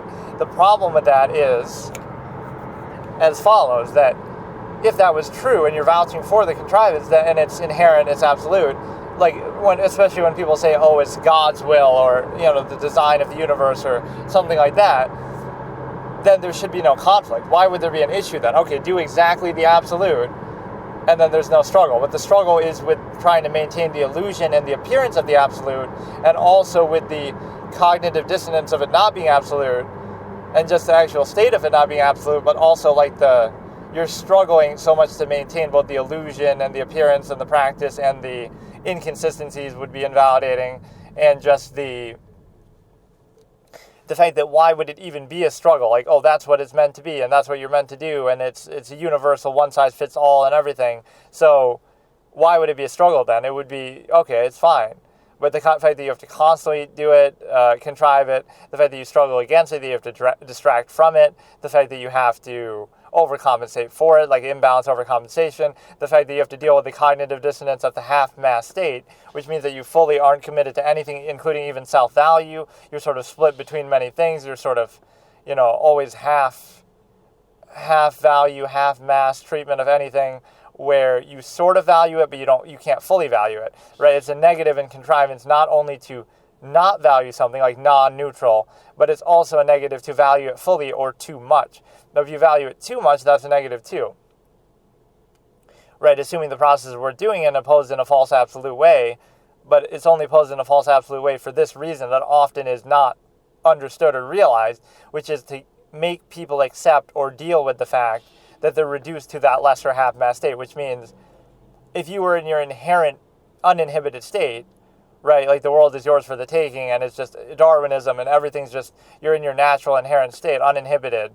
Now you don't need these false absolutes as much, even though people would point to the fact that people still came up with them over history or always had certain imagination. But the general point is, you don't need this as much if you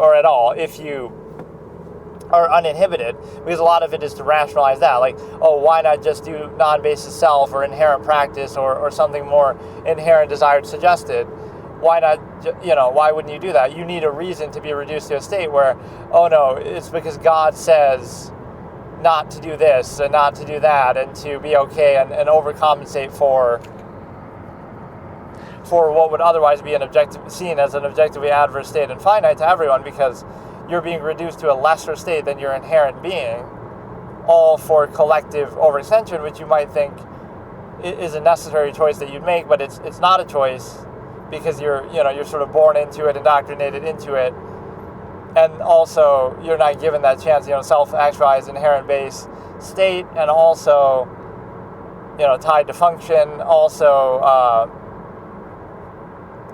lacking in credibility or consistency to outwardly insist, also assuming intent, measure, projecting. So now what you get into is the realization that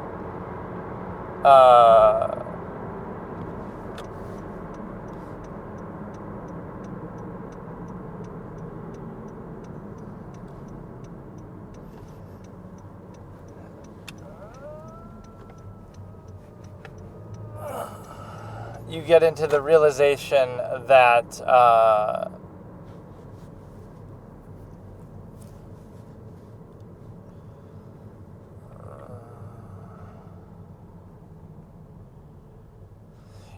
you have this state. I had a better way of explaining it that I can't remember now. Like, why do you need absolutes or all this sort of, like a life purpose? Like, without God or without something else, people say, life is meaningless or something like that.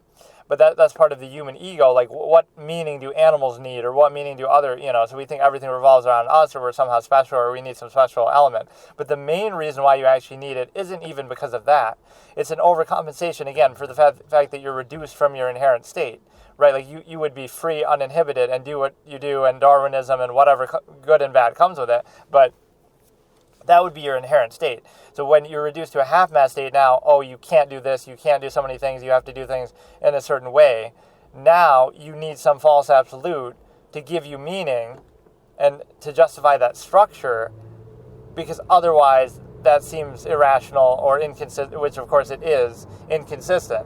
So that's the cognitive dissonance-inducing part. So it's not simply, we need value and meaning from an inherent state.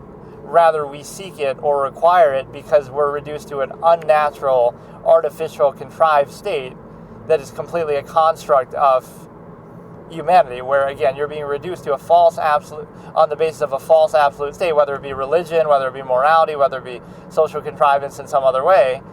You're being reduced to the supposed state that is completely without definition, accountability, consistency, right? Especially the credibility that you would need to outwardly insist upon it. So now you get into a problem where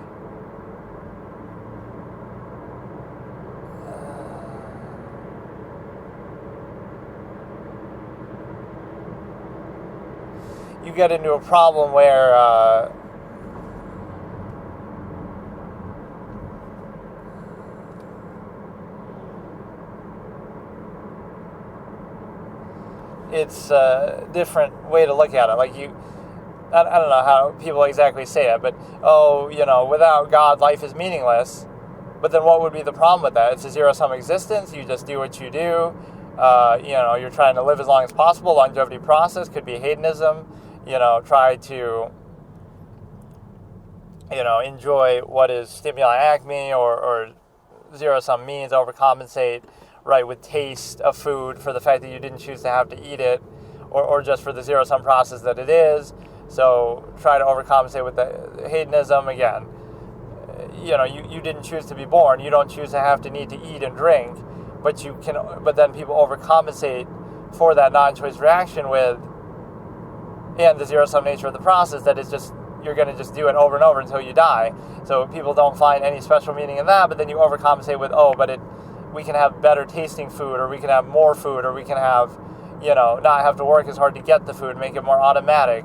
So then we don't question. This is really what the machination process does in the best way that I've ever explained it, which is the machination process doesn't provide meaning or answers to existential questions. It rather removes the need or our desire to ask. So if you make everything automated or so easy or so automatic, right, like modern technology and assembly line, like, you don't even have to work anymore, or work is hard to eat, or to do this or that.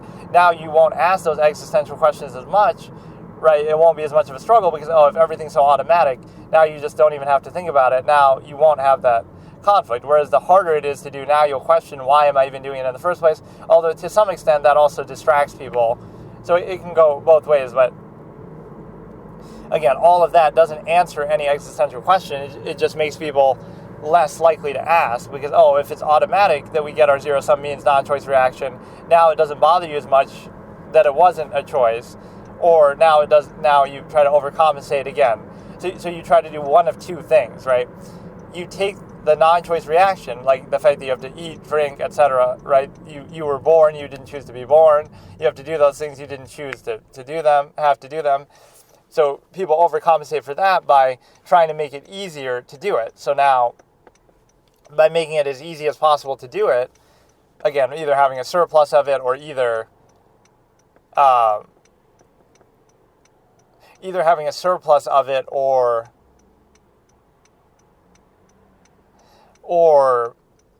making it easier to get it, again, technology, etc.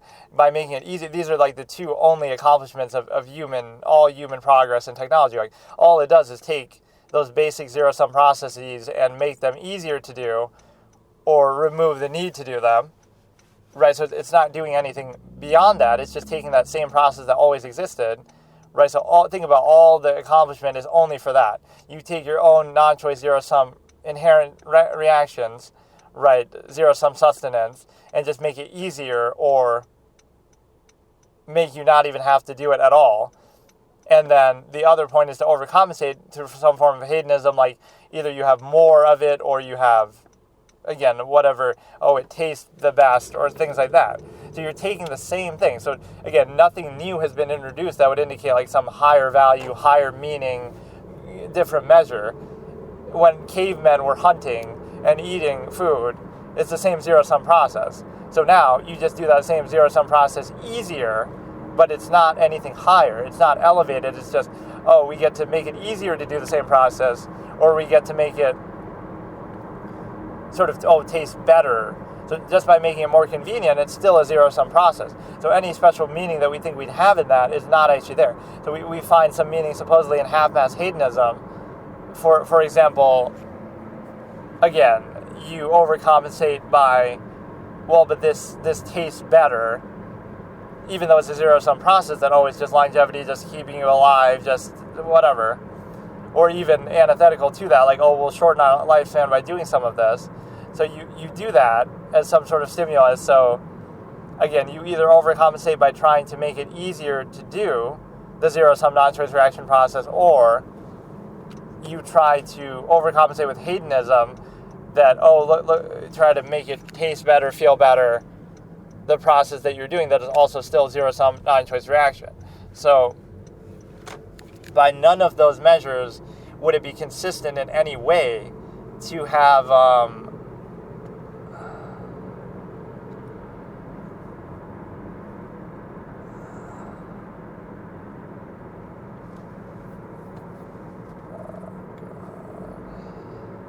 it would not be consistent in any way to actually measure that out as far as a consistent standard.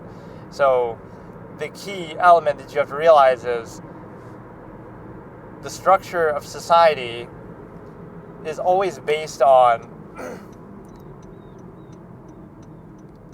bypassing accountability and questions rather than actually answering it adequately. And so the point with that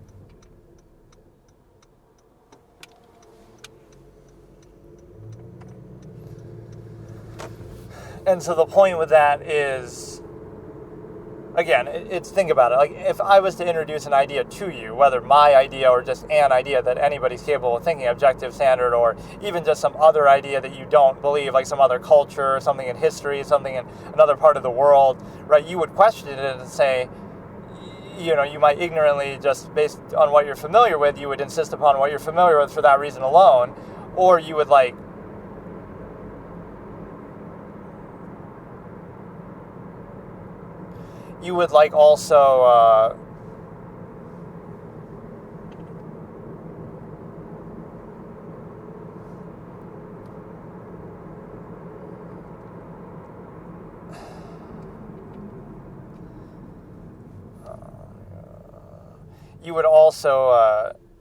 dismiss it or ridicule it or hold it accountable. Like, why should I? So you would think critically about it. So now apply that same standard to everything that you already believe and are doing now, going back to when you're a child, but you didn't have the chance to do that. You didn't have the choice to do that. You were too young, so you're being indoctrinated before you can think for yourself critically in the same way.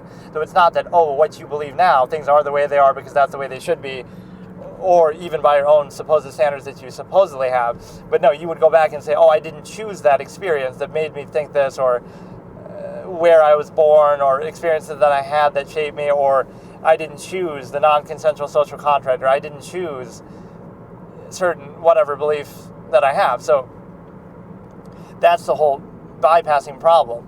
Not that it answers the question of, the reason why this is uniformly done isn't actually because it's like best by some standard or accountability or anything. Rather, it's just done because the process is made that way. So it bypasses asking the question. So there's another example of that I can't remember. It's like you have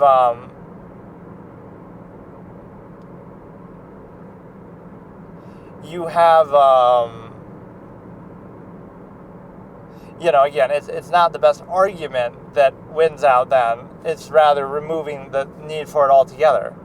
Right? It's bypassing the conversation by saying, well, we're just going to assert it, and we're just going to we're going to use tools of authority and empirical control on people who are too young to question it, right? So again, you bypass it.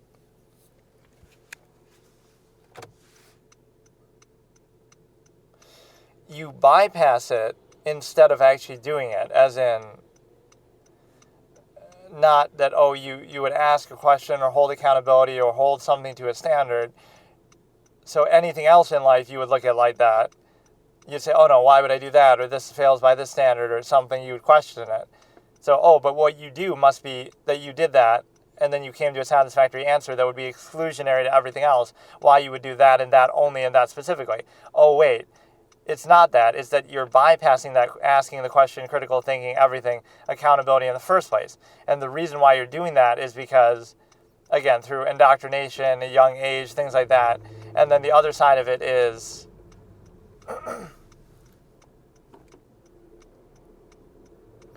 right, on a regular basis, you're bypassing accountability in the form that there's some other specific example that I can't remember now what I gave. Like, the way that you win out in something is by bypassing the accountability rather than the best answer to it, or accountability, or a satisfactory conclusion. And the real point isn't some specific example that you'd be saying, this is the best way to do things instead that I'm telling you to do. It would be instead more broad, like this is where the unwillingness to be puzzled comes in. There wouldn't be a uniform response or reaction or outcome. It would be highly varied based on people's own priorities, preferences, measure, and even if you want to say, well, there is no standard, then it's just non-base of self. People just pretend to have a standard, but really all they care about is themselves, or dependent overextend or pretense. So it turns into the same aspect where awareness becomes defining, that you have that ultimately is what it is, but just you want to bypass, right? It's the same measure, same process, but then you just bypass awareness. Like let's say on the social contrivance level, like the process is always the same. There's a zero sum, there's dependent overextend or pretense, there's zero sum means, there's stimuli acme, even there's gratification or something, ego, etc. But there's no sense of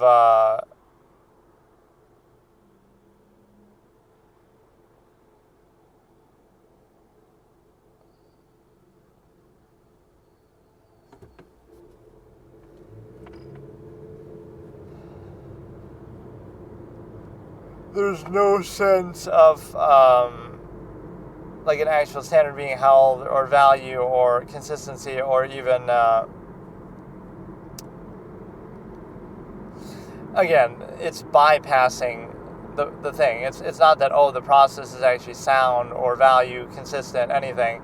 It's that we're bypassing awareness or somehow overcompensating for the process, but the process is the same. So if you truly value the process, if it's truly worth doing, then there'd be no need for that overcompensation, or there would either be no need for the overcompensation, or there would be you would do it fully all the way then, so you wouldn't need to overcompensate, you would just acknowledge it. Or so again, if the process is negative, you just wouldn't do it at all then.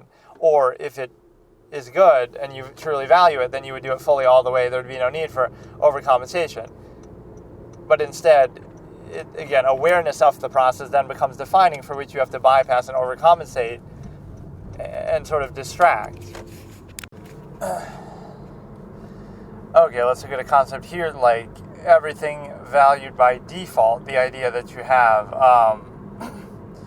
especially with established authority or pre-con, right? Things are the way they are because that's the way they're meant to be. That comes down to a value that just because something is established, so like, oh, it's better than nothing, or by default, you just go with it because it's already there. You don't think about it. So that's the problem. That's used often in a false duality argument. It's sort of I don't know if there actually is an established one like this, but I've always used this as a concept. Like, it's sort of nothing, right? Our way or nothing kind of argument. So if you criticize a certain standard or state, it's like, oh, like for example, let's say you criticize the government, then it's like, oh, you must be an anarchist, right? It can't be. It's sort of like a straw man, but it's, instead of even straw manning a position that is objectionable, like, oh, you must be this blank, it's something even less than that, like you must be arguing for nothing. So if I criticize this institution or this idea, it's like, oh, you must be in favor, like what would we do without it then? But you rely on it as if exclusionary. You're saying, oh, it shouldn't exist at all, not that it could be preferable, better state, different role, different, circumstance. So like if you criticize it, you're saying, oh, that entire thing just shouldn't exist. And, oh, what would you do without it? And, oh, you rely on it, right? Not that, oh, you're arguing in favor of something else or a standard, or as if you even would have to pose that, as if you can't be critical otherwise. Because then it's just like a default thing that, oh, well, you just take it for granted that, oh, it's the best we got, so we just deal with it. Not that you can't still hold certain standards. So the point with that is you look at it like, just... you criticize the government, it's like, oh, you must be an anarchist, or, oh, what would we do without it? Not that that's a criticism of that particular government in that particular way, right, that you could minimize it or have other standards, but it's turned into that. I had a better example, but I can't remember it. Like the base state of just, if I argue against something, I'm against the whole idea and concept of it, not just a particular idea within it, as in that application of it, that individual, that particular idea, set of ideas.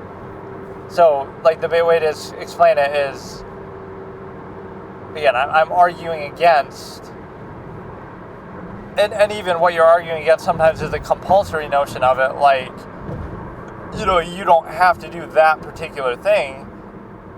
I don't know, I really had a much better way to explain it. I can't remember. Just, it's like, it's sort of personalizing everything, the objective mind, ideas, right, reducing it to the individual, shooting the messenger, all these kind of related fallacies. But yeah, it's like a false duality of, if you're against any aspect of our contrivance state, government, society, social contrivance, you must be against it overall, and you must be against the idea of any sort of structure, period, or similar element, right? It must be that, I criticize, oh, look at how this system has a negative effect or is bad. And it's like, oh, imagine what we would do without it then. It would be anarchy. It would be this and that. Not that we could point out its flaws and change it or have something different in its place or any sort of placeholder, right? Like maybe a better example I could show is like with athletes, right? If I criticize Draymond Green and say, oh, he's overrated, then you say, oh, but what would they have done without him? It's not a question of what they would have done without him, as in like, right, look at that false duality framing. oh, if I criticize him and say, oh, he's overrated, he's a clown, he's done all these liability things, right? What would they have done without him? But assuming it's not just an empty roster spot, right? Not that nobody would be replacing him. Obviously, then he's a net positive. You'd be saying somebody else, some other adequate player, some other decent player, role player, Andre Iguodala, whatever, right? Just somebody as a placeholder. Then you'd realize, oh, well, his impact wasn't that big of a deal because you could just put in some average player and you might not notice that much of a difference. But the argument would be framed like, oh no, what would they have done without somebody? Assuming you get nobody in return, or assuming you get somebody in return that's, again, similar, decent, adequate, right, just role player, anything like that. Right, you can't frame it like, oh, if I criticize something, replace it with nothing, and then, of course, this is better than nothing. Instead of, oh, replace it with something else that could be better, that could be just as good, that could be, similar, preferable, alternative. So let me try to recite those 5 top absolutist quotes, but I can't believe I can't remember it. And I know it was in one of these videos somewhere, right, one of these recorded sessions, but I can't remember where exactly it was. So it was I think this was one of them at least. One of the core ones is, of course, I mean, these all would have been a big deal, but he must think he's better than us. No, he knows we all are, right, as in, it's, you would personalize act oh, he's above, to be aware of it is not to be above it. He must think he's so much better than us or than this, the contrivance state. No, he knows we all are better than it. And then imagine, what would you do without society's benefits and the collective benefits? But imagine what we could do without its inhibition, that you'd be free, Darwinistic state, etc. Then something like talking to yourself. It's called thinking. You should try it sometime. I don't know if that was one of the ones I consider the 5 best. I can't believe, because I made such a big thing about it, that one, something I'll get in one of these sessions and then I'll lose it. I won't know where it is. It's in there somewhere, but I have no idea where. So I'll never be able to find it. Those are a couple of them.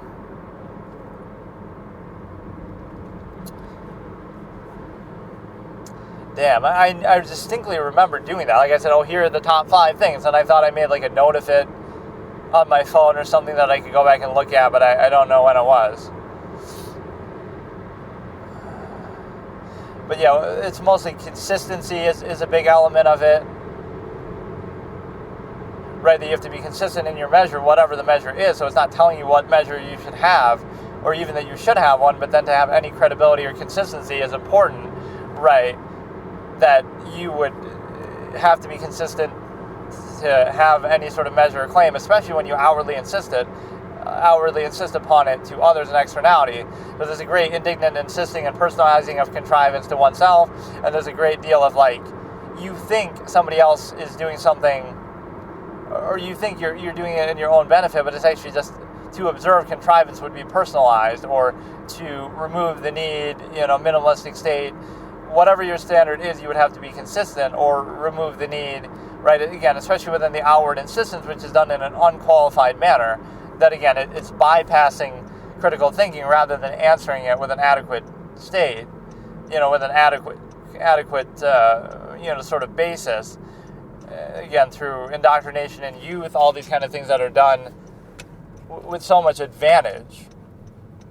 And it becomes arbitrary that if you had all those same advantages, then it could be various other things, as you see even in different cultures, different time periods, right? People believed as fiercely as what you believe, indignantly insisting upon your state as what they did in the past. So how can you be that stupid? But it's a default. But even if it was a default, you would have some cognitive dissonance and inhibition. But then, everything is personalized to your inability to overcompensate for the subjectively flawed process that we're all aware of, but that we indignantly insist upon and outwardly insist. So it's only natural. If your awareness of the larger process would tell you everything you need to know in that. He must think he's he thinks he's so much better than this, but he knows we all are, actually. And to be aware of it is not to be above it. What would you do without society's benefits? What would you do without its inhibition? And that is so dumb that I can't remember.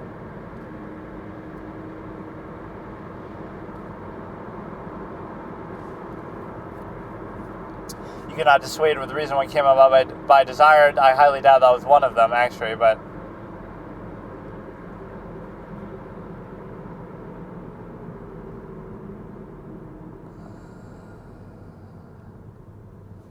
yeah, talking to yourself is called thinking. You should try it sometime. That's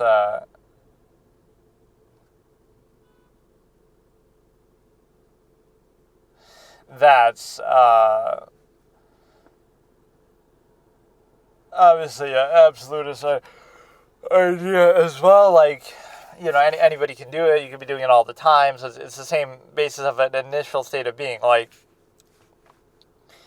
a process is present in everything, whether it be a natural process, whether it be a human-made process, social contrivance, etc., whatever it might be. So whether you're aware of it or not, the process is still there. But yet we somehow glorify or enjoy that or consider that a positive, like, well, not being aware of it, like ignorance is bliss, and somehow we treat that as genuine, like, just treating the process as absolute face value, even despite all its contradictions, inconsistencies. That's where humor comes from, like cognitive dissonance, that we'd make fun of it, or we'd have some other, like, dissonance with it, but then we would still treat it as an absolute. So we pose a supposed absolute, but then we struggle to keep the illusion of it, or we struggle to uphold it. We struggle with its artifice. So we're self-created because we're posing an absolute that's only necessary to rationalize a half-mass reductive state from the inherent state of being, from inherent man, inherent desired suggested tendencies. That would be only necessary to pose an absolute to rationalize that reductive state, right, of control, that, oh, you can't do this, you have to do it this way, all this sort of false certainty and claim that would tell you what to do and how to do things. And so the whole problem with it is the reasoning that there'd be no credibility or basis on which to do that. And so now you're left with this, that you have certain pillars of standards that would be used, but whether people realize it or not, dependent, overextended, pretense, pre-con, right, undue emphasis, all these things that are necessary that show you a contrived process. And so there's tremendous inconsistency, but it's also a case where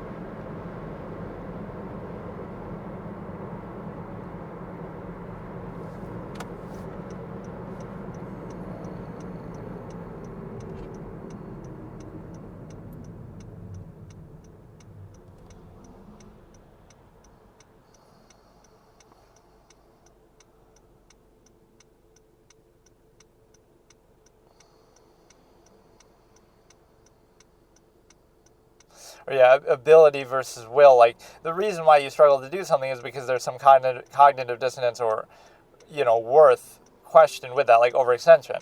If you really, like, if you were really just doing something in a base sense, like inherent man, just gathering for their survival or doing something for their basic survival, right, the struggle would be just the physical act of doing it, but it wouldn't be like a struggle like, oh, it's, the way that people look at going to work or dealing with, like, even their partner or something like that. Oh, it's a struggle, and you take for granted certain aspects, but that shows you an inconsistency. It wouldn't be that way if it was actually something you truly valued. So you're trying to force yourself to value it, especially in overextension, that something that isn't innate to it or not your inherent desire suggested tendency, so you overextend it and say, well, you value this, but then you're made to value certain other aspects that you tie to it, like because of society's desire to control it.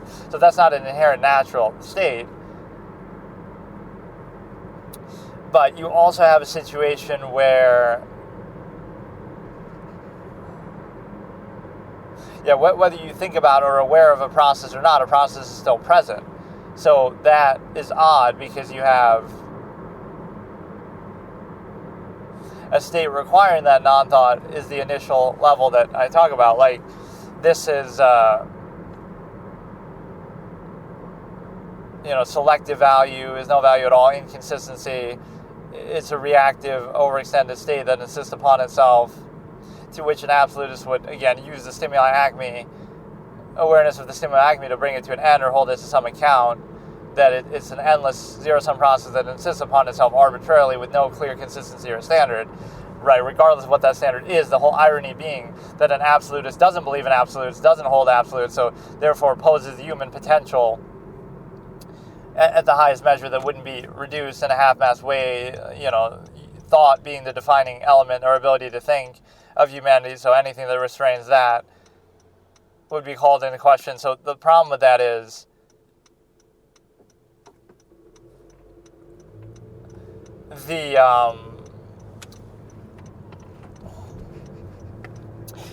you'd put an end to it with the stimuli acme and be aware of that. But again, whether you're aware of a process or not, the process is still there. So you're either in control of it, or at least you can counteract it, or vouch for it, or be clear with your measure with it, or you can be controlled by it and be unaware, and it's still there, it's still present. And if you were aware of it by that same metric, and anything that makes you aware of it you dislike or would consider negative or personalize to that person, shoot the messenger, but the process is still present.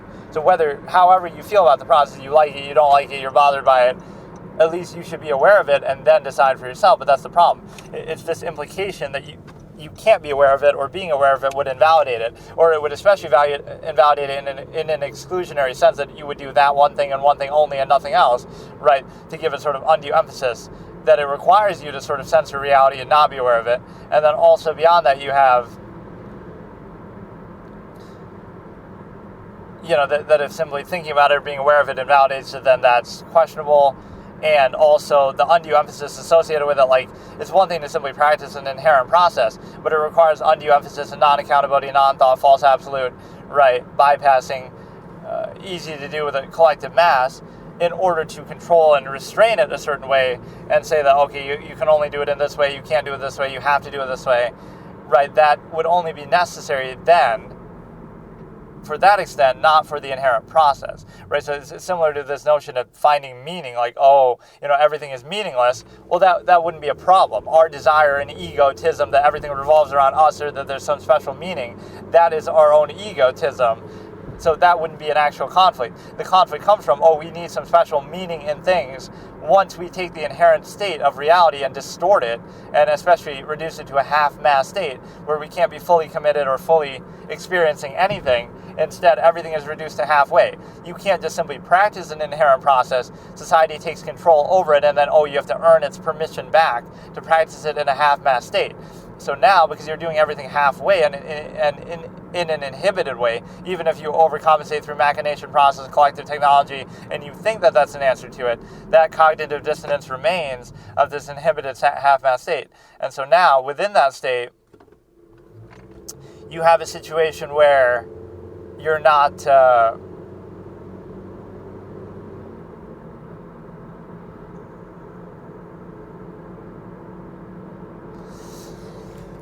in that inhibited state, right, it's an unqualified situation. So now all the credibility is gone. So this is where the minimalistic element would come in, that the whole irony of even doing this, you would be holding accountable the claims of contrivance that outwardly insist, right, upon themselves, overextend themselves, indoctrinate.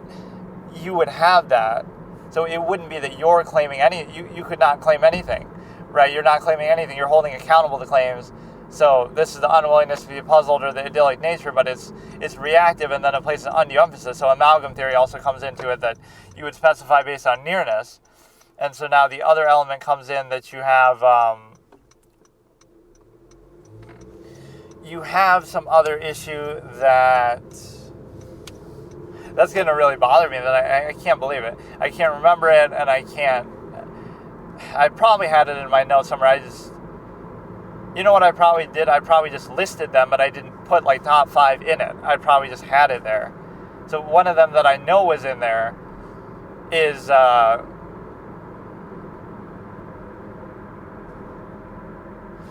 like, what would you do without his inhibitions, or even that one, like, he knows we all are. I think that would have to be one of them.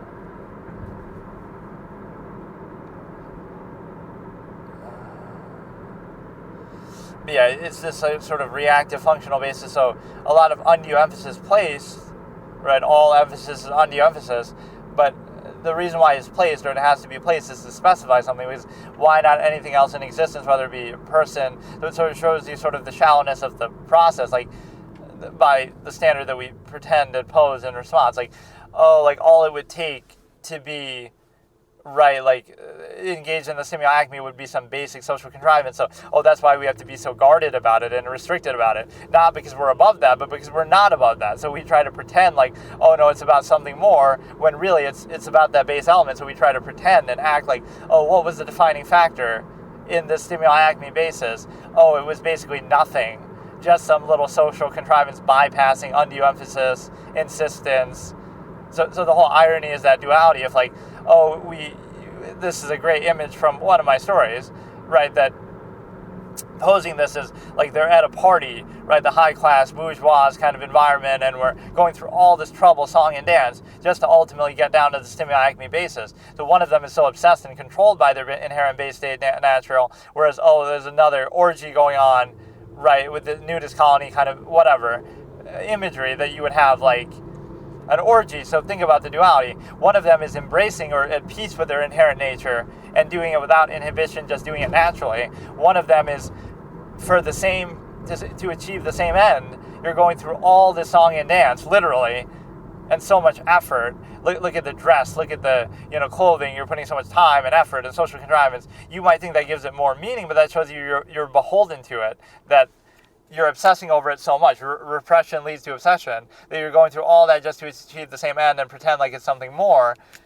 But what more you pretend it to be is only necessary because you're being inhibited and restricted. So you have to pretend it's more to reduce it to a state that's actually less, to reduce it to a half-mass controlled, contrived state.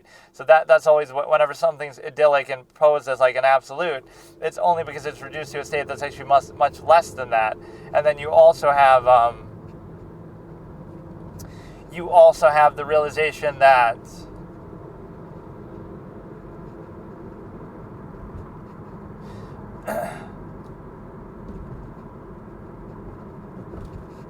I don't like to end on an abrupt note like that. Like I have to say, like, oh, this is the end of this thing. I always say I should do that, but then I forget, or I don't care enough to do it. But like, yeah, the fact of social contrivance constantly acting as a barrier of thought, like.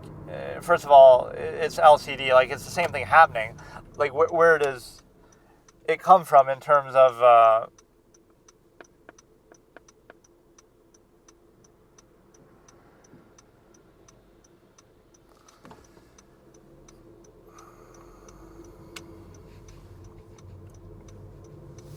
where does it come from in terms of like, oh, two people interacting would be two people thinking, but then reducing that thought to a lowest common denominator state, right? Social contrivance structure, LCD, overextending. So it's still a form of thought, but it's the lowest form of thought, but then it's glorified and insisted upon, overcompensated, overextended, non-basic self to collective and back. So it's just a lower form of the same process. So if you were to talk to yourself, now it's uninhibited, less, So it's now can be more objective and not reduced to that sort of state, but it'd be the same thing, just a higher level or uninhibited of the same process, but it's a form of thought as well. And anybody can do that, and anybody can just think objectively. Let's look at a concept here, like ability would free you from contrivance and remove the need and, give you that quality to be aware of it, above it, etc.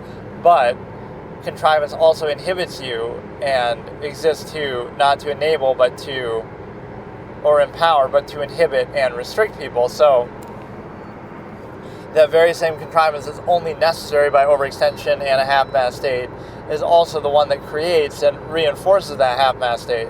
So, right, if enough ability, so you have to do the ability and concession and overcompensation within a contrivance state, but that shows you a controlled environment. Like it's a lack of value so it's not meant to, the purpose of it is not meant for value, it's meant for overextension, right? Anything mass-produced suffers in quality for it. It's not meant for, let's have the highest quality by whatever measure, right? Experience or value or self-actualization or anything.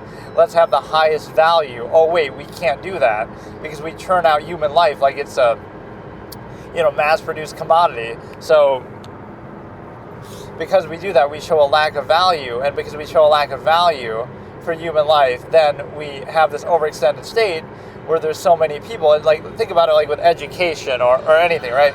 A one-on-one education would be the best, but it doesn't matter because, there's so many people, so we have to do it, cater to that. So quality and value is not actually the measure. Okay, so here on a whim, I wanted to react to something on here, on these sessions that I've been watching kind of just on my own that I've watched in the past. I've been watching a couple of videos of this, so it's like the old ESPN First Take, Stephen A. Smith and Skip, mostly talking about Tebow. And there's some really funny moments, like one of my favorites is Bill Romanowski, and like he's giving all this deep analysis of I know him better than he knows himself, and he's not sleeping with anybody, and he's full of purity. You can't tell whether he's trolling or not, but like, I don't know. So I'll watch a couple of these clips. There's like a whole playlist of like 86 videos. Probably a lot of them I have seen. I used to watch them while driving sometimes back in the day, before even doing these sessions. So I think my big mistake with this is you got to have a better setup. Like, I don't know if the mic really helps that much with this, but I've reacted to so many good things, actually. Like, The Sopranos is pretty funny. Like, not that the show is funny, but it's a pretty high caliber show, so to react to it the way that I do is actually pretty good. Like, some of the deep analysis I give that probably nobody else has ever given, honestly. Sort of the game theory element to that one, episode 4, episode 5, the Meadowlands. So this one is Skip. Peyton Manning is this year's MVP. It's only like a minute long. We'll start with this one for some reason. Starting in 3, 2, 1. I can barely hear it though. I use like my Bluetooth headphone. So Adrian Peterson, he thought is overrated. People don't appreciate Skip. Skip's a genius. He's a pioneer in the sports industry. Don't hate the player, hate the game. Everybody's copied his style and his way of doing things. He was so good with what he did, with his conviction, his passion. He plays devil's advocate. He, makes the arguments that are harder to make. So he's absolutely amazing in that role.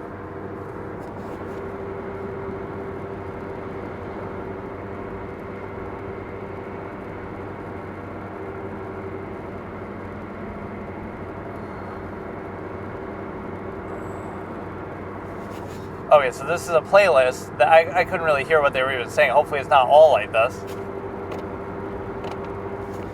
It's not normally like this. I use my Bluetooth headphone. So this is Skip / Tebow versus ESPN First Take by David Acolo or something like that is the channel. It's 83 videos. I doubt it would change based on from when I'm watching it to when you're seeing it because it's been so long. So I'm going to watch it, but I'll tell you each individual video, obviously, too.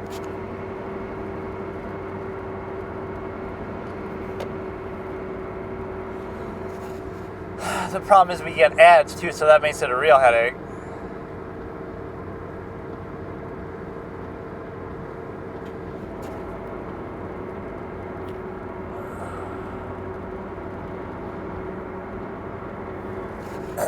Okay, so this one is Tebowing with Stephen A. Smith. Best rant ever. Starting in 3, 2, 1. This is like who's more clutch, Tebow or Brady? And of course, as much as Skip loves Brady, it's surprising to hear this, and see, Skip always has something on his side. Looking at the cold, hard numbers and the cold, hard facts. See, I know it almost by heart. I said that before he falls back, histrionical, Stephen A. Smith.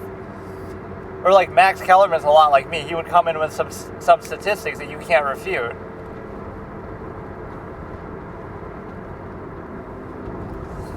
And then I saw this clip, Magic saying that Isaiah's better than Stockton, but he's one of the ones who said, I don't want to play with Isaiah, so fuck you for talking out of both sides of your mouth. John Stockton gets so much disrespect.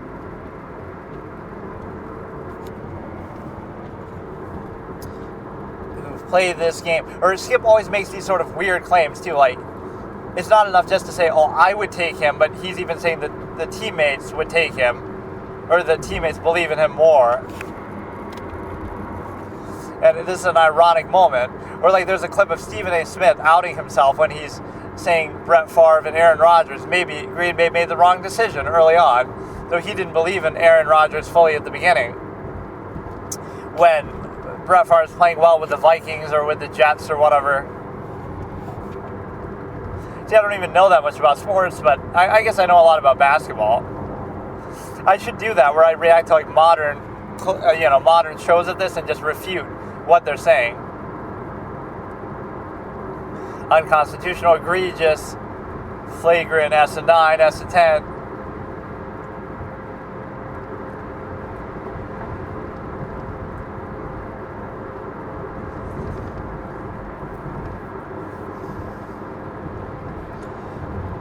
It's sort of consistent with the way Skip looks at things, though, because of the clutch gene sort of aspect that he cares so much about.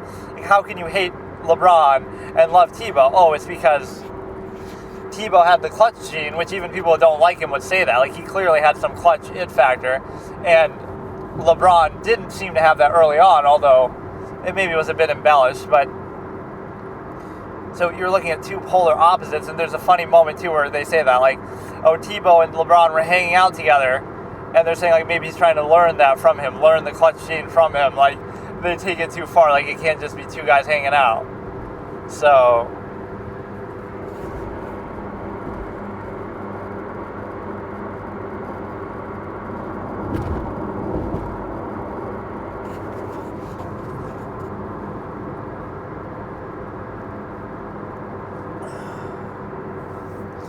the point is that some of these discussions are pretty funny, but it almost makes me want to watch like a modern current one, because I'll make some pretty good takes about the current NBA, like I would have in the West now. I don't believe in Denver anymore.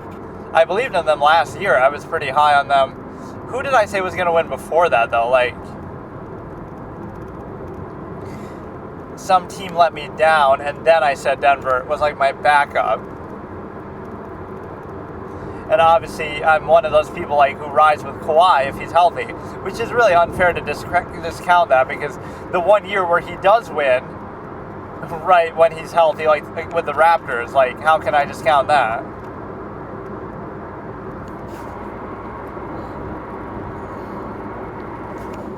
This is Stephen A. Smith reacts to Tim Tebow's first playoff win, and only playoff win. Don't say first like he had some illustrious career.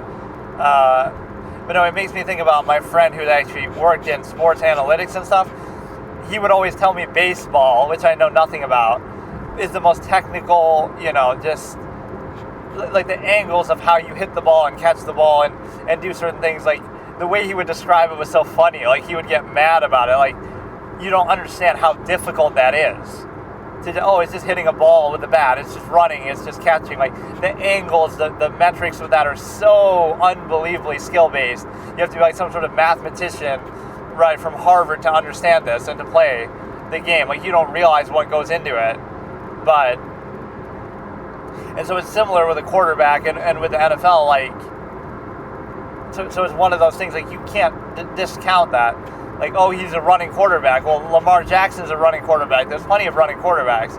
But, and to be fair, Skip was actually pretty consistent with his love of these kind of underdog, weird style quarterbacks, running quarterbacks, college quarterbacks, like that style, like Vince Young, or even, who was that guy, RG3. Skip always loved those kind of guys, but it just doesn't work at the level that we talk about. It would work more now today, I guess, or that's something that's happened to the NFL more now. It's always become softer. It's become like flag football. But so what? Like, you've been aware of that, like the way the NBA is calling fouls softer and stuff. But there is a fallacy on defense that people say, well, that's why players are better three-point shooters. I don't agree with that part at all. If you really watch tape, I challenge you, watch tape of Jordan and Bird and all these players at that time, how much they would play off you at the three-point line. They would completely ignore it. They would just give you the shots. Like, Magic Johnson had an open three every fucking possession if he wanted it, because nobody cared about that, and he was a threat from inside. So imagine if Magic could shoot like Curry or anybody, like even Embiid or something. If he could shoot threes like that, it'd be over. Like, that's where you get into players have genuinely become better at shooting threes. Open three, like, really, compare the statistics of open three-point shots by Michael Jordan and by open, undefended, uncontested, late contested, whatever. Michael, when people act like, oh, hand checking and tough defense, that was more so inside. You know, how is it going to stop you from getting a three? Like with Curry, where his release is so quick. If you want to say it'll tire him out over the course of a game, but when you're getting screens and when you're getting, you know, all the screens that the Warriors use, I'm sorry to say, but that has nothing to do with defense that would have been played back then. If anything, it would have been even worse because, you know, the way that Curry moves around, right, there's nothing anybody, and how fast his release is, there's nothing anybody can do with that. Unless you want to say you're going to injure him, right, you can't stop Curry because it's sort of insulting to the intelligence of people. Like, Mark Price could hit threes and get hot, and Abdul Rauf could get hot until he got blackballed. And, you know, John Stockton was very efficient as a shooter. And just because they didn't shoot volume shots doesn't mean that, you know, so if they could hit three-point shots, you're trying to tell me Curry couldn't? Like, why? What would be different? Look at the three-point defense they were playing on those kind of players, right? They weren't stopping them from hitting threes. You can't, because, you know, you got so many threats inside, right? Jordan and Pippen and otherwise, like, it's stupid because you're trying to act like, oh, the defense back then was magical and perfect and would stop everybody. You want to tell me Curry wouldn't be hitting these trick shots in the paint, which even, you know, you're acting like it's some other, who were these people? So when Mark Price was hitting layups on people, oh my goodness, you know, like these were just John Stockton hitting layups. Like, John Stockton looks like your accountant, like he's just some random guy. If they can do it, and I'm not diminishing it, but it's a skill game. It's the same fallacy people say, like with Wilt Chamberlain, like, oh, but he was being guarded by plumbers and firefighters. It's like, so who is Michael Jordan going against every night? He wasn't going against Gary Payton and Sidney Moncrief every night. He would go against, you know, Danny Ainge one night, or Dan Marley, or, you know, players who were like, okay, but who were these exceptional athletes that were shutting Michael Jordan down or trying to, like, who you go against doesn't have as much impact as you think. Wilt played against Bill Russell. He played against Kareem. He played against, you know, even later in his career, he played against Kareem when he's with the Lakers and Kareem's with the Bucks, and he played him pretty much to a standstill, or he would play him very well. It's like, you got Kareem in his prime and Wilt's still playing well. So all that's a fallacy. Who you play against doesn't determine as much as you think. Same thing like with LeBron. Who is guarding LeBron on a nightly basis that's like, oh, these exceptional athletes that are really shutting you down? Like, okay, you got Tony Allen, you know, back in the day, you got Kawhi, you got Paul George. Like, I'll give you some on those, but those are exceptional. Those are some of the best defenders in the league, and that's about it, all that you get. So 20 nights out of 30, you're not going against Hakeem Olajuwon, and you're not going against, you know, the best players in the game, which there's always been a handful of players like that. So basketball is a skill game. It's not a physical, athletic game as much as people make it out to be.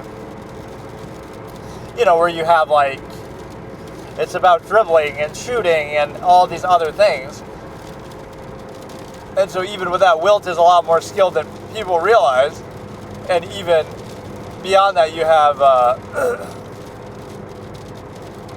Wilt is like, I don't know, people just always discredit him too much.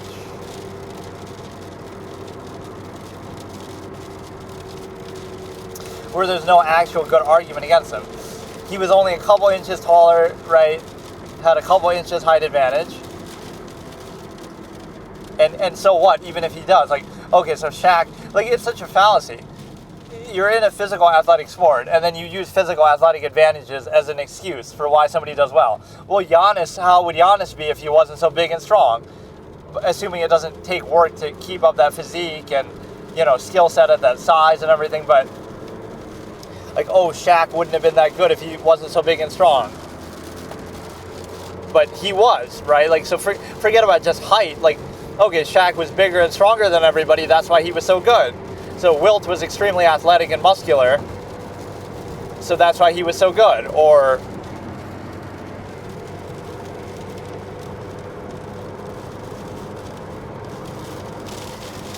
like, that's part of it and it helps, but that's part of the game. That's like saying, oh, some point guard is so good because they're fast. They're faster than everybody. So is that seen as like, or they're strong or they're big or whatever?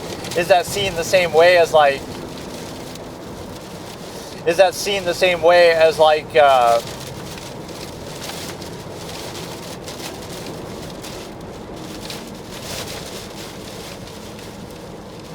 is it seen the same way as height? Like, oh, you're so fast, or oh, you're so,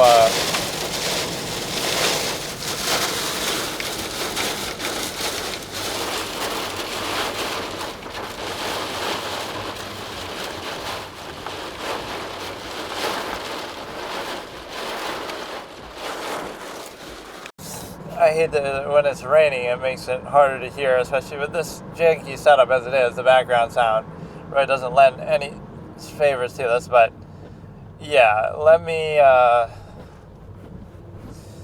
try to react to something. I kind of want to do more recent ones. I didn't even really do any of the Tebow ones. But no, we have that playlist to look at. Just because sometimes their takes are so dumb, and I in my head I'm always thinking like, oh, this is wrong, this is what I would say. So I may as well just actually play it out. So we look up like First Take, which has probably really fallen off, but in fact I never even liked it that much with Max, even though Max is really smart and kind of like my style. The way he does things would be more like how I do them. But it's like, so yeah, I've already said that the Warriors and the Lakers should face off, so I don't believe in Denver as much. And the Wolves are going to regret losing Karl Anthony Towns, obviously, in the end. That he was, this was a good thing. That I was getting pissed last year that the media is fluffing up Anthony Edwards and making all these comparisons and like doing the Caitlin Clark effect, like making it all media-wise about that, right? The point with that is...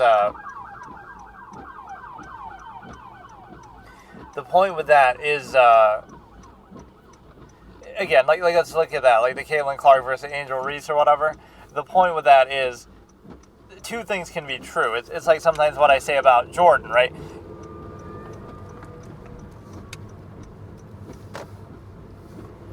Jordan is overrated, or, despite how great he is, or other players are underrated, at least relative to him. So let's say that. So Jordan isn't overrated, but Kareem is underrated because you never heard as much about him. Now, even if you'll say, oh, that's because Jordan's the GOAT. But even if Jordan's the GOAT, Kareem's pretty damn close, right? They're at least very similar. He had the all-time scoring record before, obviously, now. And he was great. So it's like, even if Michael Jordan is number one and Kareem was number two, or Wilt is in there, it's not like, oh, he's way better than Kareem, such that he should get so much credit and attention all the time, constantly talking about him, glorifying him in the media all over and over and over, whereas Kareem barely gets talked about, right? Everyone will sort of, you know how great he is, but you don't pay him the same lip service. Certainly Wilt doesn't get that lip service. Other great players don't get that lip service. So that's where the problem lies, is like, it doesn't mean that Jordan doesn't deserve that credit, but if he gets that, then Kareem should have gotten as much credit over the years, right? How many times have we heard Kareem talked about the same way as Jordan, right, in the media, all these comparisons, everything? You don't hear it. Will Chamberlain or other great players. So that's the point. So it's the same thing like Caitlin Clark effect. Even if you think, okay, we agree, like, okay, she's better than Angel or other players. Right, she's better, but the media attention is skewed. I'm not even going to say it's a race thing. I'm not going to say why it's the case, but is Angel not at least like, okay, if Caitlin's a 10 out of 10, right, in terms of how good she is, then isn't Angel at least an 8 or a 7 out of 10, like by comparison? She's at least somewhere, a very good player herself. So it's not so much that, she doesn't get the same attention because she's not as good, but she's also not that far off that so if Caitlyn gets a ton of media credit and attention, then Angel should at least get some.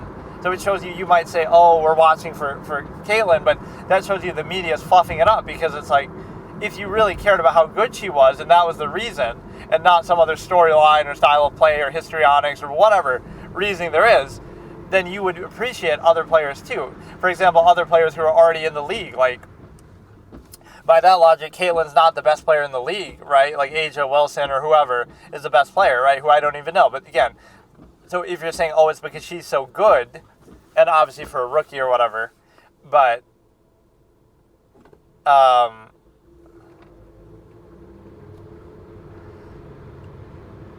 it's like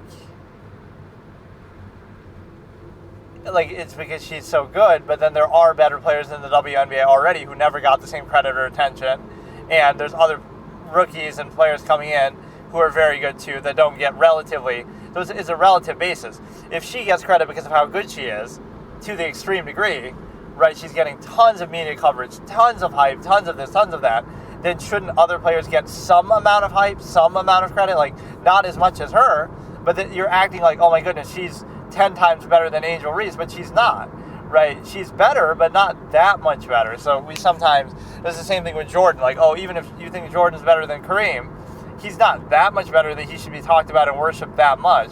So you see sometimes players get fluffed up for the wrong reasons, like Tim Tebow, right? Whether because of his faith, whether because of his, kind of clutch comebacks.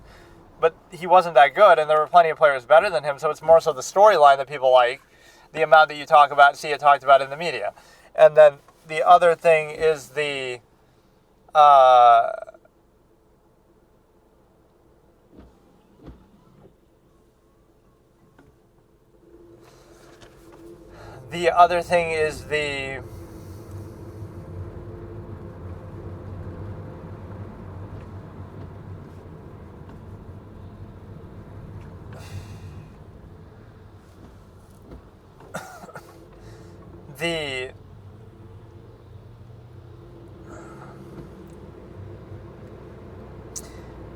like Jeremy Lin also. Again, I'm not going to say it's because of race necessarily, but it was like the underdog story. So he got a lot of attention for more, because he's playing so well. But if it was simply playing so well, Russell Westbrook was averaging his stat line through that, for the whole season that he averaged during that stretch, right, where he was doing so well. It was more than just how good he is. It's that, oh my goodness, it's the storyline, it's the underdog, it's the other things, maybe race, maybe Christianity, right, with Tebow. So I'm not saying that's even wrong or you can't appreciate a good storyline, but it's sometimes not purely for ability. So I hate when people qualify, Caitlin Clark gets that much attention because she's so good. But she's not the best player in the WNBA, and she's not even that much better than other rookies where she's maybe a little better, but it's not like that extreme of a difference. So there's clearly something more to it. So when somebody like Angel asks for credit and attention, you almost feel bad for them. It's almost like the Scottie Pippen effect that maybe, maybe you're right. You do deserve more credit because what Scottie did, best player on 6 championship teams and all this kind of stuff, he really does deserve more credit than he gets. He really is that great, so it doesn't have to be a comparison, he played second fiddle to Michael Jordan. But who wouldn't have played second fiddle to Michael? So it's you're not comparing him that way, but you're saying, that's the whole irony, is he's a lot better than you might realize. He might compare him to Isaiah Thomas. People say, Isaiah Thomas, this and that. But imagine being the second best player on 6 championship teams versus being the best on 1 championship team, and Joe Dumars won the other one. So it's isn't that...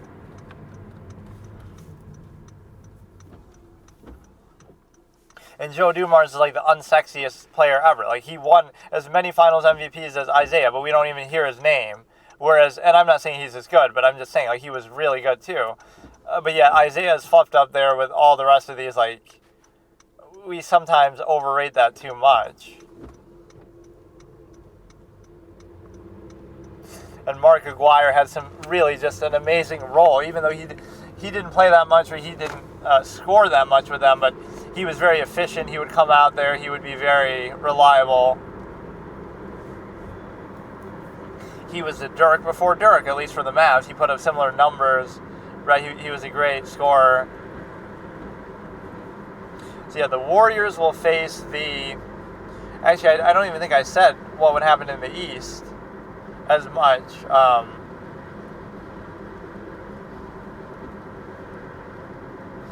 There's like a big windstorm and these fucking clowns are here in like a golf cart or something. Like, what the fuck are they doing? Maybe that's why. Maybe I'm being mean, but like maybe their car is destroyed and they have to use that. But yeah, the East I didn't give much thought. I mean, the Cavs are good. The Celtics you should still respect. The Cavs are having an amazing regular season, so I wouldn't be as enthusiastic about the East. But the West is like, the Warriors are going to make good on my prediction that I said they're going to win 2 more titles after Kevin Durant leaves. I said that right when he left. So I've been proven right about one of them. Right, the year that they beat the Celtics, which I even predicted that exact year that they would win. But then I sort of lost my confidence a little bit because it felt like, well, Clay's declining and they're going to have to make some big move. So I didn't give up the prediction, but I would have at least said I'm not super confident or I don't know when it's going to happen. Like basically before Curry retires. But now with this Jimmy Butler Curry thing, it's making you realize the trend, right? There's 2 trends to look at with the Warriors. Trend number 1 is Draymond Green was never even the 3rd best player on a championship team. In 2015, you had Iguodala step up. So in 2013, it was Steph, Clay, and Iguodala. So Iguodala stepped up and was better than Draymond in that series. Then in 2016, Draymond was looking a little better, but then you lost. And then in 2017 and 18, you had Kevin Durant number 1, 2, tied with Curry, and then so Durant, Curry, and Clay, and so he still wasn't top 3. And then in 2022, he still wasn't top 3. Why? Because of the emergence of Wiggins and Poole. So either one of those, maybe even both, could be better than Draymond. So it would have got Steph, Clay, and one of those. So now you understand that, like, oh, so Draymond was never even the 3rd best player on a championship team. So he's overrated, but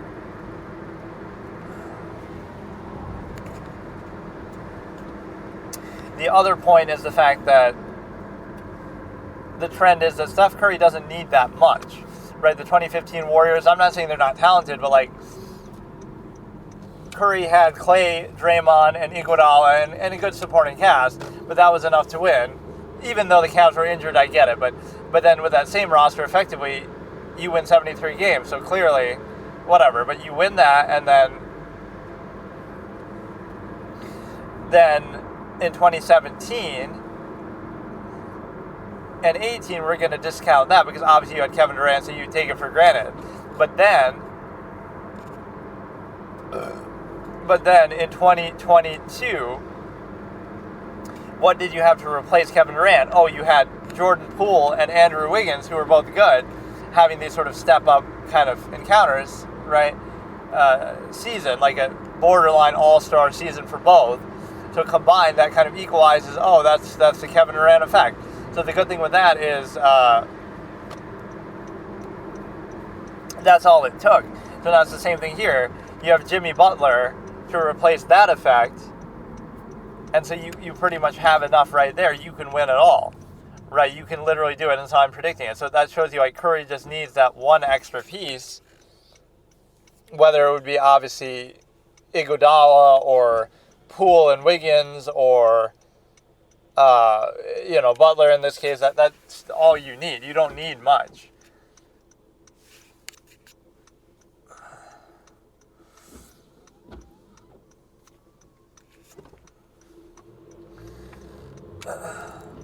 I like watching these older clips, but then they're not as fun to talk about because the takes are kind of already aged, or and just kind of laugh at how wrong they were.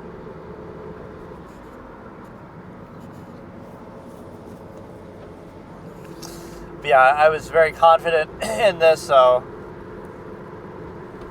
I'm not giving the Nuggets a lot of respect because they had a chance last year, and I was very disappointed.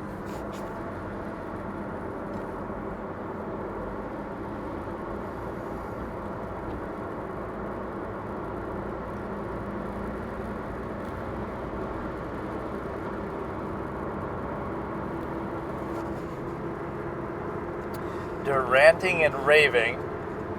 Brian Windhorst get heated about Kevin Durant's legacy 2 weeks ago.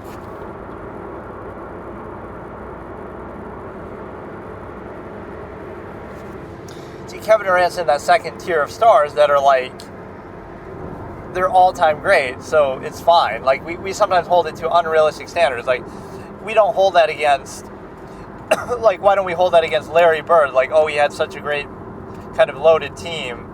Because, oh, you're going against other loaded teams. So when you look at it, like, you know, those two championships might not seem like they mean a lot, but a lot of the time that's the point. Like, you have some really, really loaded teams. Like, oh, the Showtime Lakers, they won 5 titles, but, oh, they had Magic and Kareem, so they should have won more probably. Like,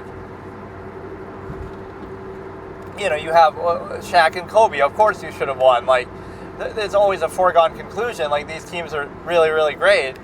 So even like the Russell Celtics, or you're going to have these dominant teams, and I never mind that because it feels like, oh, well, the rest of the league is incumbent on them to try to make their own, make the best team possible. What do you want them to do? Hold back? And so I don't hold it against them as much as people do. Like, the only player, like, think about it, most players who are at the top of the list, right, had all-time great teams. You know, Jordan had the 72-10 Bulls. Like, these were not bad teams by any measure, so it's like, what's the point? Like,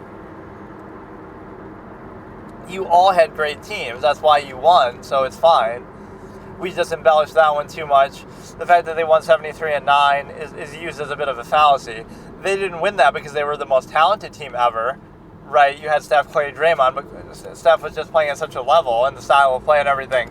So now you, on one hand, you'll say 73-9 doesn't mean 73 wins doesn't mean a thing without a ring, but on the flip side, you'll hold it against them. So it didn't mean anything because they didn't win the title, and so they were overrated, and it's just the regular season apparently. Even though I think it means quite a bit, but then you add Kevin Durant, and then you say, well, now we're going to say 73-9, right? Make such a big deal about it. So then you pretend like it does matter. Molly loaded up the show with Connecticut. It's like a 28-minute video. What the fuck? Yeah, so that would be my point. Like, there's very few players you could point to where you couldn't say, like, oh, they had such great teammates and such great players, that's why they won. Right, but we sort of take that for granted a bit.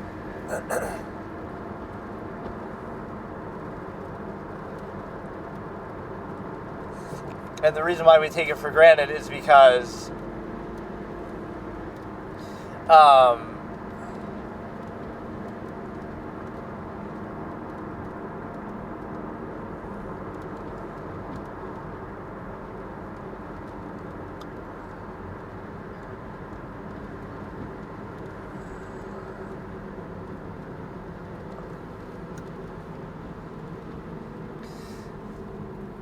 I don't know, we just look at it kind of differently. So I'm not saying that they're the most impressive wins, but you did win 2.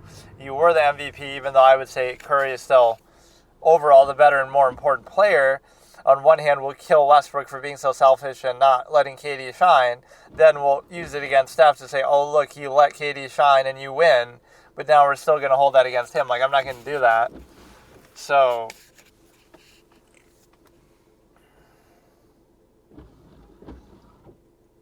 right, like, a guy is unselfish and it leads to winning, but then you'll hold it against him personally.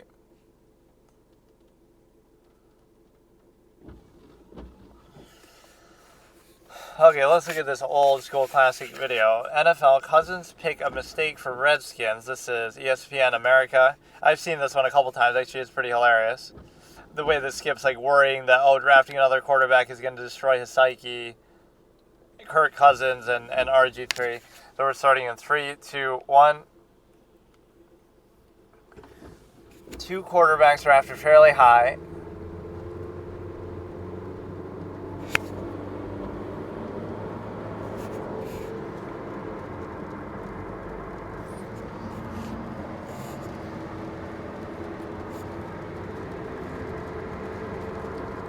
He didn't deserve it.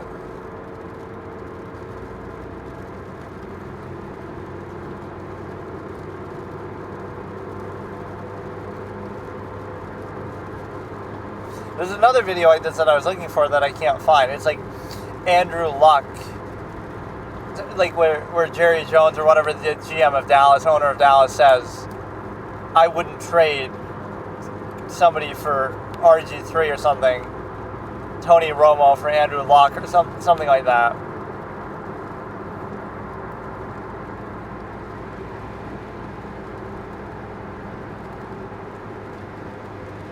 And I think in retrospect, Kirk Cousins did have a better career, even though neither of them were that great. But yeah, it's like the baseball analogy, it's so hard to play quarterback or play baseball, or it's so technical. It's not just an athletic endeavor.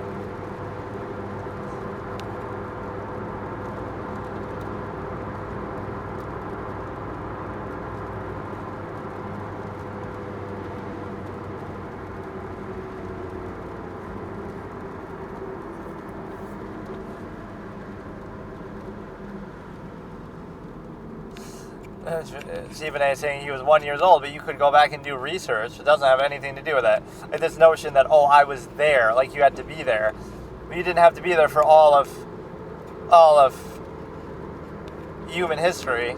Right? This is like an absolutist philosophy that if you define everything by your immediate experience, initial mind and physical state, then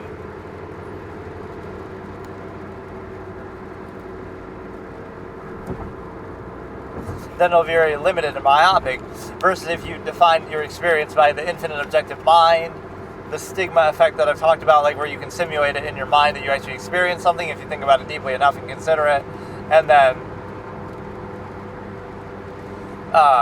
throughout all of human history you can understand the nature of the process instead of limiting it to your own physical experience and state. The problem is that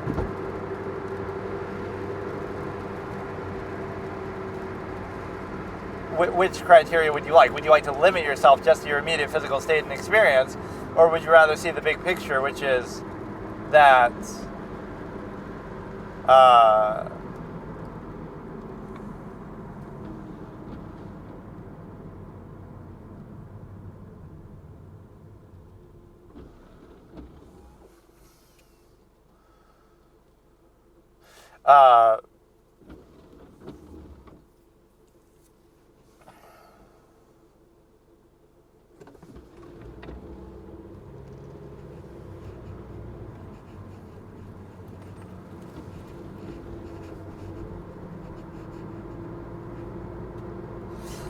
like, would you rather limit it to your myopic physical state, or would you rather see the big picture, which could be like,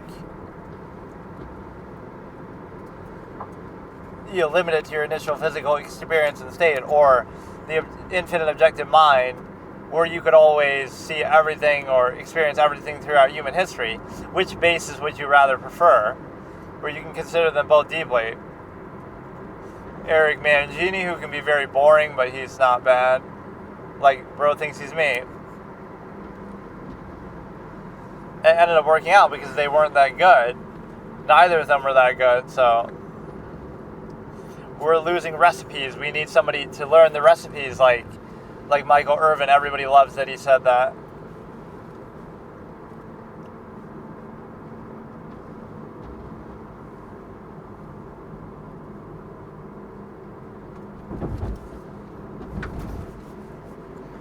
This is a pretty funny video. Skip keeps coming back.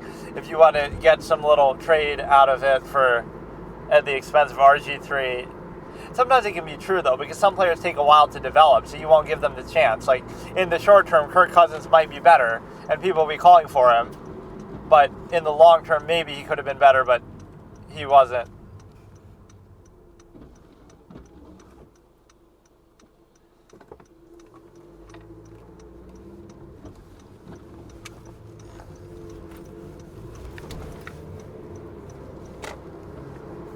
Then he brings up the race element.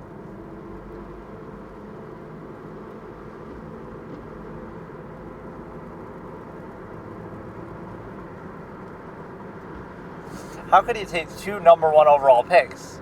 He must have had it saved from some other time, but why would you even do that? They're both quarterbacks. What is the matter with you?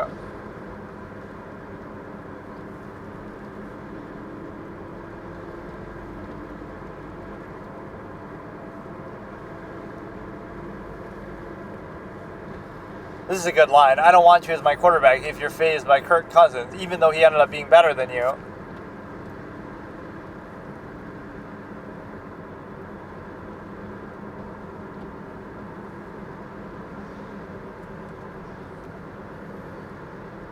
Then he keeps saying Chocolate City. Take a drink, eat a candy every time he says Chocolate City.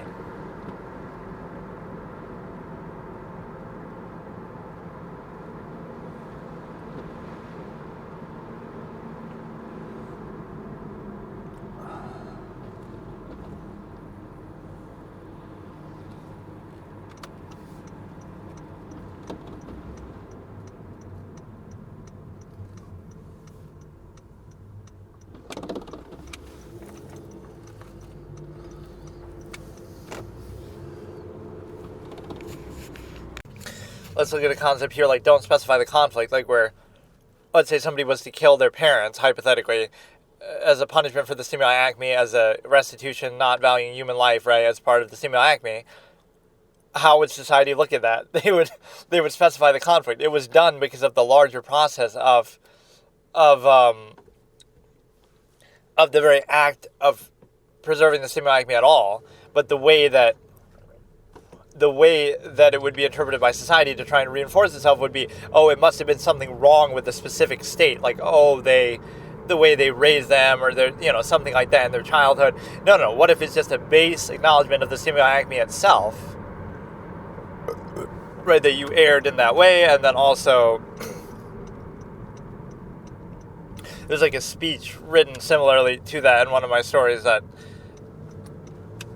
I always like when I think of them, because then I sort of channel the emotion. Like when that's what people don't realize. Like with actors and writers, it's kind of similar. Even though the writer might not be able to perform it out, they're thinking through the emotion as they're writing it. Like or some of the delivery of how you could say it would come out. Like, but people are always trying to reduce something to a lowest common denominator that they can associate with. And so sometimes they'll reject things of potentially higher value standard, even by their own measure. And then they'll embrace things that are lowest common denominator. So it's sort of like, just because that's what they are, what they're faced with on a regular basis. But yeah, the point of that is like, you would bring before me some lowly standard, right? No matter how high of a measure within that lowly standard, that's what would offend them. Like, you can be the best at a low standard, but it's still a low standard. So that's what offends them. It's not the degree of how well you achieve that low standard. It's the very fact that you would have that low standard in the first place, like appearances or something that doesn't actually have impact. So with that, it basically comes down to, you bring before them a low standard, and by doing that, you basically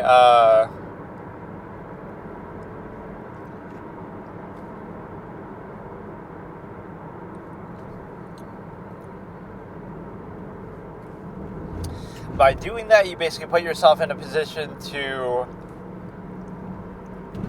there's something more to the speech though. It's like you bring before me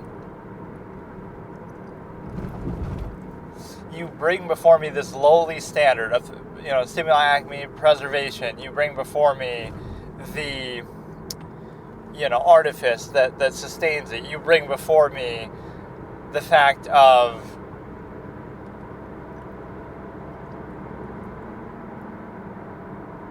half mass, zero sum means, contrivance, response. You bring before me, that which sustains an objectively adverse process. So by doing that, you realize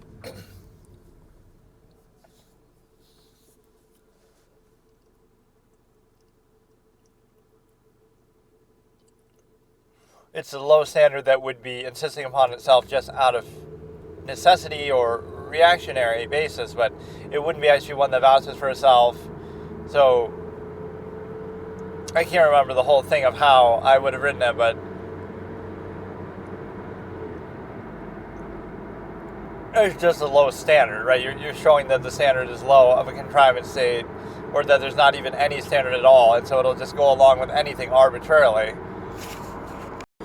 Let's look at a concept here like the requirement of any process is lack of awareness of the process, or to frame it constantly in some other way that allows people to practice it, undue emphasis, etc., sensory reality, right? Specify the conflict. So you can never be aware of the nature of the process, or that would invalidate it, or at least not make it exclusionary to everything else. And so that's a key part of it. So like in society, you have to not be aware in society of your own inherent nature. You have to reject it. You have to pretend, false, absolute, inherent contrivance response. Things are the way they are because that's the way they should be. I treat it as an absolute.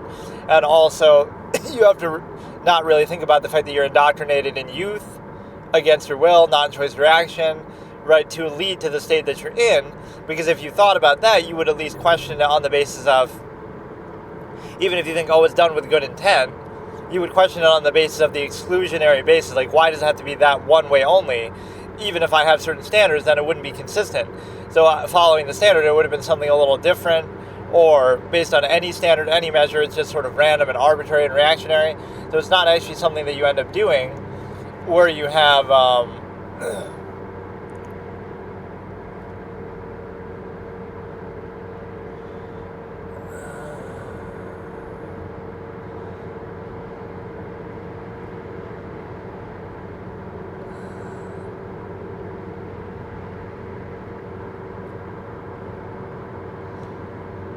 it's not something you end up doing where you wouldn't have to do it then.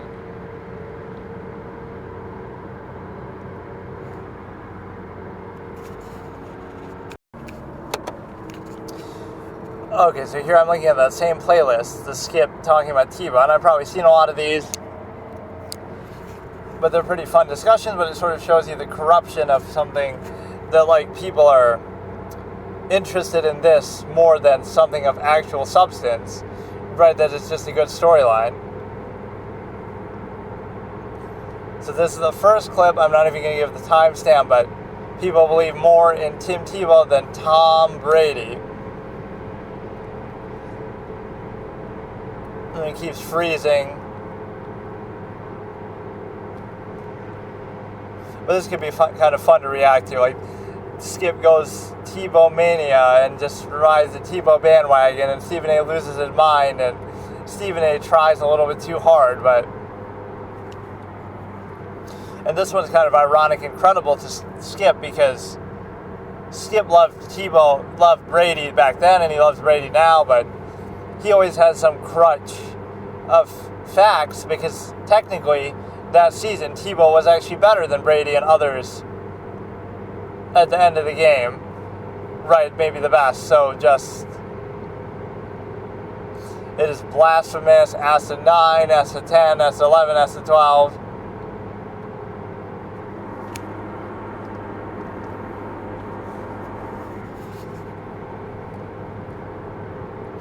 If you can do it against the Chicago Bears. Okay, it ends there. So I'll do the timestamp for this one. That one I think I already saw in the last session, but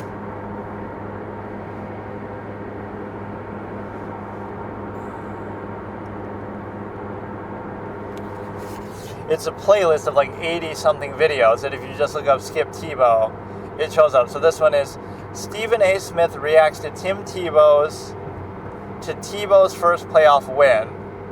and it's like 13 minutes 56 seconds, I believe, by like Austin Burnett is the channel name, just in case I don't think there's another video with this exact title, but so we're going to, the hard part is actually starting it, because I have to hold this in some other way, so hopefully you can hear me now. So we're starting that video. Stephen A. Smith reacts to Tebow's first playoff win, 13 minutes long, starting in 3, 2, 1.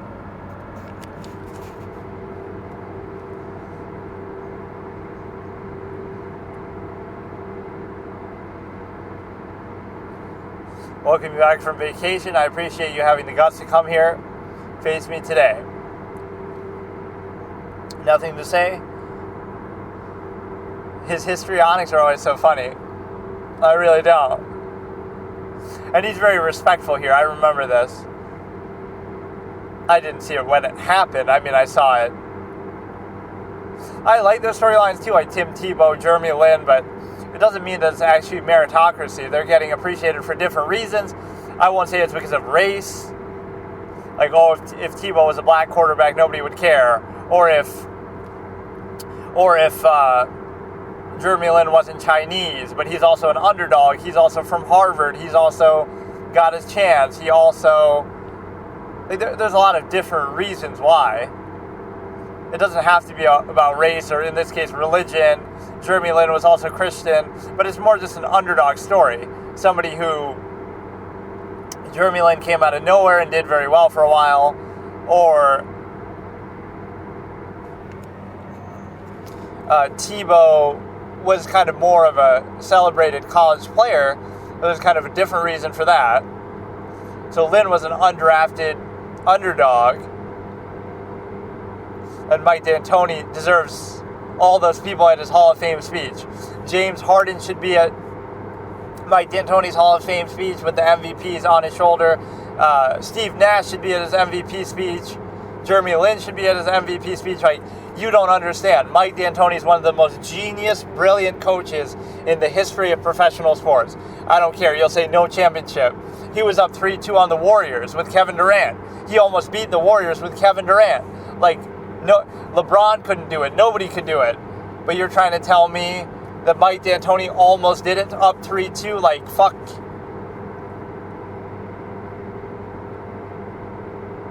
Taking a 1-4 team. I'm just talking about random stuff, but it was a great run. I can't argue with it. I mean, you gotta be down bad. The Steelers lost to Tim Tebow. Like, are you serious? They had some injuries. Like, I don't care, but when people say, oh, the defense was good, Von Miller ends up winning the Super Bowl MVP, but this is years later. That's like 4 years later with Peyton Manning. So you could say, oh, look, that team was so good. But they weren't that good. They were 4-14. They were 1-4 right this season. So they weren't good. Don't bring up the Super Bowl with Peyton Manning to say that, because it's like their defense was good. And what's ironic about that is Peyton Manning didn't play very well in that 2016 playoffs or that Super Bowl. It's almost like somebody serviceable like Tebow could have almost done it. Not quite, but I'm saying Peyton Manning didn't play well at all. He wasn't the MVP. He could barely throw a touchdown. He was bad. Peyton Manning was bad during that playoffs in 2016 and the Super Bowl. He just did enough to survive.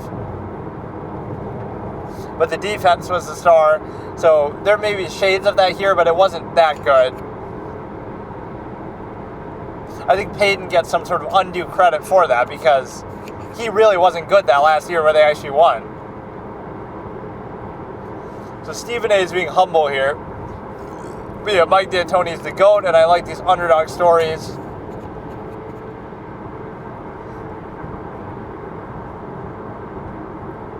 Because yeah, if you overachieve, then people say, oh, but you didn't win a championship.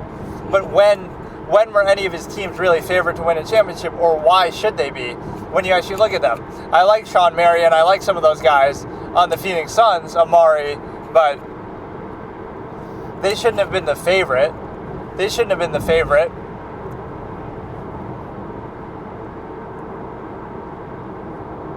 I haven't been disappointed in Ike's in Super Smash Bros. Brawl when he says, I fight for my friends.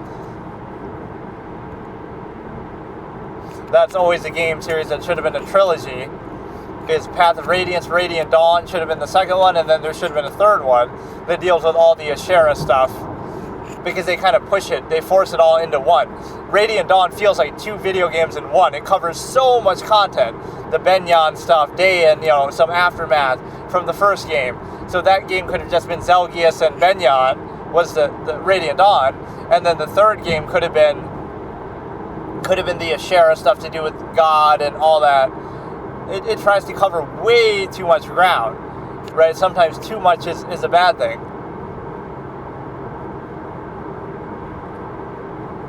Obviously, Stephen A. loves Philadelphia 76ers, Allen Iverson.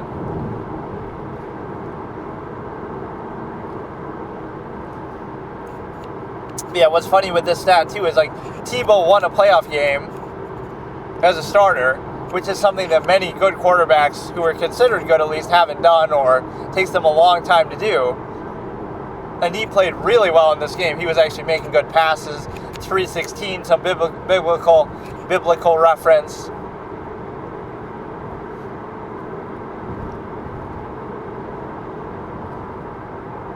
Yeah, I have to respect Stephen A. for showing up. Demarius Thomas, rest in peace. I don't know exactly what happened, but I know he passed away.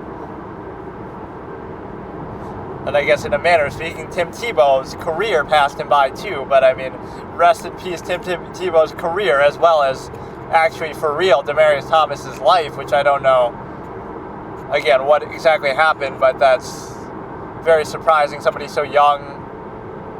That's why I was just shocked with Kobe when I heard about Kobe passing away. Like, I almost couldn't believe it. Like, he's so young, it's going to come out, and this is just me bullshitting, but Magic Johnson arranged it because he wants to take ownership of the Lakers, and Kobe was going to vie for it.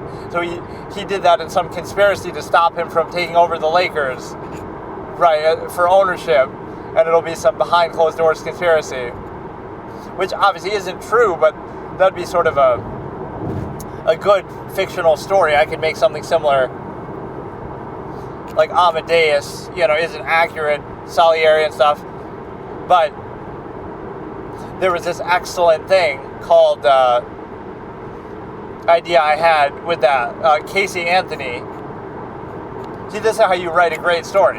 You write a story like that that's totally different, but it would end with, the father who was there the whole time, who was a cop, he would be the final culprit.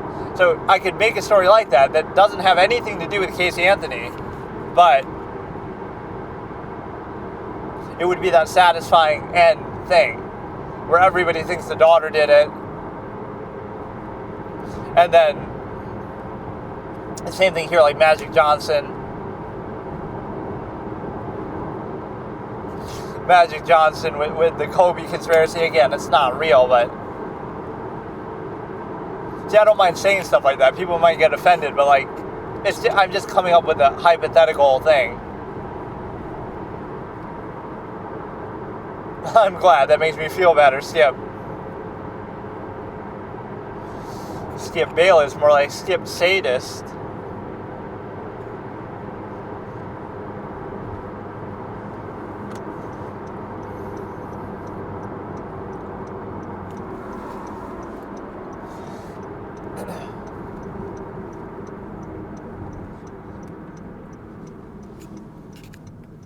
That's true is not an accurate response to saying, I hope he gets better. Now he tries to hedge his bets and say, well, I bet against the Broncos even though I favor Tebow, because I didn't think he'd get to play. And then now, because the guy got injured. Because the guy got injured now, it opened up some cohesion. And the way Stephen A. said, I know these pretty well, actually. Now that cohesion that you wanted is finally there because of an injury. Wait a minute for a second.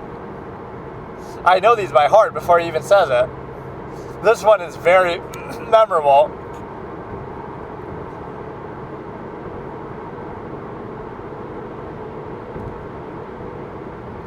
Yeah, he criticized everybody besides Tebow, but now he'll try to pick favorites.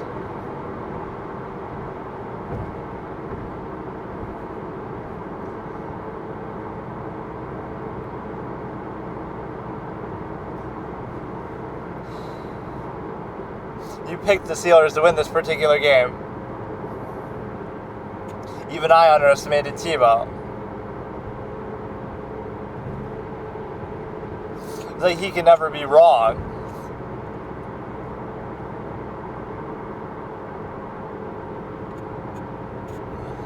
Des Bryant, who ends up with the Cowboys, who obviously Skip is all about the Cowboys. He worked there. He wrote a book about them. Nearness postulate, moment in sports. If you know, you know. Non-based self, nearness postulate, undue emphasis and value to something just because it happens to be close to you.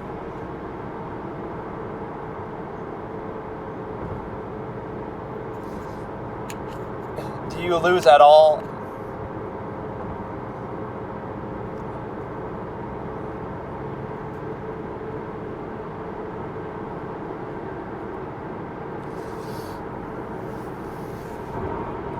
Yeah, see, that's where Skip's got to just say it. Like, Tebow's going to play and he's going to play great and you're going to win. He should have had the faith to do that. Even when you're wrong, you're right.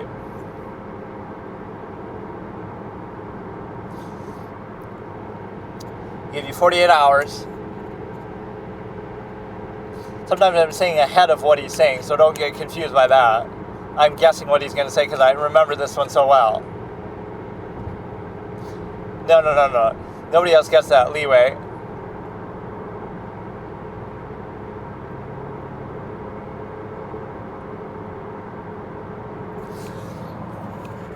He beats one of the best defenses in the Steelers, and then he loses to one of the worst defenses in New England.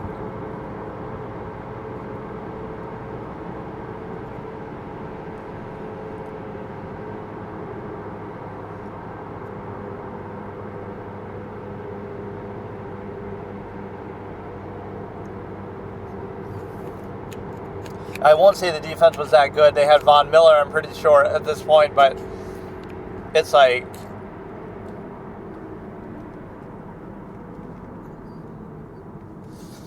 Because, see, this is at least a fair point in Skip's favor. The defense wasn't good because Kyle Orton, right, wasn't having any success, and he was at least a better thrower than Tim Tebow or whatever. So Kyle Orton was 4-14 over the last 18 games with effectively that same defense. So now all of a sudden Tim Tebow wins 7 of 8. Obviously he's the defining factor, so it must be him. It's not the defense then.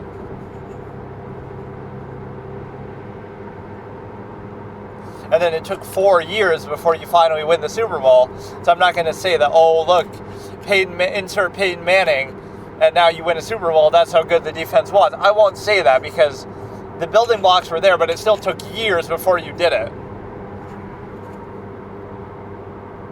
John, are you talking to John Fox or John Elway?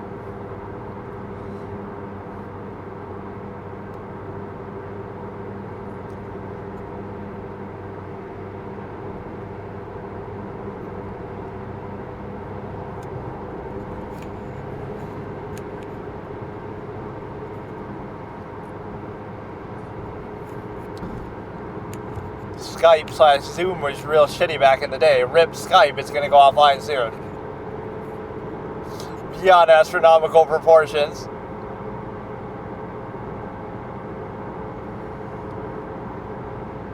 Yeah, I hate that Skip didn't have the faith. He should have just said he was going to win. Then that would have been a great prediction to beat the Steelers, right? Because he would have been right. Or that's actually the best rapport that Skip had with anybody was Terrell Suggs.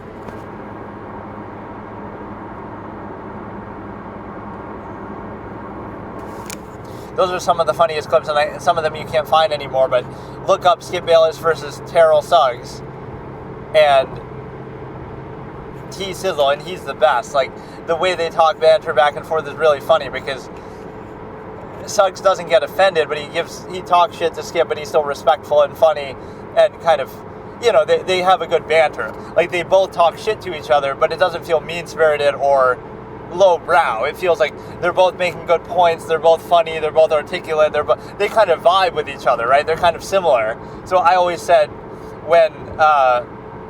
I think when Skip and Shannon broke up, I said, it should be Terrell Suggs, who takes his place as a permanent fixture. He's maybe been on there here and there, but no, the banter they had is legendary. There's one interview with them that I wish I had saved or I had been able to find. There's the one you can find. There's a couple you can find. There's one after the finals, or like during the finals between OKC and Miami. He's talking about that. Then there's one on Undisputed where he shows up talking about something. But there's one where he talks to him after, or like before the playoff game between New England and obviously the Ravens, which is what Suggs played for at the time. But he talks to him before the game, but then I think he also talks to him after they lose to New England, or maybe before that, the week before that one where he's talking about New England. So yeah, their rapport there is actually really good, because again, he's talking back to him trash, but he's doing it in kind of a fun way that's like, I don't know, that's one of the greatest dynamics I've seen Skip. It's like somebody who gets Skip. Skip's going to hold you accountable, he's going to be tough, he's going to make some good points, but instead of just being mean or dismissing it or getting offended, you're facing him head on, like, okay, I'm going to make a good point back, I'm actually going to rebut you, I'm actually going to throw it back in your face, and I'm going to be smart and coherent and really, he really is a good match for Skip. Stephen A will get too emotional sometimes. Shannon maybe felt out of his depth at times. Skip is actually really, really sharp. He always has to play the tougher role of the basically playing devil's advocate, which I know something about that myself, being in debate formats and, doing my own debate format. And, sometimes you make a case just to make it, not that you really believe it. It's hard to explain. If you want to get to the bottom of something, you have a certain thought process that you go with, and then the same thing is true in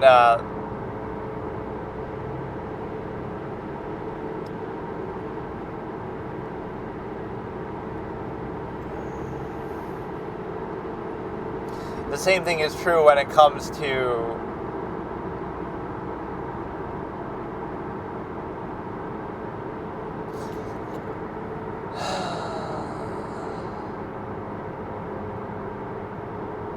like even doing reviews and stuff that people might not like.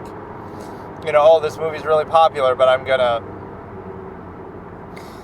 going to criticize it because I genuinely didn't like it, or I make a particular take about a particular part that people didn't think about, so I have to make that compelling.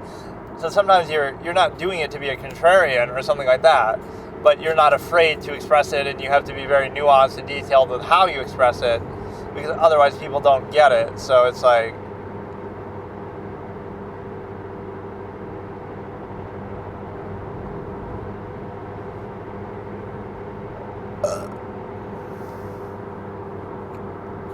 yeah, those Terrell Suggs, Skip Bayless moments are really good.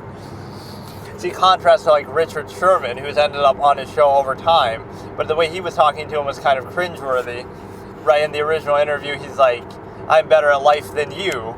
That's one thing I'll defend Skip on, is like, or people like Skip, you don't have to be a master chef to judge food. You don't have to be a professional athlete to, because by that logic, then there's very few of them. There's not that many pro athletes, especially at a high level. And what I hate with that is people keep moving the goalposts, right? With Skip, if he says something, people say, "Oh, but Skip's never played at a professional level." But then if you have, and they don't like you, then they'll say, like Charles Barkley, "Oh, but then you never won a ring." So think about the layers. If you're Skip Bayless, you never played at the pro level, so your opinion's discredited. Or then if you did play, like, oh, you're Kenny Smith, but then, oh, you weren't a great player, so you're discredited. And then, oh, now you are a great player, but you didn't win a ring. like Charles Barkley, so now you're discredited, or you did win a ring, but you still weren't that good, or you weren't good enough, like somebody else. I don't know. It's like they'll keep changing the goal. It doesn't matter that Chuck didn't win a ring. That doesn't make an argument, right? Because even if somebody's never played the sport at all, you can still have an opinion.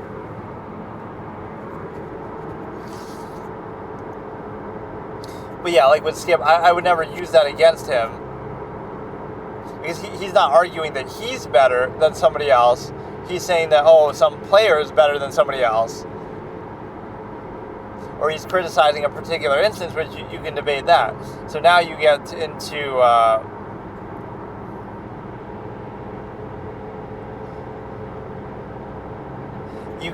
like...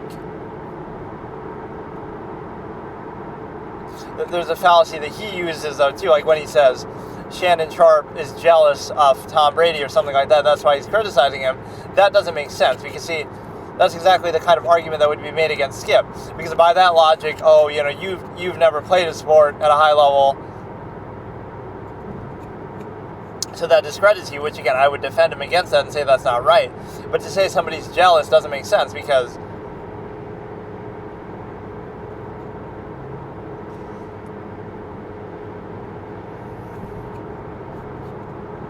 to say somebody's jealous is like, well, then by that logic, Skip could be jealous of everybody. He criticizes LeBron because he's jealous of him. He criticizes everybody, you know, anybody who's a pro athlete because he's jealous. Or because he's never even played the sport, versus saying that somebody who's actually a great player is jealous. Like,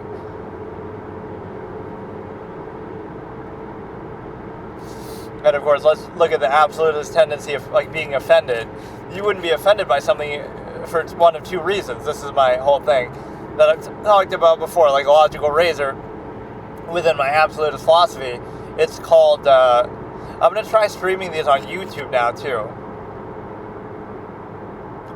instead of just Kick, because I feel like, you know, what's the harm? But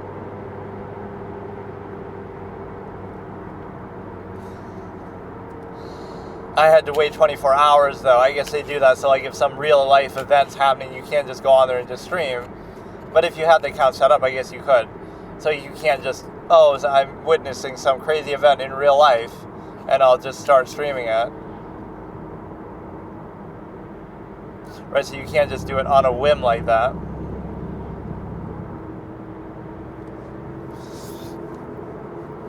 But yeah, the whole jealousy thing there is a fallacy. Oh yeah, the offended, like, an absolutist would either know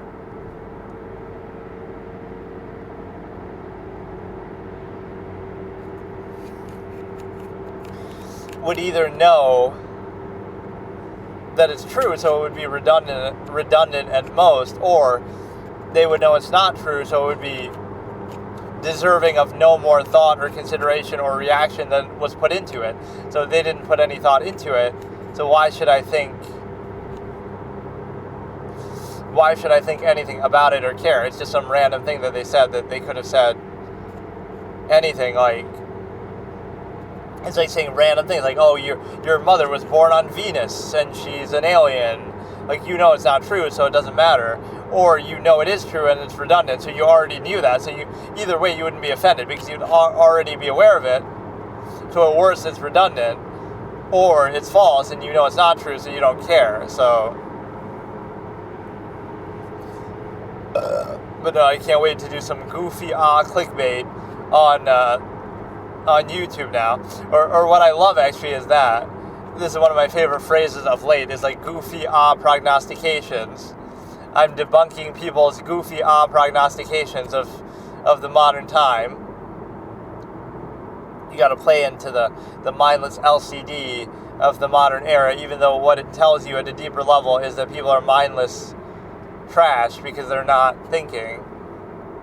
But like it's a sort of self-aware irony, but it's not really self-aware, because it's like, oh, we know it's dumb, but we still do it and mindlessly repeat the same thing over and over that doesn't actually have any meaning, that we don't actually understand the meaning of.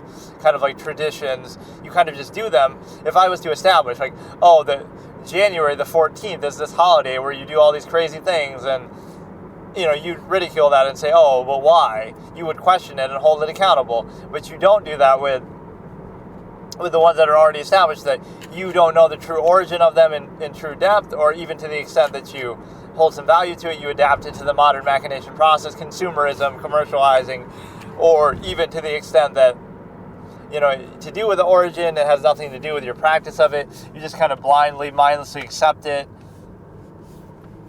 It was similar to the indoctrination into society. Like, if I introduce a dogma or ideology to you, or anything to you, you would question it, right? And hold it accountable and to a standard, etc. So the reason why the standards you currently have, or the indoctrination reaction that you have, wins out isn't because you answered that more adequately. It's because you never asked the question in the first place, because it bypassed your accountability and thought. So you never put a certain amount of thought into it because it was done to you when you were young. Indoctrination, non-accountability, bypass critical thinking. So you'll insist upon that as if it's your choice or you thought about it. But anything else you'll question. So you'll question everything else and hold it accountable except for that.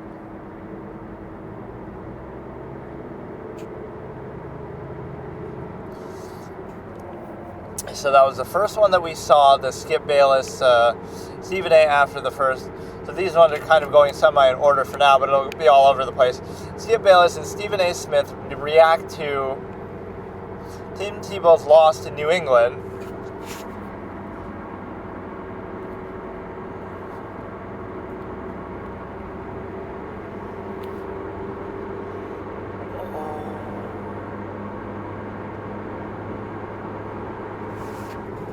After Jay Crawford, we never saw a male host again, because I think they were all, you get Jenny Taft, you get Joy Taylor. There's some controversy going on with Joy Taylor's hairdresser or something with Skip. That's one thing about sexual aspects in show business and stuff that people don't realize with famous people. It's not that they don't realize what they're doing could be questionable, it's that they don't care. Because they feel like they're so powerful and rich and entitled that, like, oh, sure, they'd go. And to some extent, it's a mutual thing. Like, oh, look at this big rich guy who thinks he can get away with being all flirtatious with these younger girls or other girls in show business or something in the same field. But it sort of goes both ways, because that same person, with all due respect, not saying that makes it okay, they might flirt or play into it a little bit if they think it'll give them an advantage. So there is an element with that with women at times, like, oh, you think like you're going to benefit from, you want to benefit from your looks and appearance, right? Like even with streamers, you want to do face cam, you want to do this or that. You'll benefit from it, but then as soon as it's called on, you'll also victimize, like, oh, look at this person looking at me in terms of my looks or harassing me. That doesn't mean it's okay to do that, but it's a duality. Like, you want to benefit from it, and you play into it, you put a certain amount of time and effort into your looks, you're doing face cam, you're doing makeup, lots, clothing, so you want to be benefiting from your looks, right, which is an advantage that you have. But then you also, oh, if anybody calls you on that, oh, look, he's being sexist, because he's seeing a woman in terms of their looks or something like that. But to see that you get a benefit from it is one thing, or to see that, that's a factor, it is fair. But no, when we get back to that sort of harassment aspect, is like, people who are wealthy or successful in a field will feel sort of entitled, like, oh, it'd be a shame if I didn't use this to my advantage. And that doesn't mean I'm saying it's okay, but like, oh, it'd be a shame not to use it to my advantage. So they know exactly what they're doing, but they get that vibe, like, oh, you might work your way up the corporate ladder if you, that happens all the time. And it's one of those temptations. It's like, what you're doing, right? But it's just tempting for the person. Like, well, it's tempting for both sides. Like, oh, they might play into it a little bit. So it's like you want this is how most things in life are. It's not that, oh, you don't want something at all, and so therefore you're going to play the victim. It's that you want the benefit of something without actually the action of it. That's how relationships often are. Like, when you think about, like, oh, women are so complicated and mysterious. No, it's quite simple how women are framed in the modern era, or how the thought process might go. They want to be appreciated for their looks, potentially. I'm generalizing a little. And they want money and benefits and whatever, special treatment. But then they don't want to necessarily be accountable to it, like actually having to that would be the ideal. Like, oh, you want to get special treatment for your looks, but then you don't want to have to actually do anything, whether work or whether actually anything sexual relationship. So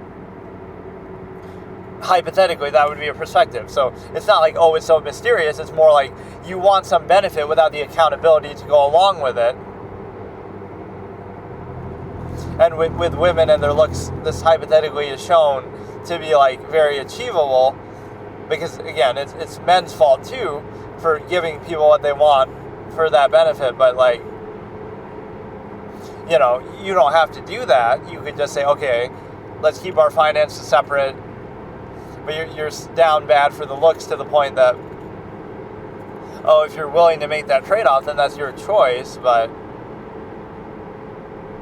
yeah, that's one thing people don't realize with a lot of things is like people in positions of power and wealth, they realize what they're doing and how it'll be perceived, or they could at least realize that, but they'll still do it anyway because they either feel entitled to it or they don't care, or it's sort of like the Quercus alba absolutist effect that I talk about to some extent. He's a war hero, he's decorated, he's so smart, he's so capable. So he knows how the lesser beings around him would think about it, like, oh, he's a bad guy for doing this smuggling ring and this and that. But actually it's like they're only saying that because they're jealous, or they can't do it themselves, or they can't handle it, or they're just too stupid to do it. Who are they to question you, who's so much better than them in every way? So you feel sort of entitled to it. Right? Everybody would say, oh, you can't do this, you can't do that, just because they're not good enough to do it themselves, or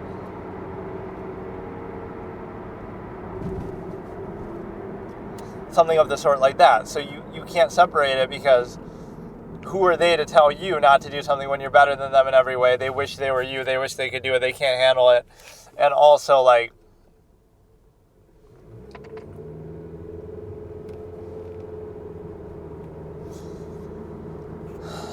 they're just jealous, or they can't do it themselves or whatever. So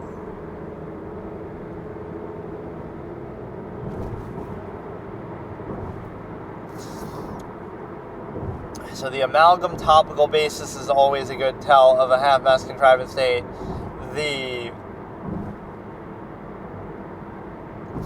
closed structure contrivance dependent overextended pretense initial half-mass.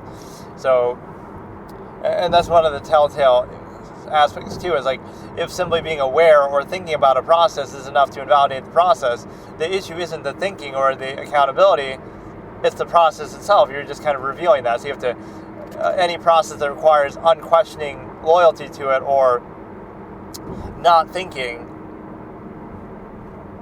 about it inherent to the process, like, oh, don't take it too seriously. It's like suspension of disbelief. But if something is really compelling and convincing, you shouldn't need to do that. You should be able to be as critical or thoughtful or whatever as you want. I don't know if I want to do another one of these, but Skip Bayless and Stephen A. Smith react to Tim Tebow's loss to New England.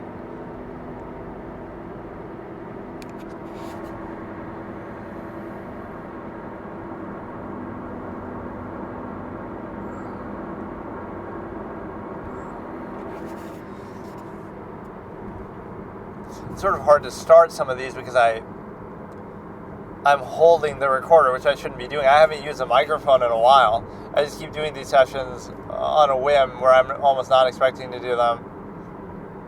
I'm sort of streaming something interesting today where I caught up with all the uploads. Basically, I've done all of them at least once, I think. So I took all the clips that I've made that are sort of shorter, and I'm doing that.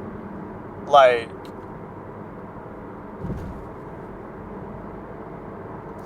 they're all like the shorter clips or like highlight moments that I've uploaded individually that are a little bit unusual, like that are not the sort of content that I typically do on here that's more long form. So, like, I swear, if I just spent like a month cutting out or redoing some of these takes from in here, right, they would absolutely be good and resonate, but it's like, that's what you have to do, is reduce it to like a short form aspect. And there's good value in here, but it's just done in a way that's, the audio quality maybe not the best. There's no cult of personality, face cam kind of shit to it. There's no, whatever. It's just weird. I'm going to try it on YouTube And the reason why I'm going to try it on YouTube is because... just because I can, and I did that 24-hour shit.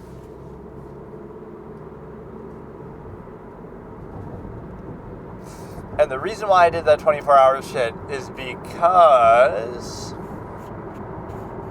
you have to wait to be able to do it. I was going to do it today even for this clip show.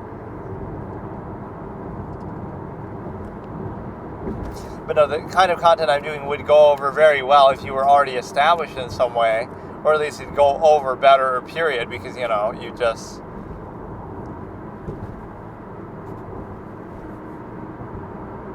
it's hard to justify otherwise because you're like... you're not...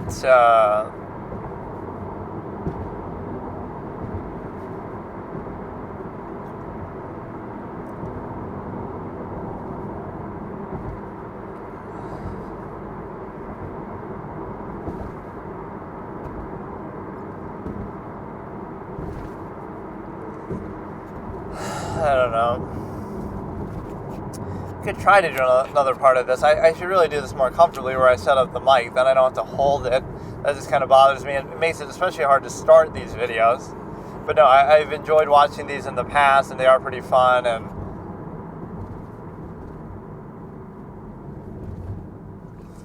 it's just like they talked about this so much. But you can blame the audience, I guess, sort of, because that's what people are interested in, apparently. Skip Bayless and Stephen A. Smith react to Tim Tebow's loss to New England, starting in 3, 2, 1. Debate desk, Jay Crawford of Stephen A.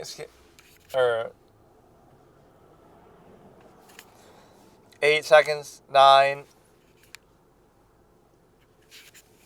13. See, this is where Skip is a sore loser a bit.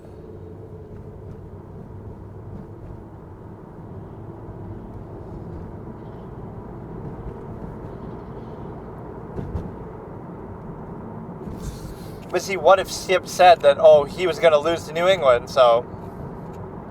like, what did you really expect?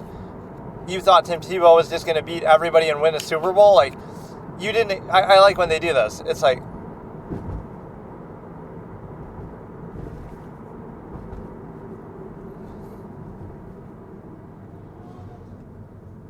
like, people say, Luka lost in the finals last year. Yeah, but you didn't favor him to make it there. So he overachieved by making it there when you didn't pick him to make it to the finals. But then you'll hold it against him that he didn't lose? Or that he didn't win? It's the same thing here. You hold it against him that he lost to New England, even though he wasn't favored to get there because he was supposed to lose to the Steelers. So he overachieved this season by winning a playoff game.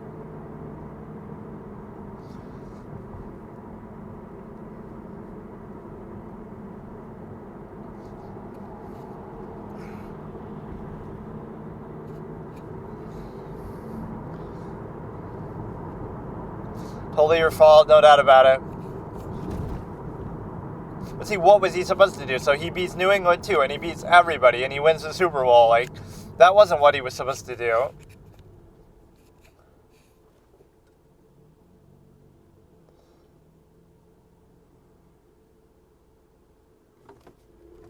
Skip is really annoying with, like, interrupting at times and stuff, but sometimes what he says in between will be pretty funny. I like Skip. He's a good... people don't get him, but I get him. Even though he gets sometimes annoying later on. It's more so on Undisputed that he started to do that. It didn't seem like he did that with Stephen A. much as badly. Like, being, like, really emotional and in fact, Stephen A.'s the emotional one here.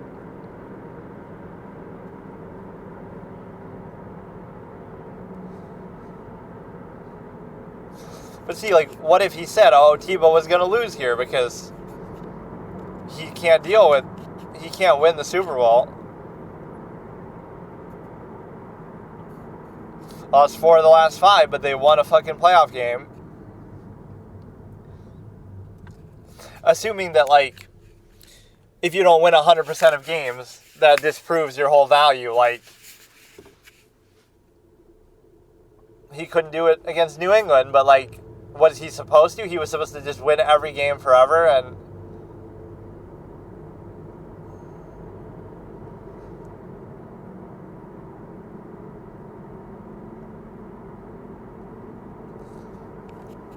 he was wrong about that. He's going to get better. He didn't get much better.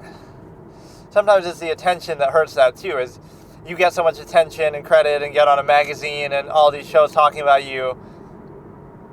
So it kills their work ethic that they might have had otherwise. Like Jeremy Lin. Jeremy Lin didn't have to be...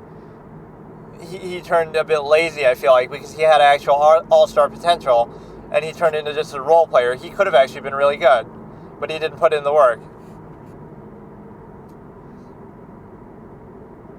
You ruined this kid's career.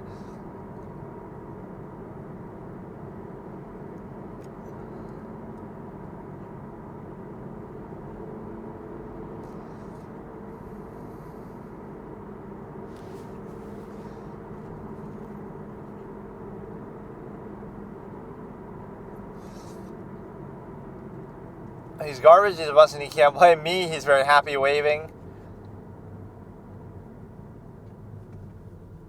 But then he tries to qualify it all the time. Like, I didn't say he can't play. I said he can't throw.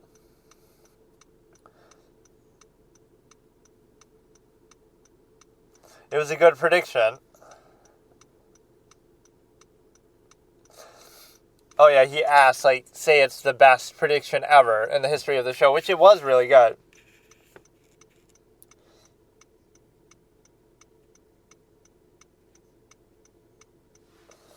Because they'd laugh at him and ridicule him, but then he's right, so...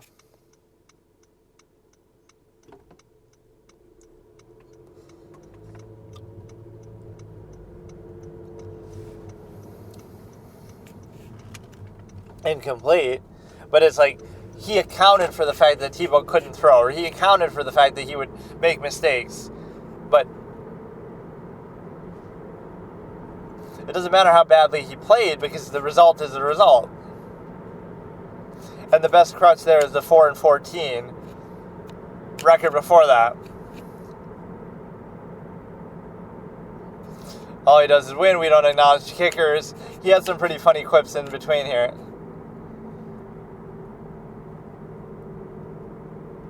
Or Jay has a pretty funny line like, Tim Tebow's the Mark McGuire or the Dave Kingman of, like, where he strikes out, but then he hits a home run at the bottom of the ninth.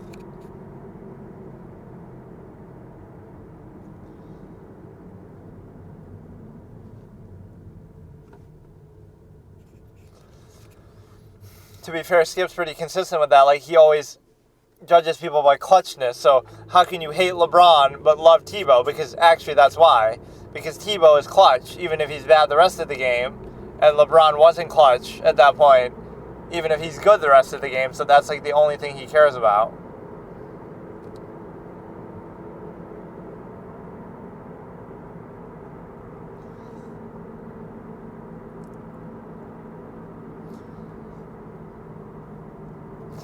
Let's bring up Rich Gannon. I haven't been this disappointed for a Gannon since Majora's Mask, because he wasn't in it, I guess. Bill Romanowski compares him to Rich Gannon.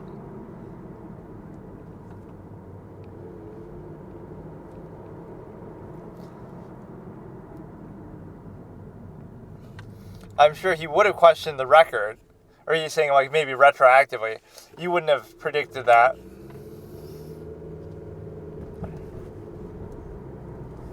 It was basically his rookie year of starts.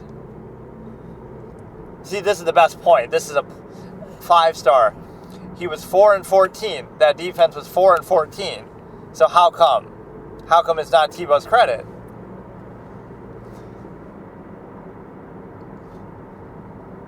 I love this line. Tom Brady chewed it up and spat it on the grass in Foxborough.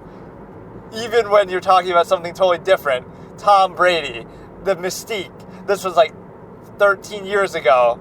Look at that line. Tom Brady will eat your defense and spit it out all over the grass on Foxborough. Like, that is a man to be feared, right? You will always just be afraid of that. You can't escape his influence. Or one of the funniest lines is when Stephen A. realized Skip is a god-level troll when they get into the playoffs, and he's talking trash, how bad he is. He lost 4 of the last 5, 3, whatever. All he does is win the AFC West, even though they had lost 4 of the last 5. See, that's a fallacy too. Like, yeah, if I win one, lose one, win one, lose one, then it's okay. But if you win 5 in a row, then lose 5 in a row, it seems worse, even though the end result is the same. But see, I have to give him credit because, again, they were 4-14, so it was him. It was him. It wasn't the defense, because where was the defense then? Over 18 games, 22 games, they were so bad.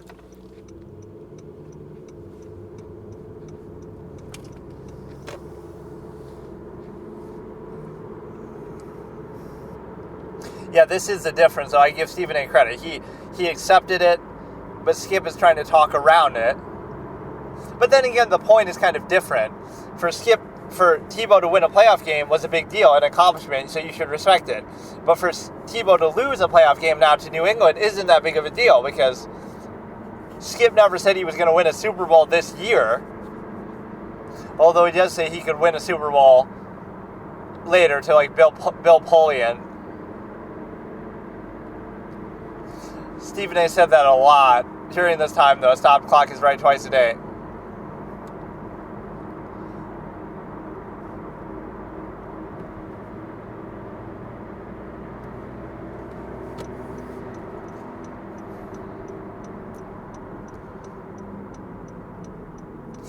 Would damage him in what way? Like, oh, you ruined his career. Like, what career? you helped give him a chance, and like he wouldn't have had much of a chance otherwise.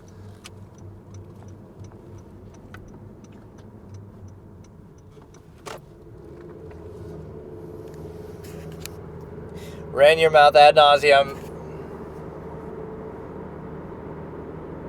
But he even says it at other times. Like, I never said he'd make a Pro Bowl. I never said he'd, do anything like that. Even though, then what's the point? Why put so much effort, change your whole offense if you won't even make a Pro Bowl? Then what are you building towards?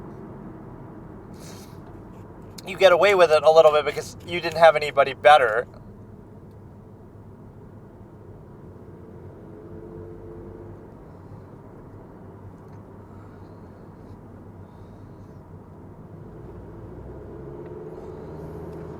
And my God, the same way that Terrell Suggs says the same thing. God's nephew, Tom Brady. Are you calling me God?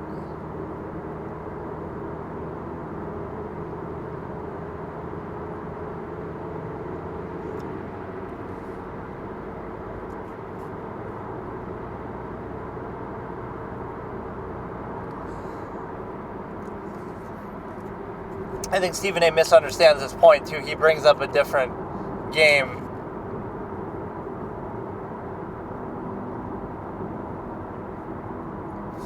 But actually, I disagree. His skill set warranted it. It didn't warrant it because the last game he played so well against Pittsburgh that I would have given him the free rein.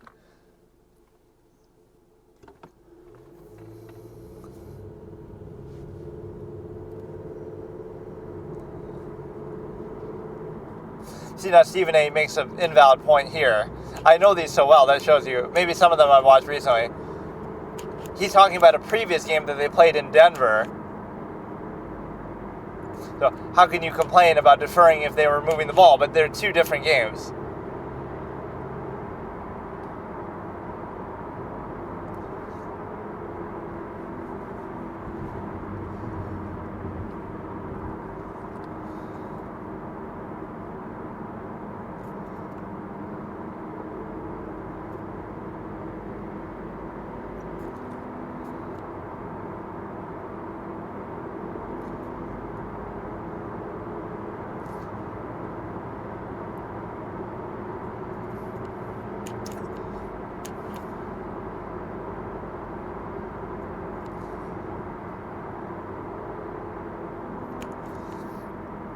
by far the best quarterback, but Tebow is more clutch. The Showtime show Shameless that I watched the first episode of with Emmy Rossum, the most photogenic actress since Allison Williams.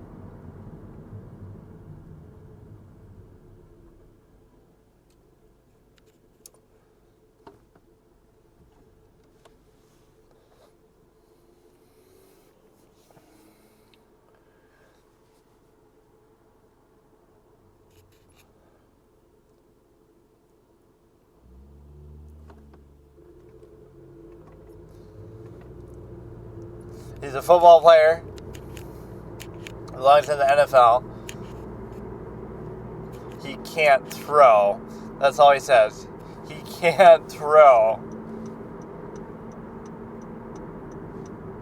Yeah, ultimately, though, I would hang my head and say it's a net positive. The guy went 8-5. He won a playoff game. So how can you say that's bad? How can you say that's bad? Right? Anybody else, you give him a chance. So I actually agree with that. It's ultimately, you wouldn't have predicted that he did that. You say, oh, there's no way he's going to win a playoff game. There's no way that he's going to go 7-4, win the division. There's no way he's going to do all that. But then when he does it, instead of giving credit, you'll just keep saying, oh, but he can't throw, he can't do this, he can't do that. But you said he couldn't do those things, and now you say, oh, it's the defense. But if it was the defense, why couldn't they do it with Kyle Orton? And why didn't you predict it then? You say, oh, you knew what their defense was before, so why you would have said, oh, well, the defense will carry him even if he's bad. But no, that is really fun to watch. Or the one thing I wish I could watch, but a lot of them got removed, was the Miles Bennett Dyson prank calls. That guy was a genius. The Arnold Schwarzenegger soundboards, and then Tourette's guy. Like these are some of the things I enjoyed watching when I was younger that I found genuinely funny, whereas sometimes I'm a hard guy to find stuff funny. So, like, it has to be stuff that feels organic or sort of sometimes random. Random is funny in a way because, right, if it's too predictable, then you're expecting it or something like that. But no, those are pretty fun. I could go through some of my notes and some of my old comments.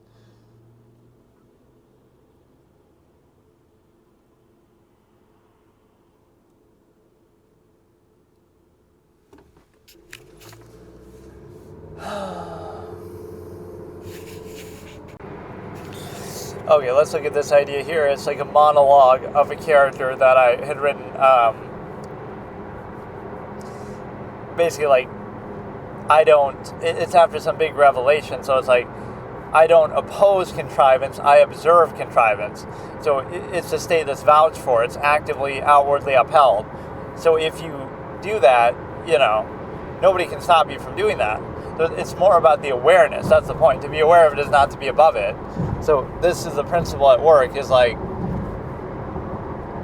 right, you're never telling people what you should do, what you shouldn't do, but you're observing the nature of a process, and then if you take that for granted, like as a false inherent, now you have something else to consider. And so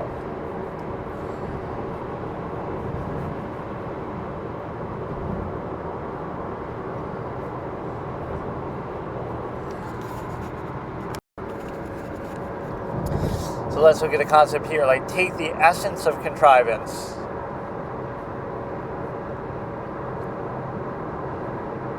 Or, take the essence of something without the specifics. So, like, let's say you're asexual and you have some sort of psychological fetish or something like that. That's like, oh, the only thing I'm into is having somebody, I don't know, like swing a pocket watch and hypnotize me or something, like that would turn me on. Let's say that, right? So the point is, that would fly in the face of like, oh, all the stereotypes or projections, like, oh, this, you assume it in society, you see that, like, oh, guys are, you think you'll be hitting on a girl, or, you might not have, or you might just be asexual completely. Like, that's not a motivation at all, but it'll still be projected and assumed. But see, whenever things like that are assumed, it's in a linear way. Like, you must want the traditional exact thing. What if you want something so oddly specific that it renders the whole process moot? Like, you want the imagination of it, you want the creativity of it, you want something very specific and different and not even related to what would be assumed, right? So then what? It's sort of all tied together because that's easier to control and sort of marginalize, like, oh, it must be because of this. But what if it's something completely different? What if it's something, so no other measure or concept can exist, is that everything is treated like uniform. Oh, everybody wants the same thing in the exact same way, and if they don't, that's bad, but if they do, that's bad too. And so it has to be kind of bypassed and done in some sort of subtle way.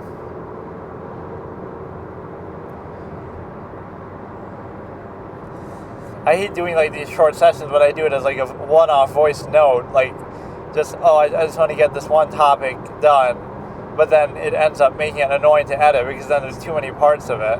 Or I'm trying like my first YouTube stream today as we speak, not what I'm doing now, but it's going on, so, and it's the same one I did the other day on Kick, but I just wanted to try YouTube, where it's like that,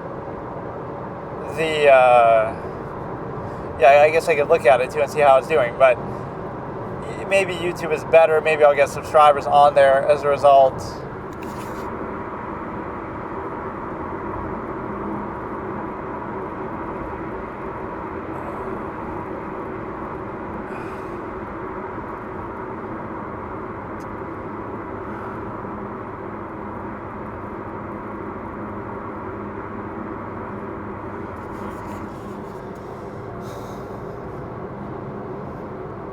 So it's possible that you'll get a certain number of viewers or subscribers from this. As like Kick is kind of separate.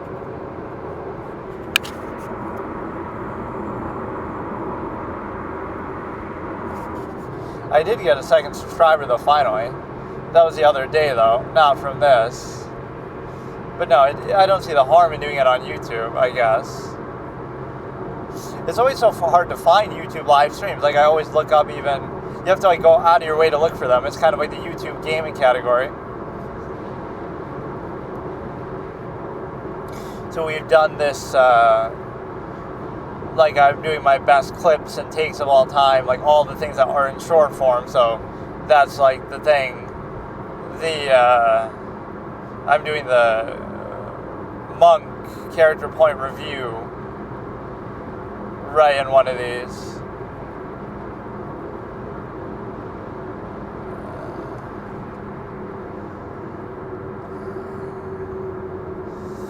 And then I did a thing where I reviewed Dr. Pepper, but I guess that was part of a little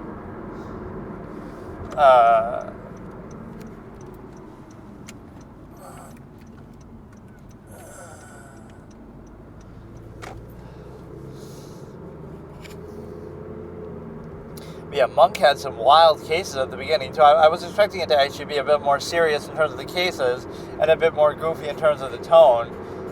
Not even so much serious in terms of the cases. I didn't think they would be quite so inventive or over the top. But I guess that styles sort of go together a bit, but it's actually very intelligently written. Like, it doesn't use the comic aspects as a cop-out. It's very well thought out. It's rewarding. That would be my review if I was watching it when it first came out. That it respects the audience's intelligence while still being funny. That's the secret to its success, is that it doesn't hide. See, that's always the fear with that. Oh, some goofy thing will happen and he'll solve the case because of that. No, that's not what it is. The cases are well thought out, well solved, well intentioned, fun to follow along with. And the funny aspects are just a bonus with his mannerisms and all that. So it can sometimes pose an obstacle to the investigation, but it's not like, oh, he'll trip and fall and find the clue. All this, sometimes stuff like that sort of happens, but the way the cases are actually solved is much more satisfying.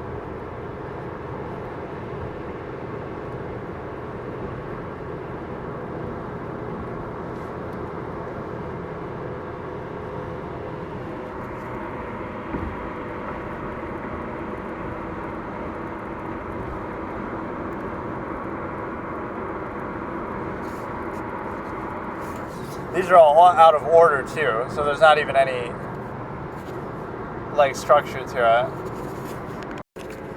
This is like a mic drop thing I said about Will Chamberlain. Like, I got so frustrated to have people keep trying to discredit him because of his era, so it turned into like, you know what, you're right. If Wilt played today, it wouldn't be the same at all. It wouldn't just be...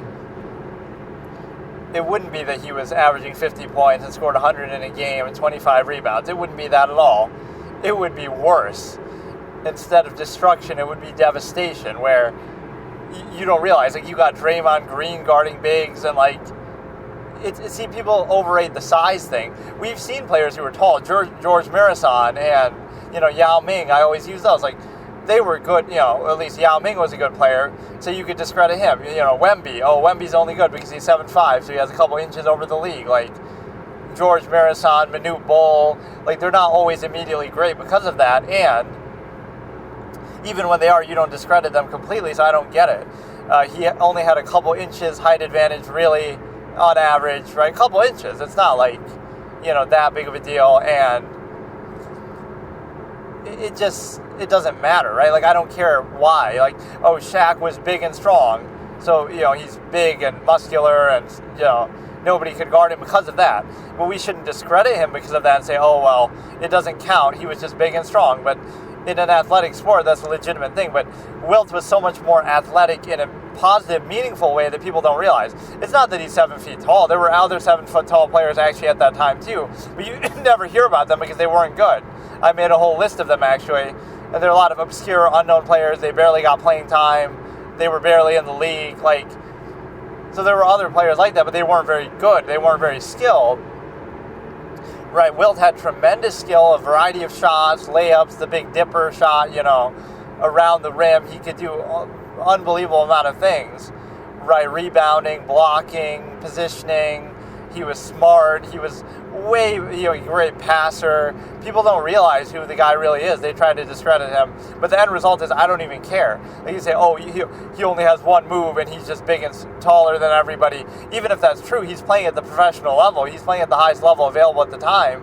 So don't blame him then. Like, so he averaged 50 a game at the professional level. So why can't anybody else do that? Like, oh, LeBron's only so good because he's big and strong and 6'9", and, you know, like, okay, so I guess if those other components don't matter, like a smaller guard is fast. Muggsy Bogues, you know, Steph Curry, oh, they're only good because they're quick. So quickness is partly based on your effort that you put in, but partly it's just a genetic thing. Like, oh, well, he's just fast. He's just capable of being nimble, right, and has a certain advantage that way. His dad was a shooter, right, so he just has the shooter's genes. So we look at height in an unfair way. Like, there's always certain athletic components, like, oh, you know, Kawhi's born with big hands. Michael Jordan was only so good because he had big hands, so he could palm the ball and this and that. Like, there's always elements like that, but you don't use that to discredit somebody and say, oh, you know, if I had big hands like that, I'd be as good, or if I was 7 feet. So that doesn't do what you think. He's much more skilled, much more smart, much more, you know, a lot of different shots that he had, and, you know, sort of a freak athlete, but not in a way that can be discredited, like the way he could jump to the top of the backboard, or the way that he could, you know, outrun everybody else on the court, and like the way that he could play 48 minutes a game. None of that has to do with like who you're even facing. It's like he was ahead of his time, but now you're gonna, instead of giving him credit for being ahead of his time, you're gonna criticize the time as if he didn't come from it as well. So whatever made it weak, whatever supposedly made it weak would have applied to him too. And so now you have this, it's dumb because,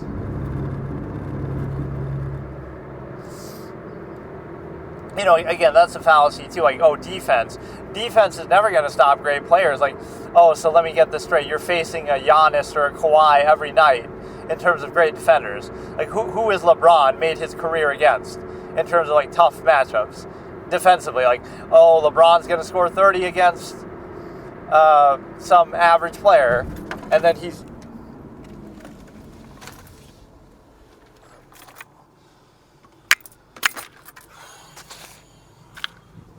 like, LeBron's going to score 30 against one guy and then score a little bit less or a little bit less efficiently. So when LeBron faces Sean Marion or Kawhi Leonard or Giannis or, somebody like Andre Iguodala, right? He might, instead of scoring 30, he'll score 27. Instead of shooting 50%, he'll shoot 45%. Like, okay, so that much difference is there. But it doesn't completely shut you down. Like, when do we ever see that? Like, oh no, oh my goodness, if Wilt played against Draymond Green at center or Joel Embiid at center, oh my goodness, he's not going to score? Like, why not?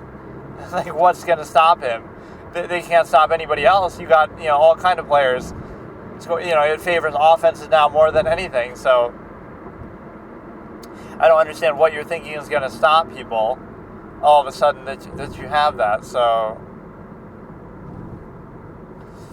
what you want to do is consider that, again, like who is Michael Jordan facing on a nightly basis?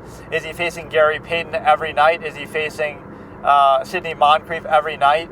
Is he facing, I can't even think of another great guard defender that he'd face. Even Gary Payton's a little small, but Sidney Moncrief gave him some trouble in that they played a playoff series. That's one of the really bad playoff series of Mike's career, but that was his first year, the first playoffs that he made. So what you need to understand is the basic fact that since when does that stop you? He played against Bill Russell, who's identified as such a great defender, even though he wasn't, as tall as him, but that wasn't enough to stop Will. He still put up great numbers against him. They would double team, triple team Will. The rules weren't that different that, ultimately, in fact, they would maybe favor you more now, but it's a case where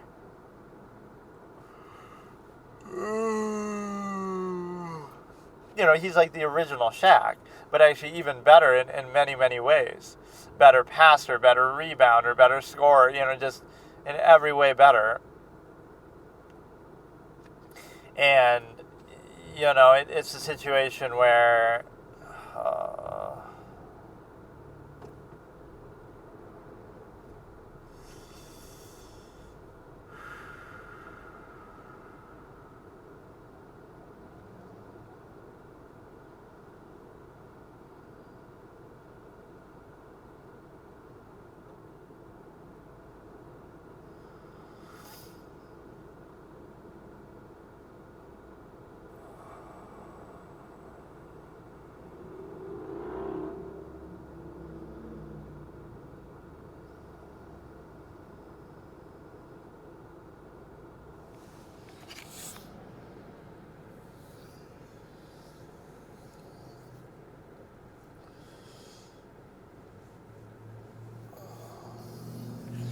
it's a situation where, again, you're not facing a great defender every night in any era. There's always average defenders. Like, LeBron, 27 nights out of the year, is just facing some average guy who's not going to be a great defender, a great player, right? Nor would even facing great defenders stop you. So same thing with Wilt.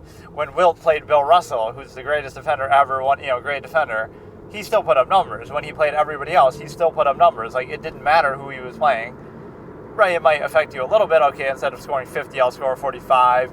Instead of shooting 60%, I'll shoot 50%. Okay, fine. But it's not going to stop you, so I don't get where that even comes from. Oh, he was playing against blank and blank, plumbers and firefighters. Okay, but you could be playing against whoever you want. You're still going to get yours. They might get theirs, and you might not win the game. But when does that ever happen? Show me the instance where a superstar, based on who they play against, they completely get shut down every single game, right? Maybe they have one bad game here or there, but oh no, like LeBron plays against Kawhi and then he just gets completely shut down, but that's not true. He'll still put up numbers, and as much as I love Kawhi even, or whoever, Luka, was lighting up the Clippers when they played, like, it's always the same thing, that, you can always put up numbers. You might not win, like he plays the Celtics and then he loses, all those series except for one of them, honestly. So that might explain, okay. Or I always have this expression, playing a better team. This is a great logical razor for sports that I said in that 1 week that I did sports podcasting on my old debate format. It's playing a better team is an excuse for losing, not for lack of performance. Right? I had some exact quote, to do with the 2007 finals.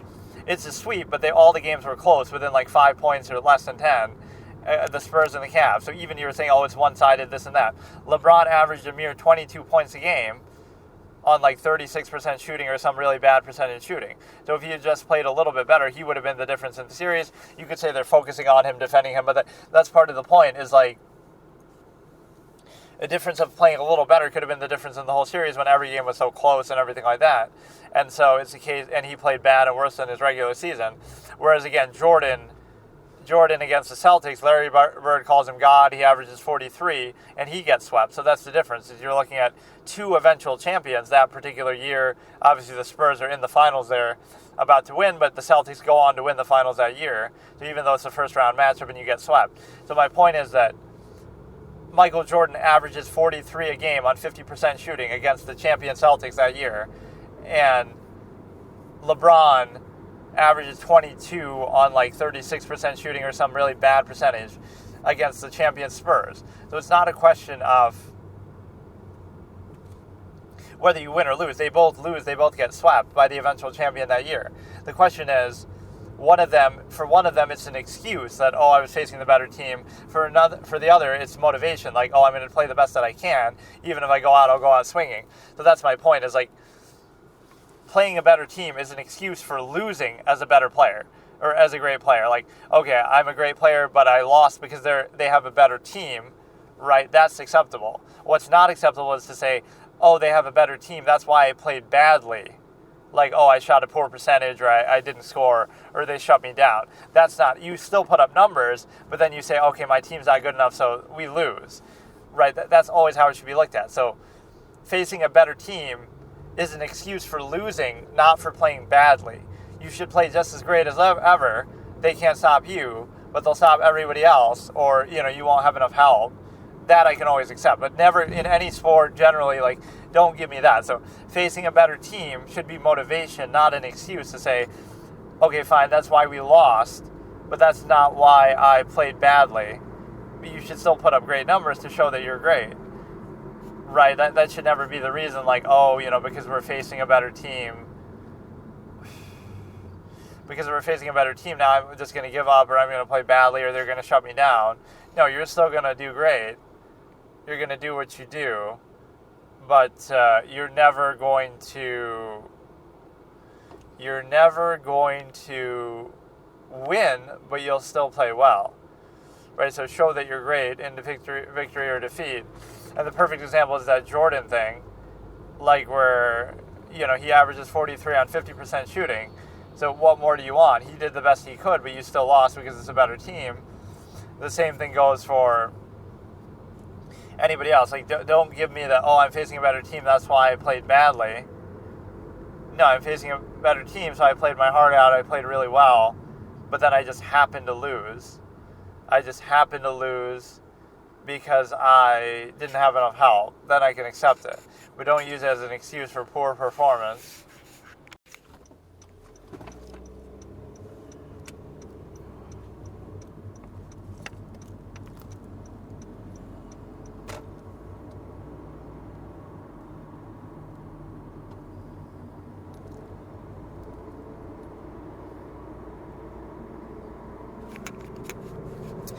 So here's a couple scenes from that story I keep talking about with the absolutist king. It's basically, I'll just call it two kings for now, even though that's not actually what it was. That was like a working version. So these two kings with contrasting views. So the absolutist king cries only once in the story, and it's towards the end where he's crying not about some specific loss, but how the overall long-form postulate and that sort of tendency was inhibited. So he basically said like that the long-form postulate was inhibited. Like, he slowed down the progress of this one goal, right? That's what he's mad about. He's not mad about losing the life of somebody or anything else. It's like he's inhibited the overall larger process goal that I'm trying to do. He doesn't care about the specific, right, that the larger process, the long-form postulate was inhibited.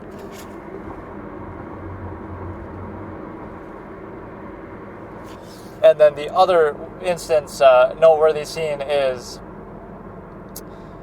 like some major enemy basically is dealt with, but later on they still preserve some of the language that he uses. So, like, the stimuli acme is preserved. So, this is used as, like, you know, Z is a character, I'll just use it, who comes up with a lot of these logical razors. It's like, focus on the idea, not the individual, that there can be value found in anything, even if it makes us look like fools, even if it makes you feel like a fool, right? You would rather see the truth. So it doesn't matter if Hitler himself came up with the idea. If there's value in it, there is. If there's not, there isn't. And we should be grateful that it was brought to our attention so we can be more further aware of objective reality. It doesn't matter the source. Maybe sometimes that's what it takes, is some extreme example. And you also have sort of a scolding moment, like a king looking at someone and exiling them because you would preserve the stimuli acme, but you would stand here expecting sympathy.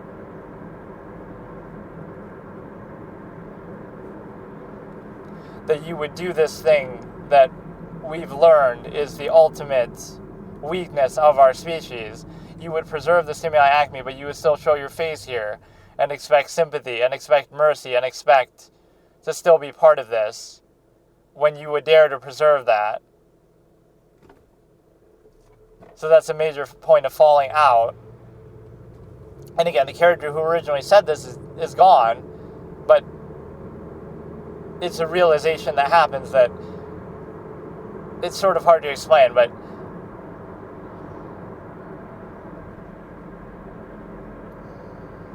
I feel like the best way to actually do this for real would have been like if I could draw, I could make it a manga or something like that. But I never thought about it originally like that, but it seems to convey it better, or, you know, writers maybe do that too. Like, even if you're writing a book, you may make illustrations to help portray it to you. Or one of my favorite moments is towards the beginning of the story where, or it's sort of a prequel, I guess you could say, to The Absolute is King and stuff that I'm talking about, but it was, it's this fight that happens in space between these two.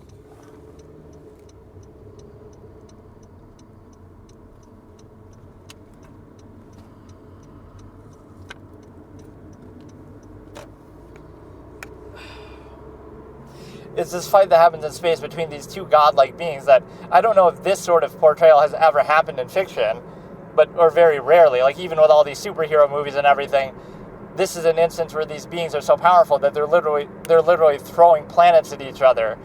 Like, one will grab a planet and throw it, and the other will block it, and then they spin a planet fast enough to create a sun, which is how canonically suns are made. So, you know, it's like this old era, the origin of the universe kind of story, and so these godlike beings are fighting, and, you know, spins a sun, throws it at the other one, and, like, I don't know, just that imagery is so amazing that scale of fight I don't feel like happens in too many universes, because it can't, because, you know, on a regular basis, how can you have that happen? But even in this context, it's just, that's the prequel story. But no, I find that interesting as an imagery. Like, that fight is probably pretty unique in fiction. Like, imagine you're watching a movie and it starts off with that scene of these two godlike beings fighting, throwing a planet at each other, and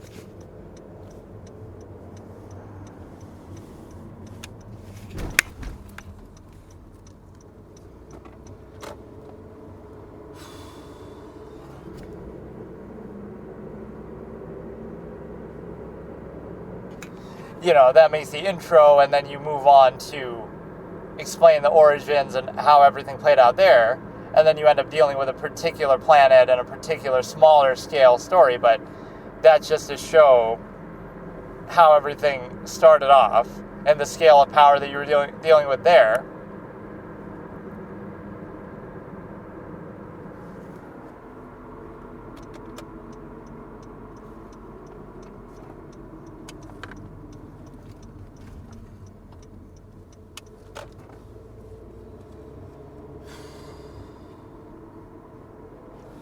So yeah, that scene I love. That could be how it starts. You think of, like, Lord of the Rings, how they show the fight between Sauron and the elven armies and the human armies in the Old Age. Although it's on a much bigger scale even than that, that you have, again, godlike beings fighting each other, throwing planets and stars and sun, making a sun in the palm of their hand, spinning a planet, and then throwing it at the other one, and like,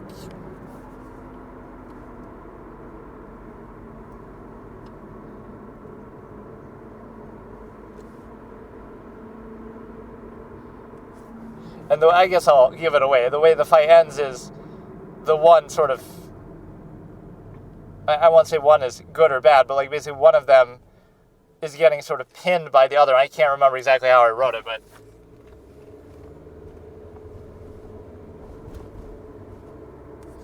but it's a moment that sort of resonates as like the hope of the universe, that they are getting sort of pinned in some way, so they rip off their own arm and use the force like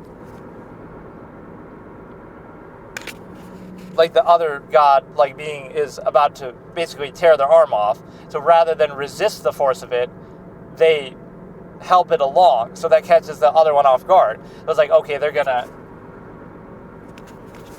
pull your arm off either way. So you aid in the motion. So now it goes their motion plus your motion, their power plus your power combined, going in the same direction. Now uses that to actually, that force of that is so great that they weren't expecting you to do that. They thought,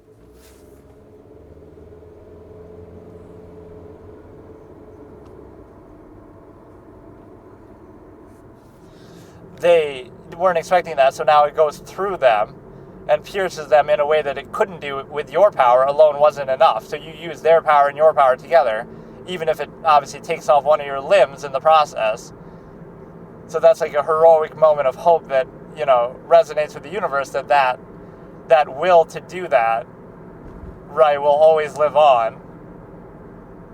And it doesn't kill the other being. That being goes on, but that weakened them enough to where the rest of the pantheon, if you will, is able to then fight them and have a chance.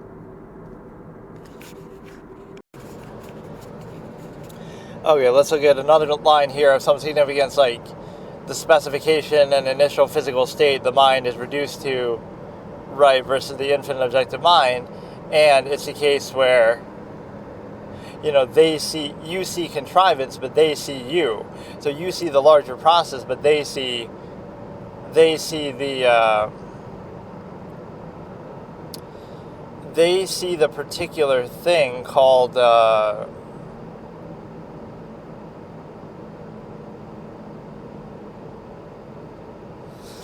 whatever, like only you, not the larger process at work. So specifying the conflict, basically, right, which is a logical razor in all of this that I talk about, which is like, don't specify the conflict.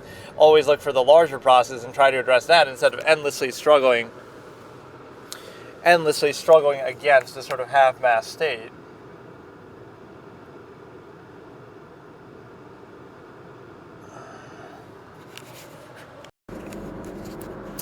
So there's an absolutist character, so self-infliction, we'll call it, is a big theme of absolutism at times. So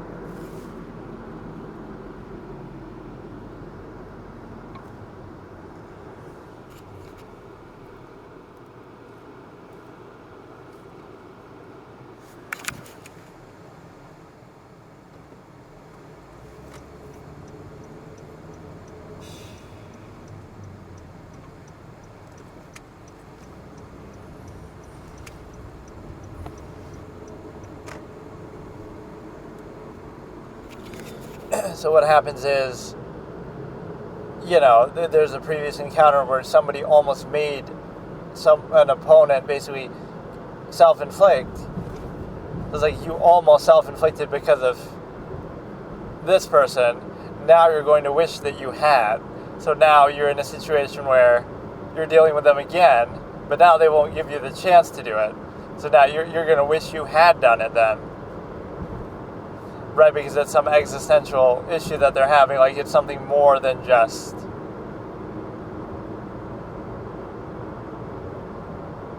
It's sort of hard to explain this, but there's that character with the main character syndrome, basically. I have this image that I always use, or that I always think of. It's like him looking into a mirror, and like seeing this figure that's sort of just impossible to describe, but you would know it if you see like something, and you might analogize it to God, but it's not God because there is no God, but it's like all the human potential and thought and objectivity and all the existential questions and all the cognitive dissonance and everything. It's like you're facing off like, oh, we may go through daily life and do this and that, but we know deep down when we have that moment, whether we're looking at it at that moment or thinking about it, we know what it really is. Oh, it's just an artificial process to control people to do this and that, to sustain for a half-mass zero-sum state. So it's the objective truth, the uninhibited mind, versus the contrivance state that you're forced into, thrust into, and all of that. So that's the point, is like,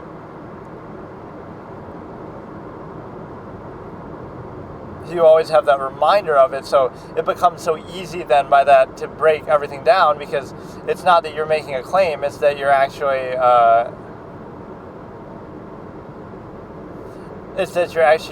just holding accountable and invalidating the claims that are made by others, which takes the form of contrivance.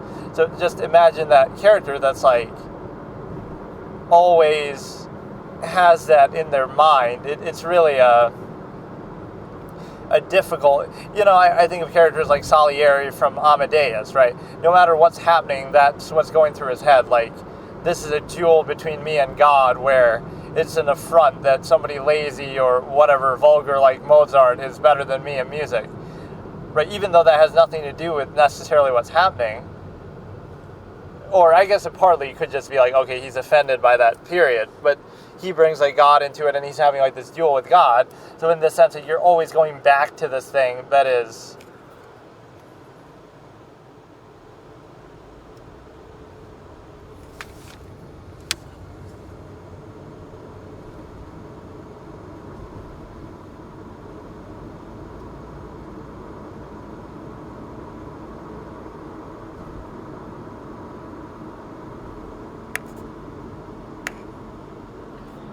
you're always going back to this thing which is objective, uninhibited truth in the mind.